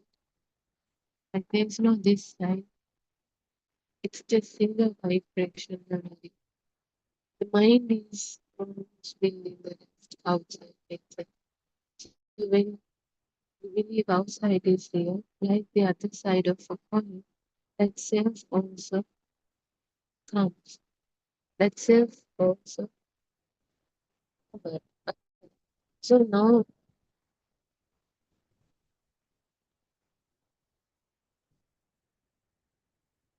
it comes as The self who is looking at that hair, that outside object thing.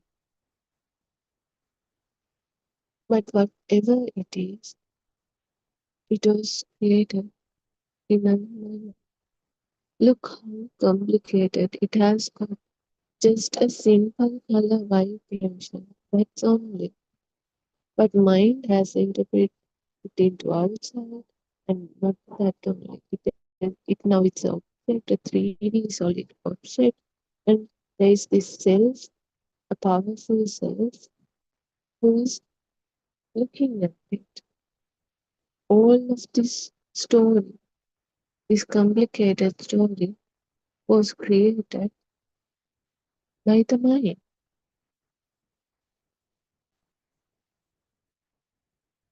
But actually happened was a color vibration. Some bunch of colors occurred. That's it. That also occurred and vanished. It did not stay.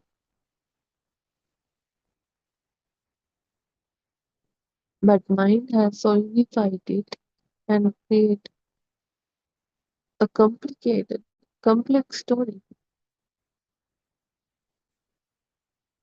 That's our only our wrong perception. That's the ignorance of the truth. So,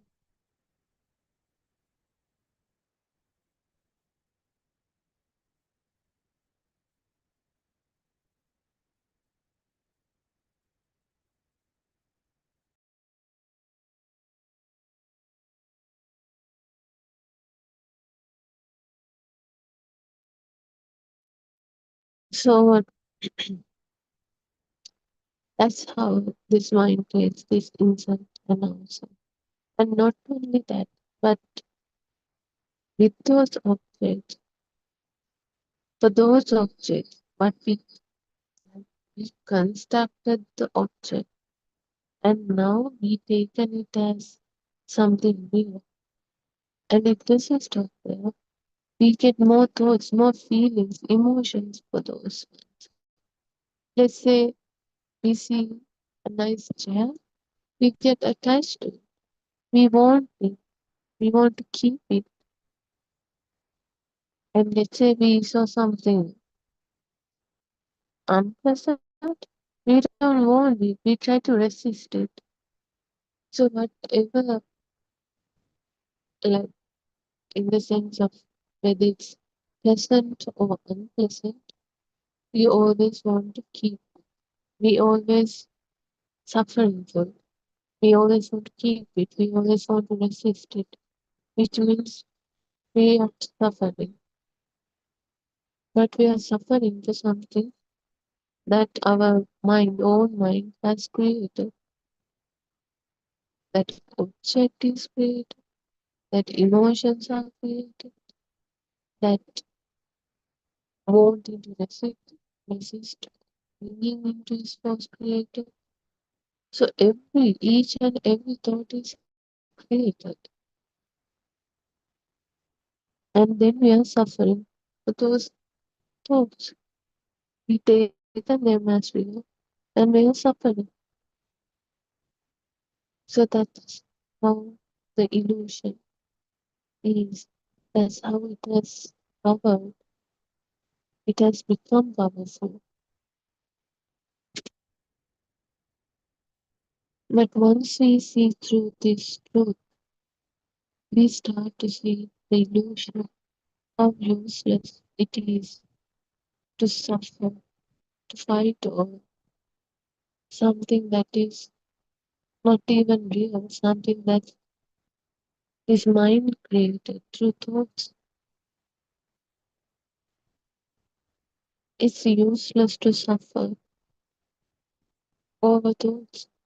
Thoughts are not real, they are momentary movements.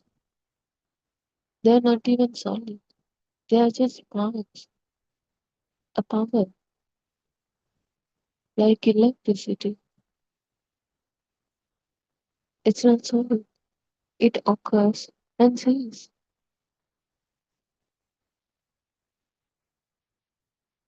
but we take them as real.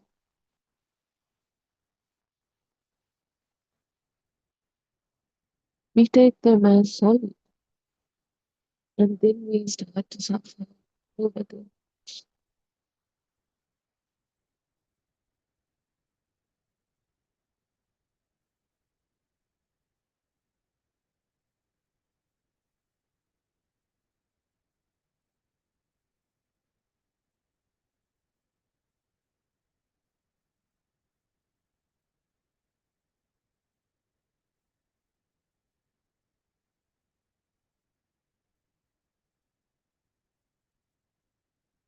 So like we said, we have now this real existent feeling that was generated, created from our mind.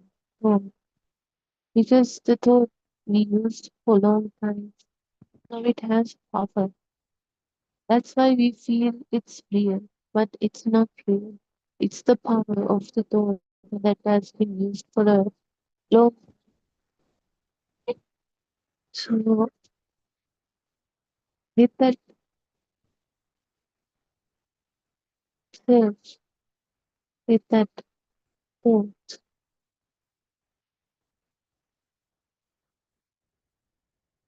we believe the rest is also real, true, but it's not. The self is also a thought, a powerful thought. So when the truth is seen, we start to reduce that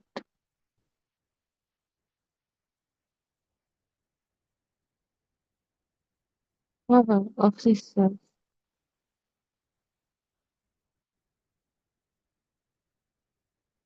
When this truth is seen moment by moment, the construction becomes clear, this illusion becomes clear. Then we start to we stop starting to hold it. The grip start to loosen, and what remains is a simple, living, unfolding experiences.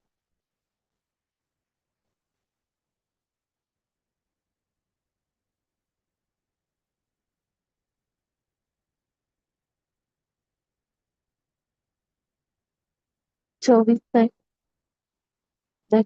power of the self, that thought also starting to reduce.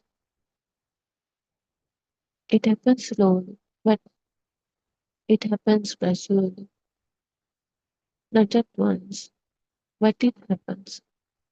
So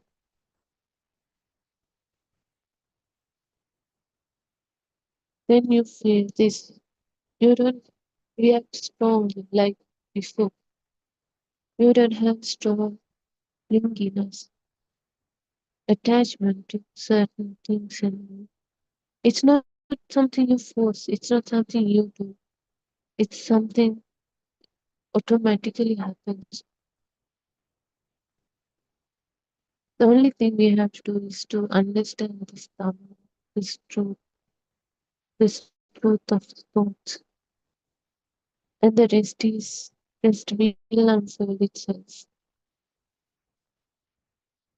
So once the self, the power of this thought is slowly, gradually reducing, we start to feel this calmness, this peacefulness, this quietness inside. Now we don't start clinging to things like we did before. We don't resist things. We just let things unfold itself.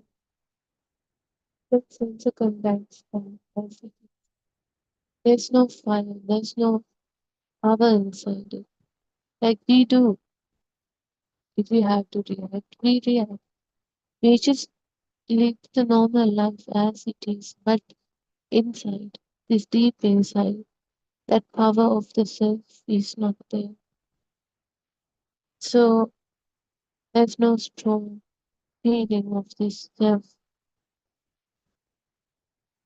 Yet we still do everything we did before. The only thing we are losing is that power of this self, that illusory self, that mind, thoughts has created.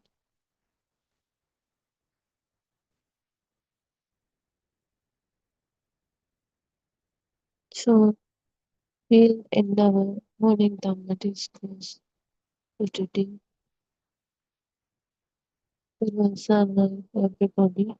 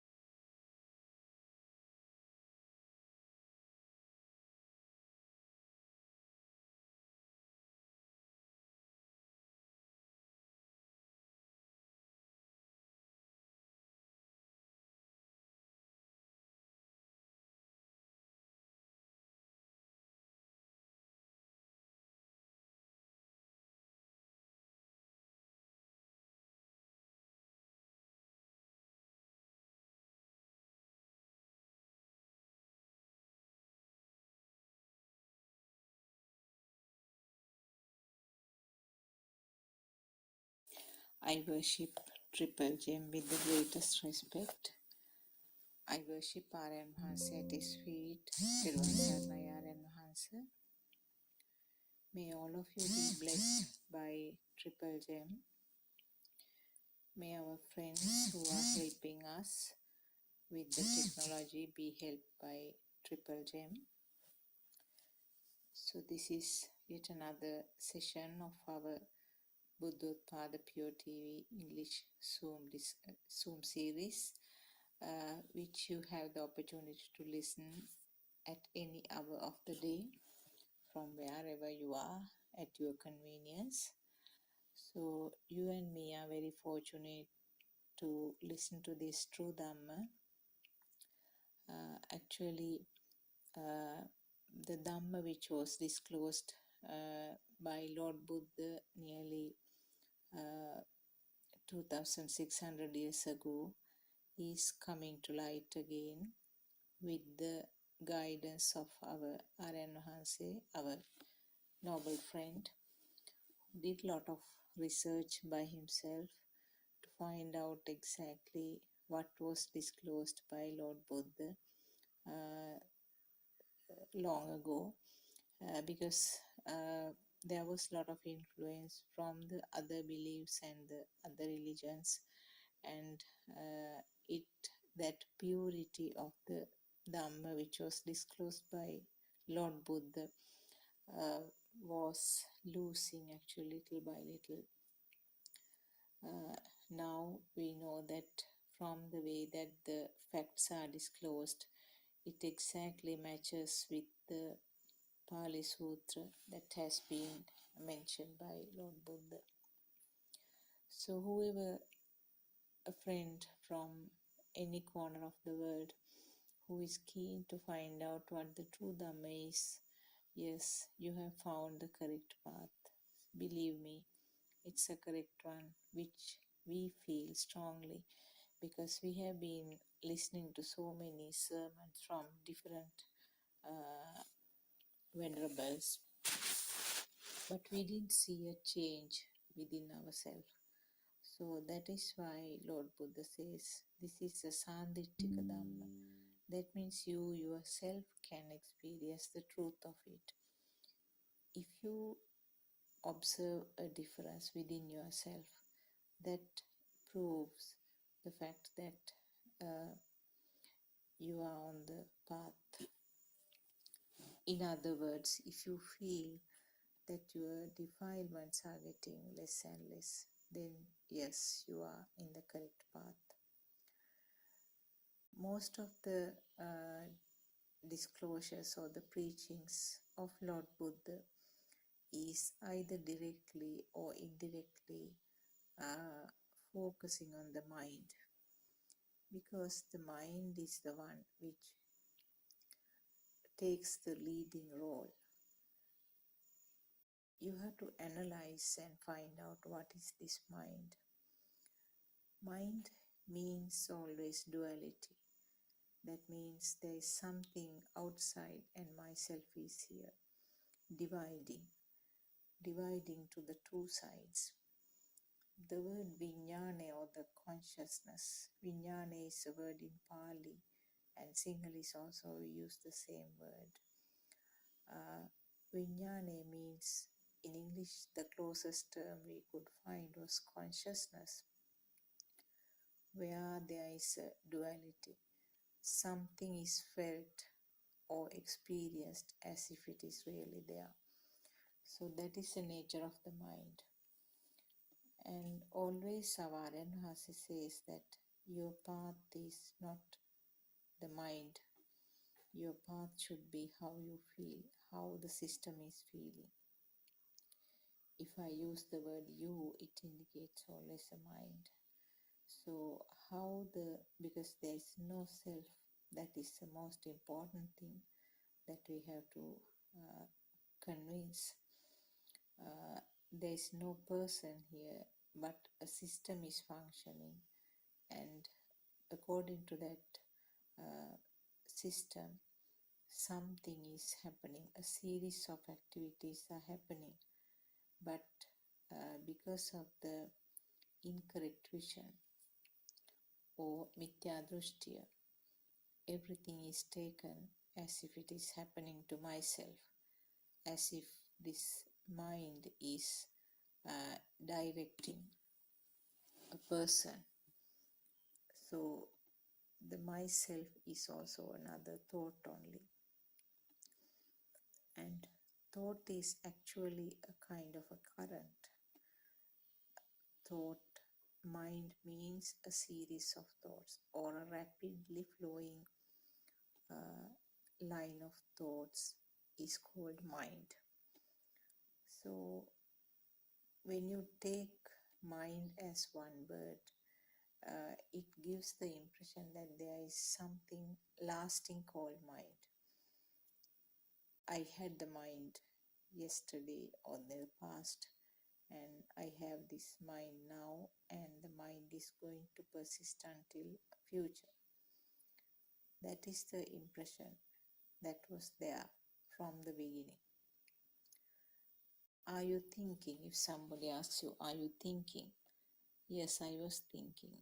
So those questions give some impression that there is something called mind lasting. As I said, mind means a flow of thoughts, not a slow flow of thought, very fast flow of thoughts. So it's like a river, a beautiful metaphor given by R.N. Mahansi. Another beautiful metaphor is wind. When air is still, you don't call it wind. When it is blowing only, you call it wind. And you can't actually see it. The wind is indicated or manifested by shaking tree branches, light-weighted things flying, and dried leaves falling, and the skin feels a cold sense. So those are the manifestations of the wind. But you can't see it, isn't it? River, take the river. River is just when the water is flowing, you call it river. If you try to touch the river, you can't. What you feel is just the moisture of the water. If you want to take river into your hand, what you get is a handful of water. So in both these instances, it's a flow. Because it is flowing only, you give that particular name. So can you say that there is a thing called wind? There is a thing called river? No. It's a speed that is named in such a way. The speed of water is called the river. Speed of air is called the wind. So in the same way, speed of thoughts is called the mind. So always we talk about the speed in these situations. Speed is the decisive factor. So talking about the mind and the thought, mind or the thought cannot be located to any part of the body. One might say that it is in the brain, but can you point out a particular place in the brain where the thought is? You might say this area is the one which is where the memory is stored. That was the impression that we all had actually, that in a particular part the memory is stored, the memory responsible for the memory. And we obviously know that if there is a damage to that part of the brain, the memory is lost. So that indicates that some form of, not indicates, it gives the impression that the thoughts or that area is something to do with the thoughts or the mind. Now, this is beautifully revealed and explained by the metaphors, modern metaphors used by Aryan Vahanse. He took the example of a car battery. The battery has so many components. It has the cover outside, hard plastic cover. There are metal pieces inside, and there is water, there is acid, and there are components called cells, and there are chemicals also. So these are all components of the battery, and when the components are functioning well, you get the current that you expect. But what happens if one of the pieces, either the water level, acid, or some problem occurs with any of the components, essential components? Then there won't be a current, isn't it? The current is not produced. Also, if there is some deficiency or inadequate amounts of the chemicals or inadequate amounts of the water, then the battery will generate some either altered or low level of current, something different from what is produced normally. So the current produced in the battery, can you locate it to any part in the battery? This is where the current is. No, the current is the effect. The causes are the parts of the battery. So the causes will give rise to the effect. But the effect is not a part of the causes. Effect is something different. And effect is the creation, or the effect is the product, ultimate product. But the product is different from the causes, and product is not a part of the causes either. And product you cannot locate to any part in the battery. So similarly, this is what happens in the brain also. The brain is functioning. When all the components of the brain is functioning, you get a kind of a power or a current generated. And the parts of the brain also includes the sense functions. That means the function of the eye, function of the ear, function of the tongue, function of the nose, and function of the skin. They are also not directly parts, but they are also kind of indirect components of the brain function. So when the brain is functioning along with these senses, there is a current created. That current is the effect. So the causes are those sensor organs and the brain. And what happens is this: what is created is, as I said, is the effect. It is not a part of the brain. So it's something similar to that battery, isn't it? The thoughts are produced, and the qualities of the thoughts, the contents or the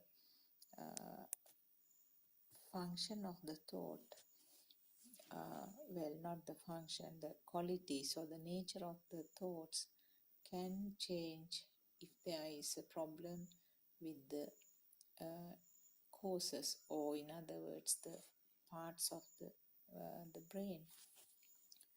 So that is how you can very easily explain these various diseases of the mind. We call it psychiatric disorders. So the psychiatric disorders can occur as a part of the function of the brain. It may be some chemical imbalance in the brain. It may be some structural problem with the brain, something like an accident where the brain is damaged. So in such situations, this nature of mind or the nature of the thoughts can change. So it matches very well to the present day knowledge of the science or the medicine. But of course, we should know that so far, what the scientists have found is much behind than what Lord Buddha found out. So the thoughts are such that, as I said, there's a continuous and very fast flow of thoughts which are formed. But we do not realize it. We feel that there's a strong, some people say that I have a very strong mind. And also another person might say that his mind is very weak. He can't take decisions. He has strong thoughts.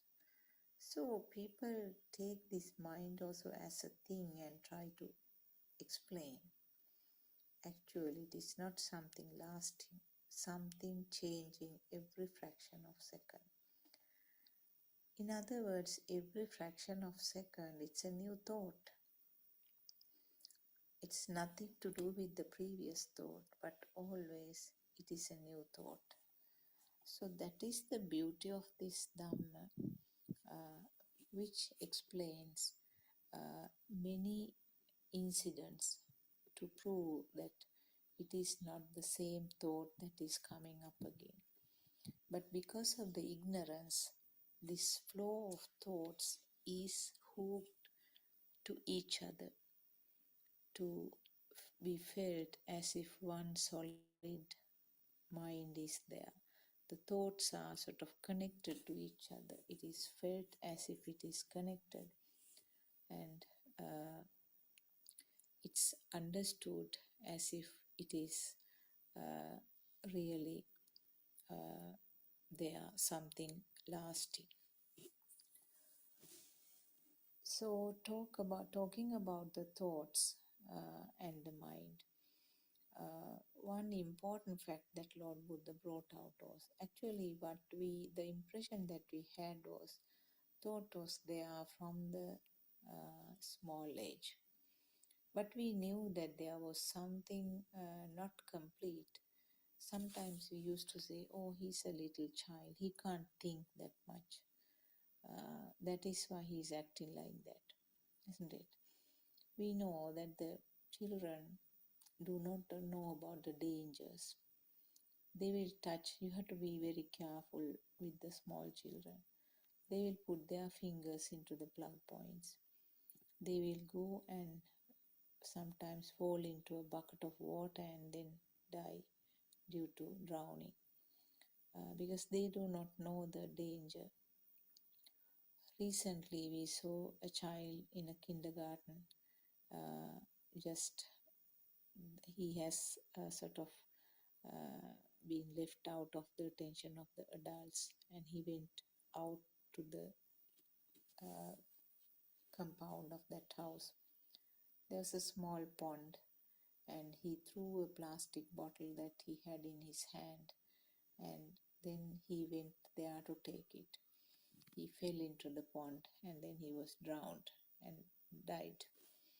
So that is because the thoughts are not properly formed. The thought that this is water, this is dangerous, he will get drowned, those thoughts are not there. It's more going along this feel. He saw the water and he felt kind of pleasure to go there. He saw the bottle. He wanted to get it back. So those were some simple level thoughts, not the complicated ones.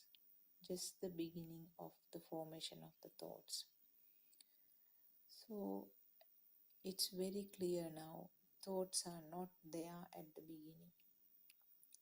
These facts actually were not clearly explained in science or in medicine. When, what level are the thoughts formed is not something explained at all in science or medicine. Very unlikely that they will be able to prove these things by facts, by testing, etc. But these things have been revealed by the super wisdom of Lord Buddha, and they have been revealed again by our spiritual teacher, explained what Lord Buddha mentioned nearly 2600 years ago. So, talking about the mind and the thought, the nature of the mind is it is oscillating all the times. It's oscillating between the three ends,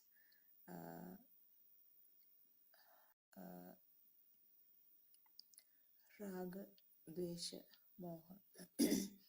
Also, we call them in gross level, we call them defilements. Raga means attachments, dvesha means aversion, and moha means that feeling of something existing, neutral, not attached or not averse, but feels that it is there. That is the moha. So those three things, the mind or the thoughts are oscillating between these three ends.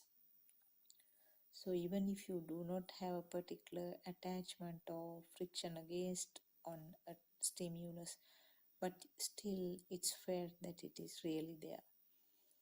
Something like you take a chair at your home, a mango tree. I mean, those things will not specifically cause an attachment or an aversion, but you feel that they are there. So as long as you take these thoughts as real, you have no path. You are out of the path, Dhamma path. So as I mentioned earlier, thoughts start forming after a particular age of the child. Until that time, what is experienced is the sensor functions. What are these sensor functions? Sensor functions means the functions of the eye, ear, nose, tongue, and the skin. So those physical components should be there to start with. Those are parts of the physical body. So the physical or the muscular organ, those five, the eye, ear, nose, tongue, and the skin, should be intact to start with about the thoughts. You do not need to have all five, of course, because we know that some people are born without these organs, isn't it? So those situations, still they can have the mind, still they can have the thoughts, but thoughts are formed beyond a particular stage, beyond a particular age. So as I said, the small baby does not have the thoughts. So that is why the baby behaves in a very carefree manner. As I said, if there is fire, they will go and touch. If there is a burning flame, they will try to touch that beautiful yellow glowing thing. And it's no different from the grasshopper, who again has the activities based on the feel. The grasshopper will be attracted to that warm feel of the lamp, and it will go and hit on that. And if it is a kerosene oil lamp or an oil lamp, it will be burned straight away. But it will fall. If it still can fly, there is no thought about the danger of this fire. It will fly again towards that. It will be burnt again. So like this is happening again and again until it's completely burnt and dead. So similarly, the small children also behave in the same way. Thoughts actually start forming maybe beyond 1 year gradually, and it is more established when they are about 3 years, 2.5, 3 years. And during this time, there is a stage like where it's oscillating between the feel and the thoughts, because formation of the thoughts, in other words, is related to the teaching and learning process, what we call teaching and learning. So teaching doesn't mean always at the school, but the peak is at the preschool level. But still, you know that at home they start learning things. That is where the thoughts are forming. So the formation of the thoughts, as I said, is a spontaneous process. It's not something that is decided by a person. It's a part and parcel of the natural process. So even if the child doesn't get proper kind of teaching, like in the Montessori, but wherever the environment that the child is, as a part of the natural process, as a part of the maturity of the organs with time, these sensor functions, sensor information, sensor functions will combine together. Sensor functions are also vibrations. We know that very clearly. Everything is a vibration. Everything. So only non-vibration is what is explained as nirvana. So world or people or things, whether they are alive or not, all are vibrations. Vibrations may be at different levels, maybe with various frequencies, various amplitude, then it is manifested in a different way. But all are basically vibrations, whether it is solid or whether it is liquid nature, whether it is something like air, they all are vibrations. So then the only non-vibration is nirvana, which is far beyond from the level that the scientists understand. So these facts have been explained by Lord Buddha long ago with his superpower, super wisdom ability. So talking back about the thoughts,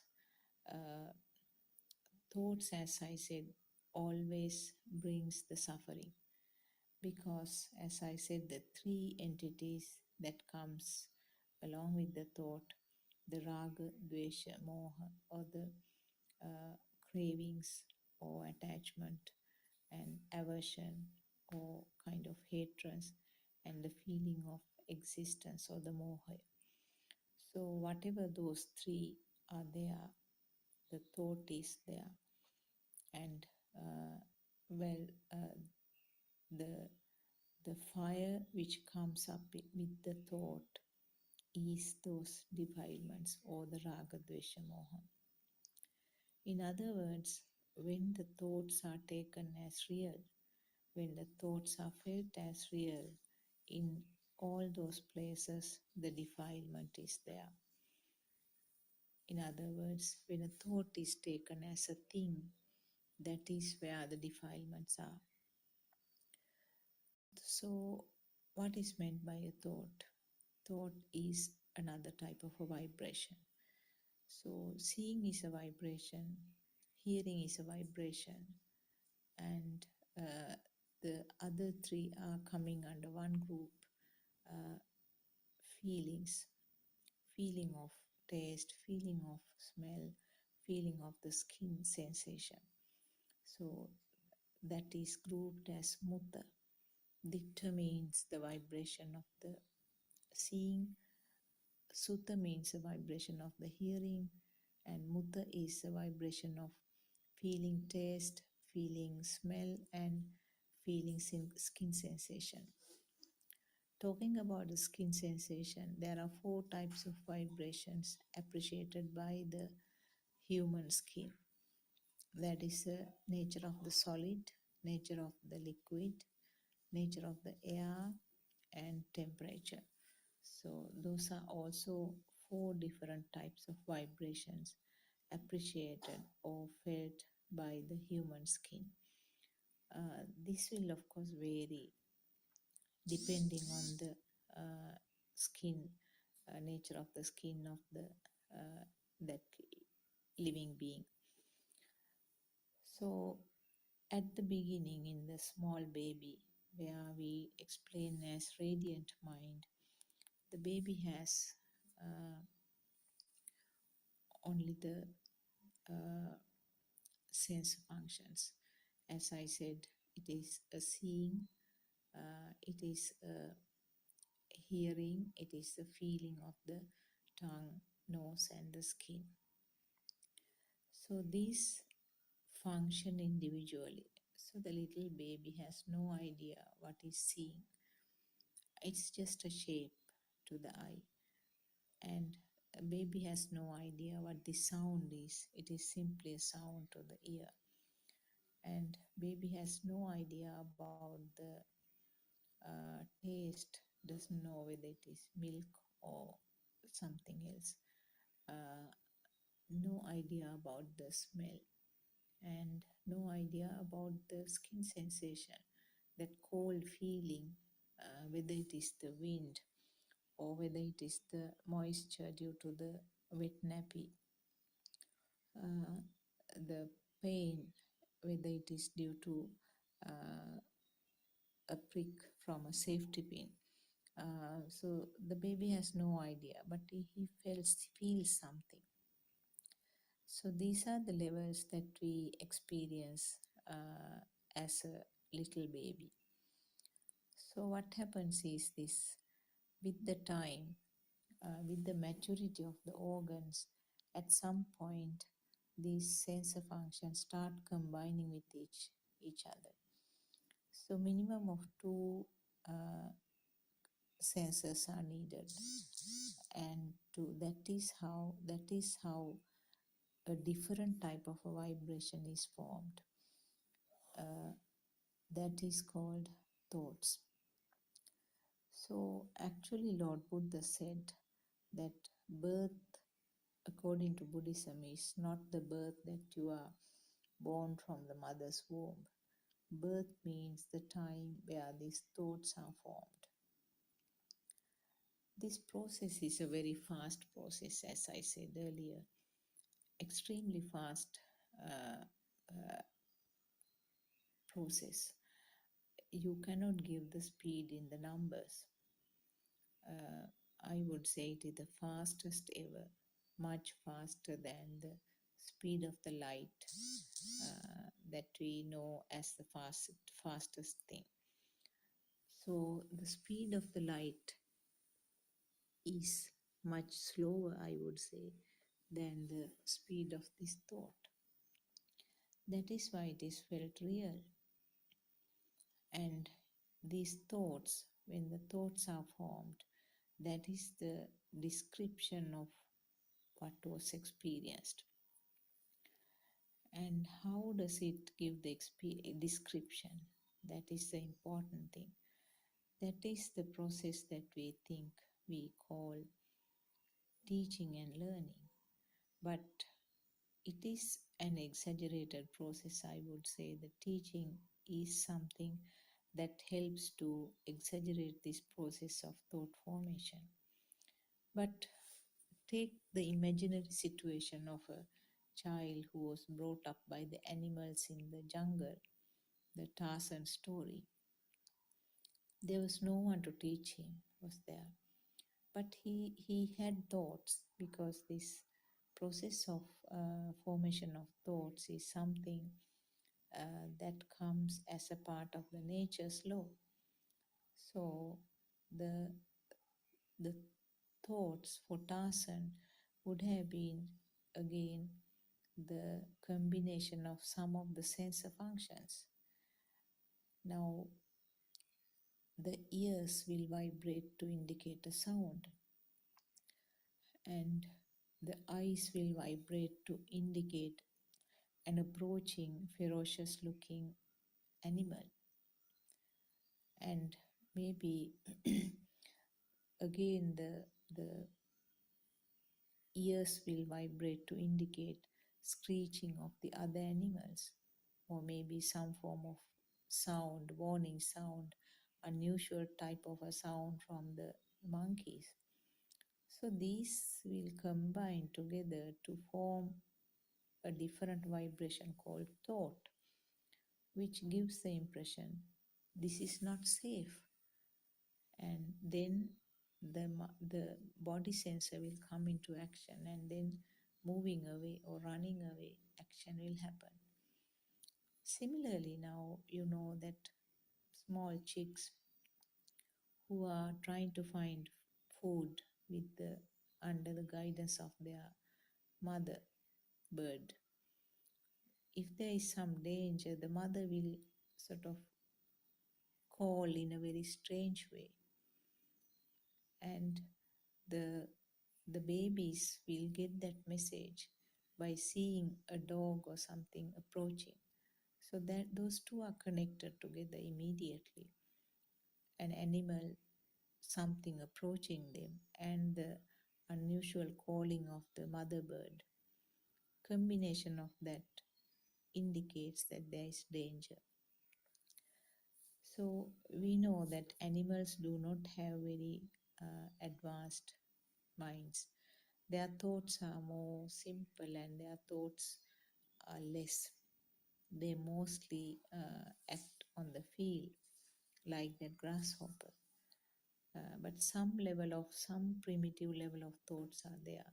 That is why the birds, little chicks, learn to come running to the mother when there is a danger. So in human beings, this is much more advanced. And for a child like Tarzan, who grew up in the jungle, this thought formation may not be fast like for a child who is being taught and guided in the civilized setup. But still, I just wanted to point out that thought formation occurs as a part of the maturity of the organs. And whether you want or not, that process is going to happen. So that is the point that Lord Buddha explained as the birth, where the thoughts are formed. Birth or the jati. The word jati was explained as a part of this thought formation. So that is where actually the life is beginning. I would say where the life is beginning with the thoughts. So what is the problem with the thoughts? Now, thought is a kind of, as I said, it is an interpretation or some form of description of what was experienced. So we will take something simple. The baby saw a shape, and then baby has no idea what it is. And the mother will give the sound, ball. Now baby sees a shape and the sound vibration to the ear came as ball. Now the sound and the picture, the two vibrations combine together to give the thought a ball. This is ball. And then the baby will be allowed to touch that. Now another sensory information will add to that one. Now there are three components: seeing, hearing, and feeling. Also baby might explore that. He will lick it and see. There's no taste. So that information is also coming. So now 4 things. There's no taste, and also the baby will smell it. You can, I'm sure you will remember how the little small ones are exploring when a toy is given. So he hear the sound, he will see it, and he will touch it, he will lick it, and he will smell it. Now he has some idea about the ball. And not only that, the mother will show how to play with the ball, kicking it, throwing it. Now more and more perceptions, these are called perceptions. More and more perceptions are added now. So now the ball is established as a thought. And so many perceptions are there along with that. Mother might say,